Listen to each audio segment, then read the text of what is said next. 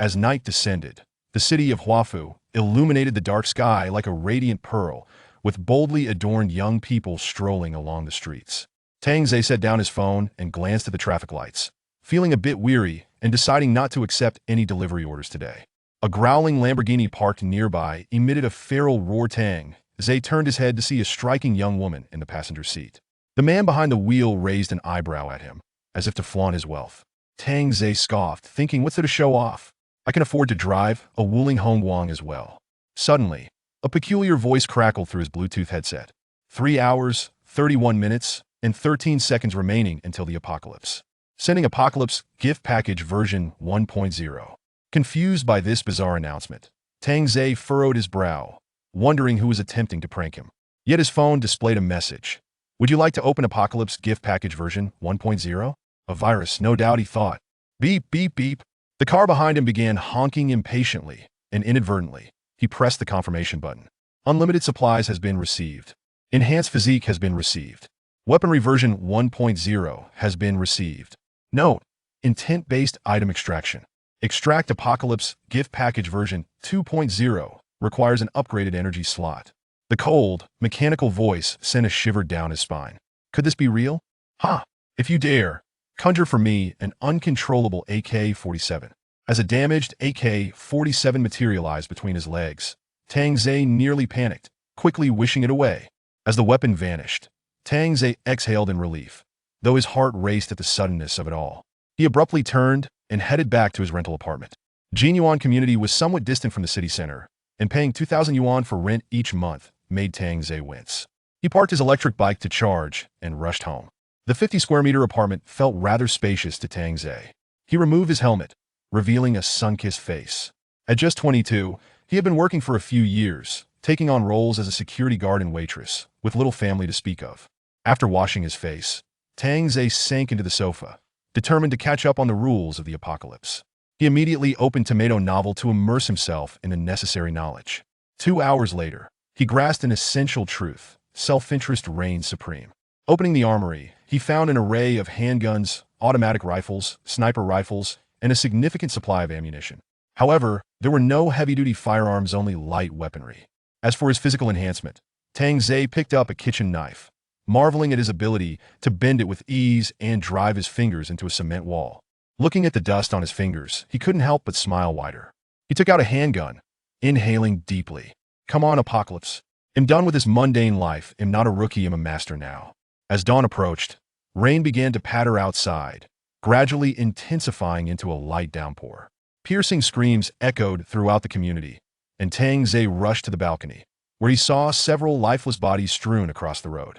Among those seeking refuge from the rain, one unfortunate soul attempted to rescue another, only to be drenched as if in sulfuric acid, collapsing with horrific screams amidst the chaos. Simultaneously, lights began flickering on throughout the community. Residents emerged onto their balconies, bewildered and ignorant of the unfolding situation. All at once, every phone buzzed with an emergency broadcast. Residents are advised to remain indoors. Do not expose yourselves to the rain. Await rescue. Tang Zhe frowned slightly, turning to the neighboring balcony, where a striking girl was also looking his way. Having lived here for a year, he recognized his neighbor as a popular streamer, undeniably attractive yet somewhat imposing. What are you staring at, you pathetic loser? She retorted before turning back into her room. Tang Zhe chuckled dismissively. Even in the apocalypse, some still fancied themselves important. In this new world, women equated to exchangeable resources. A single loaf of bread could grant one untold liberties. 20 years had passed without so much as a romantic encounter before the apocalypse struck. What a pity. Although he had enjoyed a few carefree moments, those were long gone. He hastily prepared a bowl of braised beef instant noodles to settle his nerves. No, he reminded himself, he possessed unlimited supplies. How he indulge in something extravagant, like Buddha jumps over the wall? Savoring delicacies reserved for the wealthy, Tang Zhe sifted through Douyin, watching as the world spiraled into chaos. Soon, an urgent announcement surged forth. All water sources had been contaminated. Tang Zhe shrugged. It was of little consequence to him. He pondered how, in a matter of days, a mere cup of water might reduce the girl next door to her knees. Loser, huh? He smirked at the thought.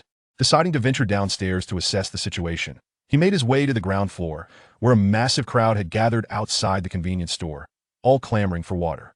More people continued to flood in, their faces etched with terror outside. A few bodies lay on the ground, heightening the tension and stirring the crowd to frayed tempers. "Hey, stop shoving. Who do you think you are, cutting in line?" As those words escaped his lips, two men began to brawl, while the women stood wide-eyed in panic. Amidst the chaos, several men stormed into the convenience store, snatching supplies while the overwhelmed owner was powerless to stop them. Within minutes, the store stock had been plundered, leaving the women unable to participate. "Don't you men know it's ladies first?" cried a bespectacled middle-aged woman, her voice rising in protest. "Who cares about that?" scoffed a burly man dismissively, irritated at the notion. Bodies lay in plain sight, such niceties had no role now. As the apocalypse dawned, male dominance instantly became manifest. The men who failed to seize supplies began devising alternative plans, contemplating driving out to procure food. Yet, upon witnessing the corpses outside, not a single man dared to take a step. The deterioration of tires was evident, a sign that the rain was damaging rubber. Some tossed umbrellas out as a test, and found them intact. But what if they were caught in a drop? Leaning against the wall, Tang's-side chaos had erupted in under an hour. This limited water supply wouldn't last long. Those with bottled water were fortunate, but as food dwindled, humanity's darker tendencies would inevitably surface. Gazing at the gentle rain falling outside, Tangze began to strategize. But then, a captivating figure caught his eye. Her bright, gemstone-like eyes sparkled with life, and her delicate brows sculpted exquisite lines. Her lips resembled cherry blossoms, radiating alluring charm, while her graceful neck, reminiscent of a work of art, exuded an elegance akin to a lily stem, evoking a desire for enchantment. Her physique flowed like a melodious tune, naturally curvaceous, with a slender waist and wholesome hips perfectly proportioned in every aspect. How could a mere delivery worker like him attract her attention? Yet, within the community, she ranked among the top beauties, rumored to be a flight attendant whom he had frequently encountered in the elevator, clad in her uniform while wheeling a small suitcase. Chapter 2. Water is life, of course. With such striking beauty, how could she possibly be without a boyfriend? Standing beside her was none other than a tall, wealthy, and handsome man, who typically drove a Porsche 718. "Let's go. And bye. After all, we still have half a barrel of water at home, and this rain won't last long," Ningu said dismissively, comforting his girlfriend. Bai's complexion appeared somewhat pale, yet she nodded softly and glanced at Tangze before ascending the stairs with her boyfriend. Tangze chuckled to himself. Even thieves have their own pleasures. Upon returning home, Tangze opened Douyin, only to discover that it was shut down, along with all other apps, save for WeChat. The property management group chat was bustling with activity, filled with accusations and curses. That night, no one could find a peaceful slumber, all anxiously hoping for the rain to cease. Yet, come the following day, the rain continued to pour. Day 3, Day 4, Day 5, Day 6, the downpour persisted. During these days, sporadic sounds of smashing and cries would echo through the night, contributing to an oppressive atmosphere that could drive one mad. Tangze remained indoors, indulging in gourmet delicacies, awaiting the cessation of the rain before seeking a grand villa for some enjoyment. On the 7th day, Tangze decided to venture into the underground parking garage, where all transactions within the community were taking place. As the elevator doors opened, the cacophony of voices flooded in. The underground parking lot resembled a bustling market. Women were trading designer handbags and cosmetics for food, while men offered luxury watches and even their 4090 Ti computers for water. Hermès summer collection, in exchange for a case of mineral water. Rolex Submariner for 4 bottles of water. Don't miss out. Strangely enough, the computer was quickly exchanged for 5 bottles of mineral water and a packet of chips. Tangze couldn't help but feel a pang of regret. That entire setup must have cost around 40,000. Yet it was traded away so easily. However, normal trading still occurred, but in 3 days, it was likely to take a different turn. Suddenly, Tangze spotted his neighbor, the live streamer, setting up to sell cosmetics. He grabbed a bottle of water and strolled over while sipping. Sunting noticed Tangze approaching and felt a bit uneasy. Surely, this delivery guy had plenty of food at home, but seeing him drink water stirred a longing within her before long. Tangze's gaze fell upon Inbai's stall, where her striking looks naturally attracted numerous customers. "Beautiful lady, play a game with me, and I'll give you this bottle of water." "Haha, I'll offer 2 bottles. I'll offer 3. The men began to auction, causing Inbai's face to flush with anger. "Shameless!" she scolded vehemently, packing up her stall and heading towards the elevator, casting an innocent glare at Tangze in the process. One of the men scoffed. "What are you pretending for? That's just a red light district over there. A drink for a play? A red light district? Curiosity piqued. Tang Zhe looked around to find that the so-called red light district was merely a warning light, surrounded by several alluring women, heavily made up, yet of questionable quality. Suddenly, a chorus of footsteps approached. Over 20 young men appeared, led by a burly man covered in tattoos, with his gang of thugs behind him, each brandishing steel pipes and even fruit knives.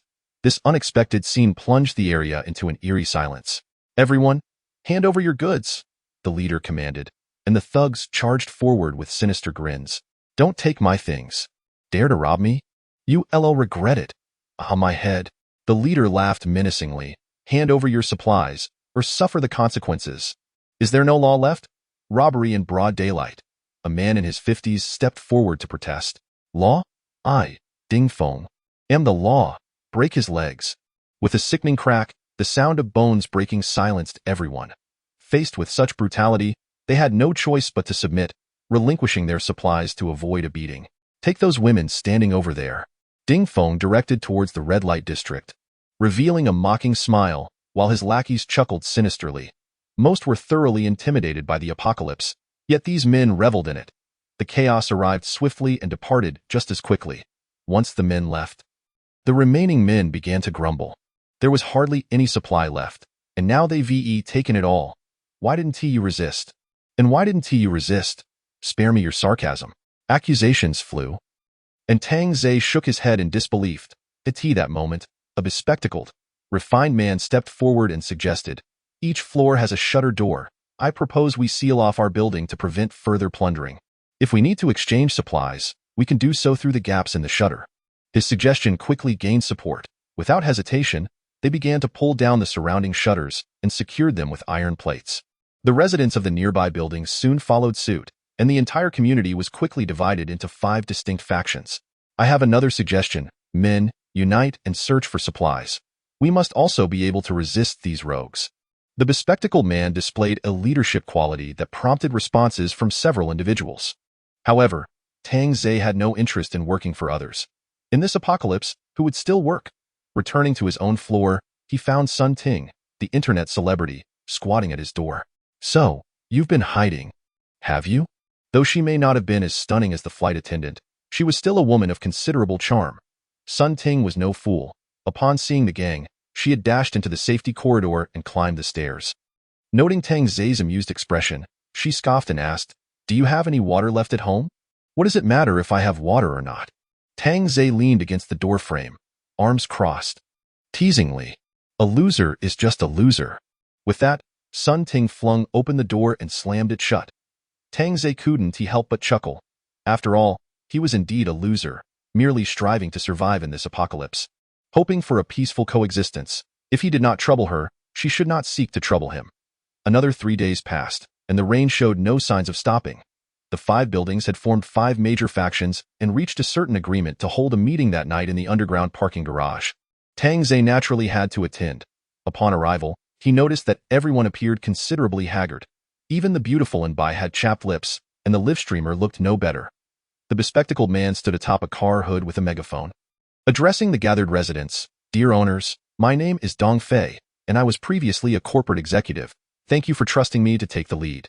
The crisis has persisted for over a week now, with no sign of rescue and no announcements from the authorities.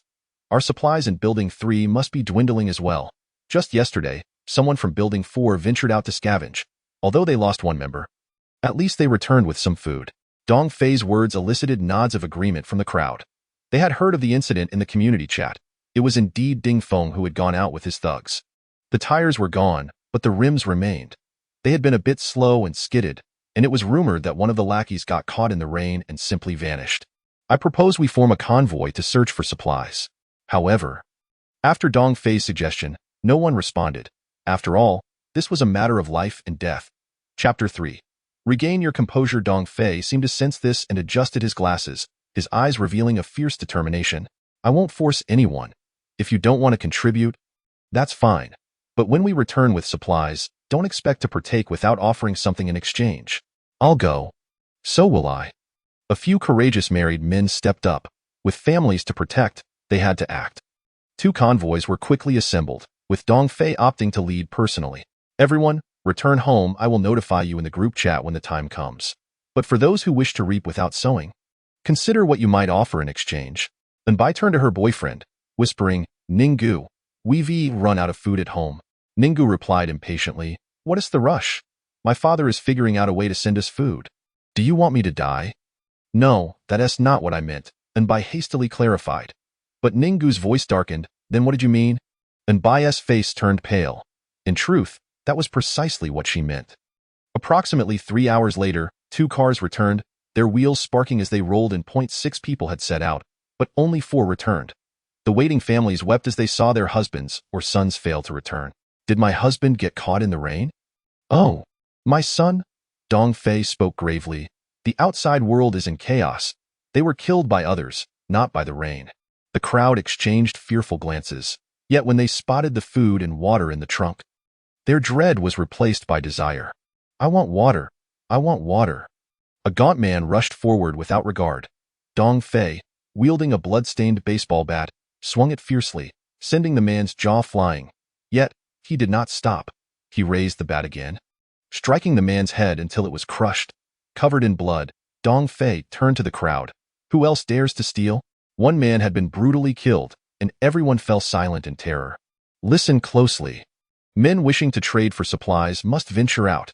Women wishing to trade must offer their bodies. Dong Fei's words shattered everyone's worldview. Yet, one could not blame him. These supplies had been obtained at the cost of lives. Why should they be shared? The apocalypse had its own rules. That night, a faint knock echoed at the door. Tang Zhe set down his pizza, wiped his hands, and walked over to open it, first peering through the peephole. Upon recognizing the familiar face, a smile slowly crept across his lips. He wondered how long she could endure the wait. Today's attire is quite delightful. A white dress complemented by an exquisite makeup look, rivaling that of the esteemed flight attendant. Upon opening the door, there stands Sun Ting, who still watches live broadcasts these days. Even if there is an income, those figures cannot be exchanged for tangible goods. Just moments ago, a fellow sister in the industry went to barter for supplies and recounted the inhumane treatment she endured, several men taking turns. And in the end, she received merely a cup of water and a single Oreo. Thus, she can only seek out this delivery boy, who surely has a fair stash of food hidden away. After a brief attempt at beautification, she hopes this inconsequential fellow might grant her some favor. Indeed, as she opened the door, a familiar yet strange aroma wafted in. It was Orland's pizza. Upon seeing the steaming pizza on the coffee table, Sun Ting could hardly believe that he still had pizza at this hour. Is there something you need? Tang Zhe inquired casually, taking a sip from a bottle of mineral water. Despite her lipstick, Sun Ting's lips were on the verge of cracking. It was normal for a streamer to have some food at home, yet the pressing issue was the lack of water. What good were instant noodles without it? Big brother, could you spare me some water? The once proud Sun Ting, upon seeing the water trickling from Tang Zhe's lips, nearly opened her mouth to catch it. Tang Zhe's smile widened significantly. I still prefer your haughty demeanor. Do restore it and call me that filthy loser. You misunderstand. Big brother, it was my ignorance. Sun Ting quickly apologized, completely discarding her original plan. All she desired now was a sip of water. She would do anything for it. Tang Zhe let out a long, oh, slowly lowering the bottle's mouth. Water trickled onto the floor, and without a moment's hesitation, Sun Ting instinctively dropped to the ground, extending her cracked tongue to lap at the floor. Tang Zhe gradually retreated into the room, and Sun Ting crawled in, the door closing softly behind them. It turns out that kneeling and licking is not merely a metaphor. Stowing away the mineral water, Tang Zhe settled on the sofa, observing Sun Ting. She slowly lifted her gaze towards the bottle in his hand, an insatiable longing evident in her expression. Would you like more? Tang Zhe inquired, shaking the bottle. Sun Ting, positioned at his feet, nodded fervently. Yes, I want it. Then I shall grant you a little more. Sun Ting attempted to fetch a cup, but Tang Zhe continued to pour it onto the floor. Even so, she obediently licked it up. The floor is so shiny from your licking. Consider this a reward. Here's a slice of pizza. He tossed a piece onto the ground. Once, Sun Ting would have never indulged in such junk food, fearing weight gain. But now it seemed like a treasure, and she devoured it without regard for her image. Alas, you look rather filthy. Perhaps you should take a bath. Sun Ting, taken aback, asked, Do you have water for a bath? Of course, make sure to clean yourself well and use plenty of body wash. Without hesitation, Sun Ting dashed to the bathroom, where she indeed found clean water. She did not even bother closing the door, eagerly washing herself. For her, a day without a bath felt unbearable, let alone nearly a week. This scene was quite advantageous for Tang Zhe. A woman capable of becoming a streamer naturally possessed some attractive qualities. After her shower, Sun Ting realized she had left the door ajar and quickly closed it. Moments later, she emerged, fully dressed. I should be going now, thank you. Sun Ting had no intention of offering herself for free. Especially since this filthy loser seemed unlike the others, he had no leverage over her. After all that had transpired, she considered it a form of compensation for food. Tang Zhe smiled lightly. You've eaten my food and expect to simply leave? I've already done that. And even showed you. Sun Ting instantly reverted to her previous demeanor, and Tang Zhe appeared quite pleased, producing a pitch-black handgun. Upon seeing the firearm, Sun Ting froze, but quickly laughed. Is that a lighter or a water gun? Who are you trying to scare? Bang! The sound of the gunshot caused all the lights in the building to flicker on, startling everyone in the complex. Who fired a gun? This was no mere toy. At that moment, Sun Ting's complexion turned ashen, shattered decorations littering the floor. It was a real weapon. The people below, with just a cup of water, can make women succumb to their whims. You've eaten a piece of my pizza? So how about I treat you to a peanut instead? What do you say? Sun Ting collapsed onto the floor, trembling in fear, realizing she was not in a sheepfold but rather a tiger's den. Where did he acquire that gun? Come here. Tang Zhe beckoned. Sun Ting dared not defy him, propping herself on her delicate arms and slowly crawling towards Tang Zhe on the sofa. Big brother, spare me. I promise I won't deceive you again. With a quivering voice, Sun Ting pleaded, her outward smile masking her inner turmoil, revealing her true nature as a devil. Tang Zhe raised the gun, gliding it across her exquisite face. Sun Ting's eyes widened, feeling as if death were imminent. Filled with regret for agreeing to his terms, after all, it wouldn't cost him a piece of flesh.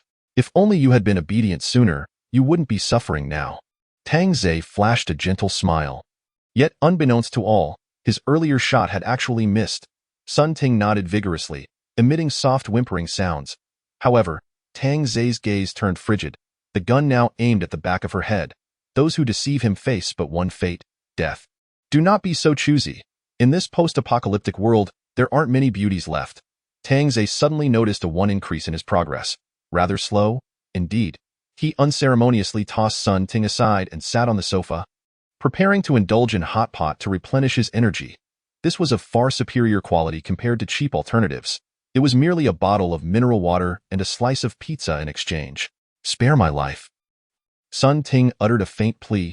Tang Zhe paused momentarily, seizing her hair to pull her up, noticing her pallid complexion and unusually dry skin. A slight frown creased his brow.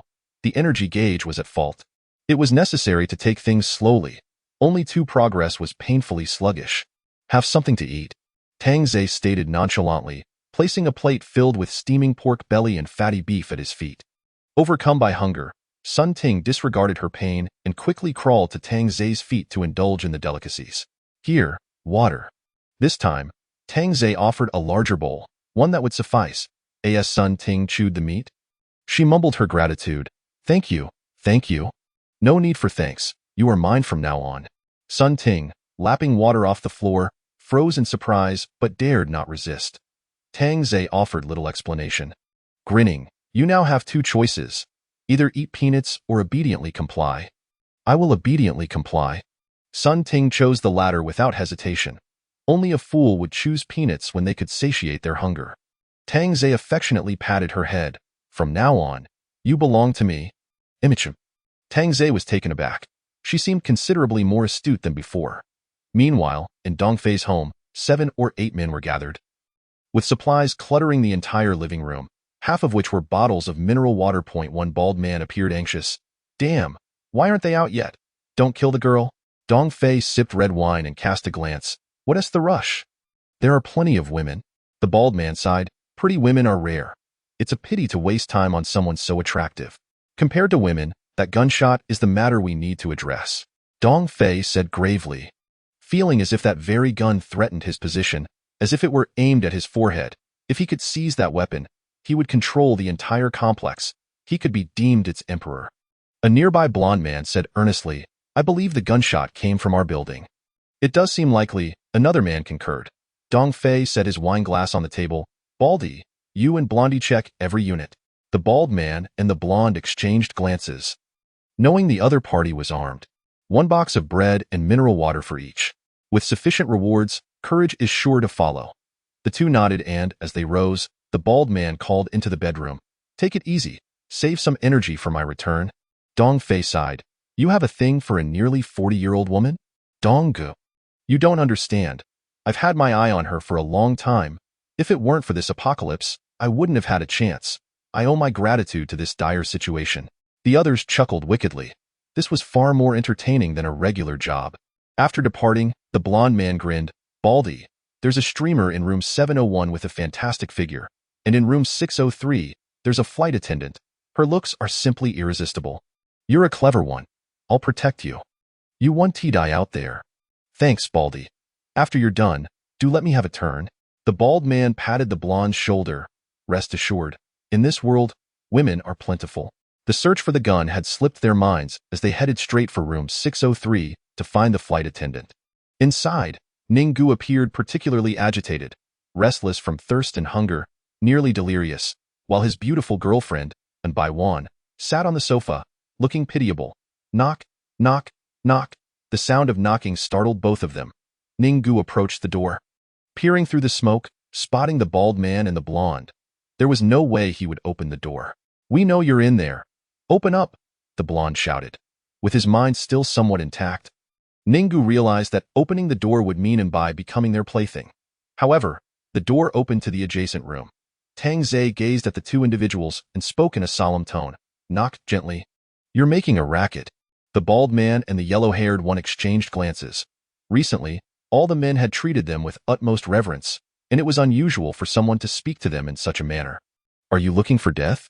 How dare you talk to my brother like that?"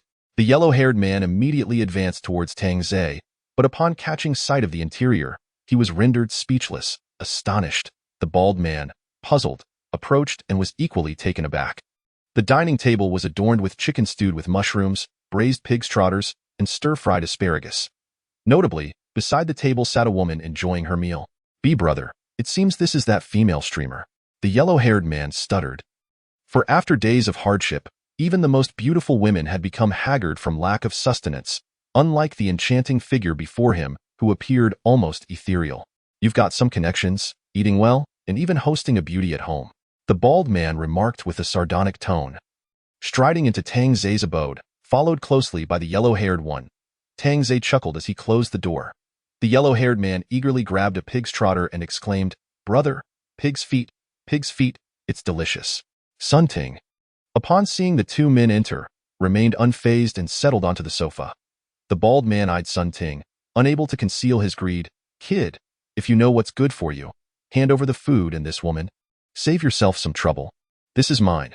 "There's no way I'm giving it to you," Tang Zhe replied, adopting an innocent demeanor. Sun Ting thought to herself that these two fools were doomed. "Oh, you're asking for trouble, Brother Bald. Step back, or you'll get blood all over you." With that, the yellow-haired one brandished a fruit knife and lunged at Tang Zhe. However, he missed, only to feel a heavy fist engulf his face. With a thud, the yellow-haired man spun around, his entire face caving in slightly, while the bald man looked on in horror. Sun Ting, seated on the sofa, was equally astonished, aware that Tang Zhe possessed a gun, but never anticipated his strength.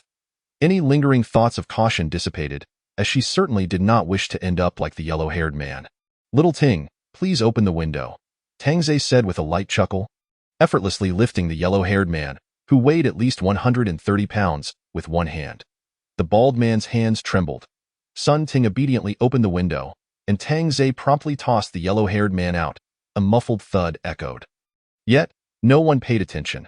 They had grown numb to the reality that countless individuals succumbed to mental anguish and chose to leap to their demise. Tang Zhe clapped his hands and sat back down. Grinning, "Sit, let us eat together, and bring an extra set of chopsticks for this brother." The sight of Sun Ting's obedient demeanor unnerved the bald man, leaving him to ponder what unspeakable acts this young man had committed against her. Watching the graceful Sun Ting approach, the bald man felt no desire, only an overwhelming fear rising within him. "Brother, how about this? Is it satisfactory?" Tang Ze leisurely picked up his chopsticks and began to eat. The bald man dared not even touch his chopsticks. "Do you look down on me?" Tang Ze squinted slightly. The bald man hurriedly grasped his chopsticks. "Brother, you've misunderstood. That is not the case." "Good. Then what is the situation outside?" The bald man, fearing to lie, immediately replied, "It's chaotic outside. People are killing each other to seize resources. The convenience stores and supermarkets in the vicinity have been ransacked by several neighborhoods. What does your leader plan to do?" The leader said that once this batch of supplies is depleted, we'll raid the nearby neighborhoods. "How much do you have left?" "If we conserve, it should last us about a month. By the way, is your leader looking for this?" Tang Ze produced a gun, causing the bald man's scalp to tingle. He had risked his life for bread and bottled water. The bald man nodded. Tang Ze set down his chopsticks, having eaten his fill. "Why are you just standing there? Eat, it's your last meal. Let us make it count." Tears streamed down the bald man's face.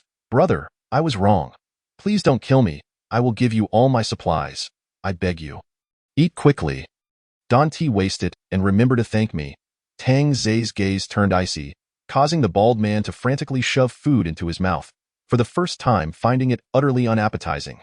Previously, he had thought that Dong Fei was ruthless enough, but this young man surpassed all expectations. "Thank you, brother. Now, jump down yourself. Don't make me pull the trigger. Blood will splatter everywhere, and it's a hassle to clean up, right?" The bald man kept retreating, his hands pleading repeatedly until his back hit the wall. "Brother, we have no grievances or enmity. You?" A gunshot rang out, cutting off his words. The red appeared on the bald man's forehead as he fell backward, tumbling off the building. Sun Ting swallowed hard, realizing this man was capricious and exceedingly ruthless. Below, Dong Fei and his men paled at the sound of the gunshot. "Brother Dong, the bald man just fell." One of the younger members shouted from the balcony. Dong Fei rushed to the balcony, his expression darkening as he beheld the corpse of the bald man. "Boss, if he doesn't come looking for us, we have no need to stir trouble, lest we provoke him." Although Dong Fei was unconvinced, the younger man's words made sense. If this gunman sought revenge, a few lives wouldn't suffice to compensate. Dong Fei immediately sent a message within the group. "Brothers, we have food and drink here. Feel free to drop by." This was clearly a gesture of submission, seeking reconciliation, but Dong Fei had ulterior motives. If they did come, he would prepare a banquet of sorts. Seated on the sofa, Tang Ze chuckled to himself, for he had ample time to deal with them. The pressing concern was the issue of food. Watching Sun Ting massage his feet, he decided to let her rest for the night to avoid a sudden demise. "Aren't you a dancing streamer? Show me a dance. What kind do you like? What do you think?" Sun Ting understood, turning on the music and swaying her alluring figure. Chapter 6. Sold out by her boyfriend. "You dance quite well, little streamer." Tang Ze lit a cigarette, while Sun Ting held the ashtray beside her. Sun Ting pouted defiantly. "Who's a little streamer? I'm one of the top 3 streamers on the platform. I start at 6 figures a month. No wonder you called me a smelly loser." Sun Ting. In Dong Fei's residence, 6 men drank beer, their brows furrowed. The deaths of the bald man and the yellow-haired one had significantly dented their confidence. They had thought they could dominate this building, only to discover a ruthless individual lurking in the shadows. Standing on the balcony, Dong Fei gazed at the corpse below, suddenly narrowing his eyes, based on where the two had fallen from. It appeared they had been thrown from his own building. "Dogsy, investigate the information of the residents in my building. See how many Haven Tea reported in." A man referred to as Dogsy, around 30 years old with a sharp face and deep-set eyes, evidently had overindulged in the past few days. Soon, Dogsy had results. "Boss Dong. Only 2 families from upstairs Haven Tea checked in. One on the 6th floor named Imbai, a flight attendant, and one on the 7th floor named Tang Ze, a delivery man." A nearby fat man slammed his thigh. "I've seen that flight attendant in the elevator before. She is stunning, with fair skin, and was accompanied by a tall, wealthy boyfriend. Could it be that her boyfriend has a gun?" Dong Fei had also seen Bai's boyfriend, and he didn't appear to be the type who would carry a weapon. Could it be that the delivery man was the one? How could a delivery man possibly have a gun? But aside from these 2, who else could it be? Had he misjudged?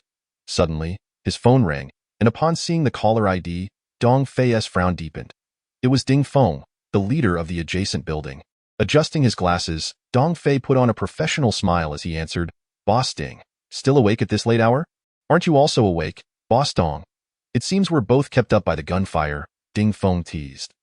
Knowing he wasn't in the fourth building, thus feeling little concern for his own safety, Dong Fei chuckled softly, "No need for Boss Ding to worry. I can handle it. All right then, I originally wanted to lend a hand to Boss Dong. If you run into trouble, feel free to seek me out.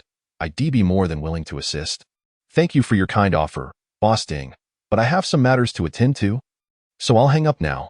After saying that, Dong Fei ended the call, inwardly cursing Ding Feng for thinking he could wield a gun. On the other end, Ding Feng scoffed and hung up the phone. Next to him sat a woman in her 30s, Ding Feng's girlfriend, who possessed a fair degree of beauty. "Brother Feng, we need to find a way to get our hands on a gun. With a gun, you'd be the emperor of this neighborhood, and perhaps control several surrounding areas." The woman's words stirred Ding Feng's interest.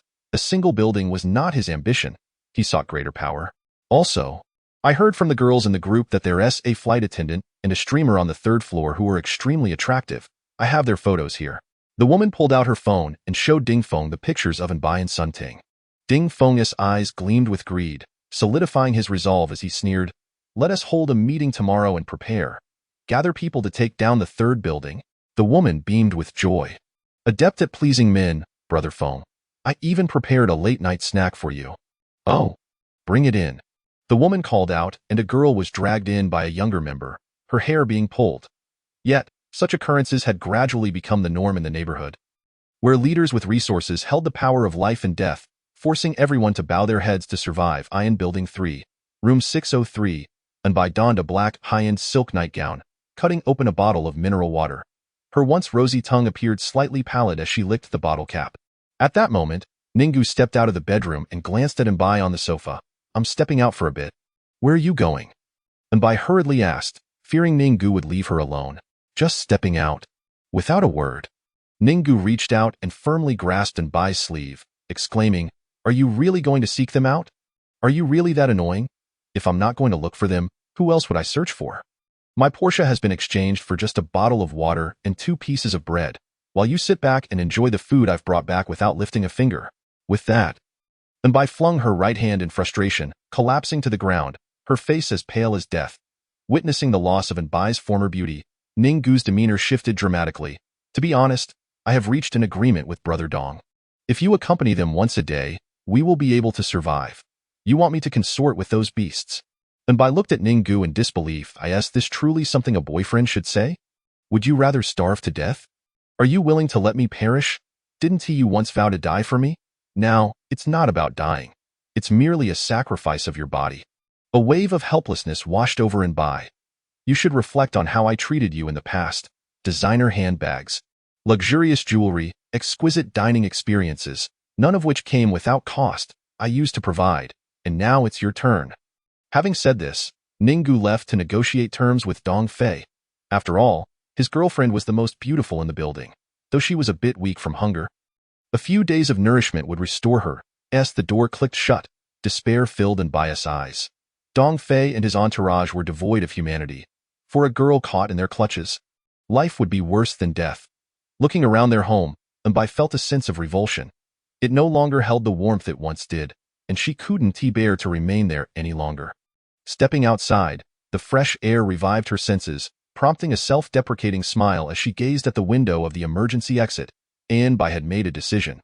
Even in death, she would not allow those brutes to desecrate her. As she entered the emergency exit, she heard voices coming from above. Curiosity piqued, Anbai ascended the stairs, only to find Tang Zaid. He and Sun Ting had also stepped out for some fresh air. Upon noticing the frail Anbai, Tang Zaid greeted her with a grin. "Good afternoon, Mississippi." Chapter 7.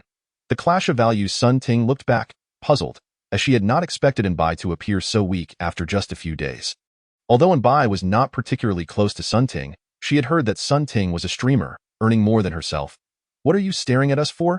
Hurry back home." Tang Zaid waved his hand with a smile. "Is there still food at your place?" Anbai finally asked, desperation edging her voice. If there were any other way, she would not wish for death. Who desires to die? It was all out of necessity. Sun Ting rose and approached Anbai, her delicate hand brushing against Anbai's parched skin and nearly withered hair. "Of course. There's food. Would you like some?" I would. And Bai nodded eagerly, envious of Sun Ting's vitality, recalling how she once surpassed her in beauty. Sun Ting picked up a half-full bottle of mineral water from the steps, and in Bai's heart soared at the sight. In critical moments, it was still her fellow women who could be relied upon. Thank you, and Bai reached for it, but Sun Ting stepped back. Tang Zhe couldn't help but chuckle, finding the situation somewhat amusing, and Bai looked at Sun Ting in confusion, not understanding her intentions, while Sun Ting unscrewed the cap and poured a bit of water onto the ground. Tang Zhe raised an eyebrow, surprised that Sun Ting would use this tactic on someone else. This is how you drink it, Sun Ting demonstrated in front of an Bai. As the droplets fell to the floor, and Bai gently bit her dry lips, following Sun Ting's lead to drink. The strange sound of her sipping echoed in the stairwell. Tang Zhe was taken aback. The once lofty girl had indeed lowered herself. Meanwhile, Sun Ting continued to sprinkle water as she ascended, with Bai trailing behind, drinking until they reached home, as the door closed behind them. And Bai seemed to snap back to reality, immediately catching a whiff of a tantalizing aroma. Reminiscent of an era long past, it was KFC. Upon seeing the fast food spread on the coffee table, and Bai's eyes widened in shock. How could this be? Realizing that Tang Zhe was a delivery person, she surmised he must have snuck it in, which explained why this streamer was willing to be with him. May I? Sun Ting inquired of Tang Zhe, eager to partake, but wary of displeasing him. Tang Zhe nodded, curious to see what she would do. With Tang Zhe's approval, Sun Ting felt more at ease and tossed a chicken leg bone in front of Bai. Gazing down at the bone, and Bai's delicate arm trembled, battling the urge to eat it, yet her mind was unyielding. Her slender fingers slowly reached forward. Ultimately, hunger triumphed over dignity. The sound of her chewing resonated softly, accompanied by her tears. She had never imagined she would one day be reduced to eating bones on the ground, questioning her own worth. I heard your boyfriend wants to sell you. Tang Zhe casually pulled out a cigarette, and Sun Ting promptly offered him a light. Bai shuddered. Turning her head slightly, he wouldn't. You might not know, but there's a group of men in this building yesterday. You were auctioned off in there. And the price was quite high, a bottle of water for half an hour, with 4 reservations already. Tang Zhe's words struck Bai like a thunderbolt, leaving her devoid of strength to support herself. That's impossible. He only wants me to accompany Dong Fei. Dong Fei is merely your first client. Look at this. Tang Zhe held out his phone to an Bai. She took it and looked. Her heart sank. There were shocking images of her, even intimate pictures, with Ning Gu detailing her attributes. Tears streamed down her face, as if the sky had fallen. Tang Zhe pocketed his phone and flicked the ash from his cigarette, while Sun Ting surprisingly caught the ash with her hands, prompting Tang Zhe to exclaim in admiration, "Why not join me? You can have food and drink every day." Sun Ting sat beside Bai, caressing her cheek, her voice seductive as it invaded Bai's mind. This way, you can have 3 meals a day, enjoy cuisines from around the world, and cleanse yourself of the filth surviving in these chaotic times. Tang Zhe suddenly realized that he should have Sun Ting handle the business. She was a promising asset. You must decide whether you wish to stay here or become a plaything. The choice is yours. Sun Ting patted Bai's shoulder, offering what little support she could. You are a clever woman. You know what is truly important. If you fall into the hands of those men, the outcome will be grim. If you fall into Tang Zhe's hands, you may still face peril, but at least you'll be fed and watered. Will those men offer you sustenance? Silly girl, don't be naive. They will only provide enough to keep you dependent and under control. And Bai was no fool. So she spoke softly. I choose to stay.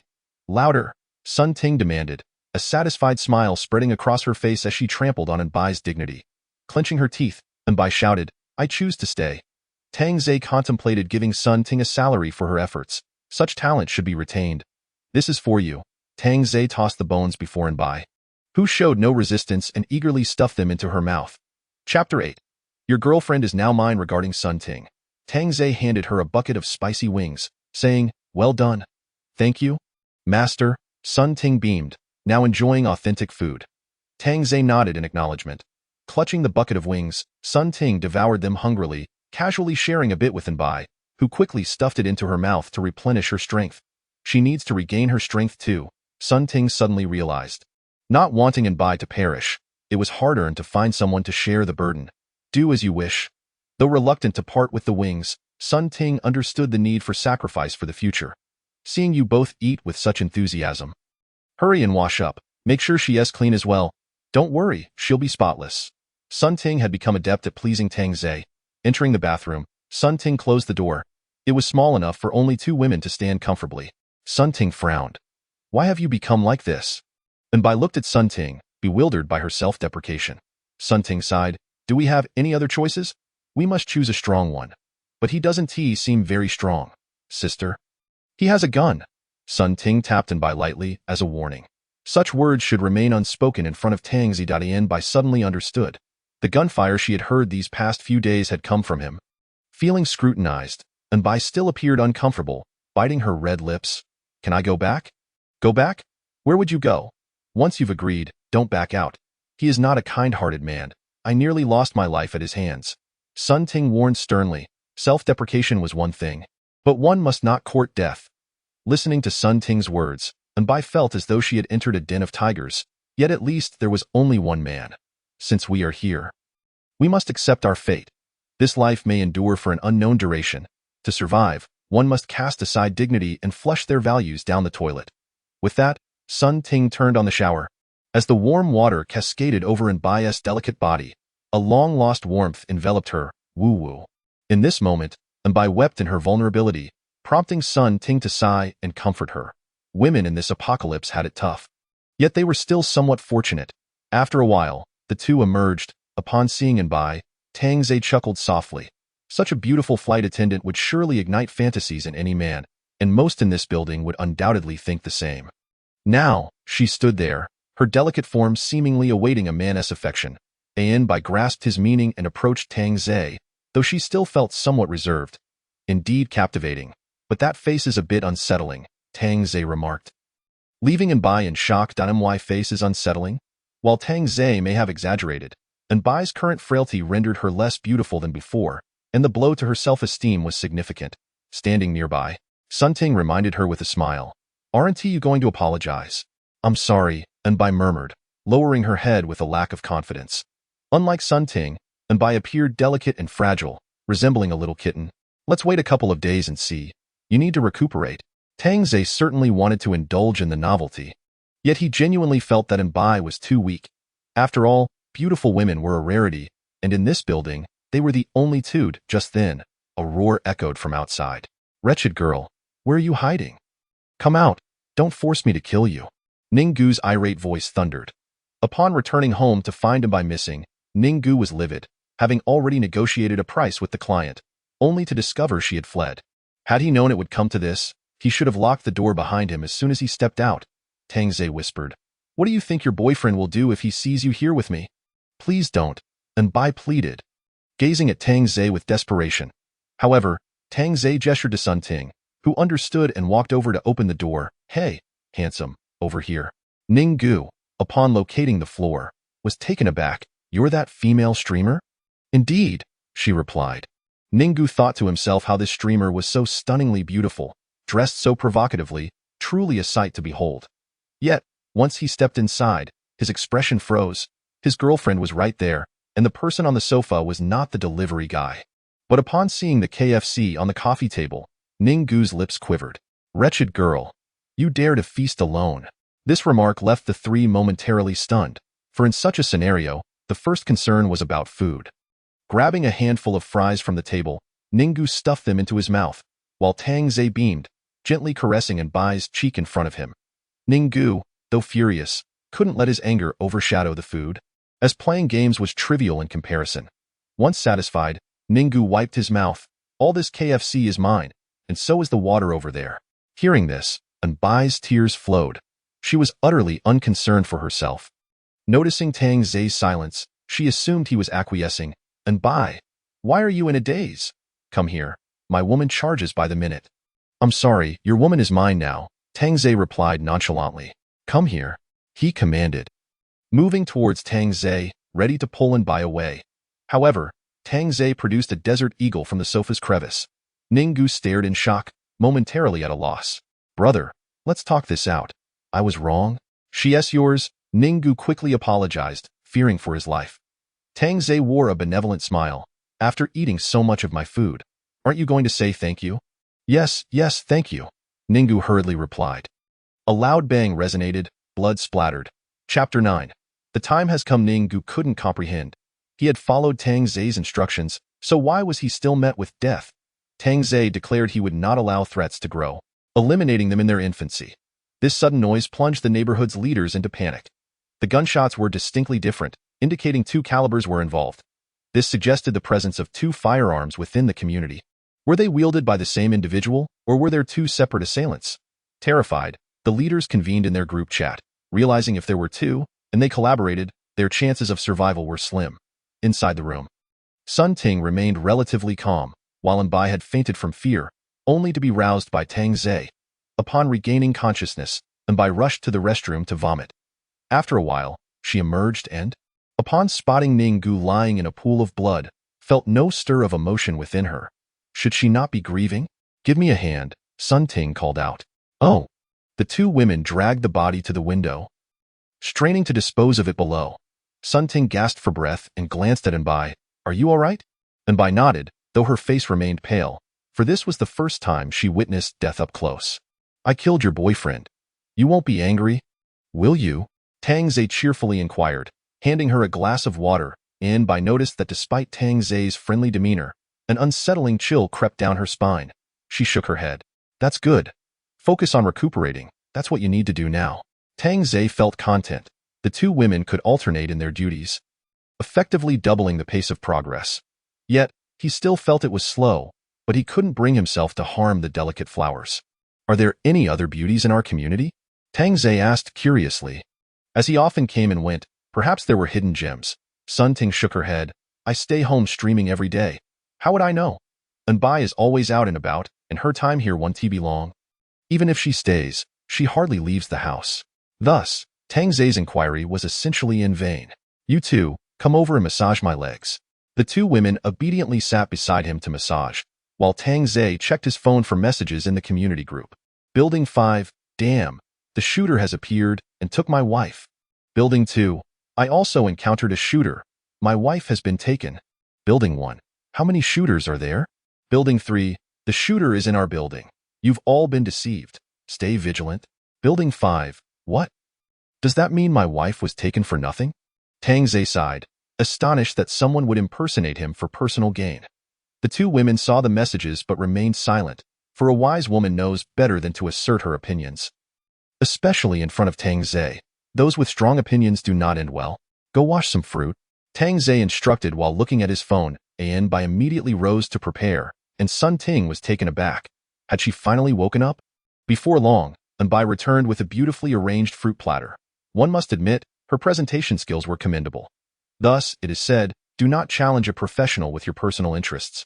"I should make an appearance as the shooter soon," Tang Ze remarked casually. The two women exchanged glances. Sun Ting voiced her concern. "There are many of them. It may not be safe to go out recklessly." If anything were to happen to Tang Ze, Sun Ting feared she would not fare much better. Anbai, however, remained silent. Perhaps she had yet to grasp the gravity of the situation. The next day, the rain intensified, and the bodies in the community's greenbelt multiplied. Some having jumped, others discarded, yet at least half were naked women. Such sights assaulted the senses, spreading despair and distorting humanity. Yet within Tang Ze's home, not a hint of change lingered. Seated at the dining table, savoring Hunan cuisine, Sun Ting and Anbai knelt on the floor, waiting for Tang Ze to finish, for they were left with the remnants of his meal. Burping, Tang Ze chuckled. 5 dishes is a bit much. He then divided the leftovers onto 2 plates, though he himself had barely touched the food. "Eat up." He placed the dishes in front of the two women, affectionately patting their heads. Checking his phone, he saw that Dong Fei had sent a mass message, requesting everyone to gather in the underground parking garage that evening for a meeting. "Tonight, I'll take you both out for some fun." Upon hearing this, Sun Ting's eyes widened in alarm, for Tang Ze was but one man, accompanied by 2 women. How could he manage? Yet, at that moment, Sun Ting dared not contradict him, merely responding with a submissive meow, and Anbai followed suit. Had their brief respite already come to an end? Why were they being taken out? Was it for show? Tang Ze indicated that showcasing was one aspect, but stirring trouble was another. In this apocalyptic world, parading 2 beauties was tantamount to courting death, as if he were inviting fate to intervene. After all, he was a gentleman. Without provocation, he had no reason to strike. Night fell swiftly, and individuals began to trickle into the parking lot of Building 3. The atmosphere was heavy with despondency, everyone cautiously surveying their surroundings, particularly wary of Dong Fei and his crew. Meanwhile, it seemed other buildings were also convening that night, making the underground parking lot lively, though silence reigned, with only those of closer acquaintance huddling together, occasionally casting wary glances at strangers. Damn it, that Ning Gu has vanished on me, taking my deposit for a loaf of bread. A Mediterranean middle-aged man erupted upon noticing Ning Gu's absence. Unable to restrain his curses, he had anticipated some fortune, only to find himself duped. That punk took my deposit for a marinated egg. I'm going to chop him up later. The aggrieved depositors began to vent their frustrations. Dong Fei lounged atop a car hood, munching on sunflower seeds, while his underlings brandished knives and cleavers, the latter being the most formidable weapon in their arsenal. Dong Fei's gaze remained fixed on the elevator, pondering whether the missing Ning Gu was the shooter or that delivery boy, or if another was lurking in the shadows. One of the two was certainly up to no good. Chapter 10. I never pretend. Suddenly, a slender man approached Dong Fei, dragging his wife along, and with a sycophantic smile, he said, "Brother Dong, this is my wife. I'd like to exchange for a couple of bottles of water." The moment those words left his mouth, laughter erupted among the surrounding men. One pointed at his wife and jeered, "You think this yellow-faced woman can trade for 2 bottles of water? Get lost. Just 1 bottle, 1 will suffice. My wife is clean." "No one has touched her," the man pleaded, his dry lips trembling as he pulled his wife closer to Dong Fei. The woman's hair was unkempt, having gone over 10 days without washing, and she emanated a strange odor. Dong Fei barked, "Get lost. If you want to eat or drink, go out and steal. That frail man was likely to be beaten to death if he ventured outside. It's your fault. Why didn't you follow me to scavenge for food?" His wife suddenly whispered. Her words ignited the man's fury as he seized her hair. "What good are you to me if you can't even trade for a bottle of water? Are you still a man? You heartless wretch, I'll bite you to death." "I'm sorry, but I can't assist with that." Dong Fei's hands trembled with fury as he coldly declared, "If I attempt to reason with you now, do not push me. In this apocalyptic world, who still speaks of reason? Ha ha ha." Tang Ze couldn't help but burst into laughter. Ding Feng and his companions, gathered at the shutter door of Building 4, joined in the mirth, finding Dong Fei's predicament utterly amusing. "You think you can fool me?" Dong Fei shouted angrily. Removing his glasses, Tang Ze playfully lifted the chins of the 2 women beside him and laughed. "He has no idea I'm playing him." The 2 women stifled their giggles, unable to contain their amusement. In an instant, Dong Fei lost his composure. "Kill him. 1 case of mineral water. No, 2 cases of mineral water, along with 10 packs of beef jerky, 10 self-heating pots, 20 packs of instant noodles." This was an outrageous offer. With such a heavy reward, even Dong Fei's lackeys brandished their knives and began to close in. Tang Ze rose to his feet, yanking the broadsword from Nbai's chest, cracking his neck before charging into the fray. With a single leap, he cleaved Dong Fei's strategist in 2, his wrist flicking upward in a swift motion. "Ah!" A nearby man cried out in agony as his intestines spilled onto the ground. The gruesome display rendered everyone paralyzed with fear, yet Tang Ze, wielding the broadsword, continued his assault. "Seize those 2 women." Dong Fei bellowed, perhaps believing that capturing the 2 women would allow him to dominate this delivery man. How could a mere delivery man be this formidable? Could he be a disciple of Shaolin? Indeed, some fearless souls rushed toward the 2 women, but Sun Ting and Nbai showed no intent to flee, standing their ground to be captured. Just as a hand reached to grasp Nbai's delicate arm, a flying knife lodged itself in the man's forehead. From a distance, Tang Ze's cold voice rang out, "Touch my supplies, and you will face a far graver consequence." The 2 women, previously terrified, felt their worries dissipate upon witnessing the man fall. They both shook their fists at Tang Ze in playful defiance. Anyone who dared approach the 2 women was swiftly dispatched by Tang Ze's precise strikes. He had practiced throwing knives at home and had no intention of missing, thinking it a fine opportunity to hone his marksmanship. Soon, 4 men lay lifeless beside the 2 women, leaving no one daring to approach. Chapter 12. Thank me later. By now, Tang Ze stood amidst over 10 corpses, blood flowing like a river, with a few splatters staining his clothing. The remaining 3 men, witnessing Tang Ze's ferocity, bolted toward the elevator. "Think you can escape?" Tang Ze hurled the broadsword with ferocious force, piercing through 3 men in a single throw, leaving everyone dumbfounded. What a display of strength! This was undoubtedly a hidden Shaolin master within Matewan.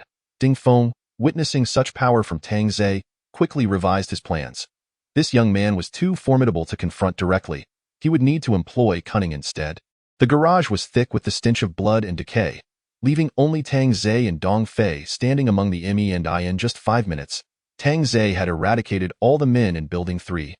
Leaving those who hadn't arrived at a loss.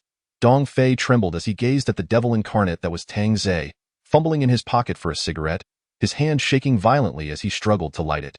Tang Ze, smiling, produced a lighter and said, "Out of gas, huh? Here, I have one." Dong Fei stared in terror as Tang Ze leaned in, taking a few puffs before igniting the cigarette. "You didn't even try to stop me. Nor did you say thank you. How terribly impolite," Tang Ze remarked, exasperated by the lack of common courtesy. Dong Fei, momentarily taken aback, stuttered, "Thank you." But no sooner had the words escaped his lips than Tang Ze's fist struck his heart with a brutal force. Causing his chest to cave in, Dong Fei crashed into a Porsche 718, shattering its glass. "I detest impolite individuals," Tang Ze muttered as he lit another cigarette, surveying the onlookers from the adjacent buildings. Some instinctively flinched at his gaze.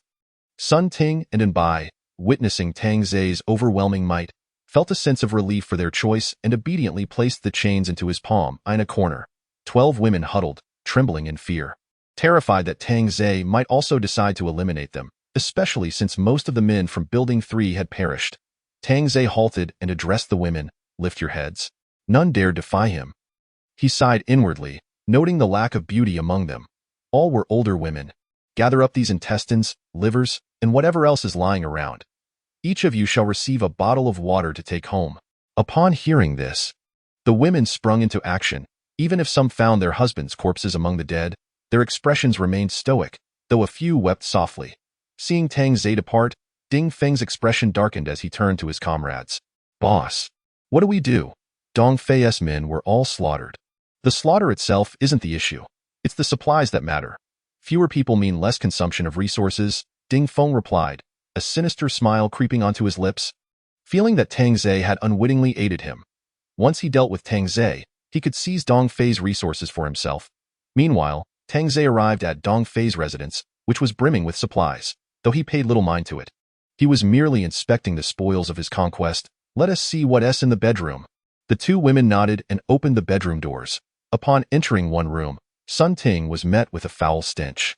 She switched on the light, gasping at the sight of a corpse on the bed. "Isn't this my good friend?" Upon closer inspection, she noticed the body was already exhibiting livor mortis, the eyes wide open in shock. How could these people have desecrated even the dead? Sun Ting clenched her fists, recalling the gruesome scene of Tang Ze's slaughter, feeling a sense of vindication. Anbai entered to take a look. Her brows furrowed as she softly remarked, if she was sold by Ninggu, her fate was likely just as grim. "I feel the same. You should check that bedroom over there." "All right. What's wrong?" Tang Ze inquired, stepping in to see the corpse on the bed, frowning slightly. "Nothing, just a friend of mine." "Oh, throw it out. It reeks." Tang Ze covered his nose, appalled by the depravity of these individuals who had played with corpses even days after death. Sun Ting complied, opening a window and discarding the body. "Master, there are plenty of cigarettes and alcohol over here," Anbai called from the master bedroom. Tang Ze approached to inspect. Wow, Dong Fei really stocked up on supplies? Yet he is so stingy. He retrieved a bottle of red wine and exited the bedroom, spotting Sun Ting emerging as well. "Go prepare some mineral water. Let them have their share. Promises must be kept." "Understood." With that, Tang Ze reclined in a rocking chair, taking a sip of the wine. "Is there anything I can do?" Anbai asked sweetly, squatting beside him, eager to prove her usefulness. Having seen the corpse of Sun Ting's friend, she feared being discarded and meeting the same fate. Tang Ze chuckled, patting his thigh. Anbai, slightly taken aback, shyly straddled him. "Here is some wine for you." Tang Ze handed her the bottle. Anbai took the wine and brought it to her lips, her delicate neck arching gracefully as the red liquid dripped from the corners of her mouth. A truly sensual sight. At that moment, the other women appeared at the doorway, momentarily stunned by the sight of Tang Ze and Anbai in the rocking chair. Though their surprise quickly faded, having become desensitized after witnessing so much over the days. Yet, as women, they couldn't help but feel a pang of jealousy at Anbai's beauty and pristine figure. Even catching a whiff of her fragrant shower gel, they had somehow managed to wash themselves, Looking at their own hands, stained with blood and grime, they felt worse than when they used to scavenge for trash. "This is your reward. Take it with you," Sun Ting announced. Having prepared one bottle of water for each, as they each received their meager compensation, the sight of the abundant food and cases of mineral water stacked in the corners sparked different thoughts within them. One woman called over the others to discuss quietly, "Those are all supplies stolen by Dong Fei before. Taking just this little seems far too scant." A 40-year-old woman immediately chimed in, "Isn't that right? After moving those bodies, how can just a bottle of water suffice? It's as if they're treating us like beggars." "Exactly, those 3 men can't possibly consume it all, and with the men gone, there's enough for us to eat." The more they spoke, the more animated they became, as if they had returned to a time before the apocalypse. After some time, the 12 women selected a representative to approach the door once more. "Hello. We should have met before," one woman smiled at Sun Ting.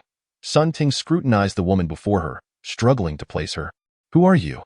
"I'm Zhou Min from the Community Property Management," Sun Ting recalled, slightly recognizing her.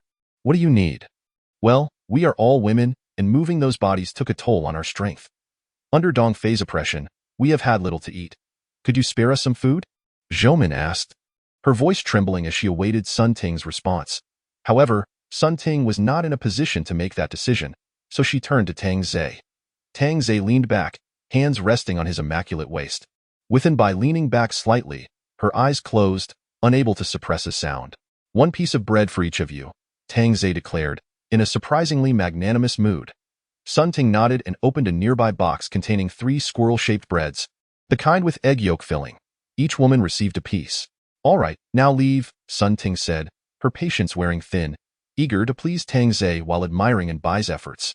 Yet Zhou Min pressed her palm against the door, shamelessly saying, "Could we have both boxes?" Sun Ting's expression immediately darkened.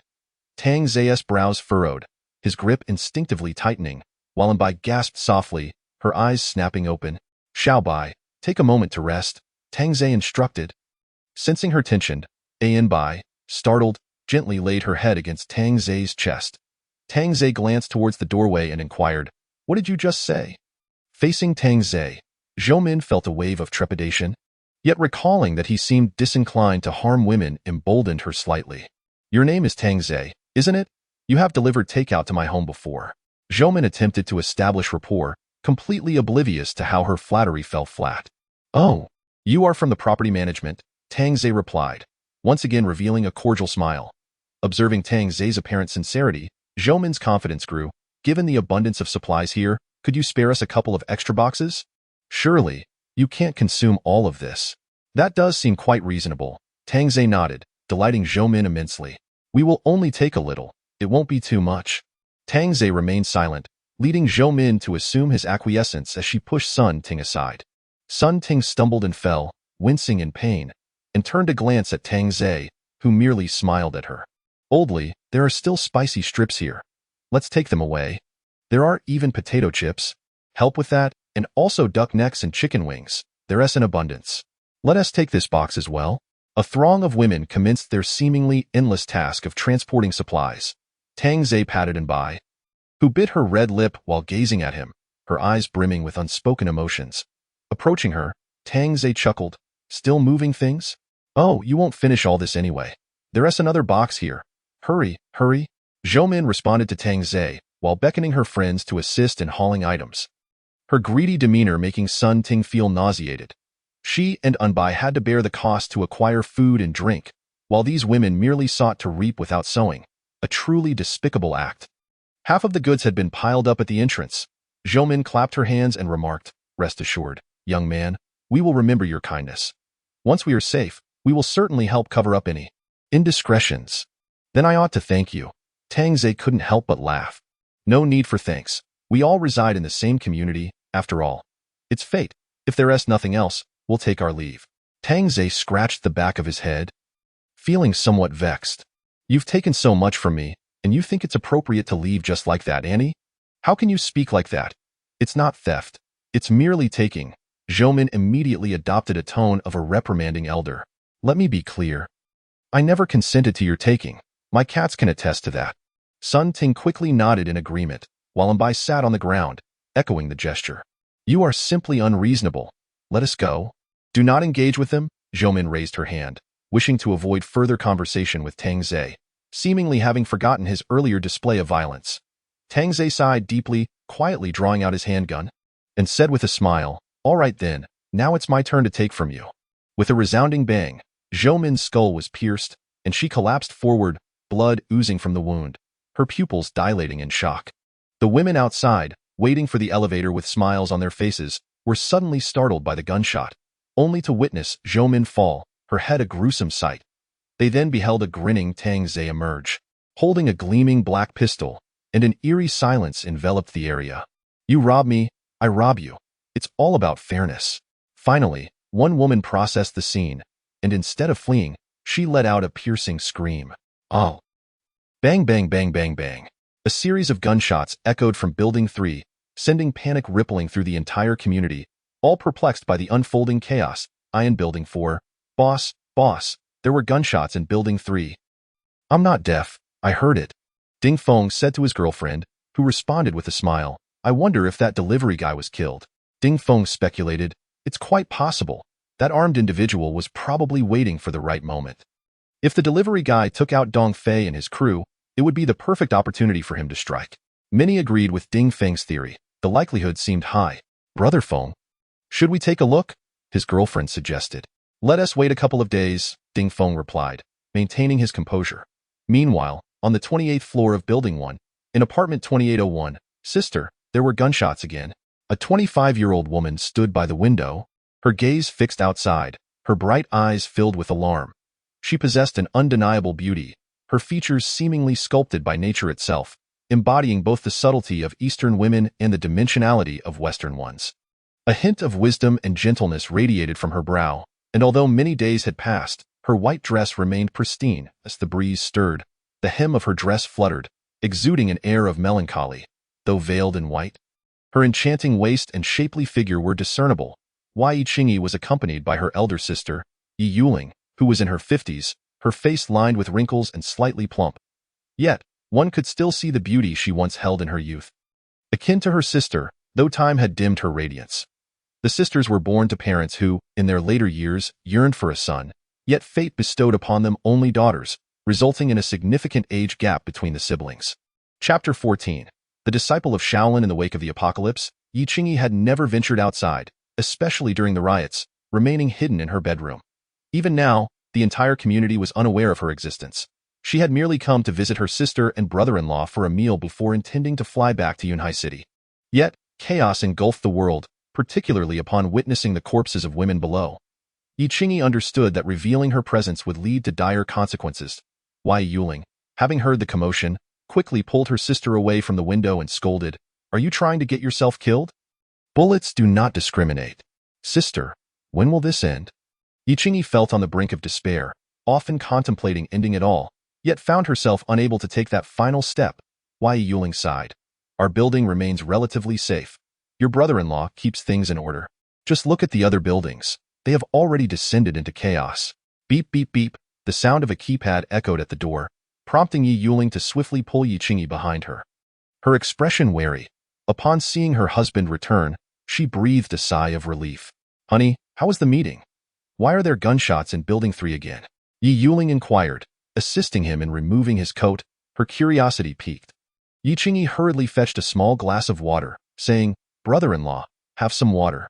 Xie Yuhong nodded in acknowledgement as he accepted the cup, but he sipped cautiously, setting it down on the coffee table. The next statement left both sisters' faces pale. "All the men in Building 3 are likely dead." What? The sisters exchanged bewildered glances, struggling to comprehend how it could happen so suddenly, having heard nothing until now. Xie Yuhong fumbled in his pants pocket for a cigarette, only to find it empty, resignedly giving up. All were killed by a delivery guy. A delivery guy? The sisters could hardly believe it. They had long heard tales of hidden talents among delivery personnel, initially viewing it as a joke, but now it felt all too real. "I have a video. Do you want to see it?" "It's a bit graphic," Xie Yuhong offered, pulling out his phone. The sight of corpses littering the grass was overwhelming. The sisters settled on the sofa to watch. Upon seeing Tang Zhe, Yuling furrowed her brow slightly. "This delivery guy looks familiar. I believe he has delivered to our home before." "Yes. He has, Xie Yuhong confirmed with ANOD. Why Yi Qingyi instantly noticed Sun Ting and An Bai. Their attire made Yi Qingyi blush. She wondered how they could leave the house dressed like that. Yet they appeared so clean, while even with daily use of conditioner, her own hair seemed less than pristine. Even in the apocalypse, beautiful women inspired comparison, and Yi Qingyi felt she was not inferior to them. Brother-in-law? How could they be with this delivery guy? Were they coerced? Yi Qingyi asked curiously, puzzled by how such stunning women could end up in such a situation.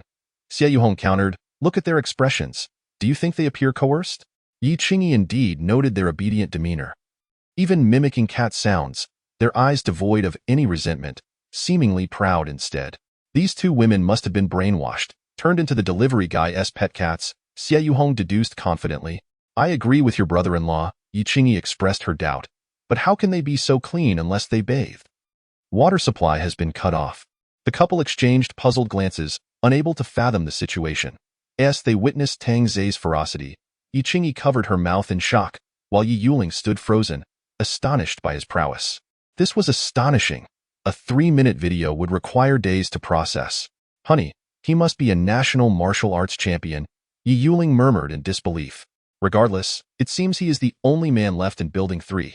Those gunshots that just rang out could either mean this delivery guy was killed, or that the women there are gone. There are no other possibilities. One had to admit. Xie Yuhong's intellect was still sharp, having at least guessed half the truth. After a moment, Yuling softly asked, how did the meeting go today? Xie Yuhong did not respond directly, instead telling Yi Qingyi, Qingyi, go to the bedroom and fetch a piece of bread. Ah, all right. Yi Qingyi stood up and walked toward the bedroom, closing the door behind her, but she immediately leaned against it to eavesdrop, realizing her brother-in-law was trying to send her away. Xie Yuhong spoke in a solemn tone, although our building is temporarily safe, chaos will inevitably ensue. I have noticed a few individuals beginning to barter food and women. They are likely observing the behavior of others in different buildings and have started to conceal their actions from me. That must be stopped, came the urgent reply.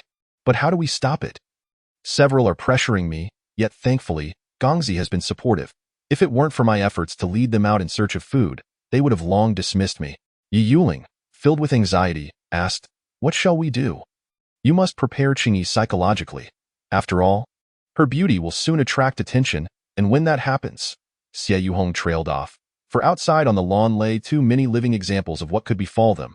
Yi Yuling clasped her hands together, hoping for divine intervention to hasten the end of this calamity. Eavesdropping, Yi Qingyi slowly sank to the floor, her face paling as her mind filled with images of the women who had jumped to their deaths, helpless sobs escaping her lips. How is your daughter faring? Xie Yuhong inquired gravely. Yi Yuling nodded. Today was uneventful. The school cafeteria still has sufficient food and drink. University students generally possess a higher quality of character. Unlike those residing here, most of whom are tenants struggling at the bottom of society, harboring a sense of injustice, it is no wonder they have lost their humanity in such a short time. With a series of sighs, Xie Yuhong lamented the state of the world, wondering why they could not unite against adversity. However, deep down, she understood that when the food ran out, even the most virtuous among them would revert to their primal instincts. At that moment, the sound of Tang Zai retching echoed from the stairwell of Building 3. Clutching the railing, he gasped for breath, struggling to ignore the weight of the lives he had taken. For days, he had been consumed by thoughts of the law of the apocalypse, perhaps even unknowingly hypnotizing himself, using this concept to mask his humanity, convincing himself that his actions were justified. Yet, when this self-hypnosis waned and he recalled the harrowing scenes, nausea washed over him. However, he soon regained his composure, reminding himself of the law of the apocalypse. Do not feel guilt, for in the end times, there are no clear right or wrongs. Self-preservation takes precedence. With this thought, Tang Zai's gaze hardened with resolve. Abiding by the law of the apocalypse, he felt no remorse. Upon reaching the ground floor, he saw An Bai and Sun Ting dragging corpses down the stairs. The air thick with the stench of blood, crimson liquid pooling on the steps, a sight that was both shocking and grotesque. Be careful, don't slip, Tang Zai cautioned. The two women looked up and smiled, their delicate hands stained with bright red blood, even their pristine skin marred by a splash of crimson, creating an oddly captivating aesthetic. Gazing at the abundance of food and water filling the room, Tang Zai pondered how to maximize the value of these resources. Bartering for goods seemed futile. What else could they exchange? People. There were few desirable women in the neighborhood worth trading for. Watching the relentless rain outside, Tang Zhe felt helpless. He wished to venture out for supplies, but the downpour rendered that impossible, and the ominous clouds hinted at an impending storm. The two women returned at dawn, exhausted from dragging bodies all night. After they showered, Tang Zhe ensured they were well fed, preparing a feast far more lavish than usual, as they deserved nourishment after their long night of labor. Soon, a table laden with barbecued delicacies was set before them. If the residents of the other buildings were to witness this, they would surely be driven to madness. Yet for Tang Zhe, this was merely an ordinary day. Opening WeChat, he noticed that the group chat for their building had fallen silent. Apart from himself and the two women, everyone else had likely perished. The larger community group was abuzz with discussions of the killings, especially from Building 1, where individuals took a moral high ground to condemn others, eager to see someone executed. However, many WeChat functions had been disabled. Video downloads, photo sharing, group additions, video calls, and even the ability to find nearby users. Some had managed to join groups from other neighborhoods, facing similar predicaments. Tang Zhe looked up and chuckled, "Aren't you two going to take a break?" Having worked tirelessly throughout the night, he contemplated giving them some time off. Sun Ting had certainly become more adept at charming others, while Mbai appeared a bit shy in comparison. Suddenly, Sun Ting rose and perched herself on Tang Zhe's lap. Tang Zhe inwardly sighed. Just when he was deep in thought, she made such a bold move. "Help me think of a plan first, and then I'll reward you," he said, wrapping his arms around her slender waist. "What kind of plan?" Mbai asked curiously. "What do you think we should exchange our supplies for?" Without hesitation, Sun Ting blurted, "Of course, we should trade for beautiful women." Mbai hesitated, contemplating the implications. If they traded for women, what would happen to her and Sun Ting? Yet, Sun Ting understood Tang Zhe's capabilities. Acquiring more food would ensure their safety. "I've observed for quite a while. And aside from you two, there aren't any other appealing options in our community," Tang Zhe insisted, setting standards for what he would consider worthy of barter. "How do we know unless we try?" Sun Ting countered. Rising to grab her phone, Tang Zhe, intrigued, asked, "What are you planning to do?" "I'm going to promote it in the community group, asking how much supplies it would take to trade," she replied, chiding herself for not consulting Tang Zhe first. Tang Zhe, however, did not mind. He had been contemplating a similar idea. "Half," he stated nonchalantly. Sun Ting raised an eyebrow. "Isn't half a bit too much?" And Bai quietly remarked, "If half the supplies can secure a beautiful woman, I think it's worth it." "I like what you said, Xiao Bai," Tang Zhe praised, patting Bai's head affectionately. Sun Ting shrugged her shoulders. "Oh, Xiao Bai, you've learned to compete for Tang Zhe's favor now. Haven to you?" Without delay, Sun Ting began to send a voice message in the community group. "Hello, fellow residents. Have you been troubled by hunger? Are you driven mad by thirst? I can help solve your problems. I have supplies available for trading for authentic, beautiful women. Interested parties, please private message me meow." After her message, she attached a photo of the supplies. Just as she sent it, her phone erupted with numerous friend requests. The trio eagerly examined the responses, only to find them filled with artistic fonts and misleading images. Both Sun Ting and Anbai were well aware of such tactics, and their enthusiasm waned as they realized the futility of the approach.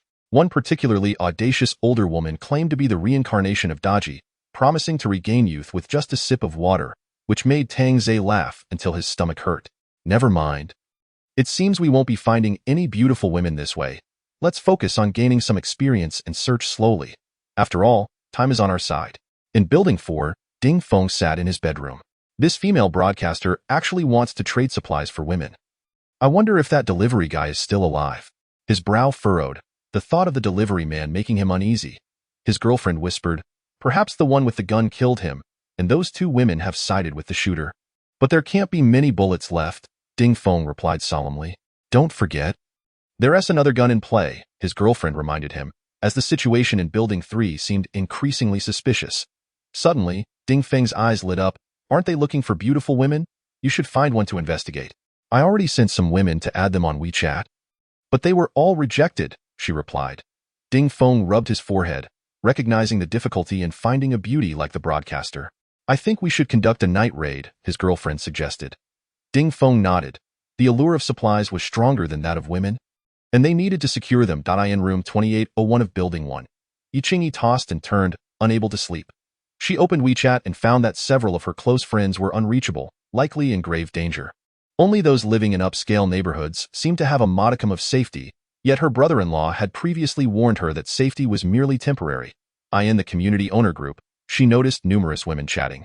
Scrolling up, she quickly found Sun Ting's advertisement. Hello, fellow residents. Are you troubled by hunger? Are you driven mad by thirst?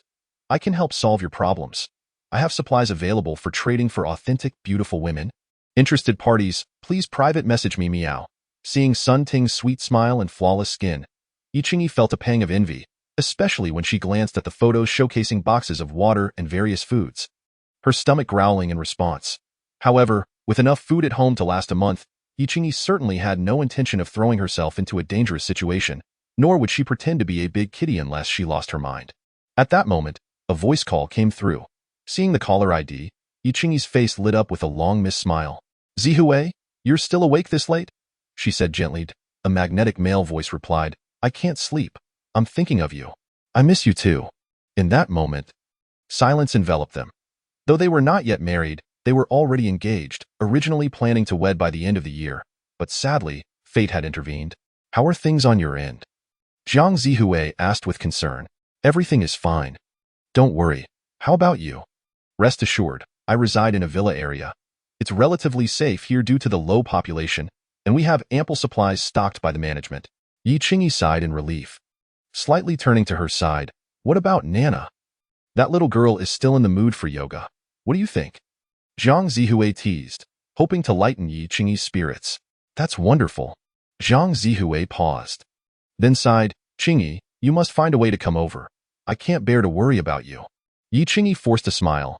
Huan City is 400 kilometers away from Yunhai City. In the past, I would have arrived in no time, but now, every step feels like a struggle.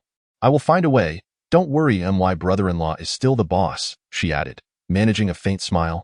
A classmate told me that there have been numerous riots in various neighborhoods, where killing has become as trivial as slaughtering chickens. Some perverts even desecrate the bodies of women. Yi Qingyi gasped, her exquisite face displaying sheer terror. Zhang Zihui immediately realized his grave misstep and hastily shifted the topic, discussing future honeymoon destinations, envisioning a blissful future. As her phone battery dwindled, Yi Qingyi set it aside to charge, gazing out at the rain, feeling the wind grow fiercer that night. A wave of fatigue washed over her, and she succumbed to sleep. Yet, she was haunted by a horrific dream, wherein she found herself transformed into a corpse, surrounded by countless men who gazed upon her as if she were a perfectly cooked steak, their eyes brimming with greed. They ravaged her body while feasting upon it until all that remained were bones. Yi Qingyi jolted awake, sitting up abruptly, cold sweat dampening her dark hair, her complexion pale and drained. Turning to the window, she realized morning had arrived, and an overwhelming sense of helplessness surged from within her. Would she ever be able to leave this neighborhood? Tears welled in her eyes, in stark contrast to Yi Qingyi's despair. Tang Zhe was invigorated, stretching lazily as he looked out the window, ready to embrace another vibrant day. After grinding through the previous night, he had already achieved a 10 progress status, with 90 more to go before claiming the Apocalypse gift pack 2.0. Gazing at the progress bar, he pressed his forehead, feeling that even with double progress, it was still far too slow. The entrance. 3 automatic rifles were aimed at the door, their triggers connected by a taut rope. Should the door be opened or forcibly breached, the rifles would unleash a hail of bullets, annihilating anyone at the threshold. After preparing their weapons, Tang Zhe retrieved a bowl of Lanzhou ramen, the aroma enticing the two women to open their beautiful eyes. He had thoughtfully prepared nutritious meals for them, as they were indeed the source of his strength. At noon, a bored Sun Ting sat on the balcony, a blank sheet of paper resting on her black-clad thighs. A 2B pencil gripped in her delicate fingers as she glanced below while sketching. Curiosity piqued, Tang Zhe approached from the bedroom, standing behind her. Your drawing is quite impressive. The white paper bore a sketch depicting a heap of corpses below. An unsettling sight. You're awake. I'm sorry. Sun Ting quickly stood, but Tang Zhe pressed her back down. No worries. Continue your work. She smiled shyly, a hint of embarrassment coloring her cheeks. Have you studied art? He inquired. Intrigued. I'm an art student. I've dreamed of becoming a painter since childhood, touring the country with my exhibitions. Alas, dreams are beautiful, but reality is harsh. My month's worth of creations has yet to earn me as much as a single dance in my live stream, she lamented with a bitter smile. Contemplating the sacrifices she had made, which bore little difference from her current predicament, merely trading companionship for survival. Anbai entered, having cut up some fruit, and remarked with a sigh, Sister's artistic talent is indeed commendable. She simply hasn't encountered the right people.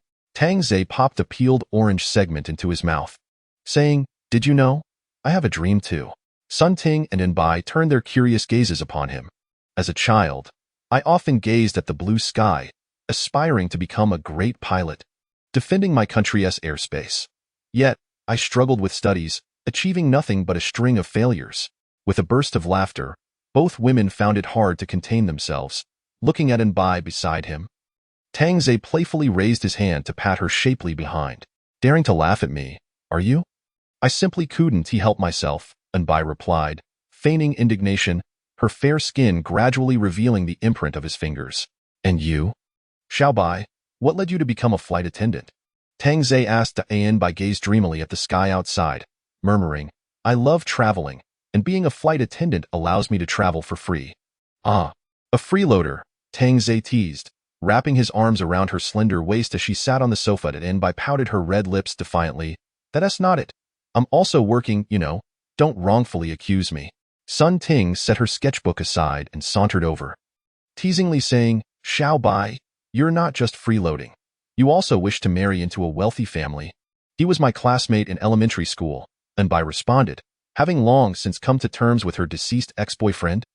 Showing no signs of distress, Sun Ting rolled up a newspaper and playfully waved it near Anbai's mouth. Please, unfold your story. Oh, there's really no story. We just happened to meet in first class once. Started chatting, and he initially lied about being single. When I suggested marriage, he told me he was already married and asked me to wait as he was about to divorce. And that was that. Tang Zhe looked furious. What a scoundrel. Indeed. Utterly despicable, Sun Ting echoed, and Anbai could only chuckle foolishly. Exactly, so despicable. Suddenly, Tang Zhe posed a question. What do you think? Is he the scoundrel, or am I? The two women exchanged startled glances. Speak honestly, or face 3 days of hunger, Tang Zhe declared sternly, his demeanor far from playful. Sensing their unspoken understanding, he quickly deduced, So you think I'm the scoundrel, huh? Well, let me show you what a scoundrel truly is. In the blink of an eye, 7 days slipped by. Ding Feng, observing the dwindling supplies and the intensifying storm outside, resolved to launch an assault on building number 3 that evening. Brother Feng, the men are ready, one of his companions reported. Chapter 17. Offensive on Building No. Ding Feng cracked open one of the few remaining beers, pouring a bit for each of the 10 or so men, who simultaneously handed him a cigarette, as if partaking in a final farewell ceremony.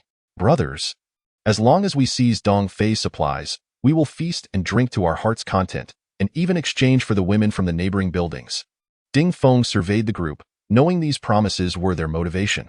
Without enticing prospects, who would put in the effort? Good. Follow Brother Feng. Endless feasts and unending pleasures. Cheers. Cheers. Cheers. The taste of the beer transported them back to the days spent at roadside barbecues. Why did it feel like the past? Because they had already forgotten what normal life was like. What had occurred just last month now seemed like a distant memory. Brother Feng, a friend of mine, is in Building No. He texted me today, saying chaos is about to erupt there. Ding Feng let out a cold laugh, exhaling a puff of smoke. Xie Yuhong really thinks he can maintain control. Without sufficient food, chaos is only a matter of time. Besides, that kind of overly kind-hearted fool will inevitably regret it. Isn't it true? The food seized from outside is still being shared with those old men. It's sheer waste. Brother Feng, when are we going to raid the other buildings after we take number 3? Ding Feng narrowed his eyes slightly, crossing his legs as he turned his gaze to the pouring rain outside. Feng Jin and Sun Yuqing have a fair number of loyal followers. Those men are quite united. If we were to raid, it would have to be building number 1. While they are left leaderless, we'll eliminate all the men and leave only the women. The group of underlings nodded in agreement, finding this plan quite appealing. Just then, Ding Feng's phone buzzed, and upon reading the message, his brow furrowed deeply, smoke escaping his lips. Brother Feng, what is wrong? Feng Jin and Sun Yuqing say they plan to raid Building No. 1 tonight. Ding Feng felt a surge of anger. His earlier plans had been completely disrupted. The underlings exchanged glances, and one asked, So, are we still raiding Building number 3 tonight? Ding Feng's gaze turned fierce, making the underling shrink back slightly. They had called him in. If he didn't show up and they successfully raided building number 3, the two of them would likely form an alliance to eliminate him and then divide the spoils. In the end, they would end up fighting each other, and whoever emerged victorious would become the ruler of the neighborhood. But he absolutely could not allow them to unite against him. With this thought, Ding Feng decisively stated, "We want to raid building number 3 tonight. We'll all go for building number 1. We move in half an hour." With the leader's command, the underlings nodded, some even sighing in relief. For after all, building number 3 was armed. They knew there were limited bullets, but still, they would be risking their lives. Whoever got shot would die, and medical supplies were in dire scarcity. In room 2801 of building No. 1. "Darling, what are you doing?" Yi Yuling suddenly emerged from the kitchen, grabbing her husband Xie Yuhong, who was about to step out. Yi Qingyi, puzzled, stepped out from the bedroom. Xie Yuhong forced a smile that was more sorrowful than a frown. "I'm going to Gangzi's place to discuss something." Yi Yuling yanked her husband's shirt aside, revealing a bottle of mineral water tucked under his armpit. "Do you need to take water for a meeting?" Yi Yuling said darkly. Her lips cracked, and Yi Qingyi at the bedroom door looked equally parched. The whole family was now economizing on water, barely managing to quench their thirst. Faced with his wife's reproach, Xie Yuhong squeezed out a smile, explaining, "In the past, meetings meant bringing money, cigarettes, or tea. Now bringing water is perfectly normal. But that's our last bottle of water. What will we drink from now on?" Xie Yuhong fell silent, his expression darkening. "Isn't Gangzi your childhood friend? You're so close. Do you really need to bring water?" Yi Yuling's emotions seemed to unravel as she shook her husband frantically. In that moment, Xie Yuhong seemed to ignite, pushing his wife to the ground. Yi Qingyi gasped and rushed over, looking up in confusion. "Brother-in-law, what are you doing?" Sister was just asking. Xie Yuhong suddenly laughed, but his laughter soon turned to tears. "For this family, I toiled endlessly at the company, providing for you, for our daughter, paying the mortgage and car loan. Each burden feels like a mountain upon my shoulders. When this disaster struck, I felt a moment of relief, but quickly realized I still couldn't relax. I must protect you. I still have to fight tooth and nail out there. I'm sorry, but I can't assist with that." Chapter 19. Building No. 1 is full of oddities. Yi Qingyi gazed in horror at the bloody cleaver pressed against her sister's forehead, desperately stifling her cries. Tremors coursed through her body as tears streamed down her cheeks. Her sister's pleading gaze imploring her to save her daughter. In a swift motion, Mao Gang bent low and withdrew the cleaver, only to bring it down with brutal force. Bang, bang, bang. "Sister-in-law, I'm helping you. Don't blame me," he sneered. "You go. IVE brought sister-in-law to keep you company. You two can reunite now." Yi Qingyi watched in utter helplessness as her beloved sister was mercilessly slaughtered, her features grotesquely distorted. Even as the brain matter splattered across her eyes, she dared not utter a sound. The sound of the door closing echoed in her ears and hidden beneath the bed. Yi Qingyi could no longer contain her overwhelming fear and panic, but could only cry softly. In that moment, the sky itself seemed to collapse. In the garage, men from buildings number 2, number 4, and number 5 had gathered, a total of 53 men. Some chose not to participate, perhaps unwilling to devolve into mere beasts of slaughter, or perhaps lacking the courage to face the consequences of their actions. Each of these 53 men wielded knives, from household cleavers to paring knives. Among them, Feng Jin, Ding Feng, and Sun Yuqing brandished watermelon knives nearly 50 centimeters long. The trio smoked, their faces alight with an impending thrill, resembling savage beasts. "Ding Lauda, Sun Lauda, once we finish with building number 1, let us plan to seize the supplies from building number 3, where Dongfei is. As for that shooter, can the bullets match our numbers?" Feng Jin, though slender, stood tall at nearly 6 feet, his face marred by a conspicuous mole that rendered him somewhat unbalanced, a criminal with a history of theft. He had never committed murder, but had indulged in various nefarious activities. Ding Feng was more of a thug, a muscle for hire, while Sun Yuqing, a contractor, frequently dealt with unsavory characters. Though portly, he could be quite fearsome. It was evident none of the trio were virtuous. Sun Yuqing took a long drag from his cigarette, squinting as he spoke. "What is there to discuss? We raid this side tonight and that side tomorrow. Are we in or out?" They all understood that building No. 3 was riskier than number 1, yet it undoubtedly held more supplies. "I agree," Ding Feng replied, flicking off the ash. "I want those 2 women." Feng Jin's eyes gleamed with lust, a true devil among men. Ding Feng and Sun Yuqing, however, would not concede. Women like Bai and Sun Ting were coveted by any man. Ding Feng proposed, once we capture the women, we can auction them off with the supplies. Sounds interesting. I'm in, Feng Jin acquiesced. And Sun Yuqing had no objections either. Yet each schemed internally to find an opportunity to eliminate the others, ideally forming an alliance first for greater ease. That moment, Mao Gang burst from the elevator, his bloodied visage momentarily pausing the trio. The shutter doors opened with a whoosh, and a horde of demons prepared to storm the building. Brothers, I've said it before. Do not harm my family, Mao Gang stuttered. Fearing the trio's change of heart, Sun Yuqing patted Mao Gang on the shoulder reassuringly. Don't worry. In this game, integrity is paramount. Brothers, charge. Kill all the elders and capture the young. Those who resist, eliminate them on the spot. Yes, boss. The group eschewed the elevator and ascended the stairs. The three leaders ambled behind. Within a minute, the air was filled with cries, wails, and pleas for mercy, echoing through the complex, reminiscent of a hellish purgatory, illuminating the gleaming blades of slaughter. The elderly matriarch residing opposite Mao Gang heard a knock at her door, setting down her remote control, cursing as she approached. What's the matter tonight? Can't a person rest? Instead of gathering supplies, you're making a ruckus. Without checking the peephole, she swung the door open, only to find two young men brandishing knives. Remarkably, she exhibited no fear, instead admonishing them, what do you want? If you have time to scare an old woman like me, why not go out and steal supplies?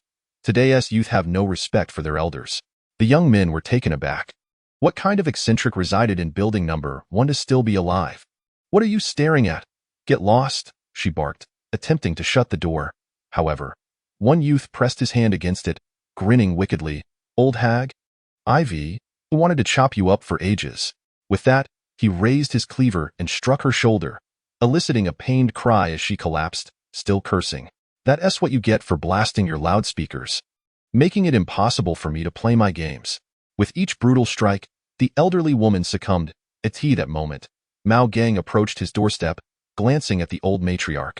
Gongzi, help me, she gasped, her life waning as she pleaded for rescue. Yet Mao Gang turned a blind eye, a smirk playing on his lips, likely harboring a desire to see her dead. With each knife thrust, her life was extinguished, and the two young men began to ransack the house. Damn. This old hag hoarded a whole box of yogurt, 2 boxes of water, and even sugar-free soda? They were dumbfounded. How could an old woman amass such supplies? Of course, it was through theft. If the two young men had known, their worldview would have shattered yet again. Meanwhile, in building number 3, Tang Zhe glanced at building number 1 and remarked, it's quite lively tonight. Building number 1 has been breached by several others, and Bai replied, a hint of anxiety in her voice. Once one fell, they would be next. Sun Ting busied herself mopping the floor, reassuring Bai, Xiao Bai, that's not our concern. Bai bit her lip, recalling the female corpse in the bedroom, and resolutely declared, even if I die, I refuse to fall into their hands. Tang Zhe smiled confidently, if I'm still alive, how could you perish? Bring on as many as they want. I'll take them all. An hour later, the systematic purge of building number 1 reached its conclusion, with boxes of supplies gradually transported to the underground parking lot. The 3 leaders stood before a mountain of goods, their expressions bewildered. Nearby, the men and women from building no. 1 squatted on the ground, astonished at the abundance of supplies, having believed them depleted. That Xie Yuhong is impressive. She managed to gather so much, Feng Jin said, prying open a box of spicy strips and tearing into the packaging with his teeth. Savoring a hearty bite, one of his underlings chimed in, eager to please, boss.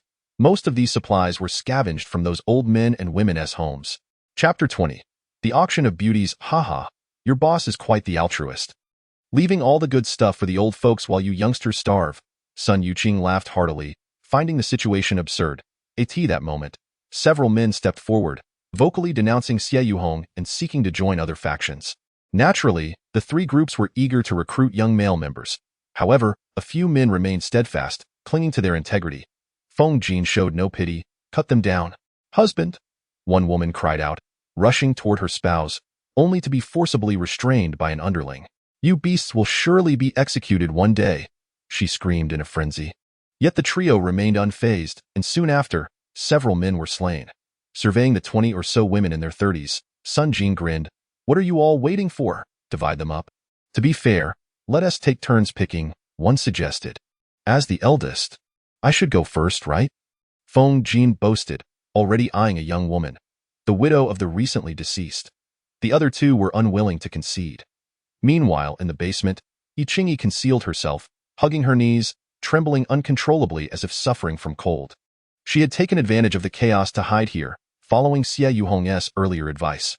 Suddenly, a beam of light illuminated the space. Someone's phone. Boss, there's still a woman hiding here, one underling exclaimed. Excitement bubbling within him, Yiqingyi attempted to flee, but was swiftly caught by the hair. You little wench, thought you could escape, she cried out in pain as she was dragged along. They reached the parking lot, where the underling tossed her to the ground. Boss, this woman is quite the master of concealment. Thankfully, I found her. He looked as if he expected a reward. Yiqingyi's disheveled appearance failed to pique the interest of the three leaders. But one underling knelt to push aside her messy hair and lifted her chin, his expression freezing as he stammered, old boss, she's a gem. Sun Yuqing, witnessing his underling's foolishness, kicked him to the ground. What gem are you talking about? Look at yourself. Yet when Sun Yuqing took a closer look, he too was taken aback. Ding Feng approached, quickly grasping the situation. Truly, she was a rare beauty, undoubtedly on par with the other two. Despite the days of turmoil, her face remained remarkably clean, save for a bit of dirt on her skirt from being dragged. Let me go. Yiqingyi protested, shaking off the underling's filthy hands, her eyes darting warily around the men.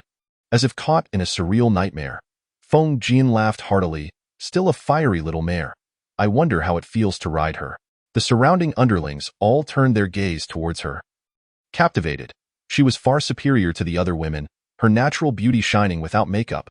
With a little effort, she could truly become a prized catch. Sun Yuqing casually tossed a pack of cigarettes to the underling. Here's a reward for you. Clutching a pack of Fuyuan Wang cigarettes, the underling beamed with joy. In these times, a single cigarette could inspire loyalty. Thank you, boss. Feng Lauda, Ding Lauda.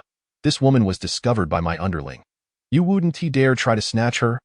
Right? Sun Yuqing's words dripped with veiled threat. Feng Jin chuckled. What are you talking about, Sun Lauda? We agreed long ago that everything from building number 1 would be split evenly. At that moment, Ding Feng undoubtedly stood by Feng Jin's side, echoing, what Boss Feng said is absolutely correct. Boss Sun wouldn't dare to break our agreement, would he? Sun Yuqing took a deep drag on his cigarette, his malevolent gaze barely concealed by the swirling smoke. Suddenly, Sun Yuqing chuckled. I was merely joking. Look how tense you all are. While he spoke those words, his heart seethed with a desire to eliminate both men. One must admit, the allure of a beautiful woman is a potent weapon, and in this instance, it nearly tore apart the fragile alliance among the three factions. With Sun Yuqing's laughter echoing, Feng Jin and Ding Feng joined in, but had Sun Yuqing expressed dissent, they would have swiftly dispatched his men without hesitation. Nevertheless, Sun Yuqing jested, such a treasure is unique. Shall we take turns? Such a gem, naturally, was coveted. Who would wish to share? Sitting on the ground, Yiqingyi listened to the trio's conversation, her complexion paling as if she were merely an object to be divided among them. Glancing at the load-bearing wall nearby, Yiqingyi suddenly sprang to her feet and dashed forward. However, with remarkable speed, Feng Jin seized a handful of her hair, exclaiming, Do you wish to die? It's not that simple. Yiqingyi, in utter despair, flailed her arms, cursing, You scoundrels, may you meet a wretched end. Bind her tightly. Ding Feng ordered coldly. One of his subordinates produced a rope, securing Yiqingyi in a compromising position. Tears streamed down her exquisite face. After evading capture for so long, she had ultimately fallen into their clutches. Let us not take turns with such a prize. Weren't we discussing an auction earlier? Feng Jin suggested. Very well, let us proceed with the auction. Sun Yuqing concurred, with Ding Feng silently agreeing. Yet, Feng Jin suddenly wore a sly grin. Since it's an auction, we must thoroughly inspect the goods, ensuring their quality. Instantly, all the men understood the implication. What are you planning? Stay away. Yiqingyi screamed as she watched two of the subordinates approach her, but her frantic pleas only heightened the men's excitement. The three leaders, their eyes gleaming with ambition, showcased figures devoid of excess, their lithe bodies adorned with pronounced muscle definition, exuding both softness and strength. Such appearances rivaled even the most celebrated stars on television. Bind her to the roof of the car, they commanded. The weeping and helpless Yi Qingyi was forcibly tied atop the vehicle, striking a humiliating pose for all to admire as a soon-to-be auctioned item. Feng Jin called out to Building 1, "Does anyone recognize her?" Immediately, a woman responded, "She seems to be Xie Yuhong's sister-in-law." Feng Jin burst into laughter. Who would have thought that such a gem was hidden within the Xie family? This old kind-hearted man hasn't even laid a hand on her, clearly saving her for us brothers. Laughter erupted from the surrounding me and Yi Qingyi, atop the car, felt as though her tears had dried up. Listening to the wicked laughter around her made her tremble uncontrollably. She graduated from a prestigious 985 university. And I hear she is about to marry the son of a top 500 company's CEO, another woman divulged. Sun Yuqing beamed. With such high education, I imagine she wouldn't have even glanced our way before. Indeed, Feng Jin guffawed. Sun Yuqing coughed lightly. All right, let us commence the auction. His impatience was palpable. Boss, how about I serve as the auctioneer? One subordinate volunteered eagerly. Oh, let us see what you have to say, Feng Jin replied, intrigued. The eager subordinate approached the car, clearing his throat before announcing, "Ladies and gentlemen, esteemed neighbors, and brothers and sisters, tonight we present an extraordinary auction item. This beautiful lady right here." What is her name? Yi Qingyi, someone in the crowd chimed in. Yes. Indeed, our auction item is Ms. Yi Qingyi, who is how old this year? A man named Mao Gang in the crowd prompted, 25, the vice president of an advertising company. Gasps of admiration rippled through the audience. Such a woman was once a goddess, someone they could only admire from afar. Though now they could observe her exquisite form up close, Yi Qingyi glared at Mao Gang, biting her lip in fury. This was no longer the brother she once knew. This Ms. Yi Qingyi is 25 years old, a vice president at an advertising firm, and also the daughter-in-law of a top 500 company's CEO. Imagine the thrill of acquiring the daughter-in-law of such a powerful figure, truly a remarkable bargain. Of course, this is merely Ms. Yi Qingyi's background. The highlight lies in her very essence. Just look at her exquisite features, devoid of any artificial traces, pure and natural. Behold her skin, as delicate as porcelain, an experience of unparalleled pleasure. Naturally, the most captivating aspect lies within. Our three esteemed leaders can savor that in private later. We can still echo the saying, "The poor savor your sweetness, while the rich taste your bitterness." Let the bidding start at a bottle of mineral water, with no upper limit. "I bid a bottle," a subordinate exclaimed excitedly, startling his companions. Had he lost his mind, daring to compete with the boss for a woman? Ding Feng coolly interjected, "I'll bid a case." Ding Laozi is feeling generous today. 5 cases, Sun Yuqing declared, his intent unmistakable. Yet, Feng Jin calmly remarked, "Sun Laozi, are those 5 cases for yourself, or for the entire brotherhood?" Sun Yuqing's men paused, realizing the implication. After all, the boss was bidding personal resources for a woman, leaving nothing for them. Internally cursing, Sun Yuqing replied, "Of course, they are for myself." He couldn't risk taking from his brothers. The subordinate sighed in relief. "Very well, we'll bid with our own resources," Ding Feng asserted. Continuing, 6 cases of water.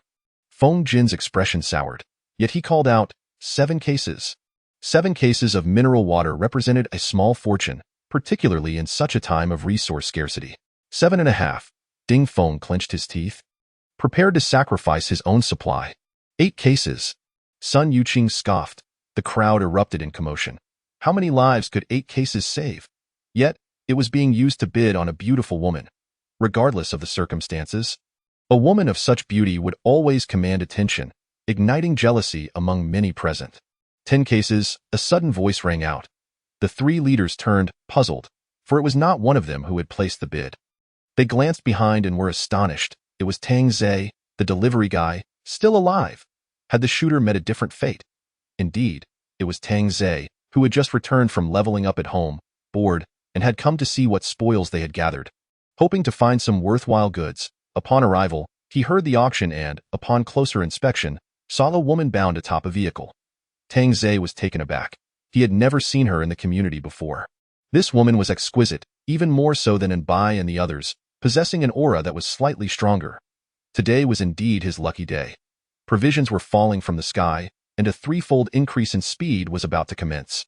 Yi Qingyi lifted her gaze toward Tang Zhe, recognizing him as the delivery guy, but not just any delivery guy. the notorious killer. His presence silenced the entire underground parking lot. Did he not fear an ambush? Did he dare to show up alone? Feng Jin broke the silence first. Is this the boss of Building 3? Taking a leisurely stroll downstairs? I was bored and thought I'd see what you all were auctioning. Is that all right? Tang Zhe scanned the three leaders, his demeanor friendly, though they had seen that smile before. The one that accompanied a killer's gaze. Today, he seemed unarmed, lacking his signature blade. Could he perhaps be carrying a gun? Sun Yuqing was unperturbed by Tang Zhe, stating bluntly, "You think you can just come in and claim our spoils?" Bang! A gunshot rang out, smoke curling from the barrel, and blood erupted from Sun Yuqing's forehead as he staggered backward. Disbelief etched across his face before he collapsed. "Is this suitable now?" Tang Zhe inquired, his gaze shifting to Feng Jin and Ding Feng. The calmness they had displayed moments ago vanished, replaced by wariness directed at Tang Zhe and the weapon in his grasp. Thoughts raced through their minds, urging their brothers to charge and eliminate him, but being this close meant they would likely be the first to fall. Their survival instinct kicked in. This man had a gun. Would they gamble on whether it was loaded? The subordinates around them were paralyzed by Tang Zhe's ruthless display. Last time, he had decimated Dong Fei and his crew with that blade. Today, he had just executed the boss of Building 5. Sun Yuqing. This delivery guy was terrifying. The women nearby were equally shaken. Yuqing's delicate features drained of color, feeling a warmth on her cheeks. Was it blood? Of course it is suitable. What say you? Ding lousy? Feng Jin quickly regained his composure, forcing a smile. Ding Feng immediately echoed, "Absolutely suitable. Couldn't he be more appropriate? I am a reasonable person. Auctions proceed normally. If I cannot bid successfully, that is my issue." As Tang Zhe spoke, the memory of his maniacal laughter from earlier days surfaced in everyone's minds. In this apocalypse, who still adheres to reason? They wondered, yet here he was, seemingly back to rational discourse. Did he truly abide by reason? Was it not absurd to blow someone's head off and then invoke reason? "Auctioneer, why are you still dawdling?" Tang Zhe urged, eager for the proceedings to continue. The auctioneer stammered, the boss of Building 3 bids 10 cases of mineral water. Is there a higher bid? 11 cases. Feng Jin's skin prickled with anxiety, feeling as if he had just laid bare his resources. However, when he heard Tang Zhe's low voice, "You truly dare to raise the bid against me?" Ding Feng felt a surge of delight, hoping Tang Zhe would take out Feng Jin with a single shot. Feng Jin was also taken aback, his face reflecting panic as he exclaimed, You said it would be a normal auction." Chapter 22. The Beauty Found Outside. The sight of Feng Jin's fright did not escape the notice of his subordinate, who felt a peculiar unease at the sight of his boss being so easily startled. "Indeed, I merely mentioned it casually. Why are you so agitated?" Tang Zhe shrugged. While Feng Jin's expression darkened to an extent that it could not grow any more somber, Ding Feng secretly lamented the situation. This merciless delivery man was not adhering to any predictable patterns. However, Tang Zhe continued, "But I am beginning to doubt that you even possess 11 boxes of mineral water." "How can that be?" "Then show me." Feng Jin was about to retort with a question about Tang Zhe's own stock, but recalling that the latter had seized Dong Fei's supplies, he refrained from doing so. "You lot, go to my place and bring the water over." The subordinates immediately dashed towards building number 2, waiting in anticipation. While Tang Zhe scrutinized Yuqing from head to toe, Yuqing could distinctly feel the weight of Tang Zhe's gaze, which was unlike that of other men, while others looked at her with lecherous eyes. His seemed akin to someone gazing upon a delectable feast. Soon enough, the subordinates returned, each carrying boxes of mineral water, and Tang Zhe remarked with a smile, "You seem to be short, though. From the supplies we seized this time, I can allocate 4 boxes, making it a total of precisely 11 boxes." Tang Zhe slapped his forehead, saying, "Are you taking advantage of my poor math skills? You only have 6 boxes here." "Impossible. I know for a fact that I have 7 boxes at home." Feng Jin immediately barked, rushing to count, but despite his efforts, he kept arriving at 6. He then shouted at his subordinates, "Is there still 1 box missing? Hurry and find it." The subordinates rushed back in a flurry, while Tang Zhe waited with a smile, even winking at Yuqing, leaving her momentarily bewildered. What did that mean? Was he trying to rescue me? In that moment, Yuqing felt a glimmer of hope in the world, realizing that there were still righteous individuals like her brother-in-law who had not vanished. Soon, the subordinates returned yet again, one of them holding a box, accompanied by a 30-year-old woman in a nightgown, rushing over in a fluster. "Darling, What is going on? Why the panic? The woman looked at Feng Jin in confusion, her expression shifting to one of anger as she noticed Yi Qingyi atop the car. Boss, the water is here.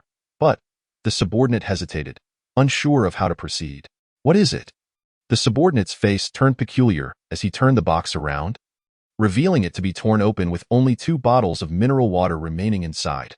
Feng Jin was left dumbfounded, shouting, "Who touched my water?" The woman rolled her eyes. "Didn't you say I smelled bad? I just took a quick shower." "You insufferable woman." Feng Jin stood frozen in place, while those around him were equally astounded by the absurdity of someone actually using water to bathe at a tea that moment. Tang Zhe let out a lengthy sigh.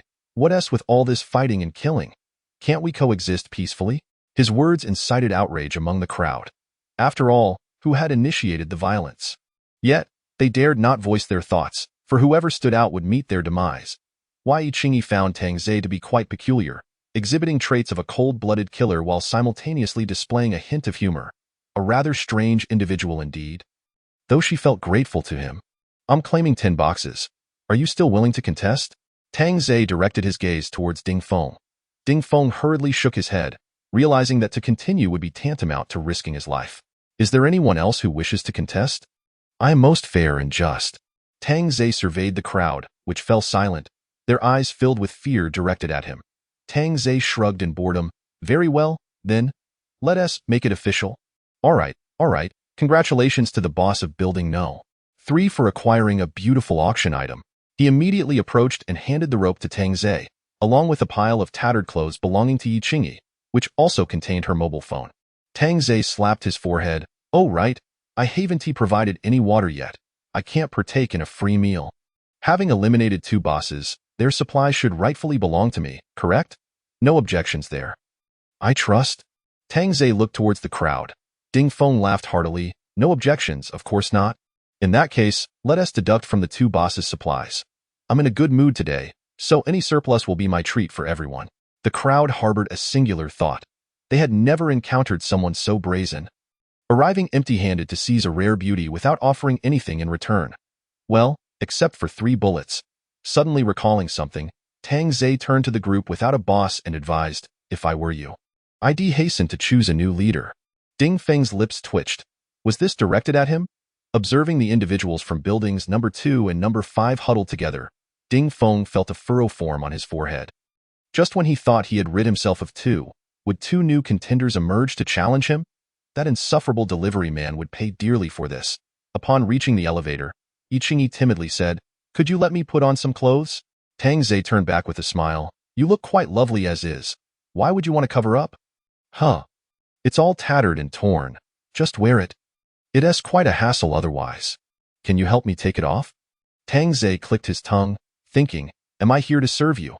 Although she could put on clothes, he found the ripped aesthetic rather appealing. Yi Qingyi expressed her gratitude, saying, "Thank you for saving me." Tang Zhe merely replied with a nonchalant, "Oh," as the elevator doors opened, and he stepped inside, followed by Yi Qingyi, who pressed her lips together in contemplation. Upon entering the room, Tang Zhe suddenly clapped his hands and exclaimed, "Kiddies, rise and shine. We have a newcomer." And Bai and Sun Ting, weary from fatigue, slowly opened their eyes and sat up, their exhaustion dissipating as they beheld Yi Qingyi, instantly captivated by her beauty. "Where did you find her?" And Bai asked in a daze, astonished that such a gem could exist within their vicinity. Chapter 23. Don't mistake me for a hero. Tang Zhe leaned against the wall, pouring himself a glass of water, and jested. "I was out for a stroll and happened to pick her up. Such luck is truly unstoppable." Sun Ting and An Bai approached Yi Qingyi, scrutinizing her closely, causing Yi Qingyi to instinctively lean back, feeling unnerved by their intense gazes. Nonetheless, she expressed her gratitude once more, saying, "Thank you for saving me." Tang Zhe replied with a hint of exasperation, "You've already said that." Yi Qingyi appeared slightly embarrassed, pausing before mustering the courage to ask, "With your skills, can you help me escape from here?" "I'm no superhero. I can't just fly away." Tang Zhe shrugged, finding her requests rather excessive. He stated straightforwardly, "Let us get her cleaned up first." "Can we actually bathe here?" Yi Qingyi asked incredulously, finally understanding why they emitted such delightful fragrances. Sun Ting giggled, "Of course. Wouldn't we smell awful otherwise? Our master would disapprove." With that, They pushed Yi towards the bathroom. She hurriedly protested. I can manage on my own. We'll assist you and explain our rules, they insisted. Before Yi could voice any further objections, the two women propelled her inside, while Tang Zhe paid them no mind. After all, Sun Ting was an experienced instructor with formidable training methods. Inside the bathroom, Anbai filled the tub with warm water, steam gradually enveloping the space, and the three stunning figures became partially obscured by the mist, eliciting a reaction that would make anyone blush. Sister, your figure is amazing, Sun Ting remarked as she lathered Yi body with shower gel. Anbai shyly added, yes, this makes our lives a little easier. Yi, utterly confused, quickly asserted, I can do this on my own. Sun Ting clicked her tongue, saying, from now on, we're a team. We must look out for one another to survive in this post-apocalyptic world. Indeed. We a team, Anbai chimed in, chuckling softly. Why Yi felt increasingly bewildered. What do you mean we're a team? We are all little kitties belonging to our master. Sun Ting playfully tapped Yi's forehead, bemused by her slow reaction despite her striking beauty. Taken aback, Yi stepped back, her gaze shifting. I am not anyone's little kitty, and I refuse to be. Anbai and Sun Ting exchanged glances, seemingly witnessing a reflection of their former selves. Sister, don't be so agitated. It's merely a formality. Our main task is to keep our master happy, Sun Ting explained. However, Yi's tone shifted dramatically. I am no one's slave. I have no obligation to make anyone happy, nor will I join you. Step aside. I want to leave. With that, she reached for her tattered dress. Anbai and Sun Ting exchanged worried glances, realizing the precarious situation unfolding. Just then, Tang Zhe caught sight of the bathroom door swinging open and thought, did she finish so quickly? But instead, he was met with the sight of an irate Yi striding out, her gaze filled with disdain directed at him. What on earth was happening? As she took a step forward, Tang Zhe blocked her path. Step aside. I want to leave. You and they are all cut from the same cloth. I misjudged you. Tang Zhe remarked, bewildered. What do you mean you misjudged me? Beautiful? Did you mistake me for a hero? He couldn't help but chuckle at the woman's vivid imagination. Why Yi did indeed see him in that light, but now was not the time for such thoughts. So she simply maneuvered past him. Tang Zhe sighed in exasperation. Were it not for his severe lack of provisions, he would have turned away in frustration. He seized Yi's damp hair. Oh, let go of me, you despicable villain. Tang Zhe gripped her long hair tightly, pulling down with a low growl. I spent 10 boxes of mineral water to capture you, and you dare to say you want to leave?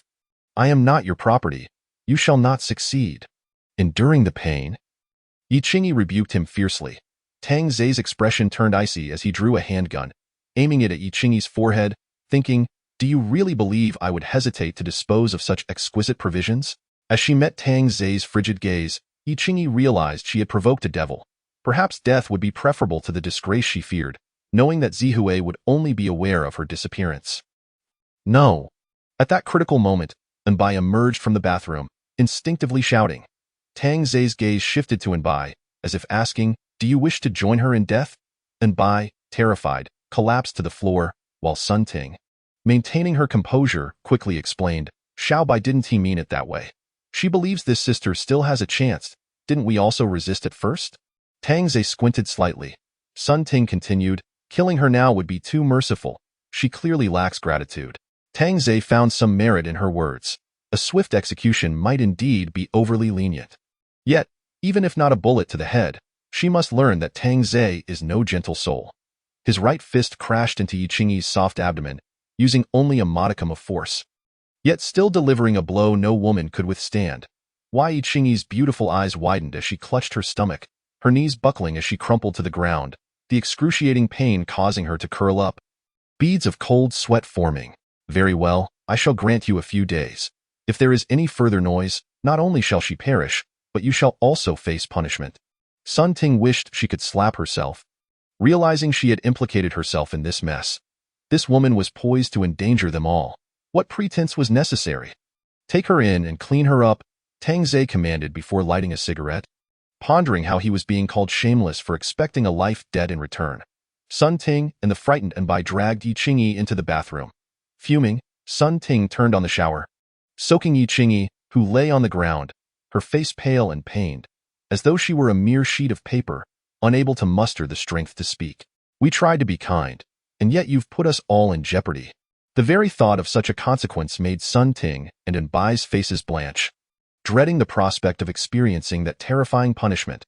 The more Sun Ting thought about it, the more anxious she became, raising her delicate foot to stomp on Yi Qingyi's fragile form. Why Yi Qingyi could only emit muffled sounds of discomfort, curling up in agony. Xiaobai, why are you still hesitating?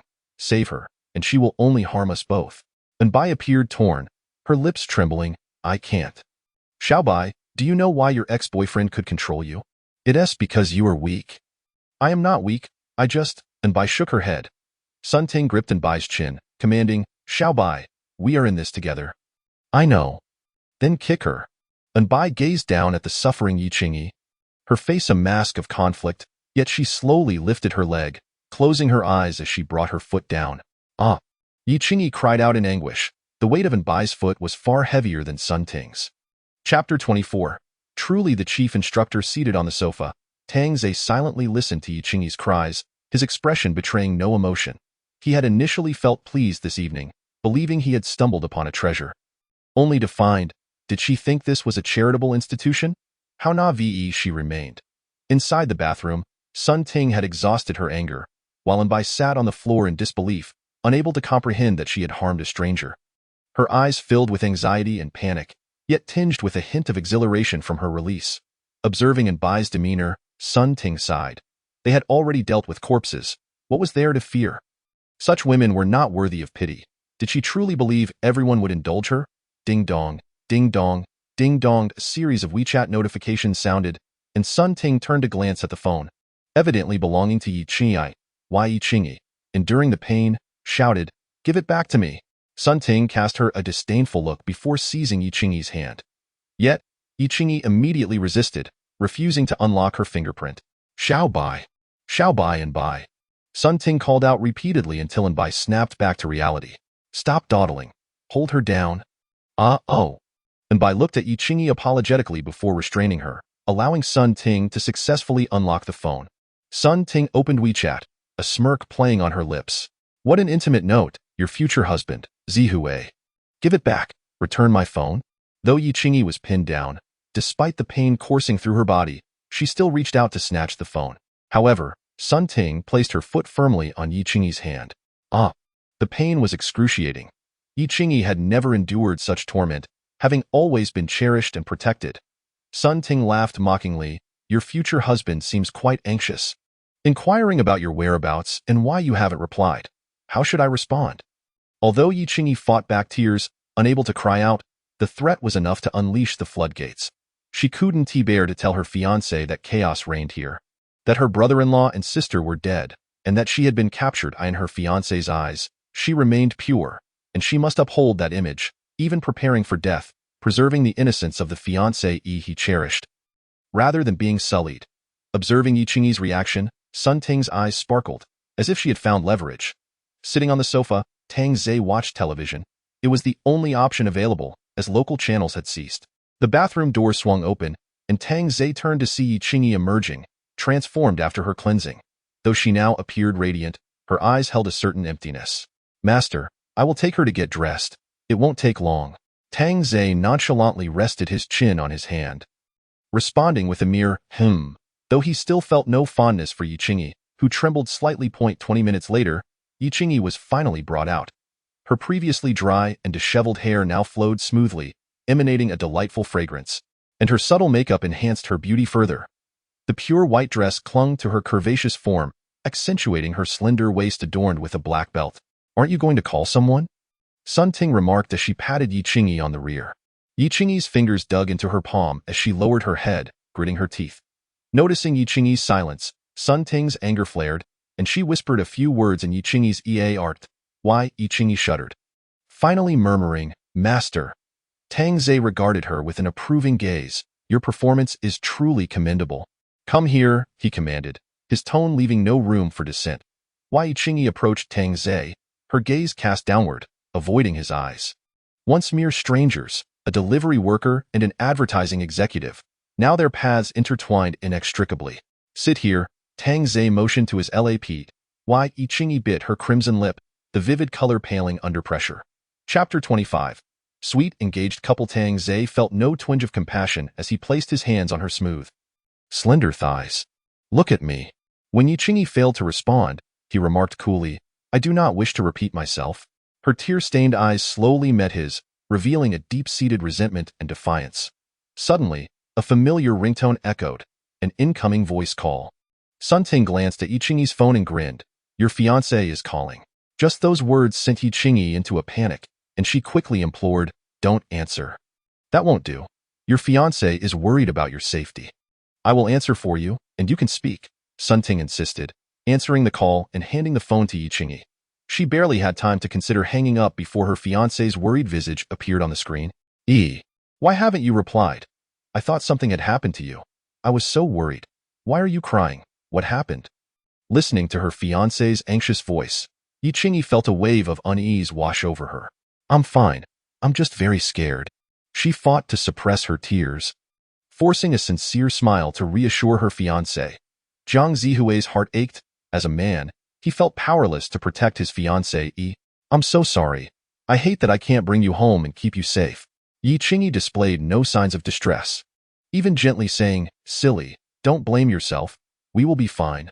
Okay, please don't cry. I won't cry anymore. Suddenly, Jiang Zihui noticed that his fiancée looked particularly beautiful that evening. Why did you suddenly put on makeup? I didn't reply to your messages. So I was worried you would be upset. I wanted to look pretty for you. Tang Zhe's lips curled into a subtle arc, pondering the nature of women who can deceive their own men. Their intelligence seemingly soaring to the heavens. You are the most beautiful woman in the world. Upon hearing this, Sun Ting scoffed and quietly remarked to Enbai beside her, what a classic line from a scoundrel. Indeed. I've heard it before. Jiang Zihui's words left Yi Qingyi filled with shame, realizing she had betrayed the man she deeply loved. Zihui, you should rest early. I need to retire as well. Yi Qingyi, fearful of producing any peculiar sounds that might arouse her fiancé's suspicion, chose to say no more.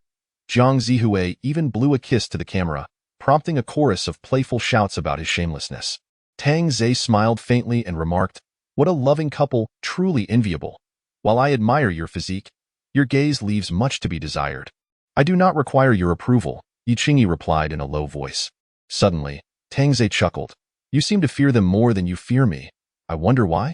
Yi Qingyi remained silent, her delicate face paling from pain. Tang Zhe reached out, grasping her chin, and said coolly, they may threaten you by revealing your circumstances to your fiancé. But I will not. I will locate your fiancé and eliminate his entire family. You have witnessed my methods. You are inhuman. Yi Qingyi grasped Tang Zhe's clothing, her voice a fierce protest, fear coursing through her. When did I ever claim to be human? I am the devil among devils, and of a rather lascivious sort. The thought of what would happen if her fiancé discovered the truth sent chills down Yi Qingyi's spine. She could easily envision him slaughtering Jiang Zihui's family, and she had no doubt of the reality of his threat. From now on, you shall consume the leftovers of their meals. If you behave well, you might have a chance to enjoy their privileges. Now you understand what you must do, correct? The following day, Yi Qingyi awoke in a daze, her first thought questioning whether she was still alive. Upon seeing her surroundings, she realized she had not perished but remained in a hellish scenario. Recalling the humiliation from the previous night, she felt tears welling up but found herself unable to cry. Her sister and brother-in-law had met a tragic end, and she was now in such a dire situation. Gazing at the door not far away, an instinct to escape began to form. However, the moment she attempted to move her body, a sharp pain shot through her abdomen. Had she known it would be like this, she would have surrendered to her fiancé much sooner.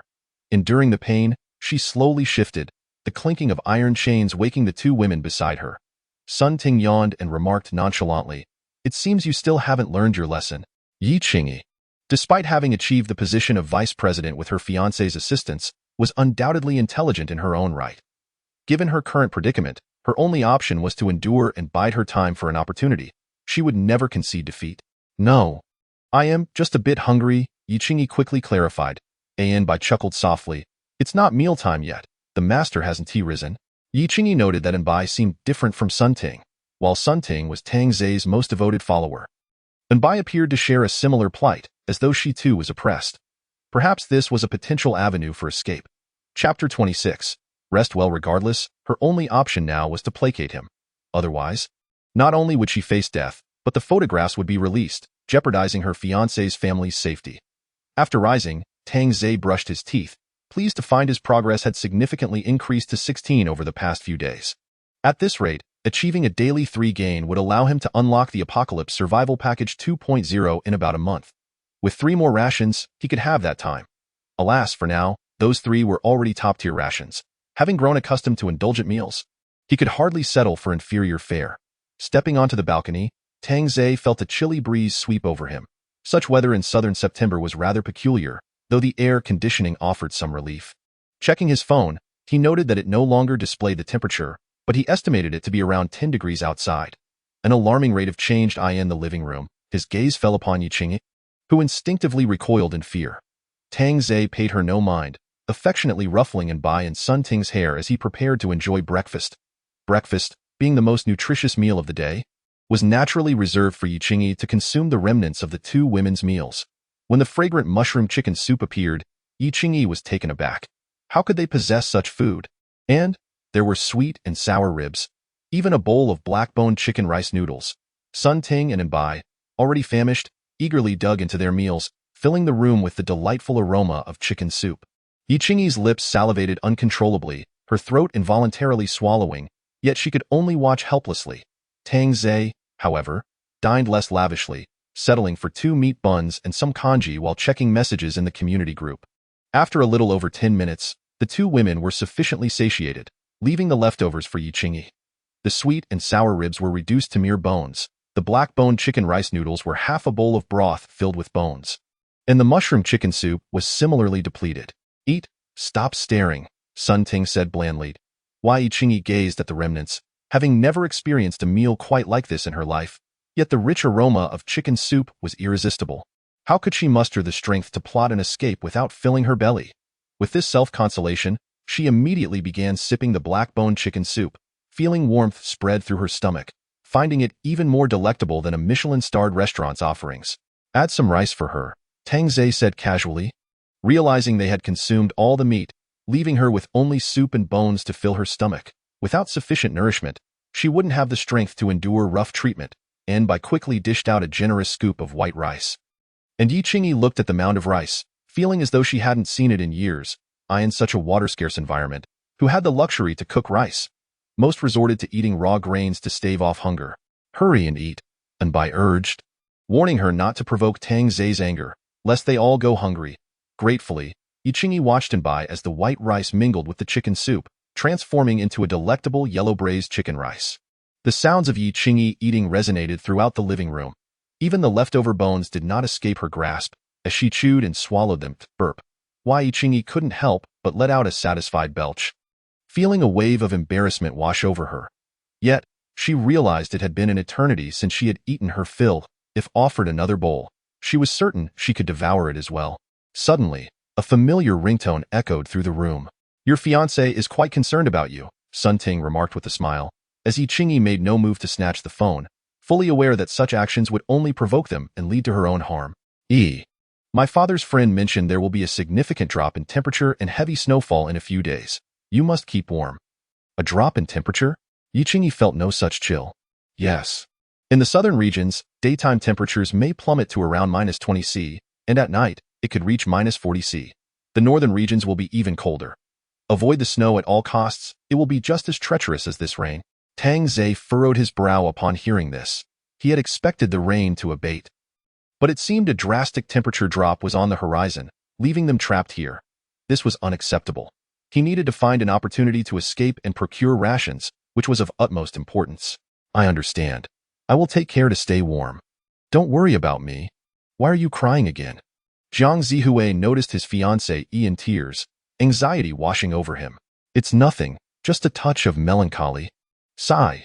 If only you hadn't gone to your sister's for dinner that night. You would have been by my side already, Jiang Zihue lamented. Yiqing shared his sentiments. Had she left, she would never have encountered this devil. Sister-in-law, what are you up to? Suddenly, a youthful voice rang out, causing Tang Zhe to pause momentarily, while Yiqing felt a wave of relief wash over her. The girl on the phone appeared to be around 17 or 18, her lovely cheeks radiating youthfulness and vitality, adorned with an innocent charm. Dressed in a wool sweater that accentuated her slightly provocative collarbone, she wore a summer piece from Hermes around her neck. Nana. Nana, I'm resting. Jiang Nana paused for a moment. Sister-in-law? You must take good care of yourself. Everything will be fine. Yes, I will rest well, don't worry about me. Yi Qingyi's complexion gradually brightened, reflecting her embarrassment at mentioning her deceased brother-in-law. Jiang Nana, somewhat bewildered, added, Sister-in-law, please be cautious.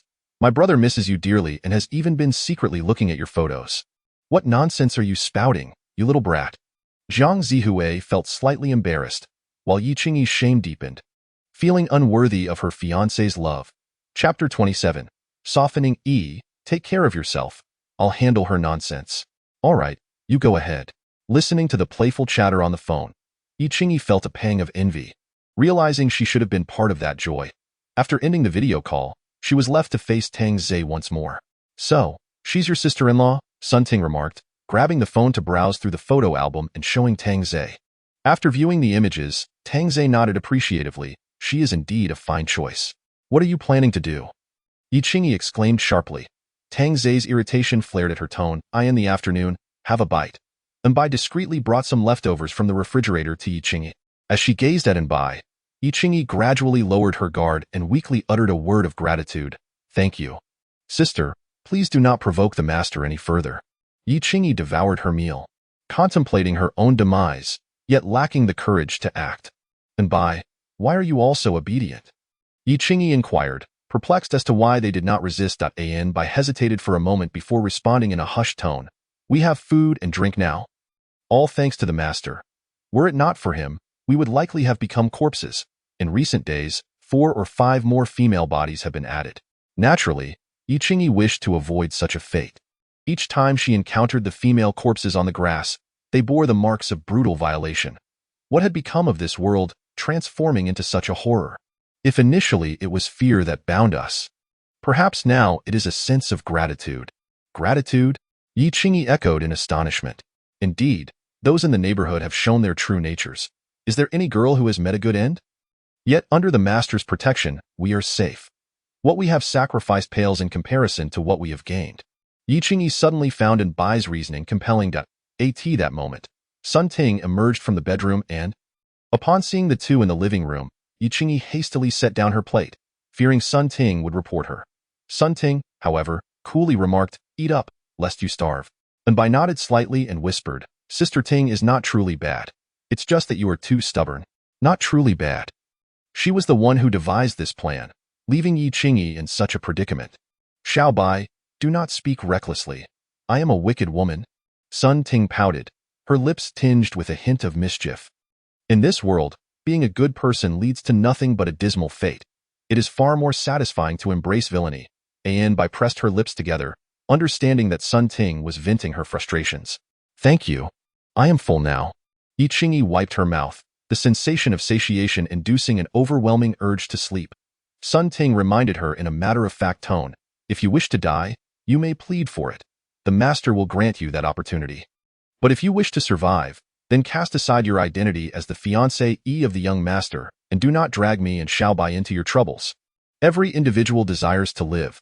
No one wishes for death. The living room fell silent. Enbai poured a glass of warm water for Yi Qingyi, who accepted it but did not drink, instead quietly requesting, could you find me a beautiful outfit? Sun Ting and Enbai exchanged glances. This time, it seemed somewhat different, as life took precedence.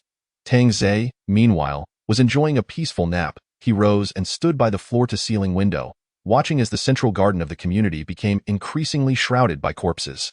Perhaps due to the recent drop in temperature, the stench of decay had somewhat diminished. In such an environment, Tang Zhe had no desire to linger, fearing he would soon suffocate from the odor. Exiting the bedroom, he noticed that Yi Qingyi was surprisingly quiet, as if she had become considerably more subdued, and he promptly rewarded her with food. Upon seeing a whole fried chicken leg before her, Yi Qingyi felt an overwhelming urge to cry. This food, once disregarded, now required her to abandon her dignity to obtain. Without a second thought, she consumed it all, for in this apocalypse, the goal was simply to fill one's belly. Do you have any other requests? Tang Zhe inquired calmly, observing Yi Qingyi. This question was rather tricky, but it posed no challenge to the highly educated Yi Qingyi, who would not dare voice any demands in front of him, submitting unconditionally, even if it meant jumping from here. I have no requests. I only wish to bring the master endless joy. Sun Ting and Anbai exchanged glances once more, recognizing that this woman knew how to appease men. However, Tang Zhe did not trust Yi Qingyi, nor did he harbor faith in Sun Ting and in Bai in this world of chaos. One could only trust oneself. All others were unreliable. Chapter 28. Double Happiness. Not bad at all. You too can have these. Tang Zhe handed the remaining chicken legs and wings to Sun Ting and Anbai, primarily to convey to Yi Qingyi that she should not assume that a little submissiveness would elevate her above them. Without making any substantial contributions, she would forever consume their leftovers. Listening to the sound of chicken legs being chewed, Yi Qingyi felt a yearning, yet she could only endure this existence. You may still communicate with your fiancé, but it must be under my supervision. Tang Zhe gently stroked Yi Qingyi's hair, smiling softly, while Yi Qingyi understood the implications of this supervision, yet at least she could still see her fiancé. Thank you. Of course. You may also secretly seek aid from your fiancé, asking him to rescue you. No, I promise I won't. Yi Qingyi shook her head fervently, though the thought lingered in her mind. Tang Zhe lowered his head slightly, his index finger lifting her exquisite chin, his thumb brushing against her soft, red lips. No worries. I will sever your fiancé's head and fashion his skull into a bowl, allowing you to eat from it daily, fostering a deeper understanding. Listening to Tang Zhe utter such terrifying words, vivid images flashed through Yi Qingyi's mind. Not only she, but even Sun Ting and Anbai were taken aback. Suddenly, Tang Zhe burst into laughter. Ah, I was just joking. Look how frightened you all are. I'm not here to torment you. Sun Ting and Anbai gazed at Tang Zhe with resentment, but Yi Qingyi sensed that he was not jesting. Quickly asserting, I do not wish to contact him. I am entirely yours. Perhaps this was the only way to ensure her fiancé's family's safety. I said it was a jest. I have no intention of breaking you two apart, making me seem like the villain. Was there anyone worse than this? Yi Qingyi dared not voice her thoughts, opting to remain silent on the matter. After several days of interaction, she had gleaned some crucial insights. There was no need to question Tang Zhe's words, nor to pursue inquiries, and certainly not to challenge him. Of course, sometimes it was permissible, but it must be in a manner that was endearing and flattering. Ting Ting, return her phone. Sun Ting handed Yi Qingyi her device, leaving her momentarily bewildered. Wasn't this the item that had been used to threaten her? At that moment, Sun Ting sheepishly admitted, I pretended to be you this morning. My apologies. Pretended to be me? I merely wanted to find out where your fiancé resides. Do not overthink it. Instantly, Yi Qingyi's complexion paled. Tang Zhe shot her a glare. Tisk, stop scaring her. As he spoke, he embraced Yi Qingyi. If the opportunity arises to visit Yunhai City, I shall arrange a meeting for you. Just as she prepared to decline, Yi Qingyi quickly changed her tune, obediently stating, But I am the master's little cat. Wouldn't that be inappropriate? What could be inappropriate about it? Do you not wish to meet? Yi Qingyi dared not refuse. I wish to meet.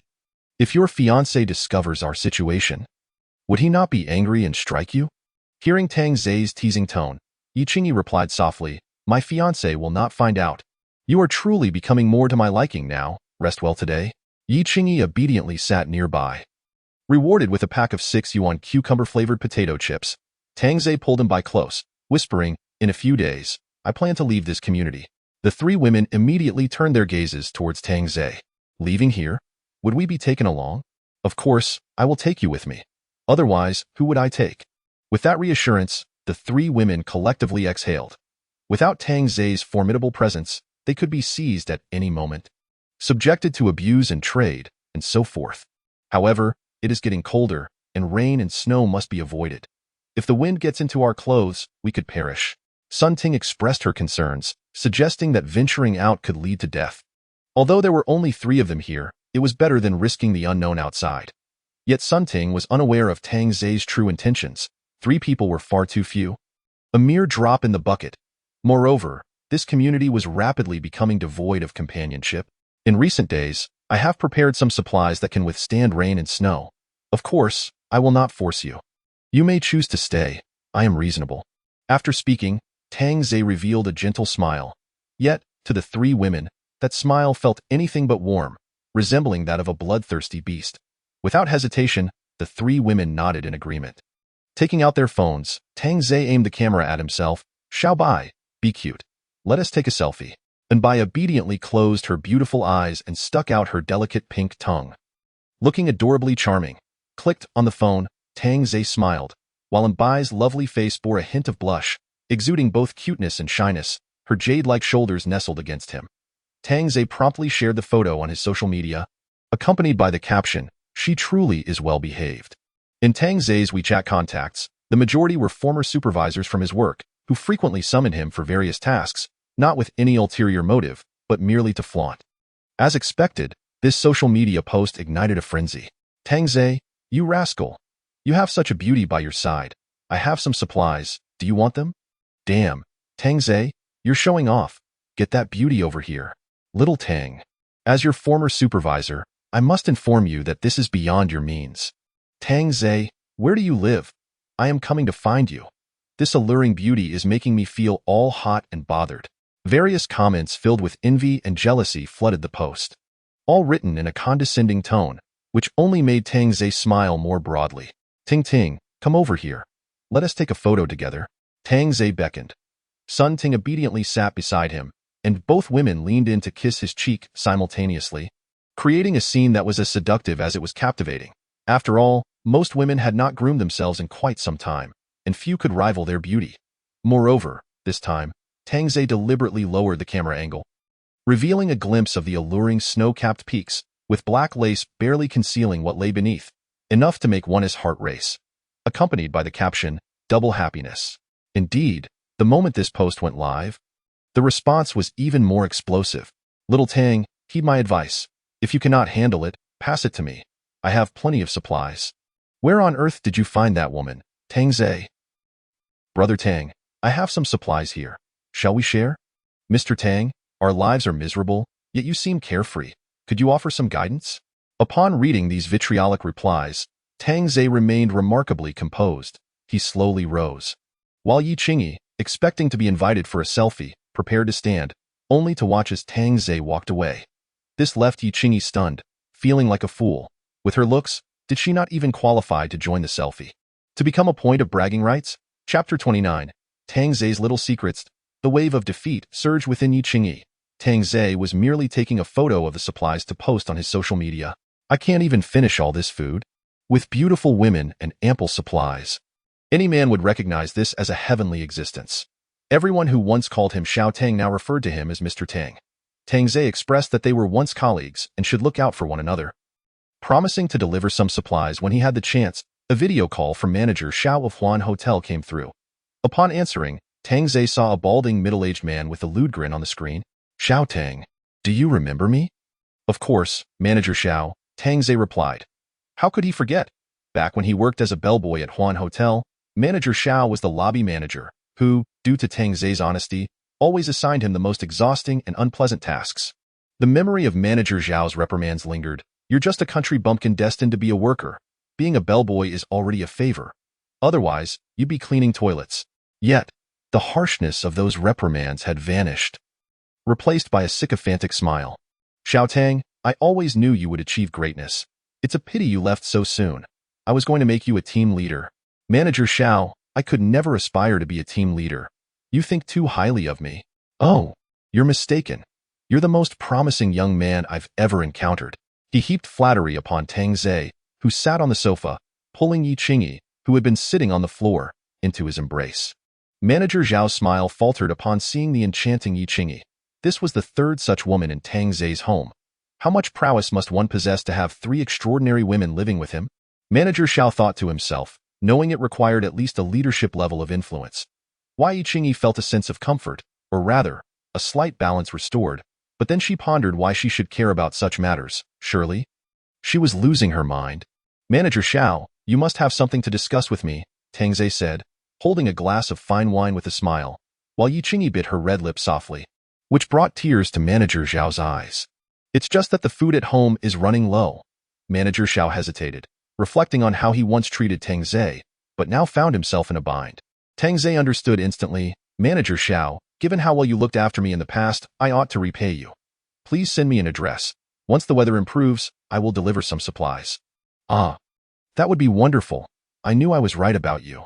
Manager Xiao beamed, though jealousy flickered in his eyes, and he began to concoct dubious plans in his mind. After receiving an address, Tang Zhe was not yet satisfied. Former superiors began sending congratulatory messages, addresses appearing one after another. Upon seeing these addresses, Tang Zhe's smile grew ever wider. A notification chimed. Tang Zhe's WeChat buzzed, and the three women simultaneously glanced at his phone, akin to girlfriends instinctively looking when their boyfriend's phones pinged. It was no surprise, as Tang Zhe's WeChat had never made a sound. Even just moments ago, it had only been video calls to ascertain whether Tang Zhe truly had supplies, rather than merely edited images. Tang Zhe assumed it was an old superior feeling shy, but upon seeing the name, he paused. This was not an old superior. It was an ex-girlfriend. No, she could hardly be called an ex, as she had never formally agreed to be one. The three women sensed the intrigue in Tang Zhe's expression, their curiosity ignited. Such a powerful man must have a story to tell? Their inquisitive natures flared, and even Yi Qingyi found herself immensely curious. Women simply had an innate understanding of such matters. Tang Zhe scanned the three women, who immediately averted their gazes, feigning disinterest. If you wish to see, then just look. It's as if you're thieves. Tang Zhe chuckled, and Bai was the first to dash forward, and Sun Ting struggled to hold her back, fearing Tang Zhe might be jesting and they would find themselves without dinner that evening. Only once it became clear that Tang Zhe was serious did Sun Ting approach to indulge her curiosity. Why Yi Qingyi chastised herself internally for being so invested in the gossip. Why should she care? She was merely bored and wanted to hear a story, but upon witnessing the exaggerated expressions of Sun Ting and Bai, she scolded herself again and immediately joined in the eavesdropping. A message from a cartoon avatar appeared. Are you well? Just 4 simple words, yet the three women could instantly deduce that the sender was a woman and that her relationship with Tang Zhe was undoubtedly significant. Otherwise, she would not have initiated contact in such a manner. Thus, they concluded that this was likely an ex-girlfriend. One after another, asking me questions, it's deafening. Tang Zhe remarked in exasperation. Are you also nosy? Yi Qingyi. Starting with you, then Xiaobai, and finally Ting Ting. Upon hearing her name first, Yi Qingyi felt a flutter of joy, but soon questioned why she felt that way. Was it merely because she was mentioned first? What was there to be happy about? Yi Qingyi, do not let him manipulate you. You're simply bored and want to hear a story, she admonished herself. Sun Ting piped up, suggesting, shall we pour some red wine? That would make for better storytelling. You are such a nuisance. Go fetch it, Tang Zhe replied indifferently, as he was already bored with the topic. This was a matter that likely only he knew about. Sun Ting opened a bottle of 800 yuan red wine, pouring it all out, even filling Yi Qingyi's glass. Ask away, Tang Zhe said, taking a sip and reclining on the sofa. Why Yi Qingyi cleared her throat. Who is she? She was someone I pursued in the past, Tang Zhe replied candidly. It was an unhappy chapter, but he could now dismiss it and even share it with them. And Bai immediately pressed, did you win her over? Or did you win her over only to break up later? Of course. I did not win her over. Sun Ting chimed in, why not? Tang Zhe replied with a hint of sarcasm. Do you think that if I pursued one of you, you would have paid me any mind? His words rang true. The three women acknowledged that they would not have given him a second glance in the past. What was she doing? Did she look down on you? Yi Qingyi inquired next. Tang Zhe swirled the wine in his glass, speaking softly, 3 years ago, we worked in the same hotel. I was a bellboy, and she was at the front desk.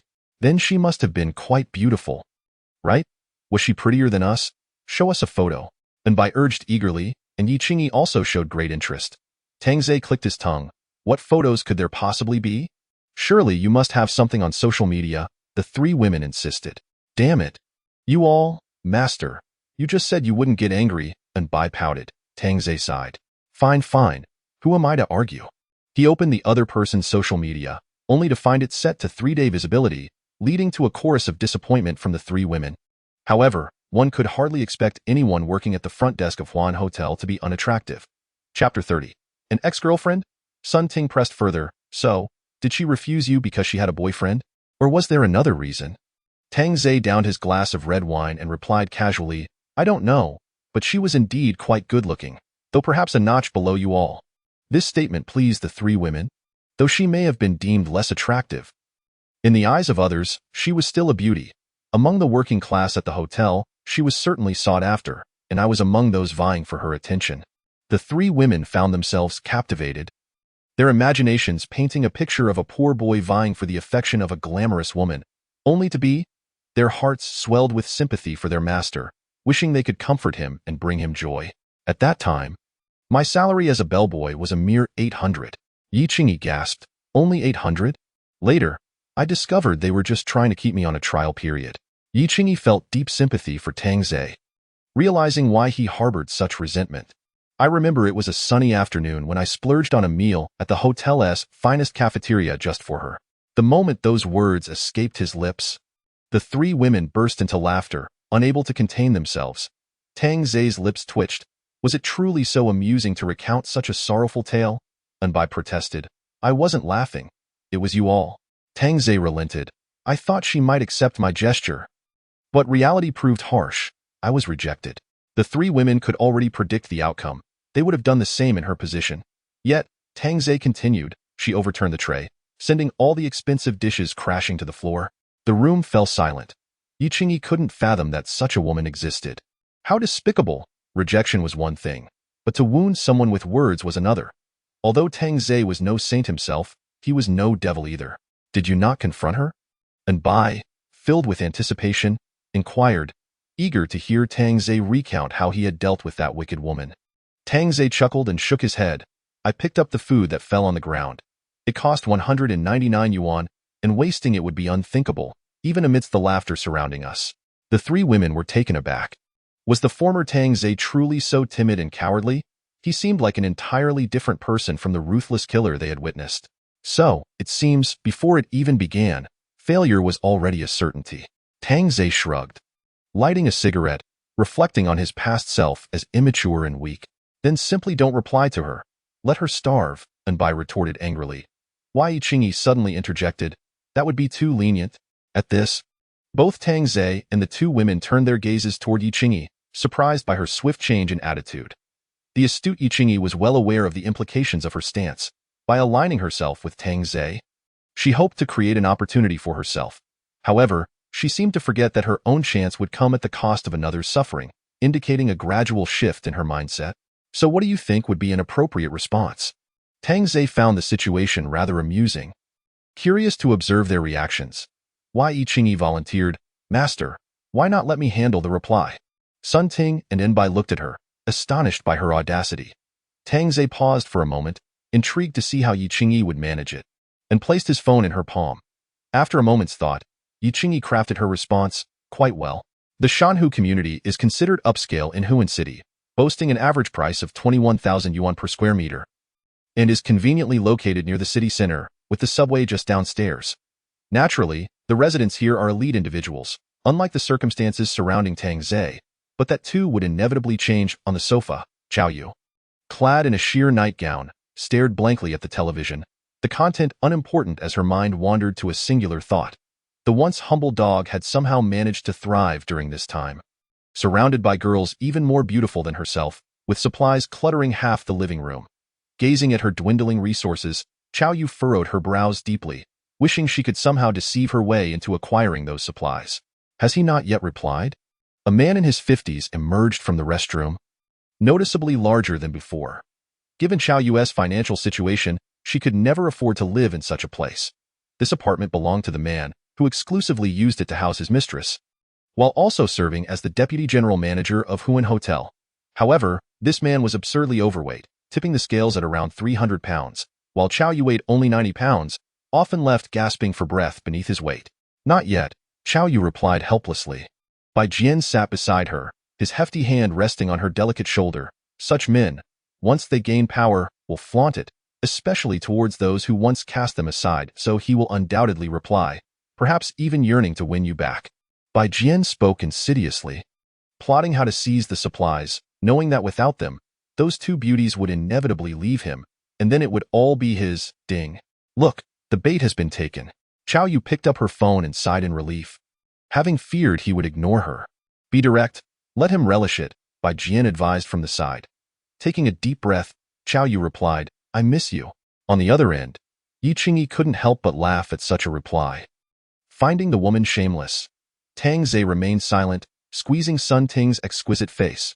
Just a former receptionist from a few years ago, she was in no position to compare with the live streamer beside her. Yi Qingyi continued her responses, so now you realize you miss me? Where were you before? Chapter 31. To hell with civilization. Upon hearing this response, Bai Jian chuckled. It appears there's still some sentiment there. Keep it going. I'm sorry. I was wrong. Can you ever forgive me? Yi Qingyi could no longer contain herself, wanting to leap through the screen and pound this shameless woman into the ground. She is nothing short of a green tea bitch, and Bai exclaimed, Master, please don't soften your heart. Heh, do you think I would forgive you? Not a chance. Chao Yu's face darkened slightly at such a response from the once humble dog, but Bai Jian was a seasoned player. The more he rages, the more he cares. You wouldn't understand that, would you? Continue to show weakness. It was my foolishness back then. It was all my fault. Could you grant me another chance? Only if you kneel and send me a photo for proof. Chao Yu felt an urge to curse him out. How dare this lowly dog demand she kneel? Yet with Bai Jian present, she begrudgingly took a photo and sent it over. Yi Qingyi smirked upon seeing the picture. Tang Master, she knelt. Tang Zhe glanced over. Well done. Now let's get that address. Yi Qingyi continued her reply. You certainly seem more obedient than before. Give me your address, and perhaps I'll see just how well you behave. Tell him, Bai Jian suggested darkly, planning to capture her once they had the opportunity, leaving no chance for the supplies to escape. Shanhu Community. Building 3, Unit 1, Apartment 501. Make sure you clean yourself up before I arrive. After sending the message, Yi Qingyi felt a sense of satisfaction. Tang Zhe took the phone and glanced at it. You certainly know how to converse. Calling her to clean up?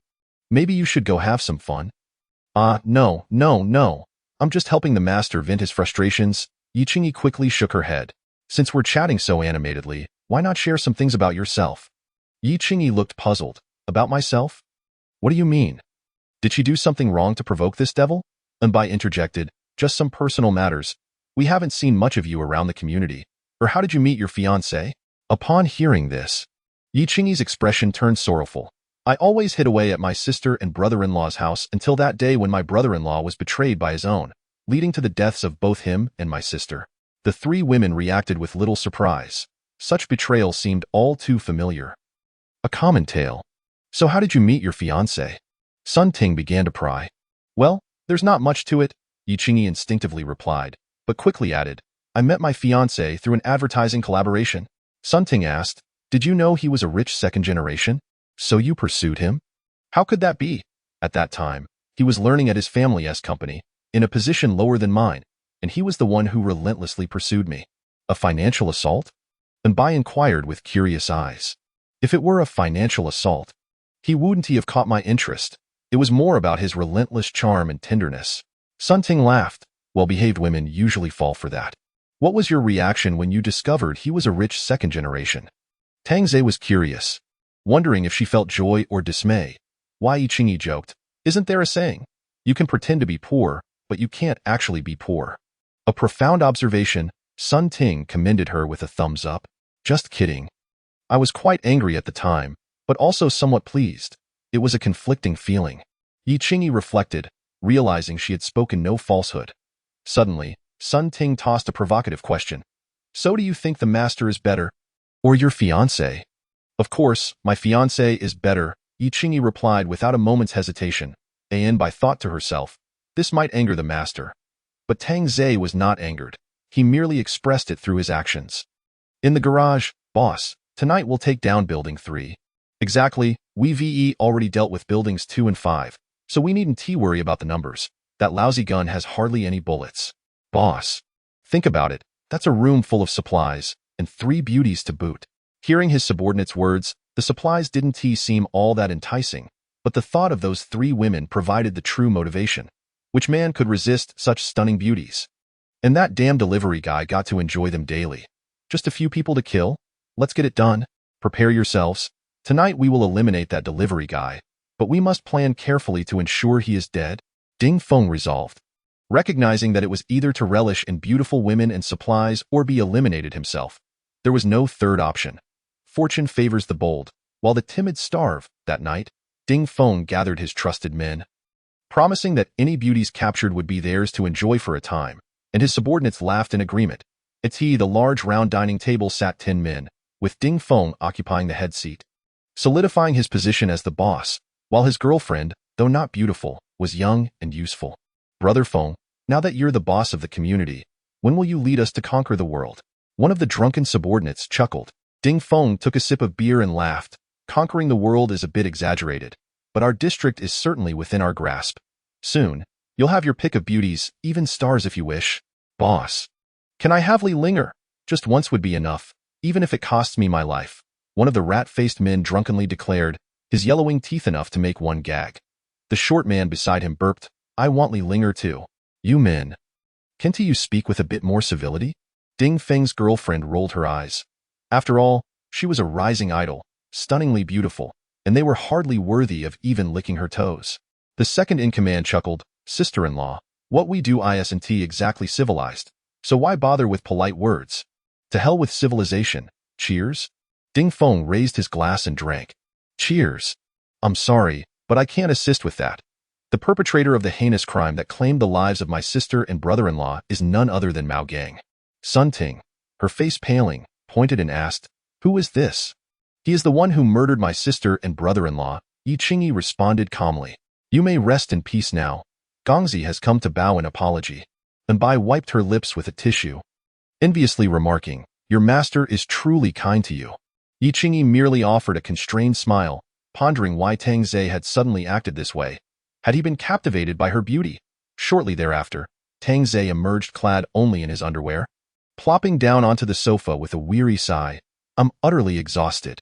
Sun Ting and Enbai instantly understood and hurried to give him a massage. Thank you. Yi Qingyi expressed her gratitude, crouching at Tang Zhe's feet. With his eyes closed, Tang Zhe responded nonchalantly, I happened to cross paths with him. Since he was said to be a good brother of your brother-in-law, I dealt with him directly. What about his wife and daughter? They are all dead, Tang Zhe replied languidly.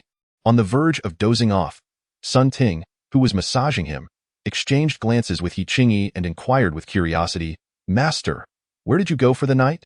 I eliminated a few people.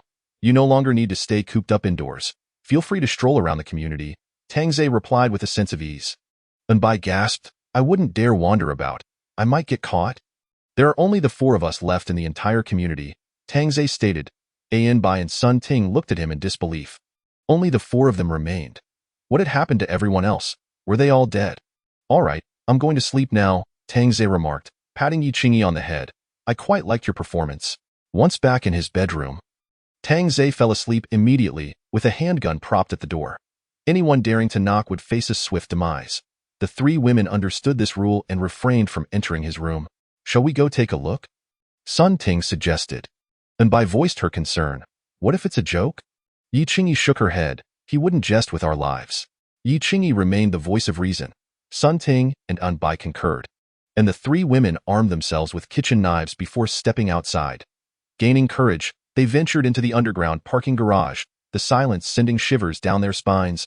Upon entering Building 4, they were immediately assaulted by the metallic scent of blood. Drops of blood continuously dripped from above the staircase, and after swallowing hard, the trio pressed onward. The bold Sun Ting led the way, while the timid Enbai followed in the middle, with Yi Qingyi bringing up the rear. Soon, they reached the first floor, where the stench of blood permeated the corridor. A man's corpse lay sprawled on the ground. Upon entering the room, the 3 women gasped in horror. The scene was utterly uncontrollable. They leaned against the wall, retching in unison. The bodies piled up like a small mountain, layered 3 deep, with a desiccated female corpse slumped over the dining table, her wide eyes filled with terror. Chapter 34. The rain ceases, so many people. Were they all killed by him? Yi Qingyi murmured, questioning whether a single individual could accomplish such a feat. Sun Ting also found it hard to believe, but the evidence was right before them. He must be a disciple of some master. Using food delivery as a cover, Enbai felt that Sun Ting's theory held some merit. Otherwise, how could one person have taken down an entire community? What could have reduced this woman to such a state? Yi Qingyi asked. Stepping cautiously into the room to assess the situation, Enbai whispered, It seems all her blood has been drained. Could she be a vampire? Sun Ting playfully tapped Enbai's head. You've been watching too many American dramas. Vampires? Really? But she truly appears to be drained, Enbai retorted, feeling somewhat guilty for her earlier comment, fearing that their master might shoot her for being foolish. Yi Qingyi acknowledged Enbai's observation. Indeed, there was not a drop of blood left in her body, which was exceptionally strange. Was this yet another virus? Let's move on and investigate further. Upon reaching the next unit, the trio encountered another desiccated female corpse. The entire building forebore the same grim fate. The women were left pale with fright, now certain that Tang Zhe was responsible. With a bit of deduction, they could further confirm their suspicion, as they too had narrowly escaped becoming similar corpses. Back in their room, the three women remained in a daze, resembling soulless automatons, convinced that Tang Zhe was indeed a vampire, and specifically one that preyed on women. Just then, Tang Zhe emerged from his room, yawning, and immediately noticed the fearful expressions on the three women's faces. After a moment of surprise, he chuckled. "You all have seen it now." And Bai nodded timidly. "Are you a vampire?" Yi Qingyi asked, her voice vacant. Tang Zhe hesitated, caught between acknowledging her cleverness and deeming her foolishness. He suddenly adopted a serious tone, speaking in a low, grave voice. "I had intended to coexist peacefully with you, but the charade ends here. I am Nicholas, the 79th branch of the Edwardian vampires residing in this country." The three women gasped in shock. He truly was a vampire. It explained how he could conjure food, a peculiar ability often depicted in films. Observing their reaction, Tang Zhe stifled a laugh, thinking how gullible they were. Approaching them, he suddenly made a fierce face, causing the three women to huddle together in fright. "Ha ha ha!" Tang Zhe's boisterous laughter echoed, and the three women believed him without question. "Behave yourselves, or I'll drain every drop of your blood," he warned, pinching Bai's cheek. Finding her quite endearing, Bai nodded vigorously, while Sun Ting and Yi Qingyi followed suit. He merely intended to tease them before satisfying his hunger. Today's lunch would consist of filet mignon, a much-needed boost to his energy levels. "Master, may I ask you a question?" Bai inquired, her eyes wide with trepidation. After taking a bite of steak, Tang Zhe hummed in acknowledgement. "Why do you only eat meat and not drink blood? Won't that lead to malnutrition?" Tang Zhe's mouth twitched. "Do you sleep in a coffin at night? Are you some evolved being unafraid of sunlight? If blood types differ, will it cause nausea during the feeding?" Bai bombarded him with questions like an inquisitive child. Tang Zhe's face began to twitch uncontrollably, and he lifted the curious Bai onto the balcony, declaring, "I'll drain you right now." "Please, master." Tang Zhe leaned in towards Bai's delicate neck, and she felt as though she might perish. Yet the bite did not hurt. "Ask another question, and I'll drain you dry," he growled. Bai clutched Tang Zhe tightly, her long legs entwining around his waist, her head tilted back as she gasped, Sun Ting and Yi Qingyi exhaled in relief. Having feared for Bai's life, suddenly, Tang Zhe froze, gazing out the window. The wind had ceased, and the rain had stopped, though they were unaware of when it had happened.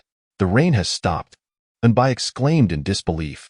Inside, Sun Ting and Yi Qingyi rushed to the balcony, flinging open the windows. Although dark clouds loomed overhead, the rain had indeed ceased, the wind calmed, and even sunlight peeked through the clouds, as if about to break free. Yi Qingyi pondered whether this signified that rescue was imminent or that they would soon overcome this peril. Her previously dim gaze brightened, and Sun Ting felt the same. However, before they could celebrate, they noticed scattered figures outside the community gate, which gradually coalesced into a larger crowd. Their shoes appeared to be encased in some sort of plastic, causing their gait to seem peculiar, if she wasn't mistaken. They were heading toward their community. There were at least 100 of them. It was known that only around 50 or 60 men remained in their community, and since they had survived, it was unlikely there had been internal conflict, or at least very little. Each person in the gathering brandished knives. They were certainly not there for rescue, but rather to take lives. Tang Zhe felt a rush of excitement. Having not satisfied his bloodlust the previous night, he was eager for another opportunity to spill blood. If killing could increase his energy reserves, that would be splendid. Chapter 35. Hell has no doors. Seeing Tang Zhe prepare to venture out, Sun Ting and Yi Qingyi grew anxious. "I didn't get enough kills yesterday. I plan to make up for it today." With that, Tang Zhe opened the door but paused to hand a gun to Sun Ting, instructing, "You may use this to kill or to take your own life. I do not wish to see my food spoiled." After saying this, he shut the door behind him. Sun Ting grasped the cold handgun, glancing at Yi Qingyi, who swallowed hard, her mind struggling to process the gravity of the situation. Sun Ting then turned to Bai, but ultimately decided against it. She felt utterly lost. A group of individuals has entered the community, and upon sighting the corpse in the central greenbelt, they paused momentarily.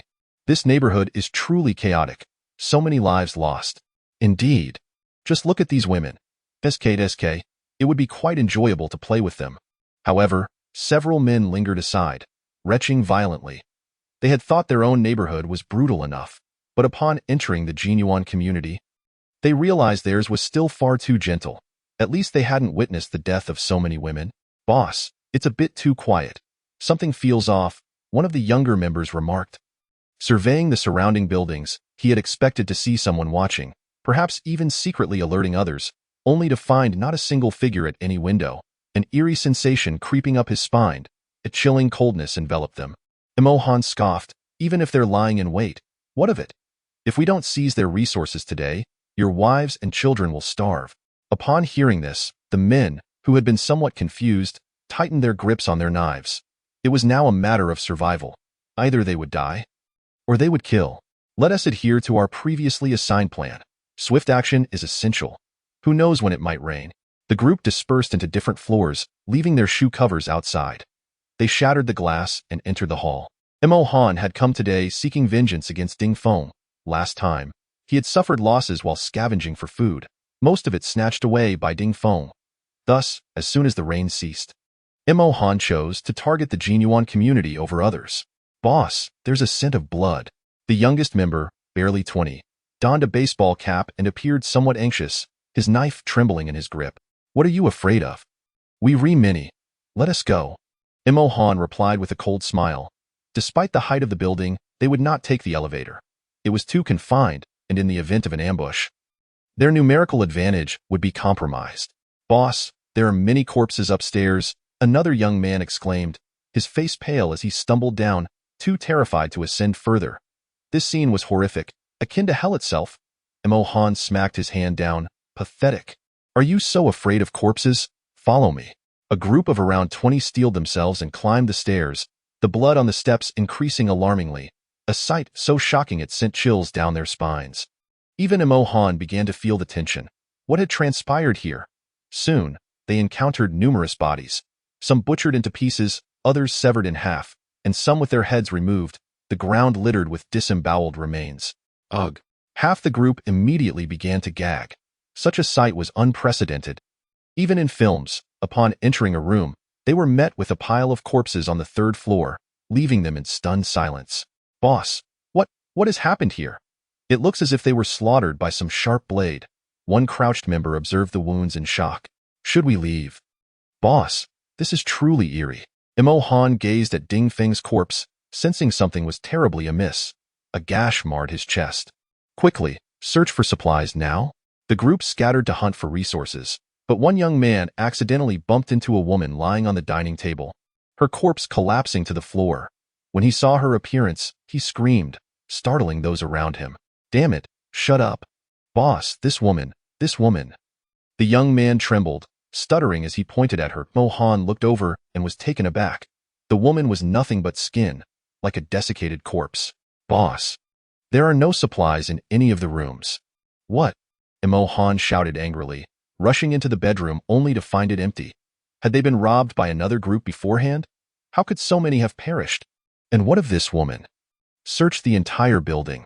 I refuse to believe there are no supplies." Imohan's expression darkened. He feared starvation far more than the mystery of the woman. Just then, his phone rang. It was those leading the charge in other buildings. "Boss, everyone here is dead. The women have turned into mummies." "Same here. Not a single soul alive. And there are no supplies whatsoever. They must have been looted long ago. It appears we have arrived too late. Unless, Before the young man could finish, a scream pierced the air. Imohan shouted, Hey, glasses, respond." Panic spread like wildfire, and Imohan thought that hunger was preferable to dying here. "Tell the brothers to retreat." Quickly, he immediately yelled for a withdrawal in the group chat. However, anguished screams began to echo throughout the community, sending shivers down their spines. "Boss, in Building 3. Someone has killed all our men and is heading towards Building 2. Imohan anxiously pressed for details. "How many are there?" "How many of them?" "I only saw one, but we are no match for him, Imohan had assumed they were up against a group, only to discover it was just a single individual. "Brothers, if just one person could instill such fear and slaughter our men, we cannot let this go unpunished. The supplies must be at his place. Let us take him down. Kill him." Imo Han observed the young men brimming with vigor. His fear dissipated once more. And he commanded, "All brothers, head to Building 2. Once they donned their shoe covers and cautiously approached Building 2, the sound of screams filled the air, undoubtedly a tranquilizer for their racing hearts. "Brothers, do not fear," Imo Han urged, striving to keep their spirits high as they carefully entered the building. He opened his phone, whispering, "Hey, what's the situation in Building 2? Half a minute passed in silence. "Hello? Knives, Kaiji, Monk, hello? Damn it, is everyone dead? Say something." Yet no one replied in the group chat. Imo Han's lips began to tremble as he stared at the door, too frightened to touch it. Suddenly, a man burst through the safety exit, howling in agony. "Kaiji, where have you gone?" Imo Han slowly realized that Kaiji's legs were gone, and he was crawling with his hands, blood pooling on the tiled floor. As Kaiji crawled, he muttered deliriously, "Everyone is dead. All dead. All dead, devil. I want to go home. I want to go home." Chapter 36. Your delivery has arrived. Listening to Kaiji's words, Imo Han could not help but swallow hard, and just then, the safety exit door swung open again, drawing everyone's attention. They beheld a blood-soaked figure wielding a machete, his features obscured, yet they could see the corners of his mouth curling up slightly. "There are still so many people here," Tangze remarked, stepping beside Kaiji with a smile, before swiftly lopping off Kaiji's head, exemplifying the phrase, "to kill as one would a chicken." At that moment, some of the younger members began to flee, and in their haste, one forgot to wear his shoe covers. His shoes sunk into the still wet ground, the rubber soles melting upon contact, causing him to collapse in pain, convulsing until he succumbed within seconds. Another, wearing Pew-soled shoes, sprinted away, but the splashed water burned his back, and he yelped before collapsing. Tangze flicked his machete, sending a spray of bright red blood in a dazzling arc, resting the blade on his shoulder. "What are you standing around for? Run!" Even Imo Han, the leader, did not hesitate to turn and flee. The others, seeing their boss running, hurried to follow. Tangze stood at the entrance, watching the fleeing figures, while Imo Han, relieved that Tangze did not pursue, thought to himself, "Damn it, just wait until I get my hands on you for killing my brothers. Next time, I will definitely slay you." Just then, he saw Tangze lower his weapon, producing a waterproof jumpsuit from somewhere, akin to those worn for fishing. However, Tangze's outfit was not made of rubber. Upon seeing him approach again with the machete, Imo Han's face turned dark, and he ran for his life. The nearby brothers cursed their leader, realizing that he had foolishly taunted Tangze, and now they were facing the consequences. As they exited the community, they encountered a vehicle with only wheels on the street, inside which sat 4 individuals. The vehicle crashed into 2 fleeing men without a hint of braking, the 2 in the back seat extending their middle fingers and laughing. "You idiots, we're going to run you over." Tangze paused momentarily, his machete shooting out like an arrow, piercing the necks of the driver and passenger, the out-of-control vehicle veering into the nearby greenery and crashing into a tree. The fleeing group glanced back, their expressions a mix of bewilderment, yet they continued sprinting toward their community. Tangze ambled over to the vehicle, and the 2 in the back crawled out, dazed and bloodied. Pulling the machete from the man's neck, Tangze said coolly, "I detest being called an idiot." The man, no longer brimming with arrogance, looked at Tangze with pleading eyes, but there was nothing he could do to stop the blade from descending. His head rolled away, leaving him staring at his own body and the devilish figure before him. Regret washed over him. Why had he felt the need to boast? In the past, such bravado had been harmless. But now, it was a matter of life and death. Tangze's mindset was as tranquil as still waters. He felt no turmoil in taking lives, as if crushing an ant beneath his foot. Surveying the fleeing crowd and their fearful gazes, a smile gradually forming at the corners of his mouth. "Quick, shut the door, shut the door." The first man to burst into the community shouted desperately. Shadows appearing beside the windows, puzzled looks cast toward the men who had just returned. How could they be back so soon, and without any supplies? Had they failed to loot the other community? No, why were so many missing? Wait for me, I'm not in yet." The man trailing behind cried out, his knife flailing aimlessly, his sole thought being to return home, secure the door, and hide beneath the bed.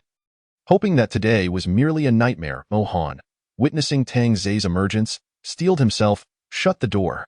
The double iron gates gradually closed, immediately fastening the iron chains, and at that moment, everyone exhaled in relief. If he dares to breach, I'll kill him. Imohan, still in a state of panic, retained a semblance of clarity. Open the door. Open the door, brother. I gave you water yesterday. I implore you. My wife and child are still inside. The man trapped outside fell to his knees, pleading desperately. Yet, the brothers inside remained pale, not daring to utter a word. From a window on the third floor, a woman, cradling a child, gazed toward the entrance. Mommy, that's Daddy. Why won't they let him in? The little girl, around 7 or 8 years old, seemed oblivious to the dire situation, innocently inquiring. The young mother, barely in her 30s, appeared dazed with fear, her chapped lips trembling slightly, when she saw the knife-wielding youth approach her husband and raise the blood-red blade. Severing his head from his body, she instinctively covered her mouth and shielded her child's eyes.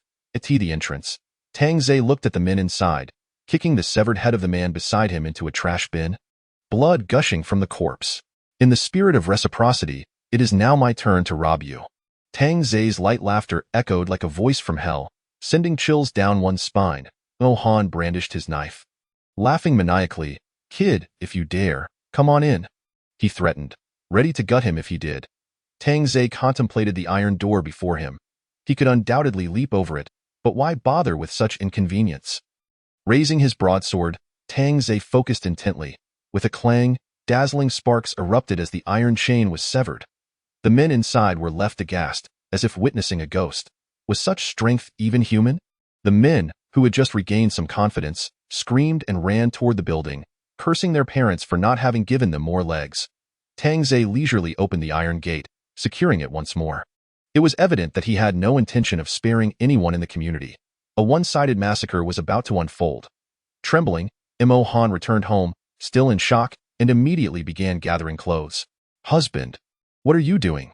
What on earth happened? Where are the others? Imohan remained silent, frantically packing, his entire body shaking, even his pants soaked with urine, utterly oblivious. Husband? Husband?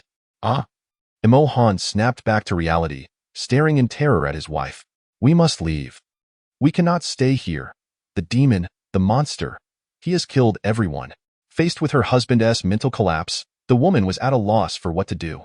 Suddenly, their daughter pointed outside. Mommy, it's raining again. Hearing this, Imohan froze, slowly lifting his head. The glass window gradually became damp, and he slumped to the ground. It's over. Now no one can escape. Quick, close the door. Barricade it with furniture. Hurry, Imohan shouted in terror. His wife nearly paralyzed with fear.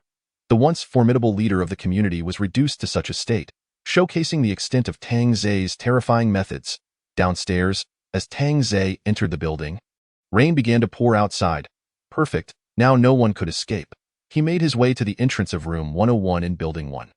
Tang Zhe straightened his appearance, then, with a smile, knocked on the door. Attention? Room 101, your delivery has arrived. Inside resided a family of 3. The man had just left, now desperately covering his mouth, his wife doing the same. Their 10-year-old son, seemingly unaware of the gravity of the situation, attempted to speak but was silenced by his father's hand. Anyone who spoke would die. Terror had consumed the man's heart, oblivious to the fact that he was suffocating his own son with his large hand. Applying pressure as the boy began to struggle, the man merely gazed in horror at the door, the knocking reverberating like a death knell.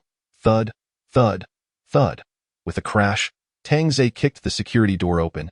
Observing the trio by the sofa, Tang Zhe remarked coolly, You know, I absolutely detest delivery recipients who refuse to answer the door.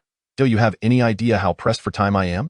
After uttering this, Tang Zhe paused, chuckling. Brother, you're impressive.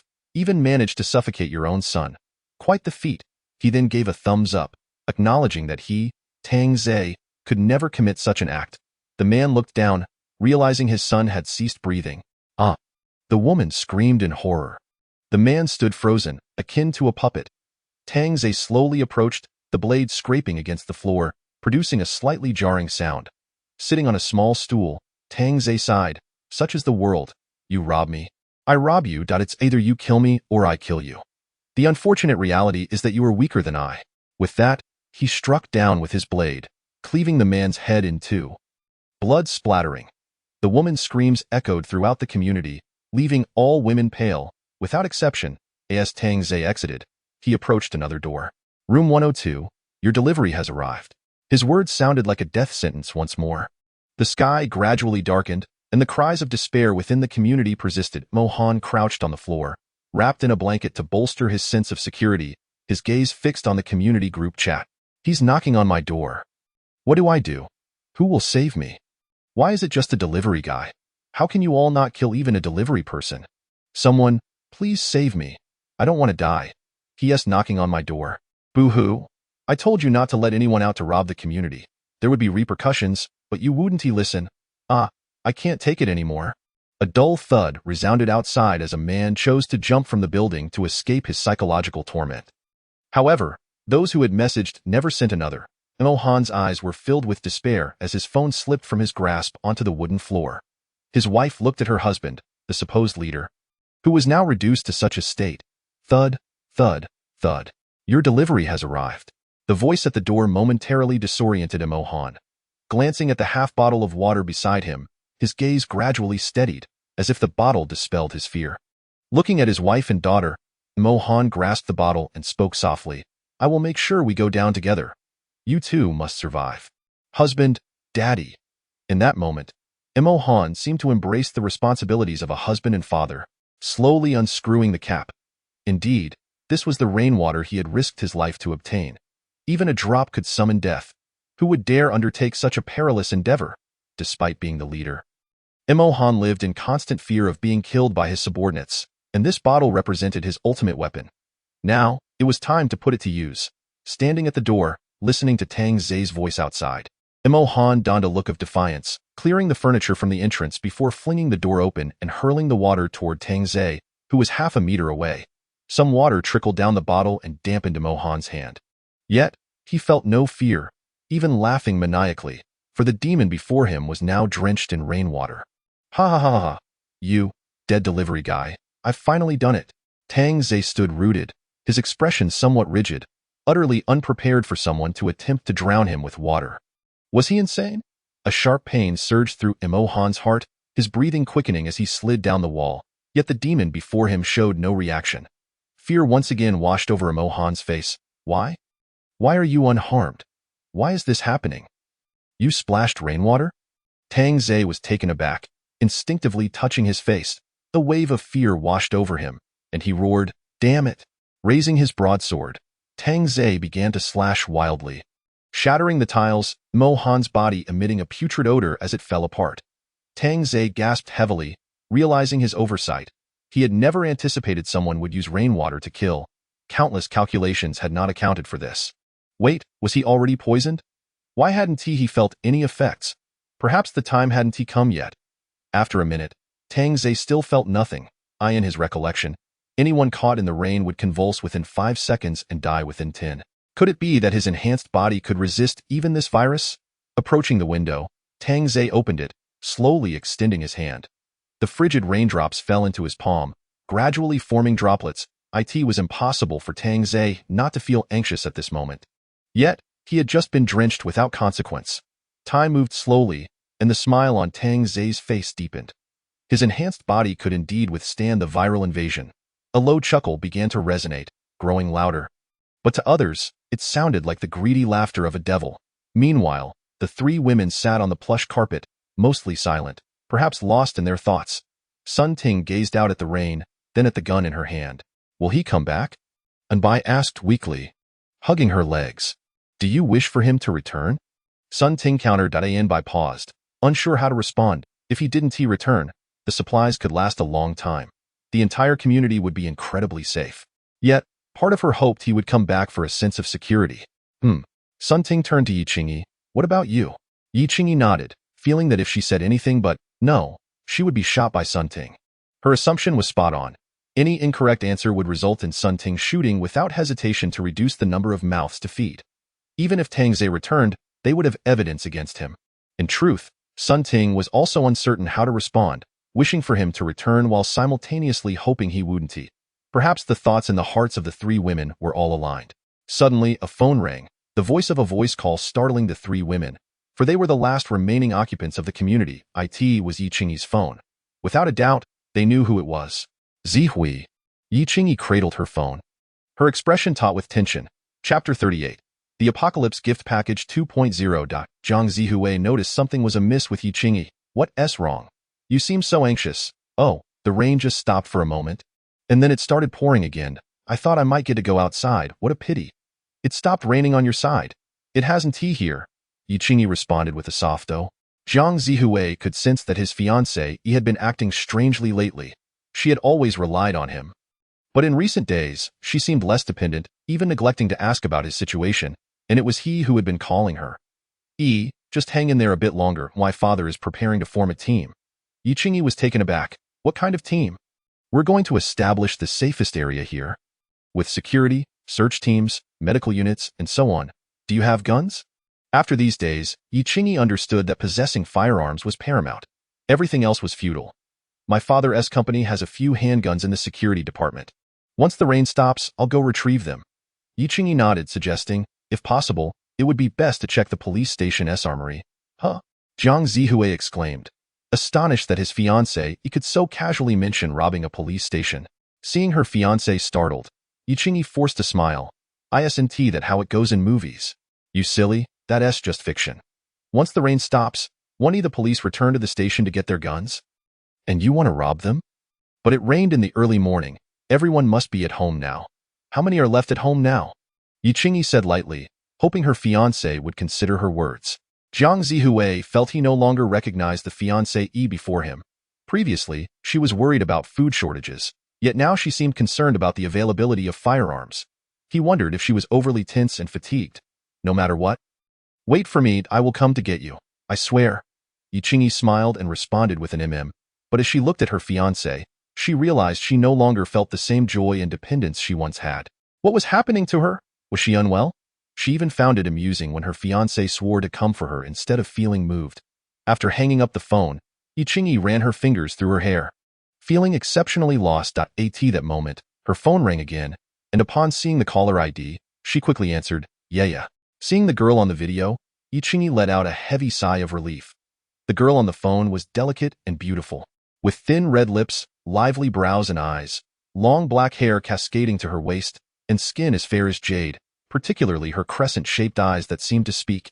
Auntie, I just called my parents, but they didn't answer. Are you all together?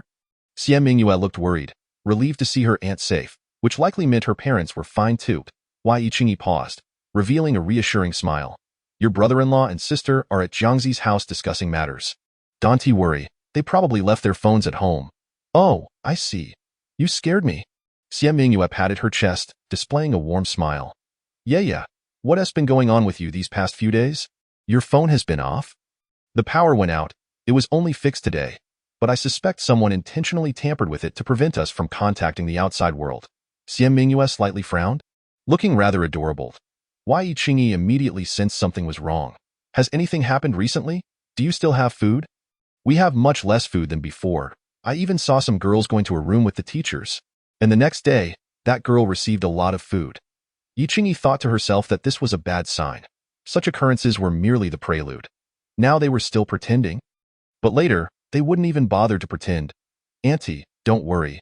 I would never go, not even if it cost me my life. Don't tell my parents, so they won't worry. Yiqingyi nodded, unsure how to explain the situation with her sister and brother-in-law to Mingyue. After ending the call, she let out a sigh of relief. Your niece's situation is also becoming chaotic, Sun Ting remarked blandly, noting that everything began with food exchanges. Once women submitted, men's greed would inevitably escalate. Of course, there were good people too, but in these times, being virtuous rarely ended well. Moreover, this was a university where young and beautiful girls were in abundance.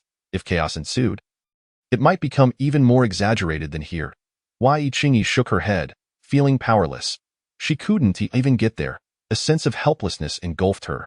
Didn't the master say he would take us away? And Bai suddenly whispered. Rekindling a glimmer of hope within Yiqingyi, Sun Ting scoffed. He wouldn't bother to save anyone for you. Instinctively, Yiqingyi said, my niece is very beautiful. She even pulled out her phone to show a picture. So she's your niece? Sun Ting perused the photos on Yiqingyi's phone. Perhaps due to a woman's sympathy, she refrained from mentioning these photos to Tang Zhe. Sun Ting chuckled. You really are a good aunt. While we seem safe here, in a certain sense, we are not. Yiqingyi fixed her gaze on Sun Ting. Speaking earnestly, one is always better than many. Following him at least means survival. Yea, cannot die. Uve become quite pragmatic.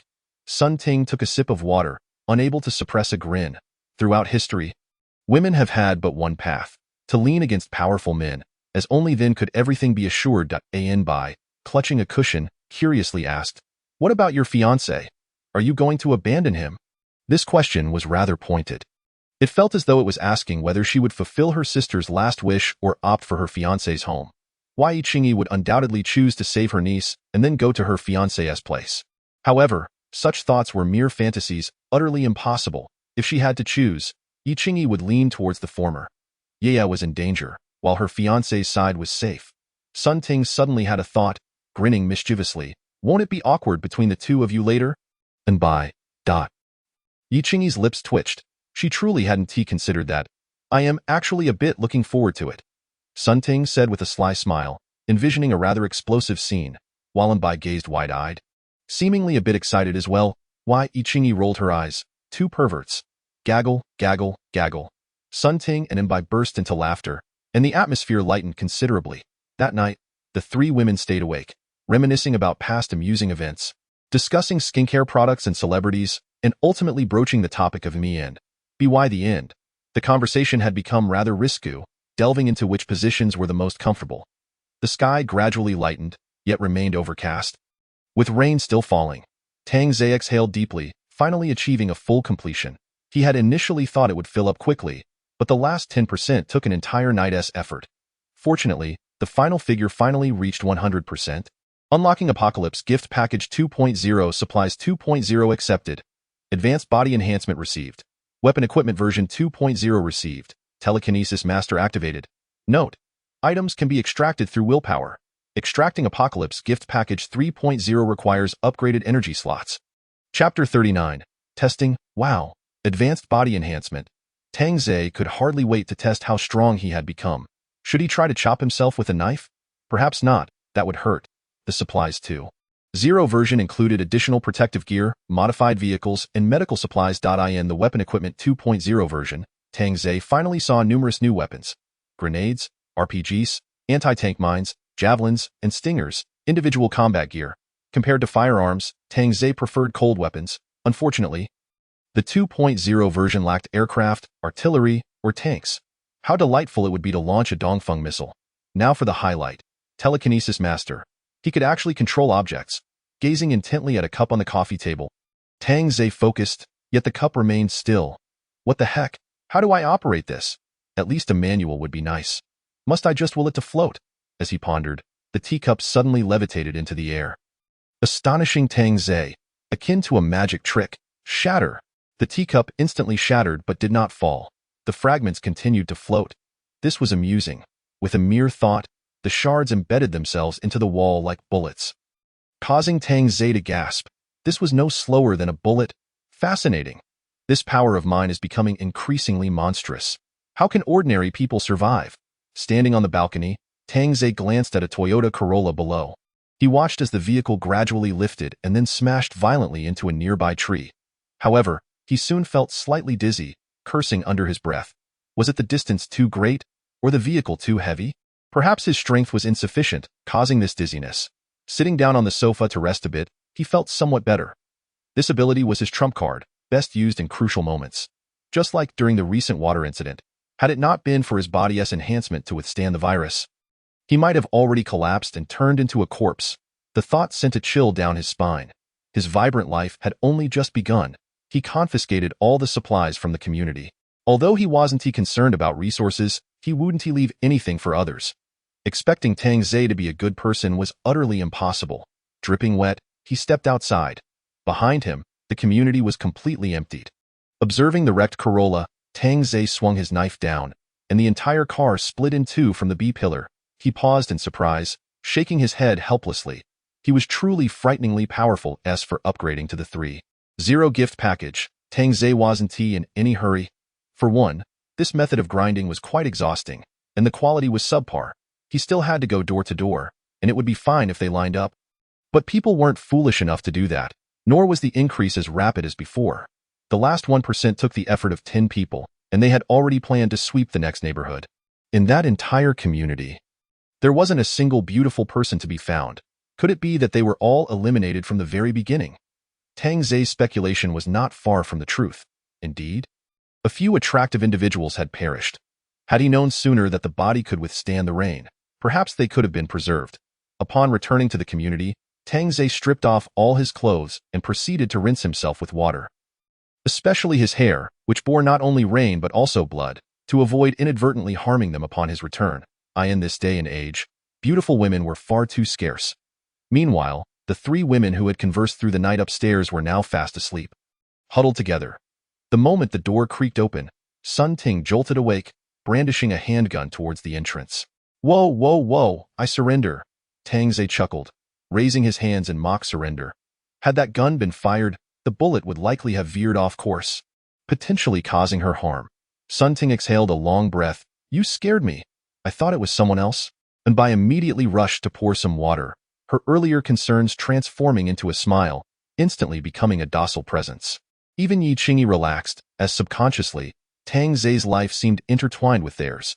If he perished, she would likely never escape this city, perhaps not even this district. Next time, remember to disengage the safety, Tang Zai remarked, patting Sun Ting on the head. Sun Ting looked bewildered. She had never handled such a gun before. Here, she handed the handgun over, unwilling to wield such a dangerous object. Understanding Tang Zai's personality, she felt that possessing a gun was a threat to him. Tang Zai glanced at it, smiled lightly, and said, keep it for yourself. Ah.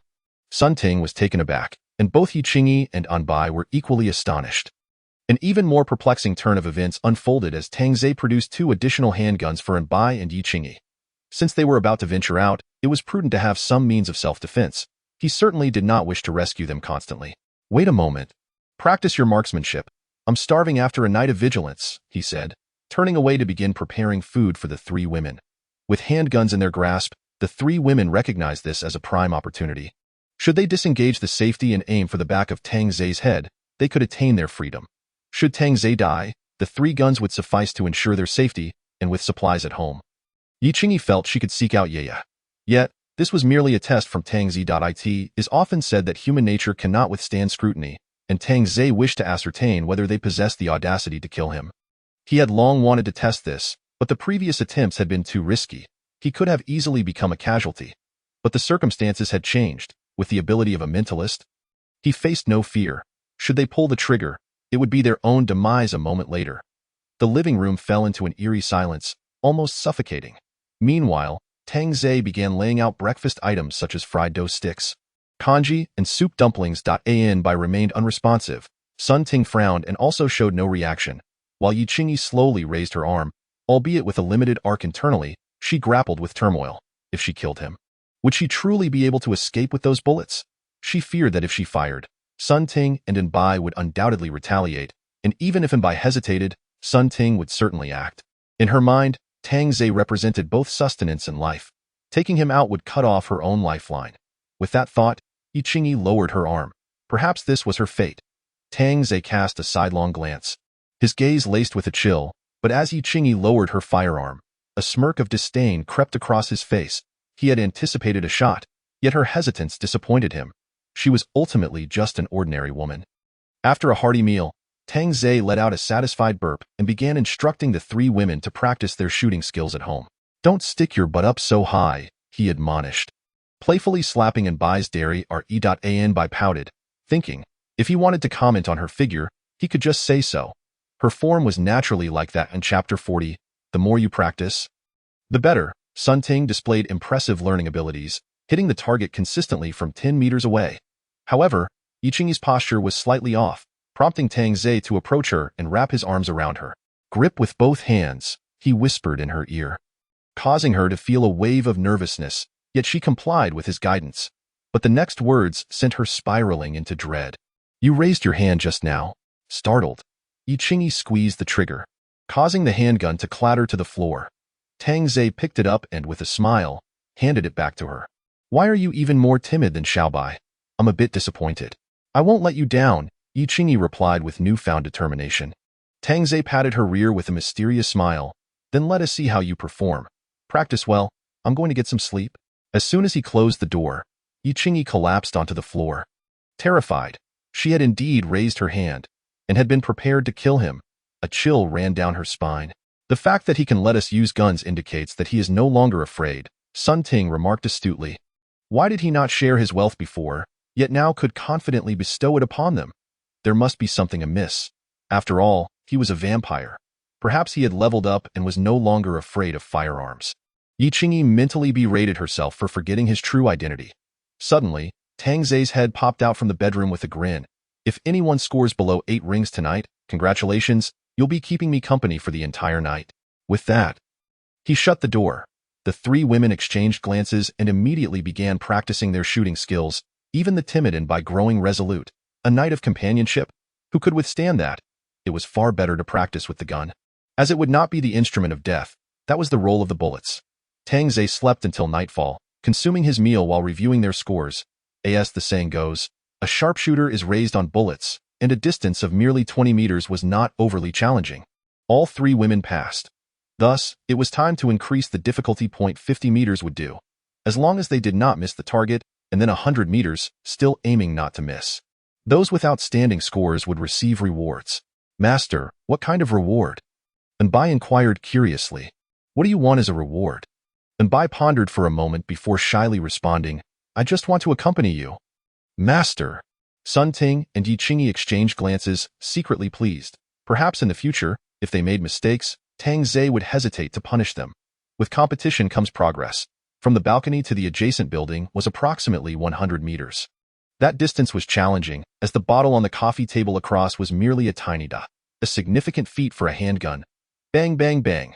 The spent casings began to pile up, and Tang Zai had prepared 10 boxes of bullets, which left the 3 women in a state of astonishment, akin to witnessing a gun dealer.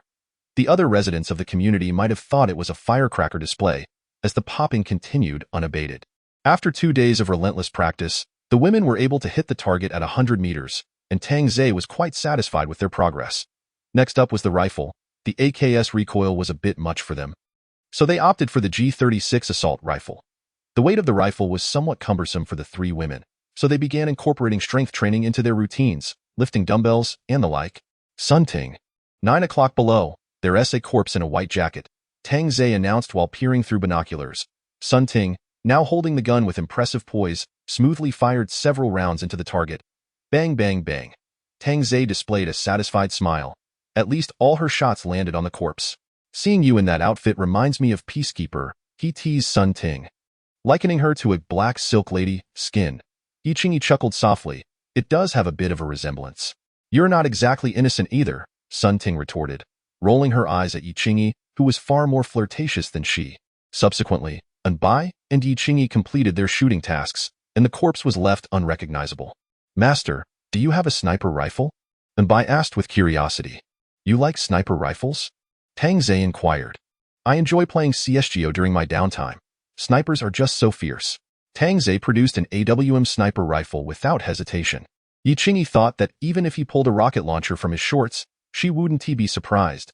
Anbai's eyes lit up, and she eagerly began to play with it, even setting up a bipod and positioning herself on the ground. Tang Zai sat on Anbai's back, using binoculars to observe their target. 2 o'clock, behind the red curtains, there's a crystal ball. Received, Anbai replied, surprisingly professional. Bang. Tang Zai raised an eyebrow. Xiaobai had some skills. Too close, he remarked. Impressed. Down on the street, approximately 300 meters away, there was a street lamp bulb. Bang. Impressive, Xiaobai, Yiqingyi praised, unable to contain her admiration. An idea struck Tang Zai. Their rations could not be weak either. Sometimes, it was necessary to assist himself in seizing more resources, as it would be a waste of their talents to let them go unutilized. Tang Zai continued to search for targets when suddenly a window caught his eye, and a smirk spread across his face. Xiaobai, at 2 o'clock, approximately 700 meters, 8th floor middle window. Anbai aimed at the target and noticed a woman pressing her hands against the window, seemingly in distress, while a man behind her wore a smug grin, relentlessly striking her. Your target is that man, Tang Zai stated coolly. Anbai nodded and aimed for the man's head. In that moment, she felt no fear, as the image of such a beast reminded her of the despicable creatures of the past. Bang. and Bai's body trembled slightly. Tang Zai exhaled in relief, patting Bai's fragrant shoulder. You still need more practice. With that, he lowered the binoculars. Sun Ting immediately snatched them up, confirming that Bai had indeed hit the target, but tragically, the bullet had struck the woman's head. Xiao Bai, you have also freed her from her suffering, Sun Ting consoled. Bai's complexion appeared somewhat off, filled with an overwhelming sense of guilt. She was clearly meant to eliminate that man, yet she had forgotten that the bullet's trajectory would descend. Such nuances were non-existent in the game.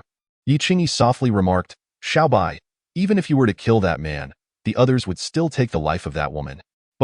But this was my blunder. Tang Zai playfully tapped Bai on the head, saying, just practice more if you're inexperienced. This ignited Bai's indomitable spirit. As a girl, she had often faced criticism for her gaming skills, especially that phrase, practice more. Over the next 3 days, Bai trained fervently, starting at a distance of 800 meters, gradually increasing her range. Her best performance was a headshot from 1,000 meters. All her targets were men, and occasionally she would startle herself, exclaiming, I almost shot the adorable cat. This left Sun Ting and Yi Qingyi astounded. The previously timid Xiao Bai now executed headshots with a sniper rifle without batting an eye. Even striving for a high headshot ratio, it must be said, she was indeed a girl deeply engrossed in gaming. Chapter 41. Departing the community, however, this led to all the windows in the opposing building being drawn shut, as they were too frightened to show their faces. Meanwhile, Bai and Sun Ting's marksmanship had improved significantly. There were no intact bodies left in the center of the community, and they were now just a step away from actual combat. Before that, they needed to practice close-quarters combat, lest they end up grabbing hair or something equally clumsy. As for combat experience, Tang Zai had little to offer. Her own knowledge stemmed from instinctual actions. Fortunately, Yi Qingyi had learned a bit of Sanda and offered to teach them, which was certainly better than nothing. Before heading out, they needed to review their strategies. Combat would primarily take place in buildings, and the enemy's heavy firepower consisted of large blades, which posed little threat. The only caution was to maintain distance, as the enemy would throw themselves recklessly into the fray. The 3 women began to coordinate as a team, yet their attire remained quite provocative. Tang Zai thought to herself, isn't this merely to please oneself? Who would wear a crop top and shorts to a gunfight? Such a combination could only exist in a game, and perhaps even there it would be deemed inappropriate. In the early morning, the rain outside continued, though it had lessened considerably. Occasionally, vehicles could be seen on the streets, reckless souls venturing out in search of supplies. As the wind had yet to pick up, the sound of cleaning echoed in the living room as the 3 women polished their handguns. Their movements now adept, Tang Zai, with her tousled hair, entered the living room and declared, it seems we are ready. Today we shall venture out. The 3 women immediately halted their actions. A blend of excitement and anxiety coursing through them, mingled with the fear of the unknown. Playfully tapping Yi Qingyi's rounded backside, Tang Zai chuckled, dressing like this makes it impossible to hide a gun. Master, we have been prepared for quite some time, Bai replied, donning a long down jacket that exposed only her pristine ankles. However, when Bai opened her jacket, the sight was indeed blood-pumping, far too provocative. With the gun cleverly concealed at her side, it must be noted that considerable effort had gone into pleasing Tang Zai. The jacket was designed for convenience, allowing for easy access at any moment. They took all their supplies with them, leaving not a single bottle of water behind. Such was Tang Zai's principle. Wherever she went, not a blade of grass would survive. As it was their first time venturing out, the 3 girls had dressed with great care. You look stunning. No wonder you captivate the wealthy heir, remarked Sun Ting. Xiao Bai, just wait until I tear your mouth apart, Yi Qingyi said with a playful grin as she lunged at Bai. Bai quickly took refuge behind Sun Ting, pleading, Ting Jia, save me.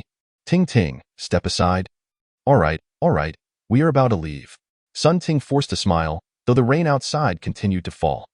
Even though Tang Zai claimed to have a plan, they were still anxious about the possibility of perishing from the rain.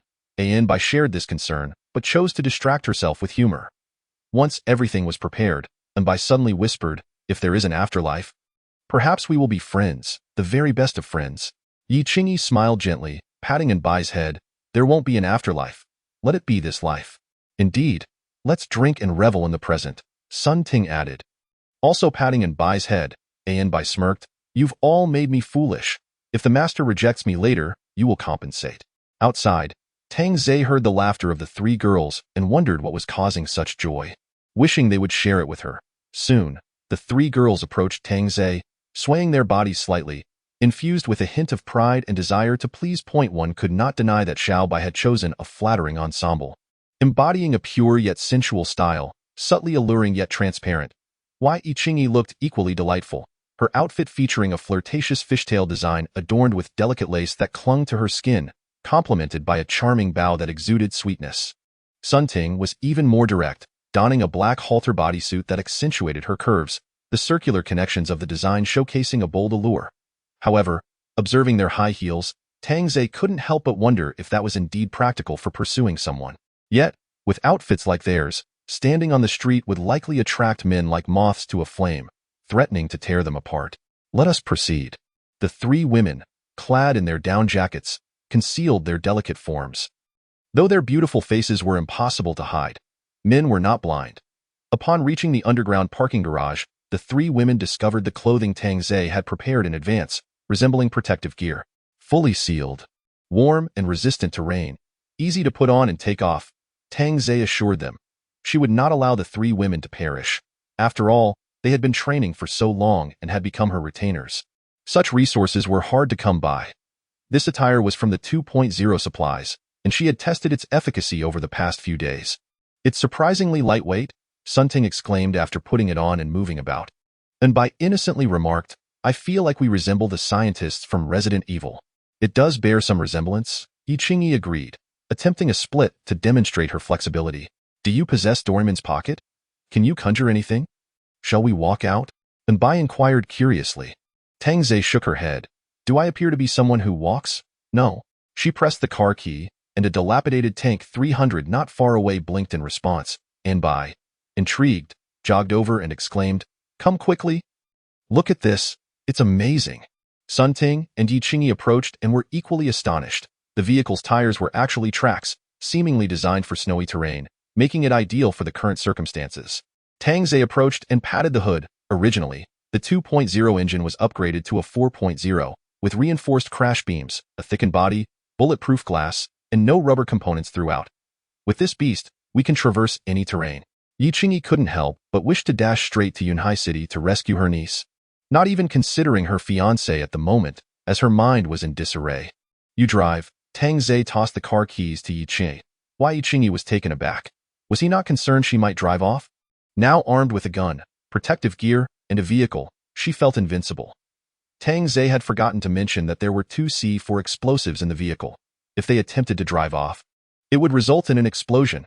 She would likely mourn for 3 days. After all, Xiao Bai was quite adorable. Yet Yiqingyi was no fool. She understood that Tang Zhe wouldn't easily place trust in her. There was likely a tracker in the vehicle. If she drove away, he would find her quickly. It must be said. Yiqingyi's mind was sharp, yet she overlooked one crucial detail. Tang Zhe would not seek her out. The fate of betrayal was only one, death. First, let's remove the protective gear. The car will be safe. We can put it back on once we exit. With that, Tang Zhe settled into the back seat. Sun Ting and Enbai obediently took their places beside her. While Yiqingyi drove, Chapter 42, the retaliation. Yiqingyi had never driven a tracked vehicle, so she was particularly cautious.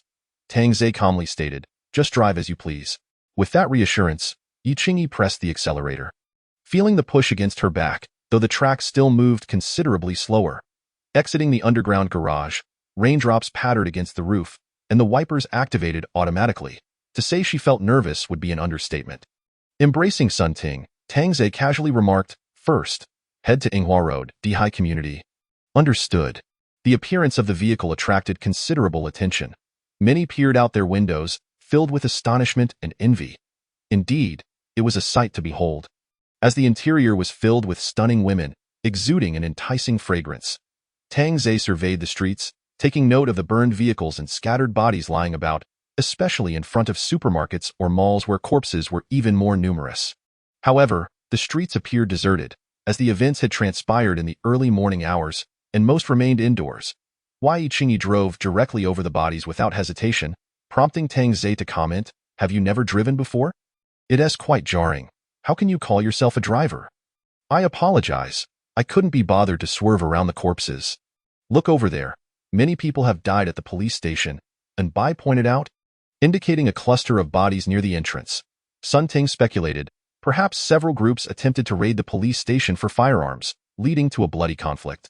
Let us take a look, Tang Zei replied indifferently. Yi Qingyi steered the car towards the police station and stopped. You all go ahead. I'll guard the vehicle. Tang Zei's words sent a shiver down the spines of the three women. This was the police station. And what if armed individuals were hiding inside? Yet they dared not defy Tang Zei's orders. Donning their protective gear and arming themselves with MP9 submachine guns, they exited the vehicle. This was no longer a drill but real combat. Tang Zei noticed that both Sun Ting and Yi Qingyi appeared tense, while Bai seemed invigorated. The three women exchanged no words, relying solely on gestures as they entered the lobby.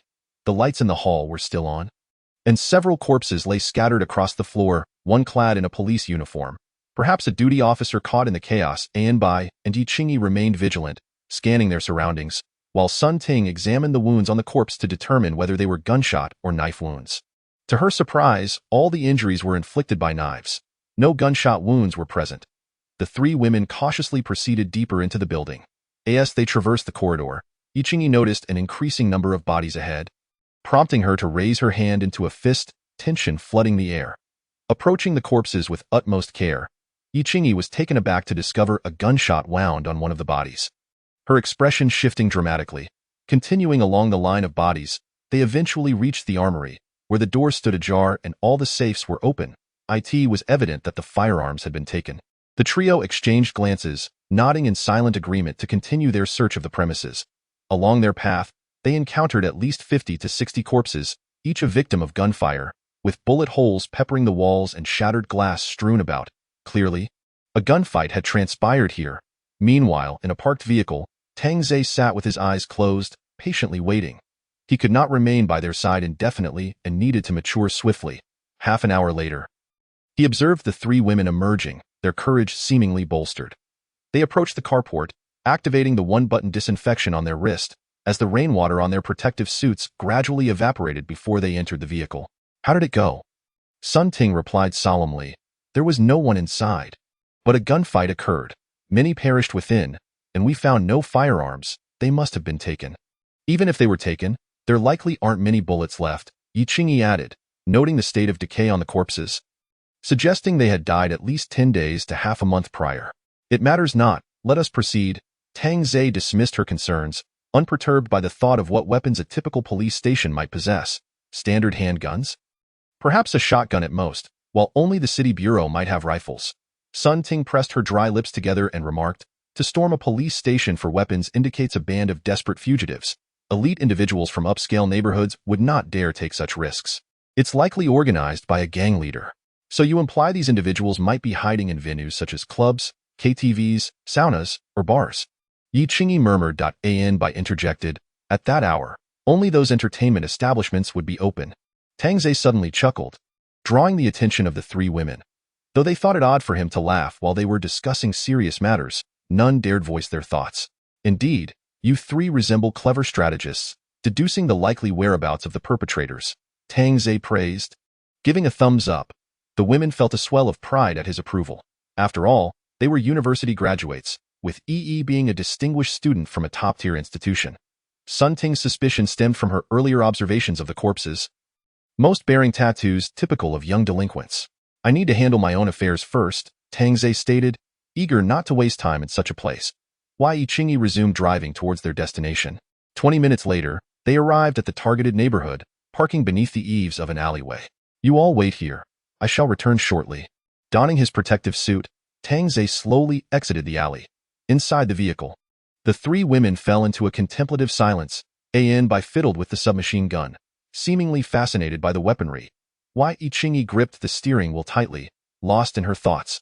Sun Ting then warned, if you dare drive away, we will all perish. Yi Qingyi furrowed her brow, then relaxed after a moment, replying, I will not drive away. Mention your niece's situation when you find the chance. He might be willing to help. Yi Qingyi acknowledged with a soft, thank you. Meanwhile, Tang Zei had entered the residential area. Unlike his previous location, there were fewer corpses on the ground floor, indicating a higher caliber of individuals residing in the upscale neighborhood, fostering a more harmonious atmosphere. Following the address, Tang Zei knocked on a door. Footsteps echoed from within, and the door swung open to reveal a man with cracked lips, appearing disheveled and gaunt.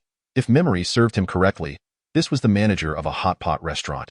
Once portly, who had bullied him during his employment, concocting various excuses to withhold wages and forcing him to work overtime without compensation. Ultimately, he had overheard that this man had even pocketed his withheld wages, inciting him to leave in a fit of rage without claiming his last paycheck. Surely, the manager had embezzled his earnings from that half-month. "Tangze, you actually came? How wonderful. Did you bring food?" the manager exclaimed, eyeing Tangze's empty hands. "Why didn't you bring any food? Wasn't that what you were supposed to do?" The manager's demeanor shifted back to its former self, observing the familiar expression of contempt. Tangze revealed a sincere smile as he drew his firearm. Bang! The manager crumpled to the ground, and Tangze strolled into the elevator, hands in his pockets, departing. Next, Chapter 43. The mysterious Mr. Hua. The gunshot startled the residents of the neighborhood, unease creeping into every heart. Perhaps Tangze was unaware that his shot had prematurely ignited the chaos in the area, but he hardly cared. In this apocalyptic world, his own survival was paramount. Everyone else was inconsequential. Glancing at the vehicles in the alley, Tangze chuckled softly, pleased that they had not driven away. Following his list, he systematically dealt with each individual until 4 o'clock in the afternoon, clearing every name. This could be seen as a form of closure for his former self. Yet one remained. "I've made contact. They said they would arrive this afternoon," Yiqingyi informed him as she returned her phone. Tangze expressed his satisfaction. "I heard that Shanhu community is home to the affluent. Surely, there must be a plethora of beautiful women there." The three women shook their heads, indicating uncertainty, as it depended on luck. Shanhu community was indeed a prime location in the city, known for its scenic river views and proximity to reputable schools and parks, an ideal investment for many affluent individuals. For Tangze, the cost of a single unit there would have been astronomical, but now, perhaps a bottle of water could suffice. Meanwhile, Bai Jian and Chao Yu were plotting to seize control of Tangze, intending to force him to surrender his supplies. "Are we really leaving this place?" Chao Yu seemed reluctant to depart, though supplies were nearly depleted. After several days, Bai Jian's physique had shown little change, though he had lost a slight amount of weight. "What are you attached to this fine residence?" Bai Jian scoffed, adding that had it not been for her usefulness, he would have long since cast her aside. Chao Yu remained silent. Bai Jian, gazing at his phone, wore a grim expression. His community was fortunate compared to others. The photographs circulating in his colleague group were harrowing, leading Bai Jian to deduce that it was only a matter of time before their own community met a similar fate. If they did not leave promptly, they would likely share the same fate as his useless subordinates. The notion that Tangze had a way to access their community thrilled Bai Jian. He found it laughable that someone would come to flaunt their presence for a foolish woman. Soon, he would possess Tangze's resources and those women, far better than this arrangement. "When he arrives, I'll slip something into his drink," Bai Jian declared, producing a pill that Chao Yu recognized all too well. Having been forced to ingest it before, rendering her powerless against his whims, she merely nodded in compliance, afraid to oppose him. Bai Jian, his bulk enveloping Chao Yu, painted an enticing picture.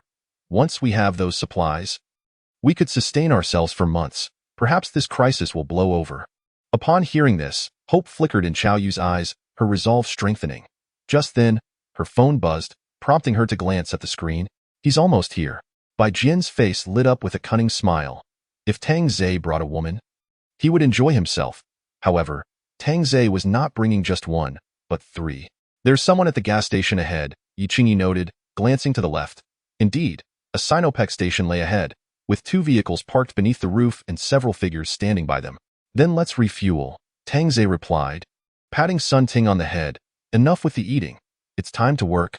"It's my turn soon," Bai lamented. Tangze shook his head in exasperation as he donned his trousers, while Sun Ting inspected her handgun.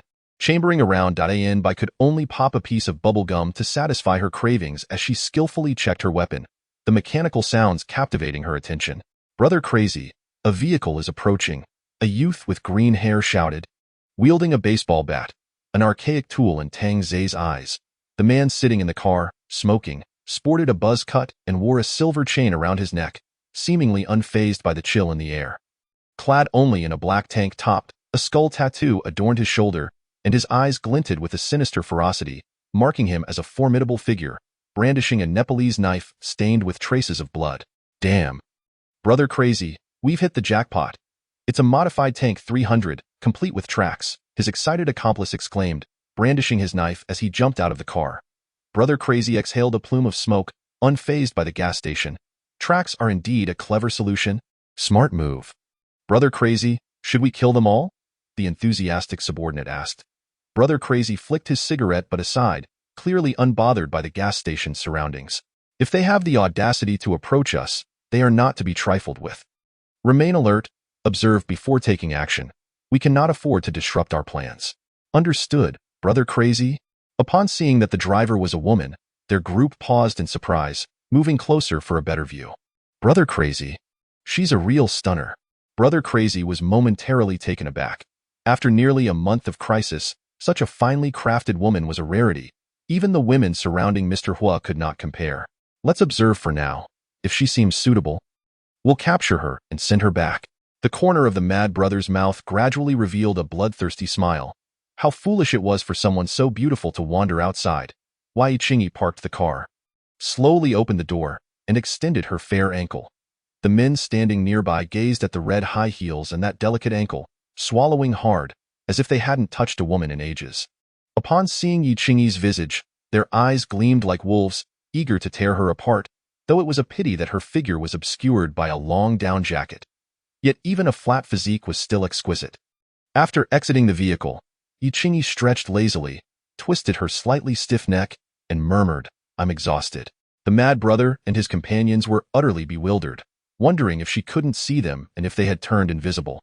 At that moment, the back door of the car opened, and when they saw Bai and Sun Ting emerge, the younger brothers, including the Mad Brother, were left dumbfounded. It had been ages since they had encountered such women. Those high heels seemed to tread not upon the ground but upon their hearts. Stirring wild joy within them, they thought they must seize those legs and indulge fiercely.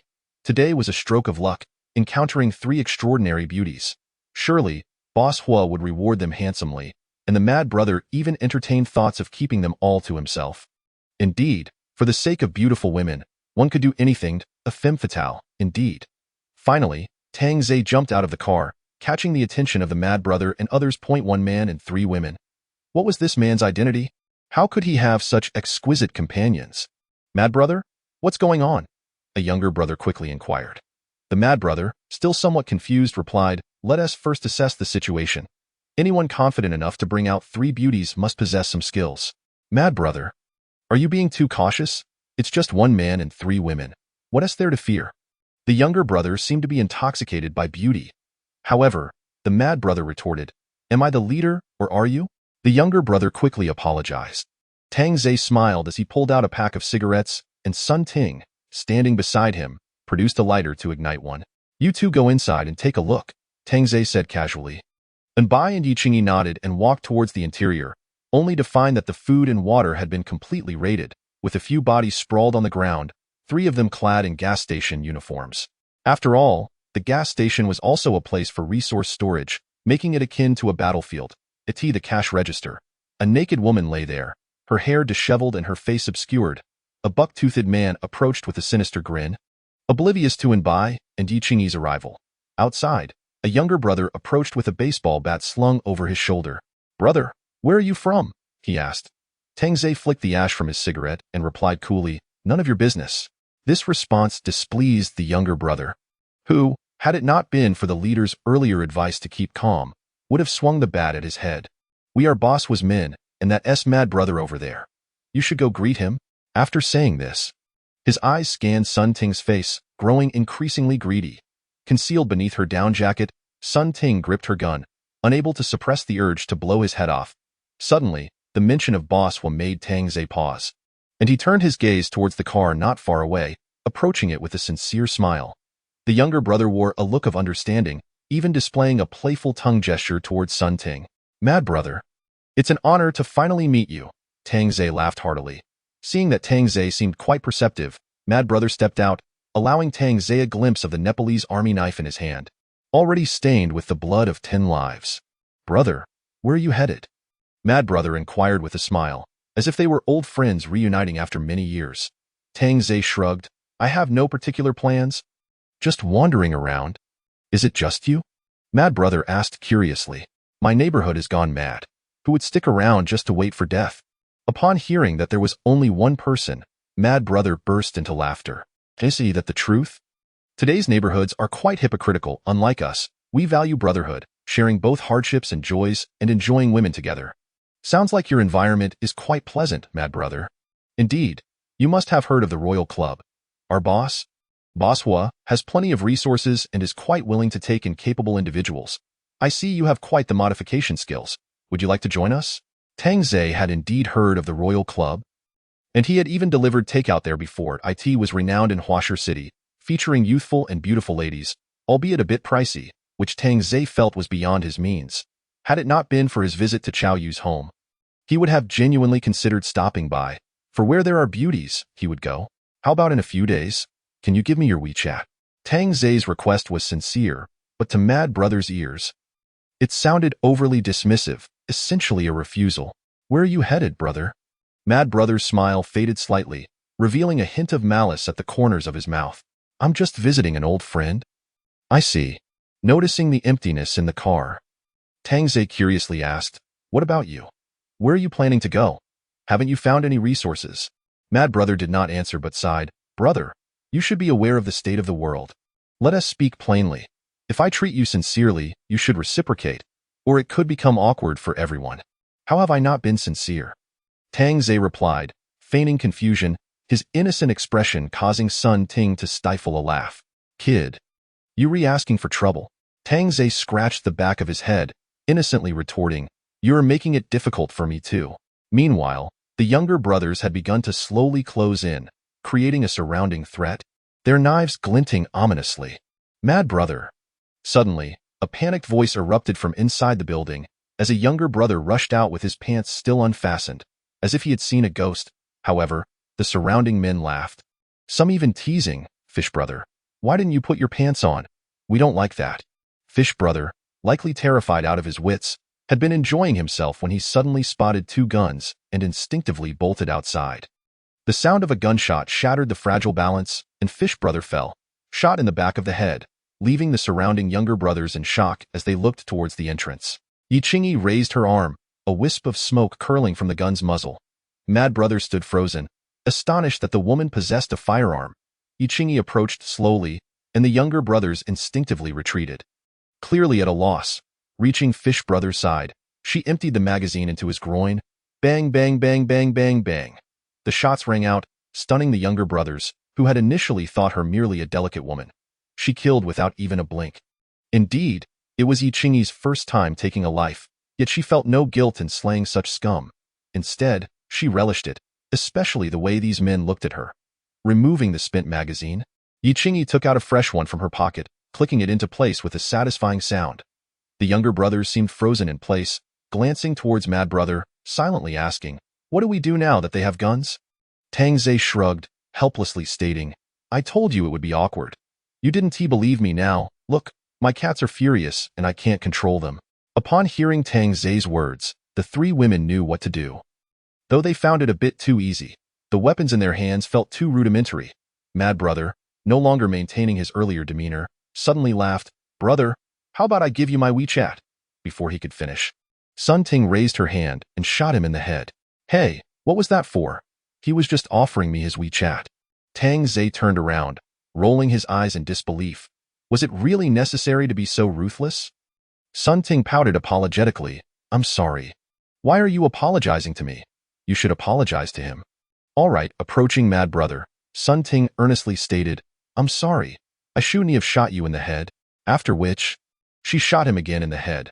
The younger brothers had never witnessed such brutality. They had seen Mad Brother killed amidst laughter, even having his head blown off. Was ammunition so worthless? Tang Zhe covered his forehead, exclaiming, You've made a mess of his face. How will he unlock his phone later? Mad Brother's phone uses fingerprint recognition. A nearby younger brother quickly discarded his knife, proving himself a model of someone who recognizes the situation.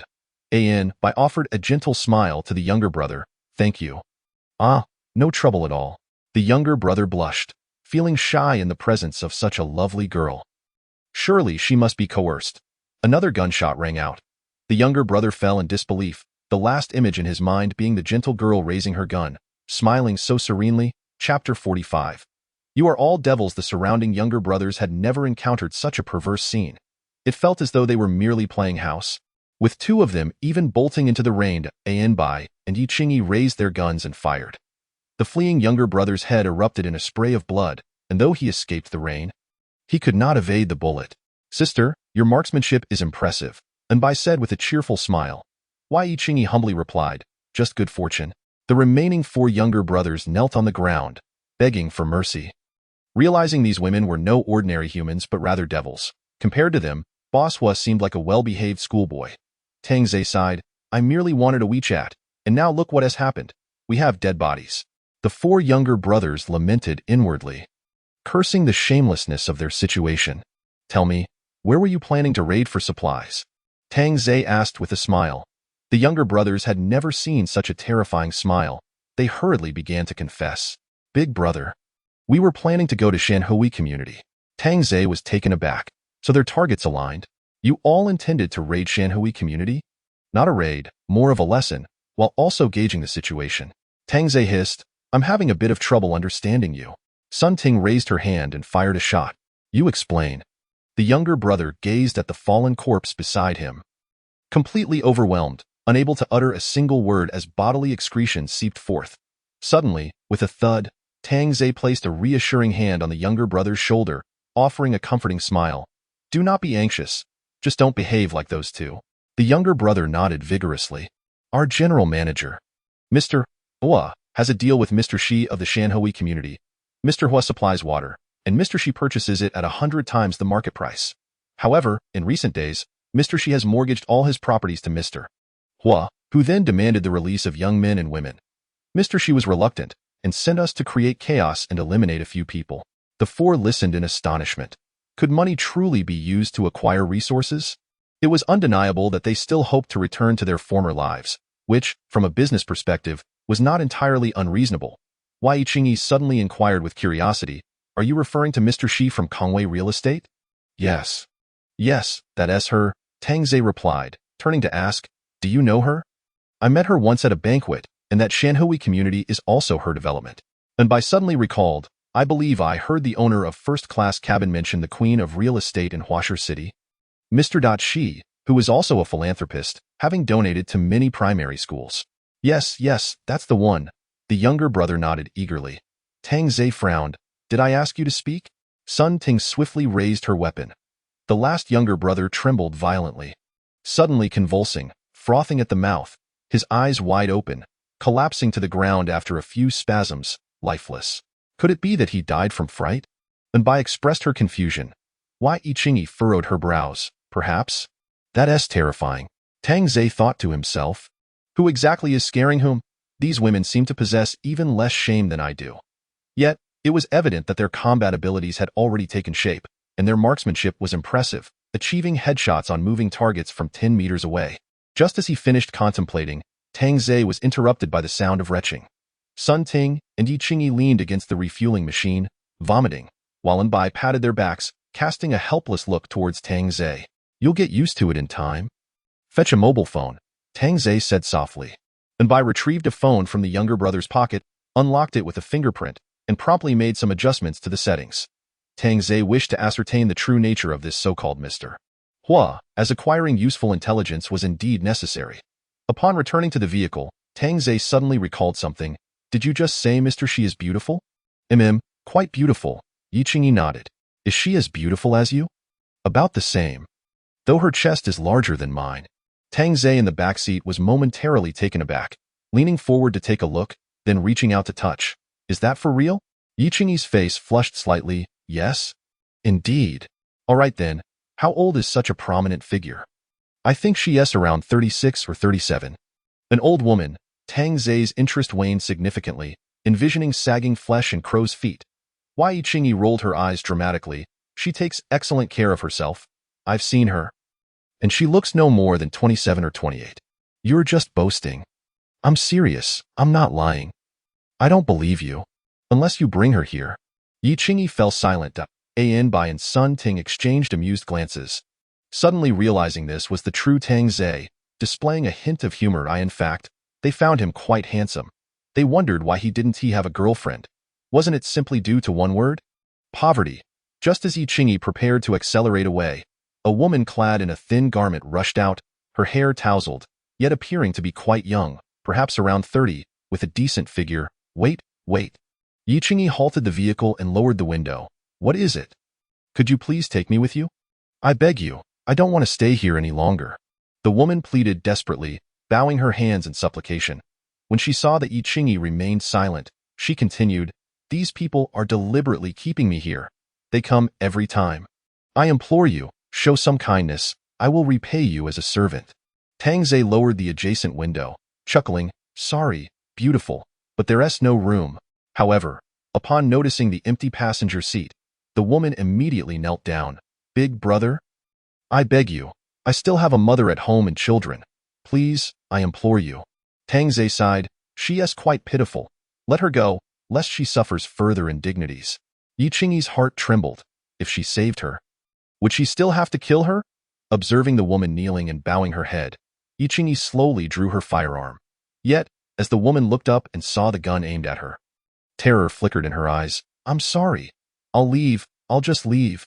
With that, the woman turned to flee, and Yi Qingyi pulled the trigger. Bang! A spray of blood filled the AIR.AN by lowered her head slightly. Her mood seemingly dampened, while Tang Zhe pulled him by closer. Such is the state of the world. She would only suffer torment until her demise. It is better to grant her a swift end. However, Tang Zhe added, to enter the vehicle, one must at least meet a standard akin to theirs. Pulling out the younger brother's phone, Tang Zhe scrolled through the chat logs. This Mr. Hua indeed possessed some means. With a group of 287 individuals, where he was the leader, these 8 were merely a small faction within, and the so-called Mad Brother was merely the group leader to as they had mentioned. Their intent was to stir trouble at the Shanhui community. But this trouble was not mere vandalism. It was intended for murder. Do you think these individuals, having failed to respond to the leader's messages, might believe they were eliminated by the Shanhui community? Tang Zhe quipped.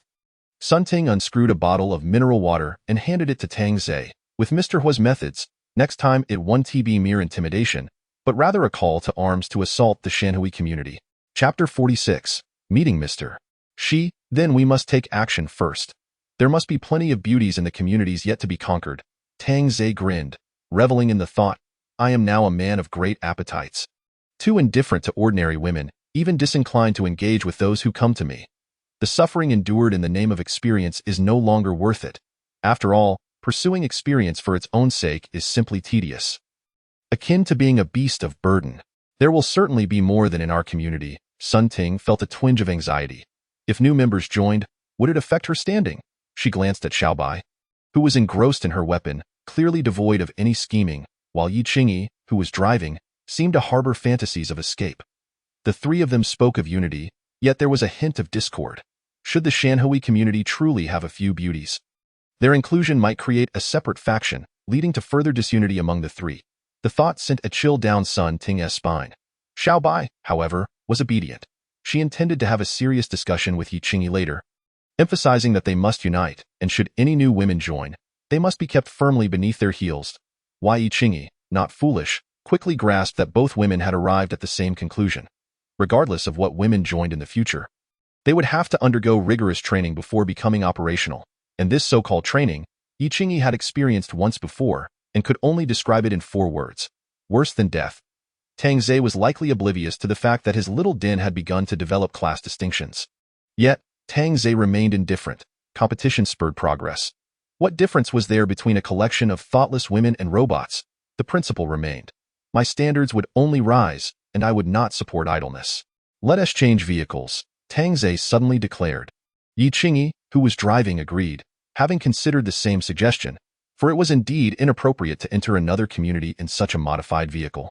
You girls should change out of those lace accessories. Otherwise, people might think I'm a pervert.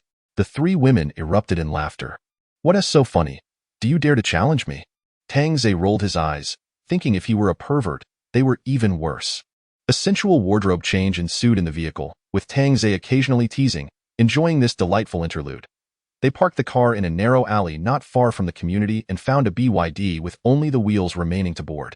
Xiaobai. Once we're inside, you will be my girlfriend. Really? That is wonderful. And Bai beamed with delight. Sun Ting pouted slightly. Master, could I also be your girlfriend next time? Sure.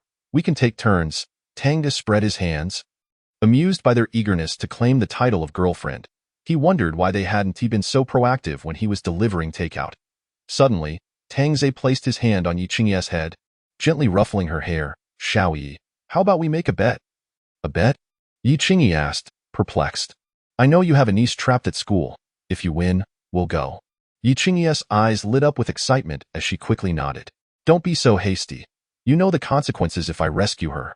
Hearing Tang Ze's words, Yi Qingye bit her lip, the formerly rosy hue of her lips fading.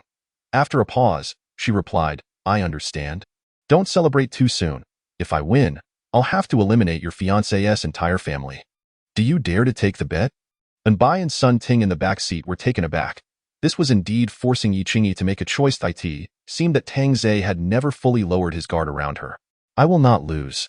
Yi Qingye gripped the steering wheel tightly, her voice resolute. Good, I admire your spirit. Tang Ze patted her shoulder, appreciating a courageous woman far more than those who merely begged for mercy. What shall we wager? Tang Ze had yet to fully consider it. Turning to Anbai and Sun Ting, what do you think we should bet on? Both Sun Ting and Anbai were stunned. They were being entrusted with choosing the wager, fearing it would favor Yi Qingye. Yi Qingye turned back, her eyes pleading.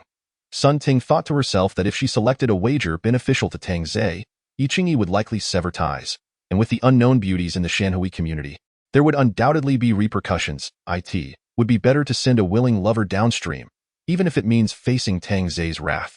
How about we use that General Shi as a wager? Xiao Bai suddenly suggested from the side. Sun Ting and Yi Qingye paused for a moment. Using a woman as a stake wasn't Tang Ze's forte. After all, which woman could possibly escape his grasp? My dear Xiao Bai is so clever and understanding, Tang Ze remarked. Pinching Anbai's cheek. Anbai playfully rubbed against Tang Ze's palm, resembling a large plush cat. She continued, let us bet on whether General Shi will run away or not. But master, you mustn't threaten her. Haha. Intriguing. Tang Ze's interest was piqued, and he turned to Yi Qingye, ladies first. Yi Qingye clenched her fists, her heart racing, breath quickening, her mind a flurry. She won't run. Yi Qingye asserted firmly. General, she wasn't a foolish woman. She would surely recognize the benefits of being by Tang Ze's side. Yet, it seemed Yi Qingye had forgotten Anbai's stipulation about not using threats. Then I wager she will run. You two will bear witness. Sun Ting and Anbai nodded in agreement. Of course. You two can offer her some assistance this time, so I want to appear to be bullying her. Yi Qingye felt a surge of joy, although she had only met Ximing once. They were somewhat acquainted. Hey, you can't threaten her with a gun. Tang Ze interjected, reminding them not to disrupt the rules of the game, lest they find themselves in trouble. The three women naturally wouldn't resort to unfair tactics. Knowing Tang Ze disapproved, Anbai suddenly giggled, Master, I'm really curious how you managed to win over this real estate queen, but you mustn't threaten her with food or bribes. You little Bai. You've blocked off my usual routes. Anbai stuck out her tongue playfully. Master, you're already impressive, tall and strong. Standing there, in general she would surely be smitten. Ha ha ha, your flattery knows no bounds. Let us go see just who this General Shi is. Tang Ze waved his hand. However, he added abruptly, but before that, let us add a bit of difficulty for our General Shi. With that, Tang Ze sent a message using his subordinate's phone. Huazong, it's bad. Brother Feng and the others have all been killed. The three women, upon seeing Tang Ze's message, began to contemplate. This accelerated the assault on the Shanhui community, and their time was limited. Sun Ting and Yi Qingye exchanged glances, suddenly sensing something amiss. Chapter 47. Ximing. Their task was to ensure General Shi did not escape, which necessitated her following Tang Ze. Therefore, they had to present General Shi willingly, allowing Tang Ze to do nothing while the three of them helped him win her over. Xiao Bai, what kind of riddle have you posed? And is Xiao Bai really as naive as she seems? Clearly not. While it appeared she had set a challenging path for Tang Ze, they could easily accomplish their goal themselves, without compromising Tang Ze's dignity, and might even end up praising him later. Xiao Bai had her own methods for keeping Tang Ze pleased. The entrance of the Shanhui community garage. Several cars were blocked at the entrance and exit, with 7 or 8 men sitting nearby, holding knives. However, these men were dressed quite decently, clearly portraying the image of elite professionals, their gazes lacking any ferocity. The knives seemed merely for intimidation, and the blocked vehicles were only to prevent anyone from crashing in. After all, with the rain subsiding over the past few days, many were beginning to venture outside, and as one of the wealthier communities, No one dared to let their guard down. Sigh, when will this end? A man in a wool sweater, in his 40s, lamented. General, she says it won't be long. If we can hold on for another month, we'll return to our old lives. Another man responded, his eyes gleaming with hope. The leader of the group, bald due to a lack of water for washing, had opted for the shaved look for simplicity and intimidation. His name was Luo Jun, the head of security at Shanhui, and he was loyal to General Shi. General, she has promised us 10 times our salary. Once the disaster passes, we'll also hold shares in the Shanhui group, which could be worth millions. Upon hearing this figure, everyone's eyes lit up. In their hearts, they believed this calamity was only temporary and brighter days would return. Not only General Shi, but other bosses had also promised hefty rewards to ensure security. Naturally, the elite of the community joined in, firmly believing that the light would shine upon them once more. As they dreamed of a brighter future, a loud horn blared, and the intercom crackled with urgency. A vehicle has breached the garage. Instantly, everyone grabbed their knives and stood alert, their eyes fixed on the entrance. 10 seconds later, a BYD crashed through, unable to stop due to its missing tires. With a loud crash, the two vehicles in front were smashed, and the airbags deployed. A group of men cautiously observed the incoming car, none daring to approach except for Luo Jun, who slowly moved closer to inspect. Upon seeing a man accompanied by 3 women inside, he breathed a sigh of relief. They were likely not from Huazong's faction. Most likely, they had come from outside, but the trio of women was astonishingly beautiful, and the presence of a man among them was rather unusual. Luo Gu, reinforcements are on the way. Hold your ground. The intercom crackled with urgency. Luo Jun pressed the intercom button. They are just seeking refuge. No need to be alarmed. Damn, you scared me. I thought it was those guys. Inside the car, Tang Zhe kicked open the door and laughed. Sorry. I just couldn't stop this thing. Let's smoke a bit. Seeing Tang Zhe casually smoking, the anger on the men's faces dissipated significantly, even leaving them feeling a bit sheepish. For them, cigarettes had long been a luxury, while Tang Zhe's fine brand was akin to a divine gift. When men interact, offering a cigarette is the most direct form of camaraderie. As the 3 women exited the car, the cigarettes dangling from the men's lips dropped in astonishment. They had initially thought General Shi was stunning, only to be awed by the arrival of 3. Luo Jun quickly regained his composure. Although he had no cigarette, he kept a lighter in hand, lighting one up and offering it to Tang Zhe. Brother, what is the story here? Tang Zhe's acting skills kicked in. If it weren't for them, I wouldn't have risked coming out. Observing the beauty of the 3 women, the men understood. If they hadn't brought them out, their fate might have been dire. Tang Zhe pulled him by close. This is my girlfriend, Xiaobai. This is my girlfriend's best friend, Sun Ting. And this is my girlfriend's neighbor, Yi Qingyi. Big brother, nice to meet you. And Bai timidly greeted, resembling a startled kitten, giving the men the impression that she posed no threat. Who would have imagined she had just smashed someone's head? Yi Qingyi maintained her aloof demeanor, merely nodding in acknowledgement, while the men, secretly pleased, thought to themselves, what is the fuss about? Sun Ting instantly transformed into a charming hostess. Hello, big brothers. Sorry for the intrusion. Luo Jun took a deep drag from his cigarette, savoring the sensation in his lungs before exhaling. Brother, you're quite the man. Bringing 3 women out like this? Very impressive. A curious man beside him asked, what brings you to our community? Who in Huasher City doesn't he know about the Shanhui? I figured it would be safer here. The men chuckled. After all, buying a house here was precisely for that sense of security. However, the 3 women were undeniably stunning. Their figures, delicate faces, and alluring curves were captivating. The leading woman immediately caught Tang Zhe's attention. It was clear she was General Xi. Yi Qingyi had mentioned that General Shi was well endowed, and indeed, she was. Her long hair was elegantly styled, her exquisite features accentuated by a delicate nose and crimson lips. Even at this moment, she wore accessories that exuded authority, and her red dress could barely contain her ample figure, as if it might burst forth at any moment. General Shi Meng was indeed breathtaking. Yi Qingyi had not deceived herself. This woman, with her fair skin and striking beauty, certainly appeared to defy her 30s, and Tang Zhe found it hard to believe he could handle such allure. Behind her stood 2 other attractive women, affirming that the wealthy community was indeed filled with beauties. General Shi remained vigilant towards outsiders, wary of potential threats infiltrating their midst, as long as they were verified. She would allow them to stay. Despite facing opposition from many, General Shi's position remained unshaken. for she had her own stockpile of supplies. Food was plentiful, but water sources were scarce.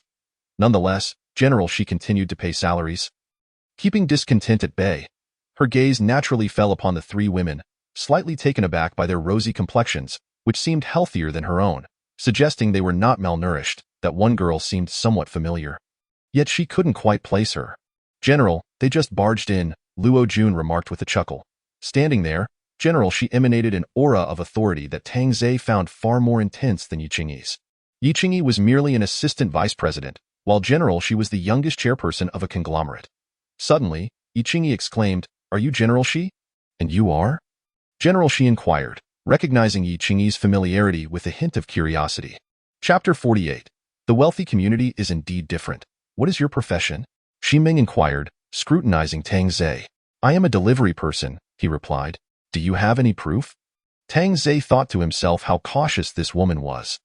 But he was indeed a delivery person, so he promptly took out his phone to show Shi Ming the delivery personnel information. Shi Ming's tension eased slightly as she turned to Enbai and asked, "What about you? What do you do?" "I work for an airline as a flight attendant," Enbai said, clutching Tang Zhe's arm cautiously. Observing Enbai's demeanor, Shi Ming refrained from probing further and asked, "And you?" "I am a streamer, specializing in dancing and chatting." As Sun Ting finished speaking, a man beside them exclaimed, "No wonder you look familiar. I've seen your live stream in the same city and even sent you a rocket." Sun Ting cheerfully responded, "Thank you for the big rocket, boss." Laughter erupted among the men, and the atmosphere lightened considerably. Tang Zhe chuckled inwardly, thinking how these women were quite skilled at deception. They were utterly unaware that 4 fierce tigers had entered the sheepfold. Meanwhile, at the back of the crowd, Bai Jian and Chao Yu stood observing, with Bai Jian's gaze fixated on the 3 women, his eyes glinting as if he intended to devour them whole.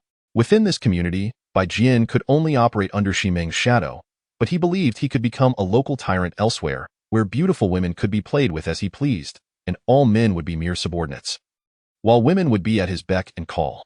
Perhaps out of consideration for Yi Qingyi, Shi Ming personally led the 4 to find an available house. Walking through the affluent underground parking garage, Tang Zhe was greeted by a plethora of luxury cars, enough to host a car exhibition.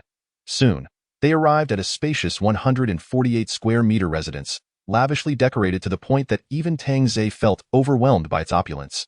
"The owner is abroad and has left it vacant. You may stay here for now. But please do not damage the furnishings," Shi Ming cautioned Tang Zhe, assuming the girls would be cautious, though she doubted Tang Zhe would be. Tang Zhe nodded, feigning innocence. Shi Ming felt it was a miracle that Tang Zhe could escape with 3 such beautiful girls. He appeared frail and lacked any combat prowess, so he would likely end up doing logistical work. "Tang Zhe, since you are here, everyone will have their roles." "Understood," he replied. Shi Ming was somewhat pleased with Tang Zhe's attitude, and he sensed that her gaze towards him was no different than that of an employee, a look he was all too familiar with. "This is your supply for the week. Use it sparingly." A man begrudgingly brought in a box of water and a box of breakfast biscuits. Tang Zhe was taken aback, as were the 3 women, their eyes wide in disbelief. Their reaction seemed entirely normal to Shi Ming, who harbored no doubts. "As long as you follow my orders, these supplies are the most basic guarantee. Once the disaster passes, you will all have the opportunity to work for my company and will be valued highly." "Thank you, boss.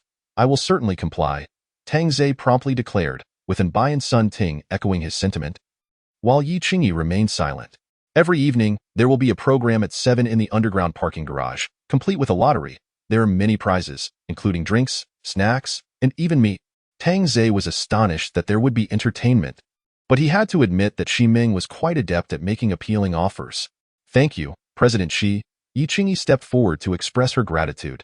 Shi Ming turned back with a smile, saying, "It's a small favor. We will surely have more collaboration in the future." Indeed.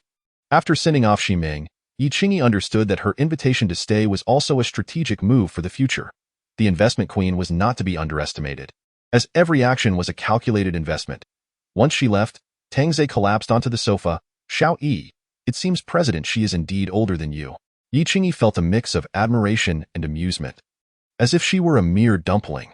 "The environment here is beautiful," Enbai said, gazing out at the lake from the balcony, where a golf course could be seen in the distance. Sun Ting stood beside her, envious of the luxurious living conditions she had never experienced before. However, her envy had waned. "Xiao Bai, check if there are any surveillance cameras around." Tang Zhe tossed an instrument to Anbai. She acknowledged him and began scanning the entire house, finding no cameras.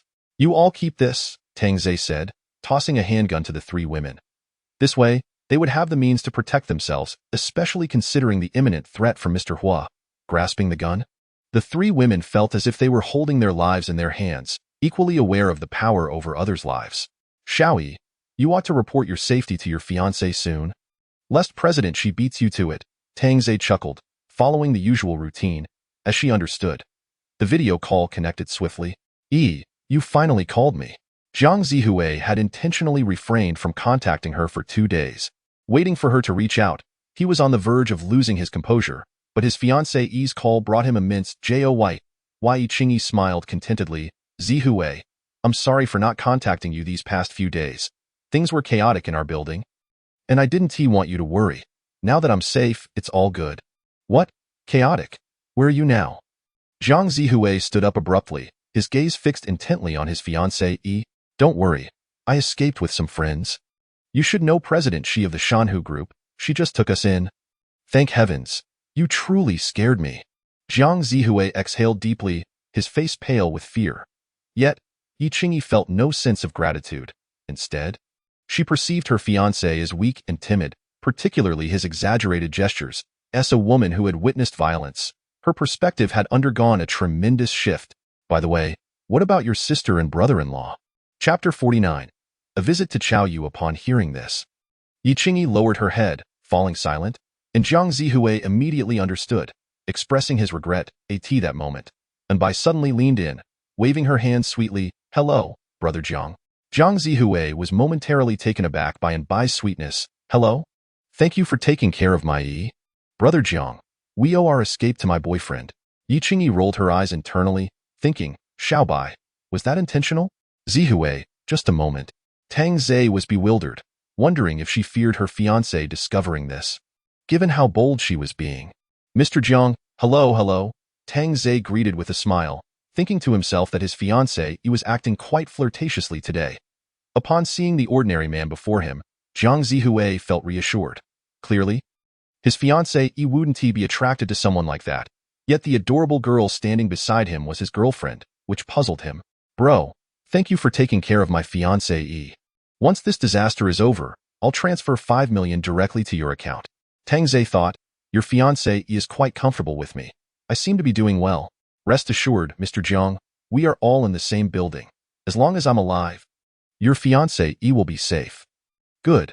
Let us have a drink together after this is all over." The camera shifted back to Yi Qingyi, whose cheeks had flushed slightly, gazing at her stunningly beautiful fiancé.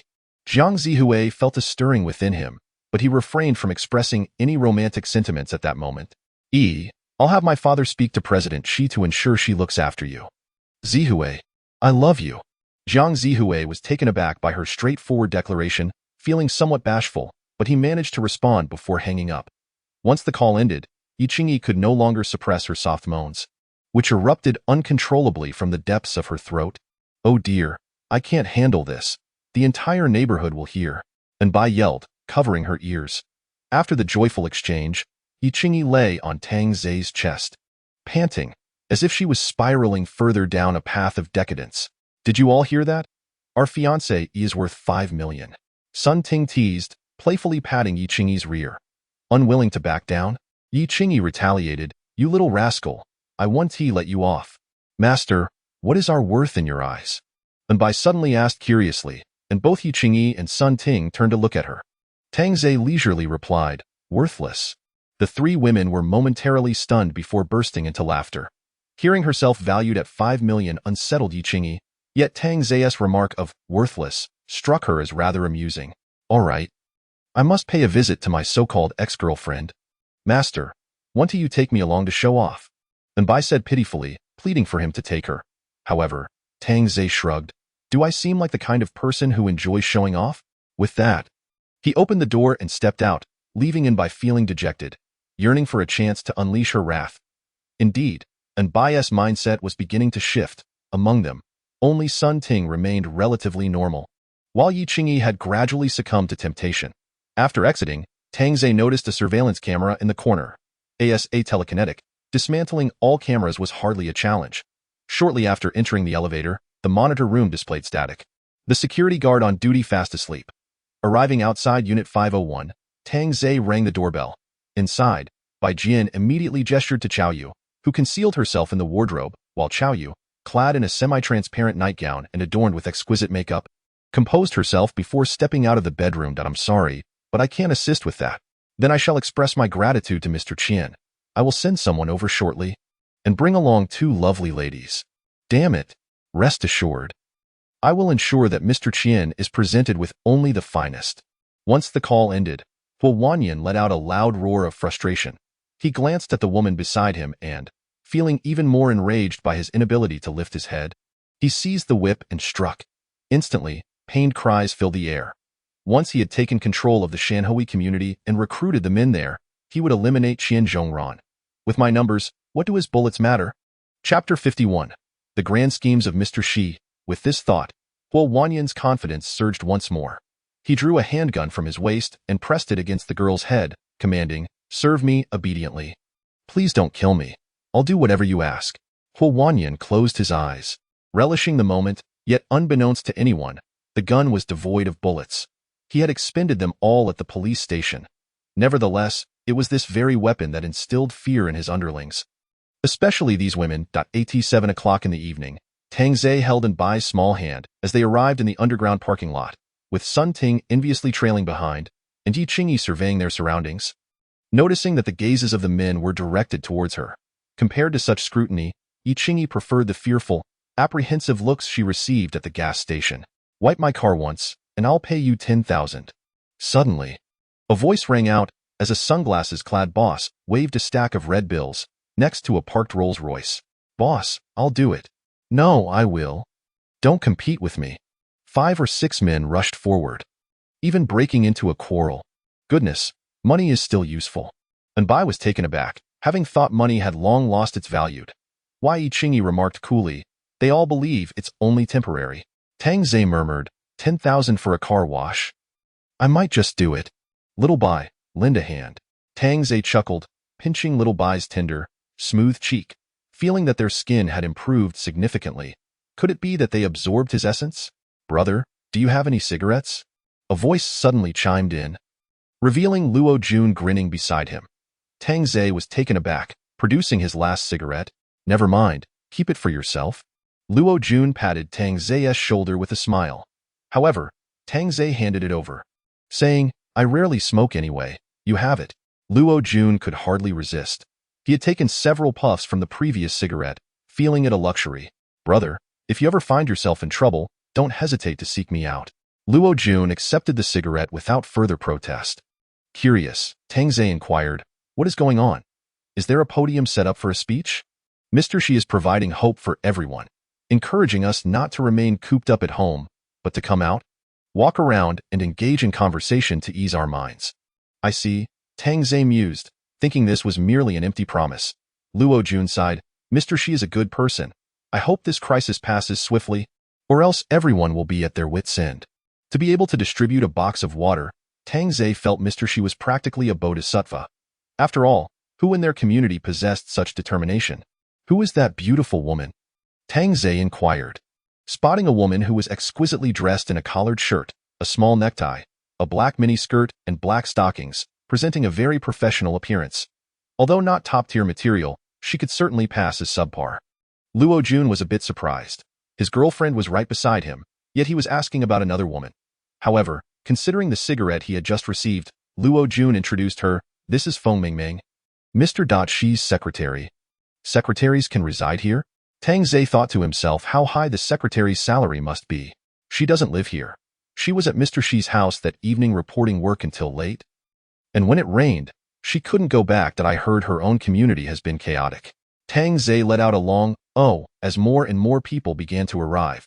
He found none of the exceptional beauties he had anticipated. There was only one like Feng Mingming, let alone someone of Mr. Shi's caliber. Wait, are there truly so few beauties in the affluent district? Where are the starlets and campus beauties? His desire to indulge had diminished significantly. If it weren't for Mr. Shi, he might have lost all interest. Observing from the side, Sun Ting felt reassured. There wouldn't be too many women that Tang Zhe set his sights on, even with Shi Meng. That left only Toot. Just then, Ximing finally emerged from the elevator, her presence striking, her alluring figure captivating all eyes. She was the epitome of femininity, resembling a ripe peach. Following Ximing was a man. And Tangze curiously asked, "Who is that man?" "That's Mr. Shi's husband, Fu Qi." "Ah, so she has a husband." Gathering here, standing on the platform, Ximing took the microphone. "Fellow residents, are we all present?" Everyone glanced around to count. "Mr. Shi, old Bai hasn't arrived." Ximing frowned. "Call him down. He has no sense of time." However, no one answered the phone, and Tangze maintained a smile amidst the crowd. "Go and fetch him." "All right." Before long, a man rushed back, helplessly stating, "Mr. Shi, he won't open the door." This was a blatant challenge to Ximing's authority. With one person not showing up, the next would surely follow. Such behavior must be met with severe consequences. "Force the door open. I want to see what this fellow is up to." Ignoring a meeting while keeping a mistress, Tangze chuckled softly. "That fat fool is aware of his extramarital affair." "Master, how do you know?" Little Bai asked curiously in a low voice. "I won't tell you." Wah wah wah, and Bai's cooing voice was particularly enticing, making Tangze almost want to pull Little Bai aside for a moment. If Little Bai were to perish now, Tangze would surely mourn for 4 days. Nothing more.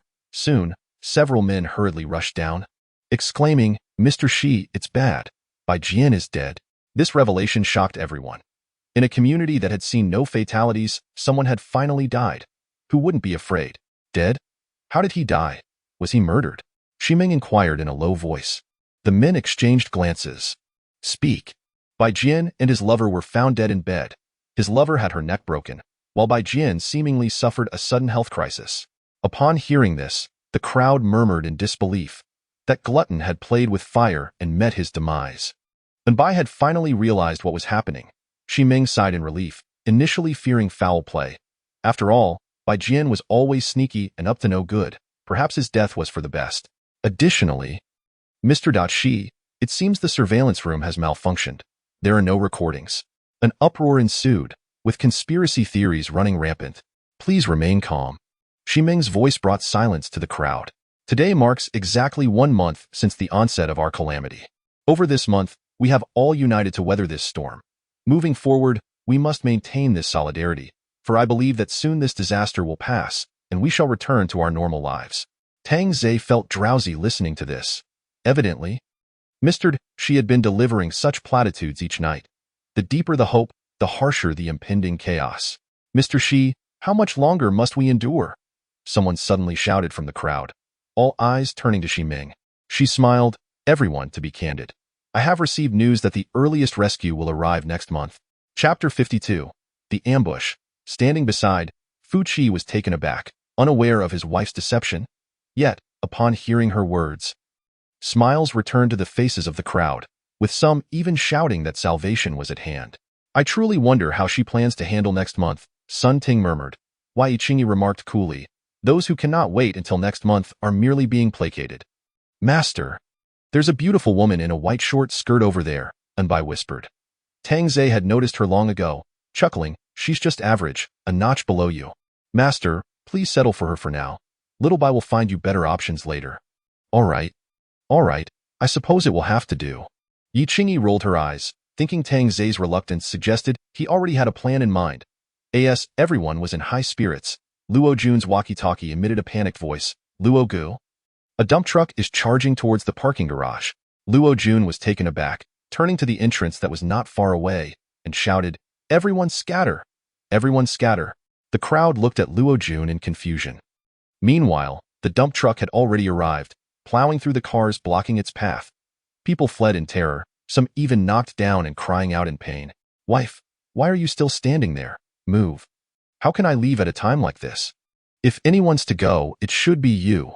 Ximing shouted, shaking off Fu Qi's hand and calling to the crowd, "Everyone remain calm. Arm yourselves and fight back. Do not run."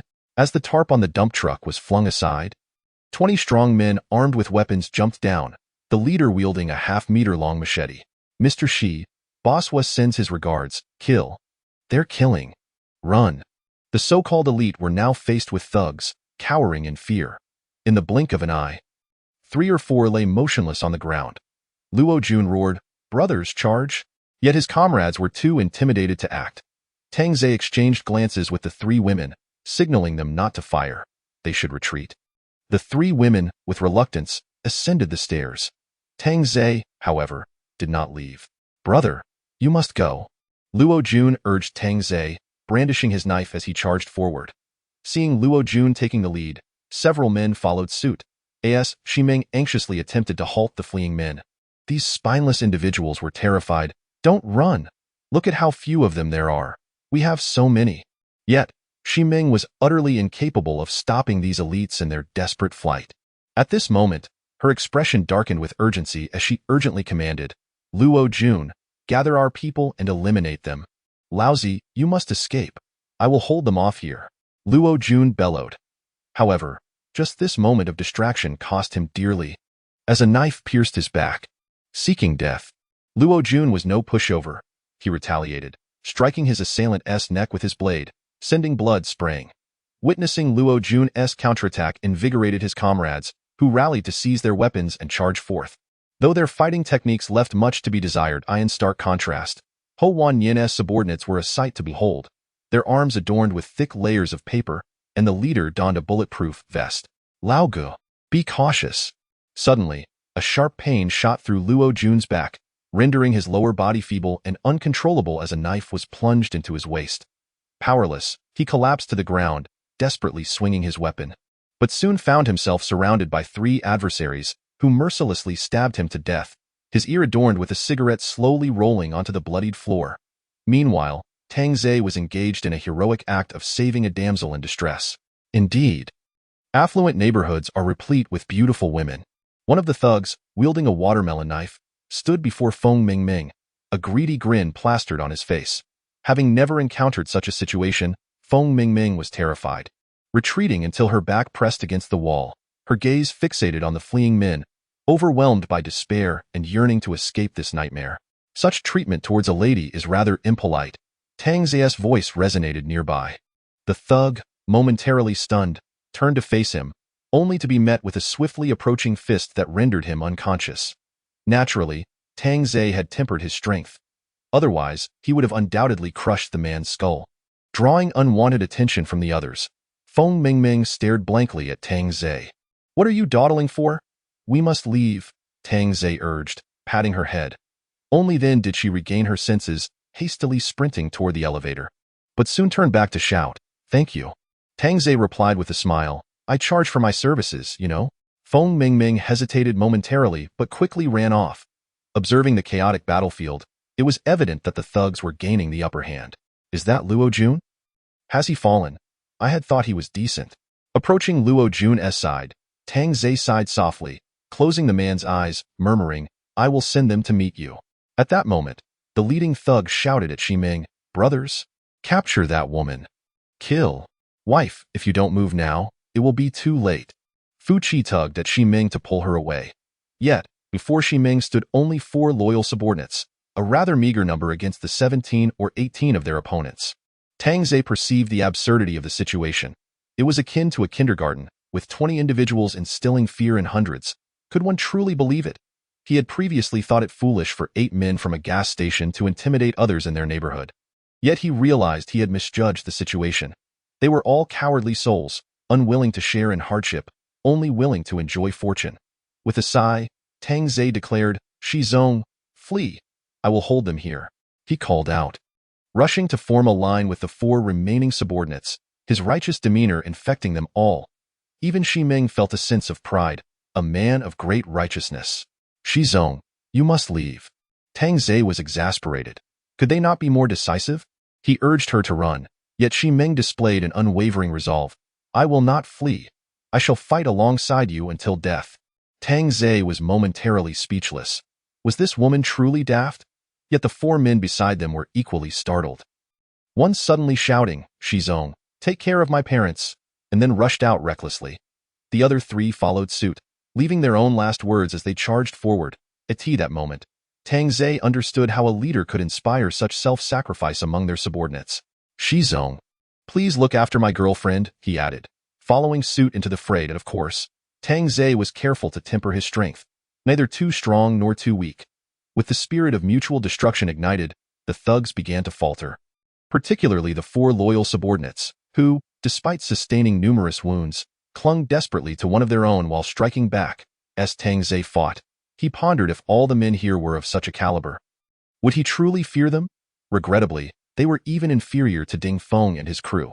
Soon, only Tang Ze remained standing, facing 8 adversaries. The bodies strewn across the ground instilled fear in the remaining thugs. After all, General Ho had claimed they would not resist, yet here they lay dead. Chapter 53. The garage battle god, the lead thug, sensing his men's trepidation, shouted, "Brothers, once we return, General Ho will reward us with women, food, and beer." Indeed, upon hearing this, the thugs' gazes grew increasingly ferocious. Shimeng glared intensely at them, while Fuqi felt despondent. "Wife, we must go. It's futile. I've told you, I will not leave." Fuqi nearly erupted in frustration. Why persist? What good would it do to be captured? Did she truly believe Ho Wanyin would spare her? Such naivety. Shimeng, undeterred, focused her attention on Tang Ze, having observed him closely. The thugs were clearly no match for him. Even the blood on his body belonged to them. And he bore no injuries. He was distinctly different. With Luo Jun dead and the other loyalists fallen, if she could recruit him as a bodyguard, she would wield significant influence here. "Tang Ze, I shall fight alongside you." Shimeng unexpectedly stepped forward, standing resolutely beside him. The two actors were engaged in an impromptu performance, leaving her husband utterly bewildered. Tang Ze was tempted to crack open this woman's head to see if it was filled with nonsense. Yet Shimeng was eager to gauge Tang Ze's true strength point. One could not deny Shimeng's audacity. Had she been any other woman, she would have fled in terror long ago. "Kill!" the leader bellowed. Intent on subduing Shimeng and fulfilling his mission, Tang Ze could only sigh, brandishing his weapon as he charged forward. After a grueling battle, he ultimately felled all his opponents, emerging unscathed. Feigning injury was not Tang Ze's style.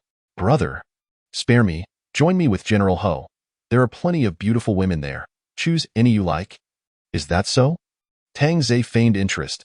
Shimeng sensed peril. "Tang Ze, do not be swayed by his sweet words.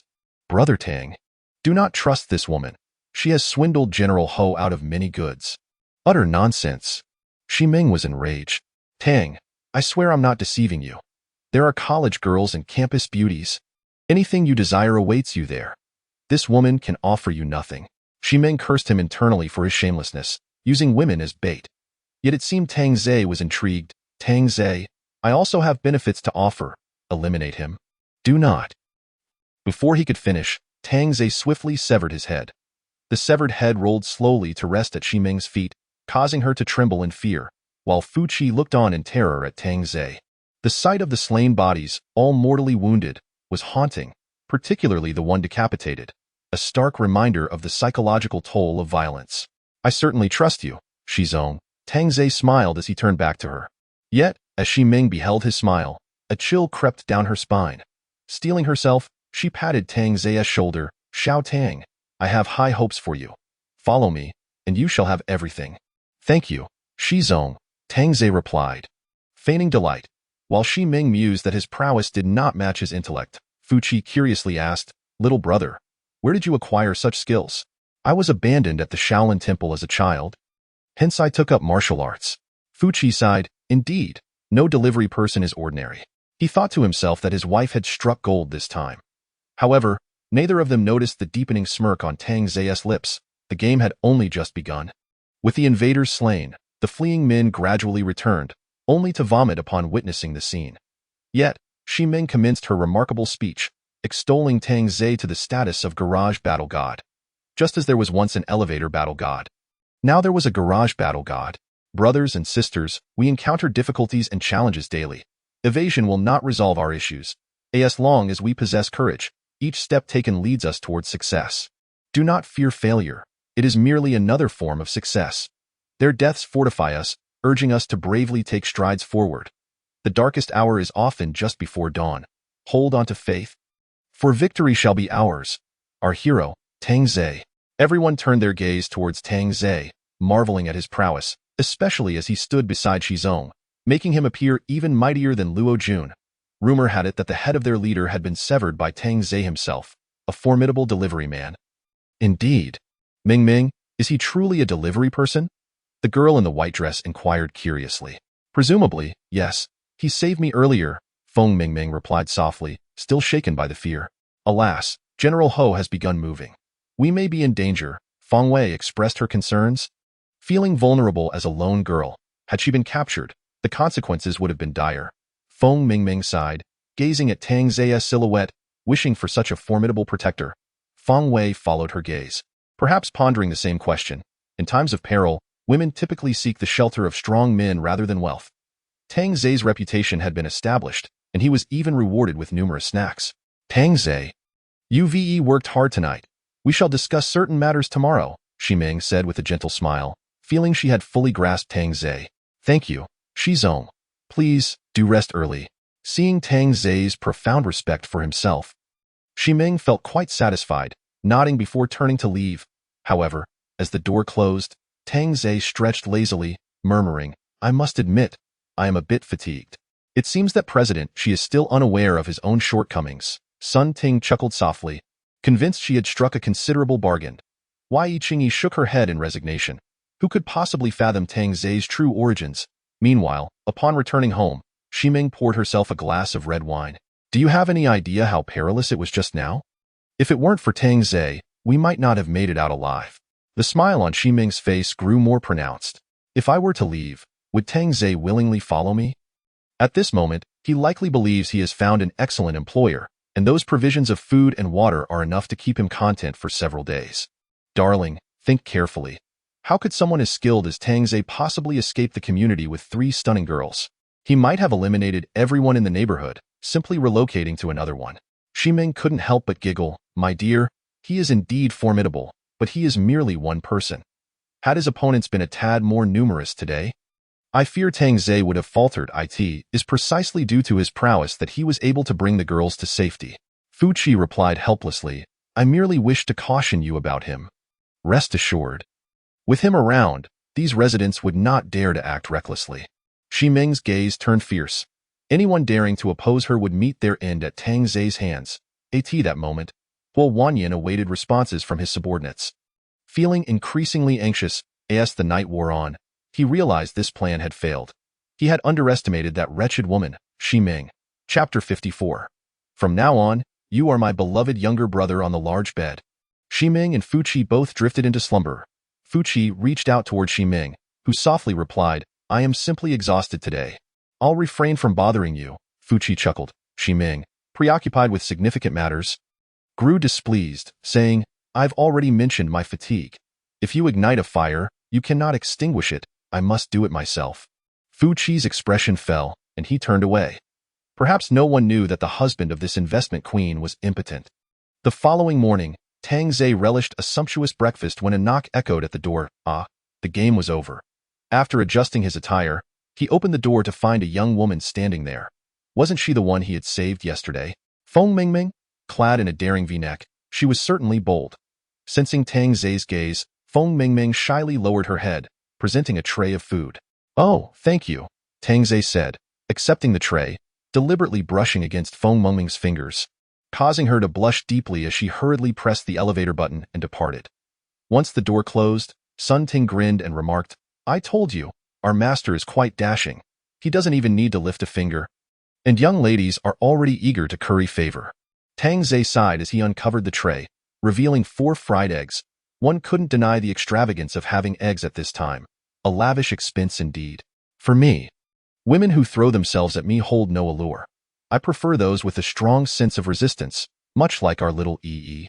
Yi Qingyi chimed in, but she doesn't resist at all. Is Yi now denying it? Little Bai, are you itching for trouble?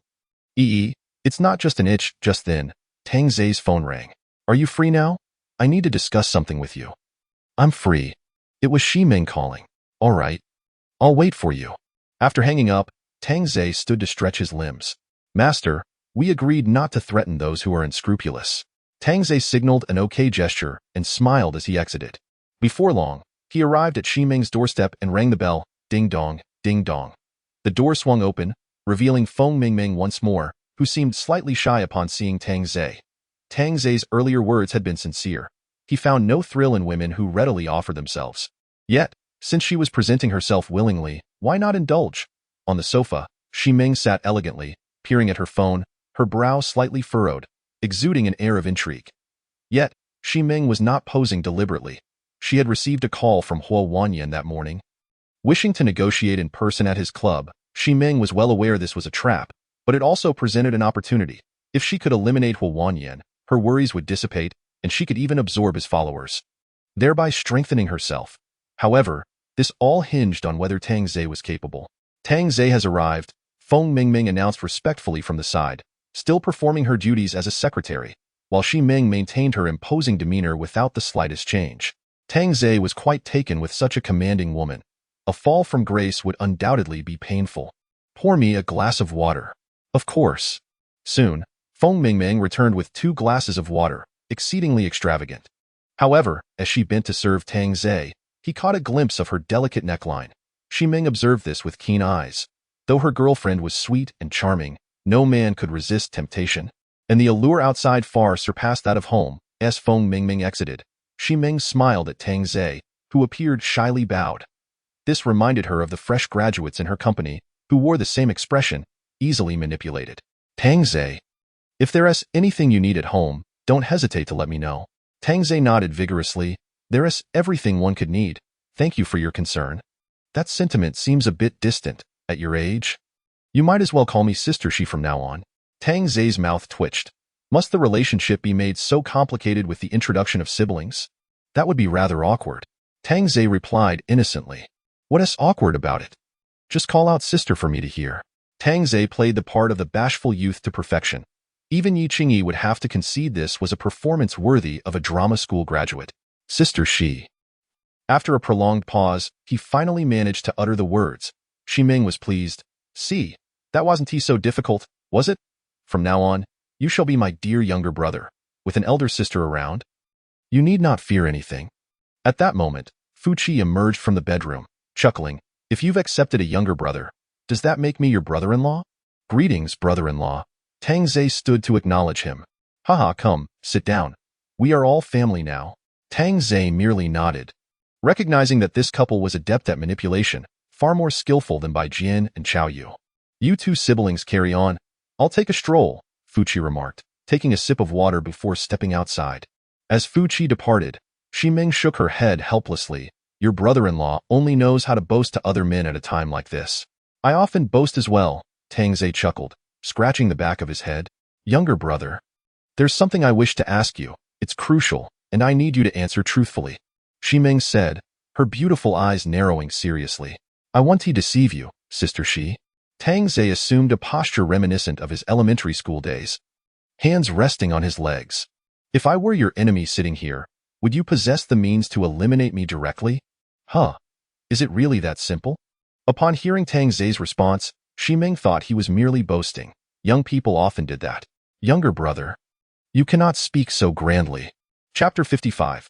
The little golden man belongs to you alone. I'm not, truly. Then demonstrate it for me. Sister Xi, just toss a paper cup. Tang Zhe replied confidently.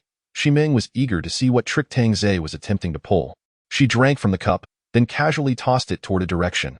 In an instant, Tang Zhe's right hand flicked out, and the paper cup was pierced cleanly by a flying knife, splitting into 2 pieces that fell to the ground.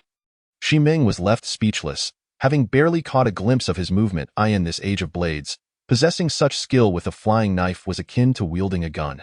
Impressive, younger brother. Xi Ming applauded, even playfully patting Tang Zhe's thigh, causing him to blush. Xi Ming felt she was beginning to master this younger brother of hers. Suddenly, she shifted the topic. Younger brother, what did you think of that girl earlier? Do you like her? I already have a girlfriend. Tang Zhe's response was impeccable, and even someone as detail-oriented as Xi Ming failed to notice. Xi Ming clicked her tongue. My dear younger brother, while homegrown flowers may be fragrant, wildflowers possess their unique charm. Fear not, sister shall keep your secret. Noticing Tang Zhe hesitating to speak, Xi Ming thought, after all, men were men. Sister swears it's true. I'll guarantee I won't tell anyone. I believe you. But what? I don't like that girl. Xi Ming was momentarily taken aback, then smiled. Then which girl does younger brother fancy? Sister will help you express your feelings. Tang Zhe appeared bashful. lowering his head and stammering as if embarrassed. Ximing was taken aback. Why had he excluded her from consideration? Surely, a young man would harbor some thoughts upon seeing her. It was only natural. You mustn't think too wildly. Ximing feigned a serious demeanor.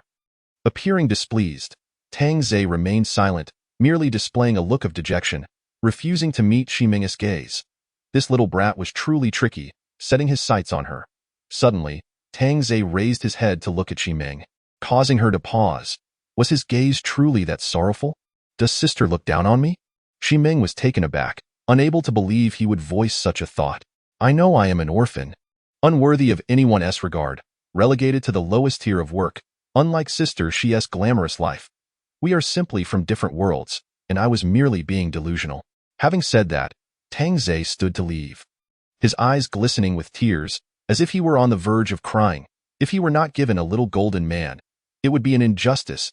Ximing stared blankly at Tang Zhe's retreating figure. How could such a formidable expert be so self-deprecating? Brother, what are you doing? Sister never said she looked down on you. Ximing quickly got up and pulled Tang Zhe, for he was now her sole weapon. Without Tang Zhe by her side, the people below would not remain docile, let alone eliminate Huowanyan, which would disrupt all her plans. Tang Zhe appeared like a petulant child, stubbornness mingled with grievance. All right, sister admits her mistake. Shall we sit down and talk? Reluctantly, Tang Zhe was pressed onto the sofa by Ximing. She found herself exasperated as she gazed at him, wondering how she could have concocted such a notion, only to have this little brother fixated on her. Both amusing and vexing. Brother, if you assist sister in eliminating that person, I shall go all out. Ximing proposed with a grand gesture, likely causing any man to nod in compliance. However, Tang Zhe replied earnestly, no. Why not? Ximing was astonished. His response was too resolute. My former boss once uttered similar words, but not regarding murder, and in the end, none fulfilled their promises. What kind of unscrupulous bosses taught a child to be so wary? Observing Tang Zhe's demeanor, Ximing felt helpless and chuckled softly. You may voice any demands you have. Tang Zhe seemed hesitant, casting furtive glances. Ximing realized he was a man with desires, but lacking the courage to act, which made negotiations easier. As long as you agree to sister's request, you will not suffer any loss once the deed is done. Ha! Tang Zhe was taken aback. Was she merely painting a rosy picture? I knew it. Sister still looks down on me. I understand now. I shall take my leave. As Tang Zhe stood, Ximing grew anxious, knowing he would not acquiesce without some incentive. Stop! Ximing called out sharply, and a smile crept onto Tang Zhe's lips. Revealing who truly held the upper hand, Ximing approached Tang Zhe, glaring at him fiercely, while he turned his head away, prompting a mix of exasperation and amusement from her. Chapter 56. Leisurely and effortlessly, everything done would be worthwhile as long as Huowanyan was eliminated. After leaving Ximing's residence, Tang Zhe stretched lazily, not rushing to depart. He entered the safety passage, opened a window to let in some fresh air, and lit a cigarette. Having taken just 2 puffs, he heard footsteps approaching from downstairs. When he saw Feng Mingming coming up, they locked eyes, creating an atmosphere that was both awkward and somewhat flirtatious. Feng Mingming nervously tucked a strand of hair behind her ear. Why aren't you taking the elevator? Tang Zhe initiated the conversation. I live downstairs. Waiting for the elevator takes too long. The stairs are quicker, Feng Mingming replied, lowering her gaze. Tang Zhe nodded, falling into silence again. Thank you for saving me last night. Feng Mingming expressed her gratitude, looking at Tang Zhe. It was nothing, no need to dwell on it. Feng Mingming bit her lips slightly, clutching her documents tighter, and in a whisper said, Did sister she mention anything to you? Tang Zhe was taken aback. Was this how they communicated about murder? It seemed to frighten the child. Yes. She did. Did you agree? Feng Mingming's face flushed bright red. Sister she had already informed her that morning, and she didn't mind, viewing it as a way to repay her life debt, perhaps even a means of self-protection in the future. Observing the shy Feng Mingming, Tang Zhe found it odd. Why would she blush over murder? She was no innocent maiden. Perhaps we could go to my place, Feng Mingming suggested softly. Tang Zhe's lips twitched. Now he understood. Earlier, Ximing had mentioned having her accompany him. Clearly, their conversation was not on the same wavelength. Nevertheless, Feng Mingming's proposition was quite enticing, and she was practically offering herself on a silver platter. All right then. Upon hearing Tang Zhe's agreement, Feng Mingming felt elated, knowing she would be safer with such a formidable ally.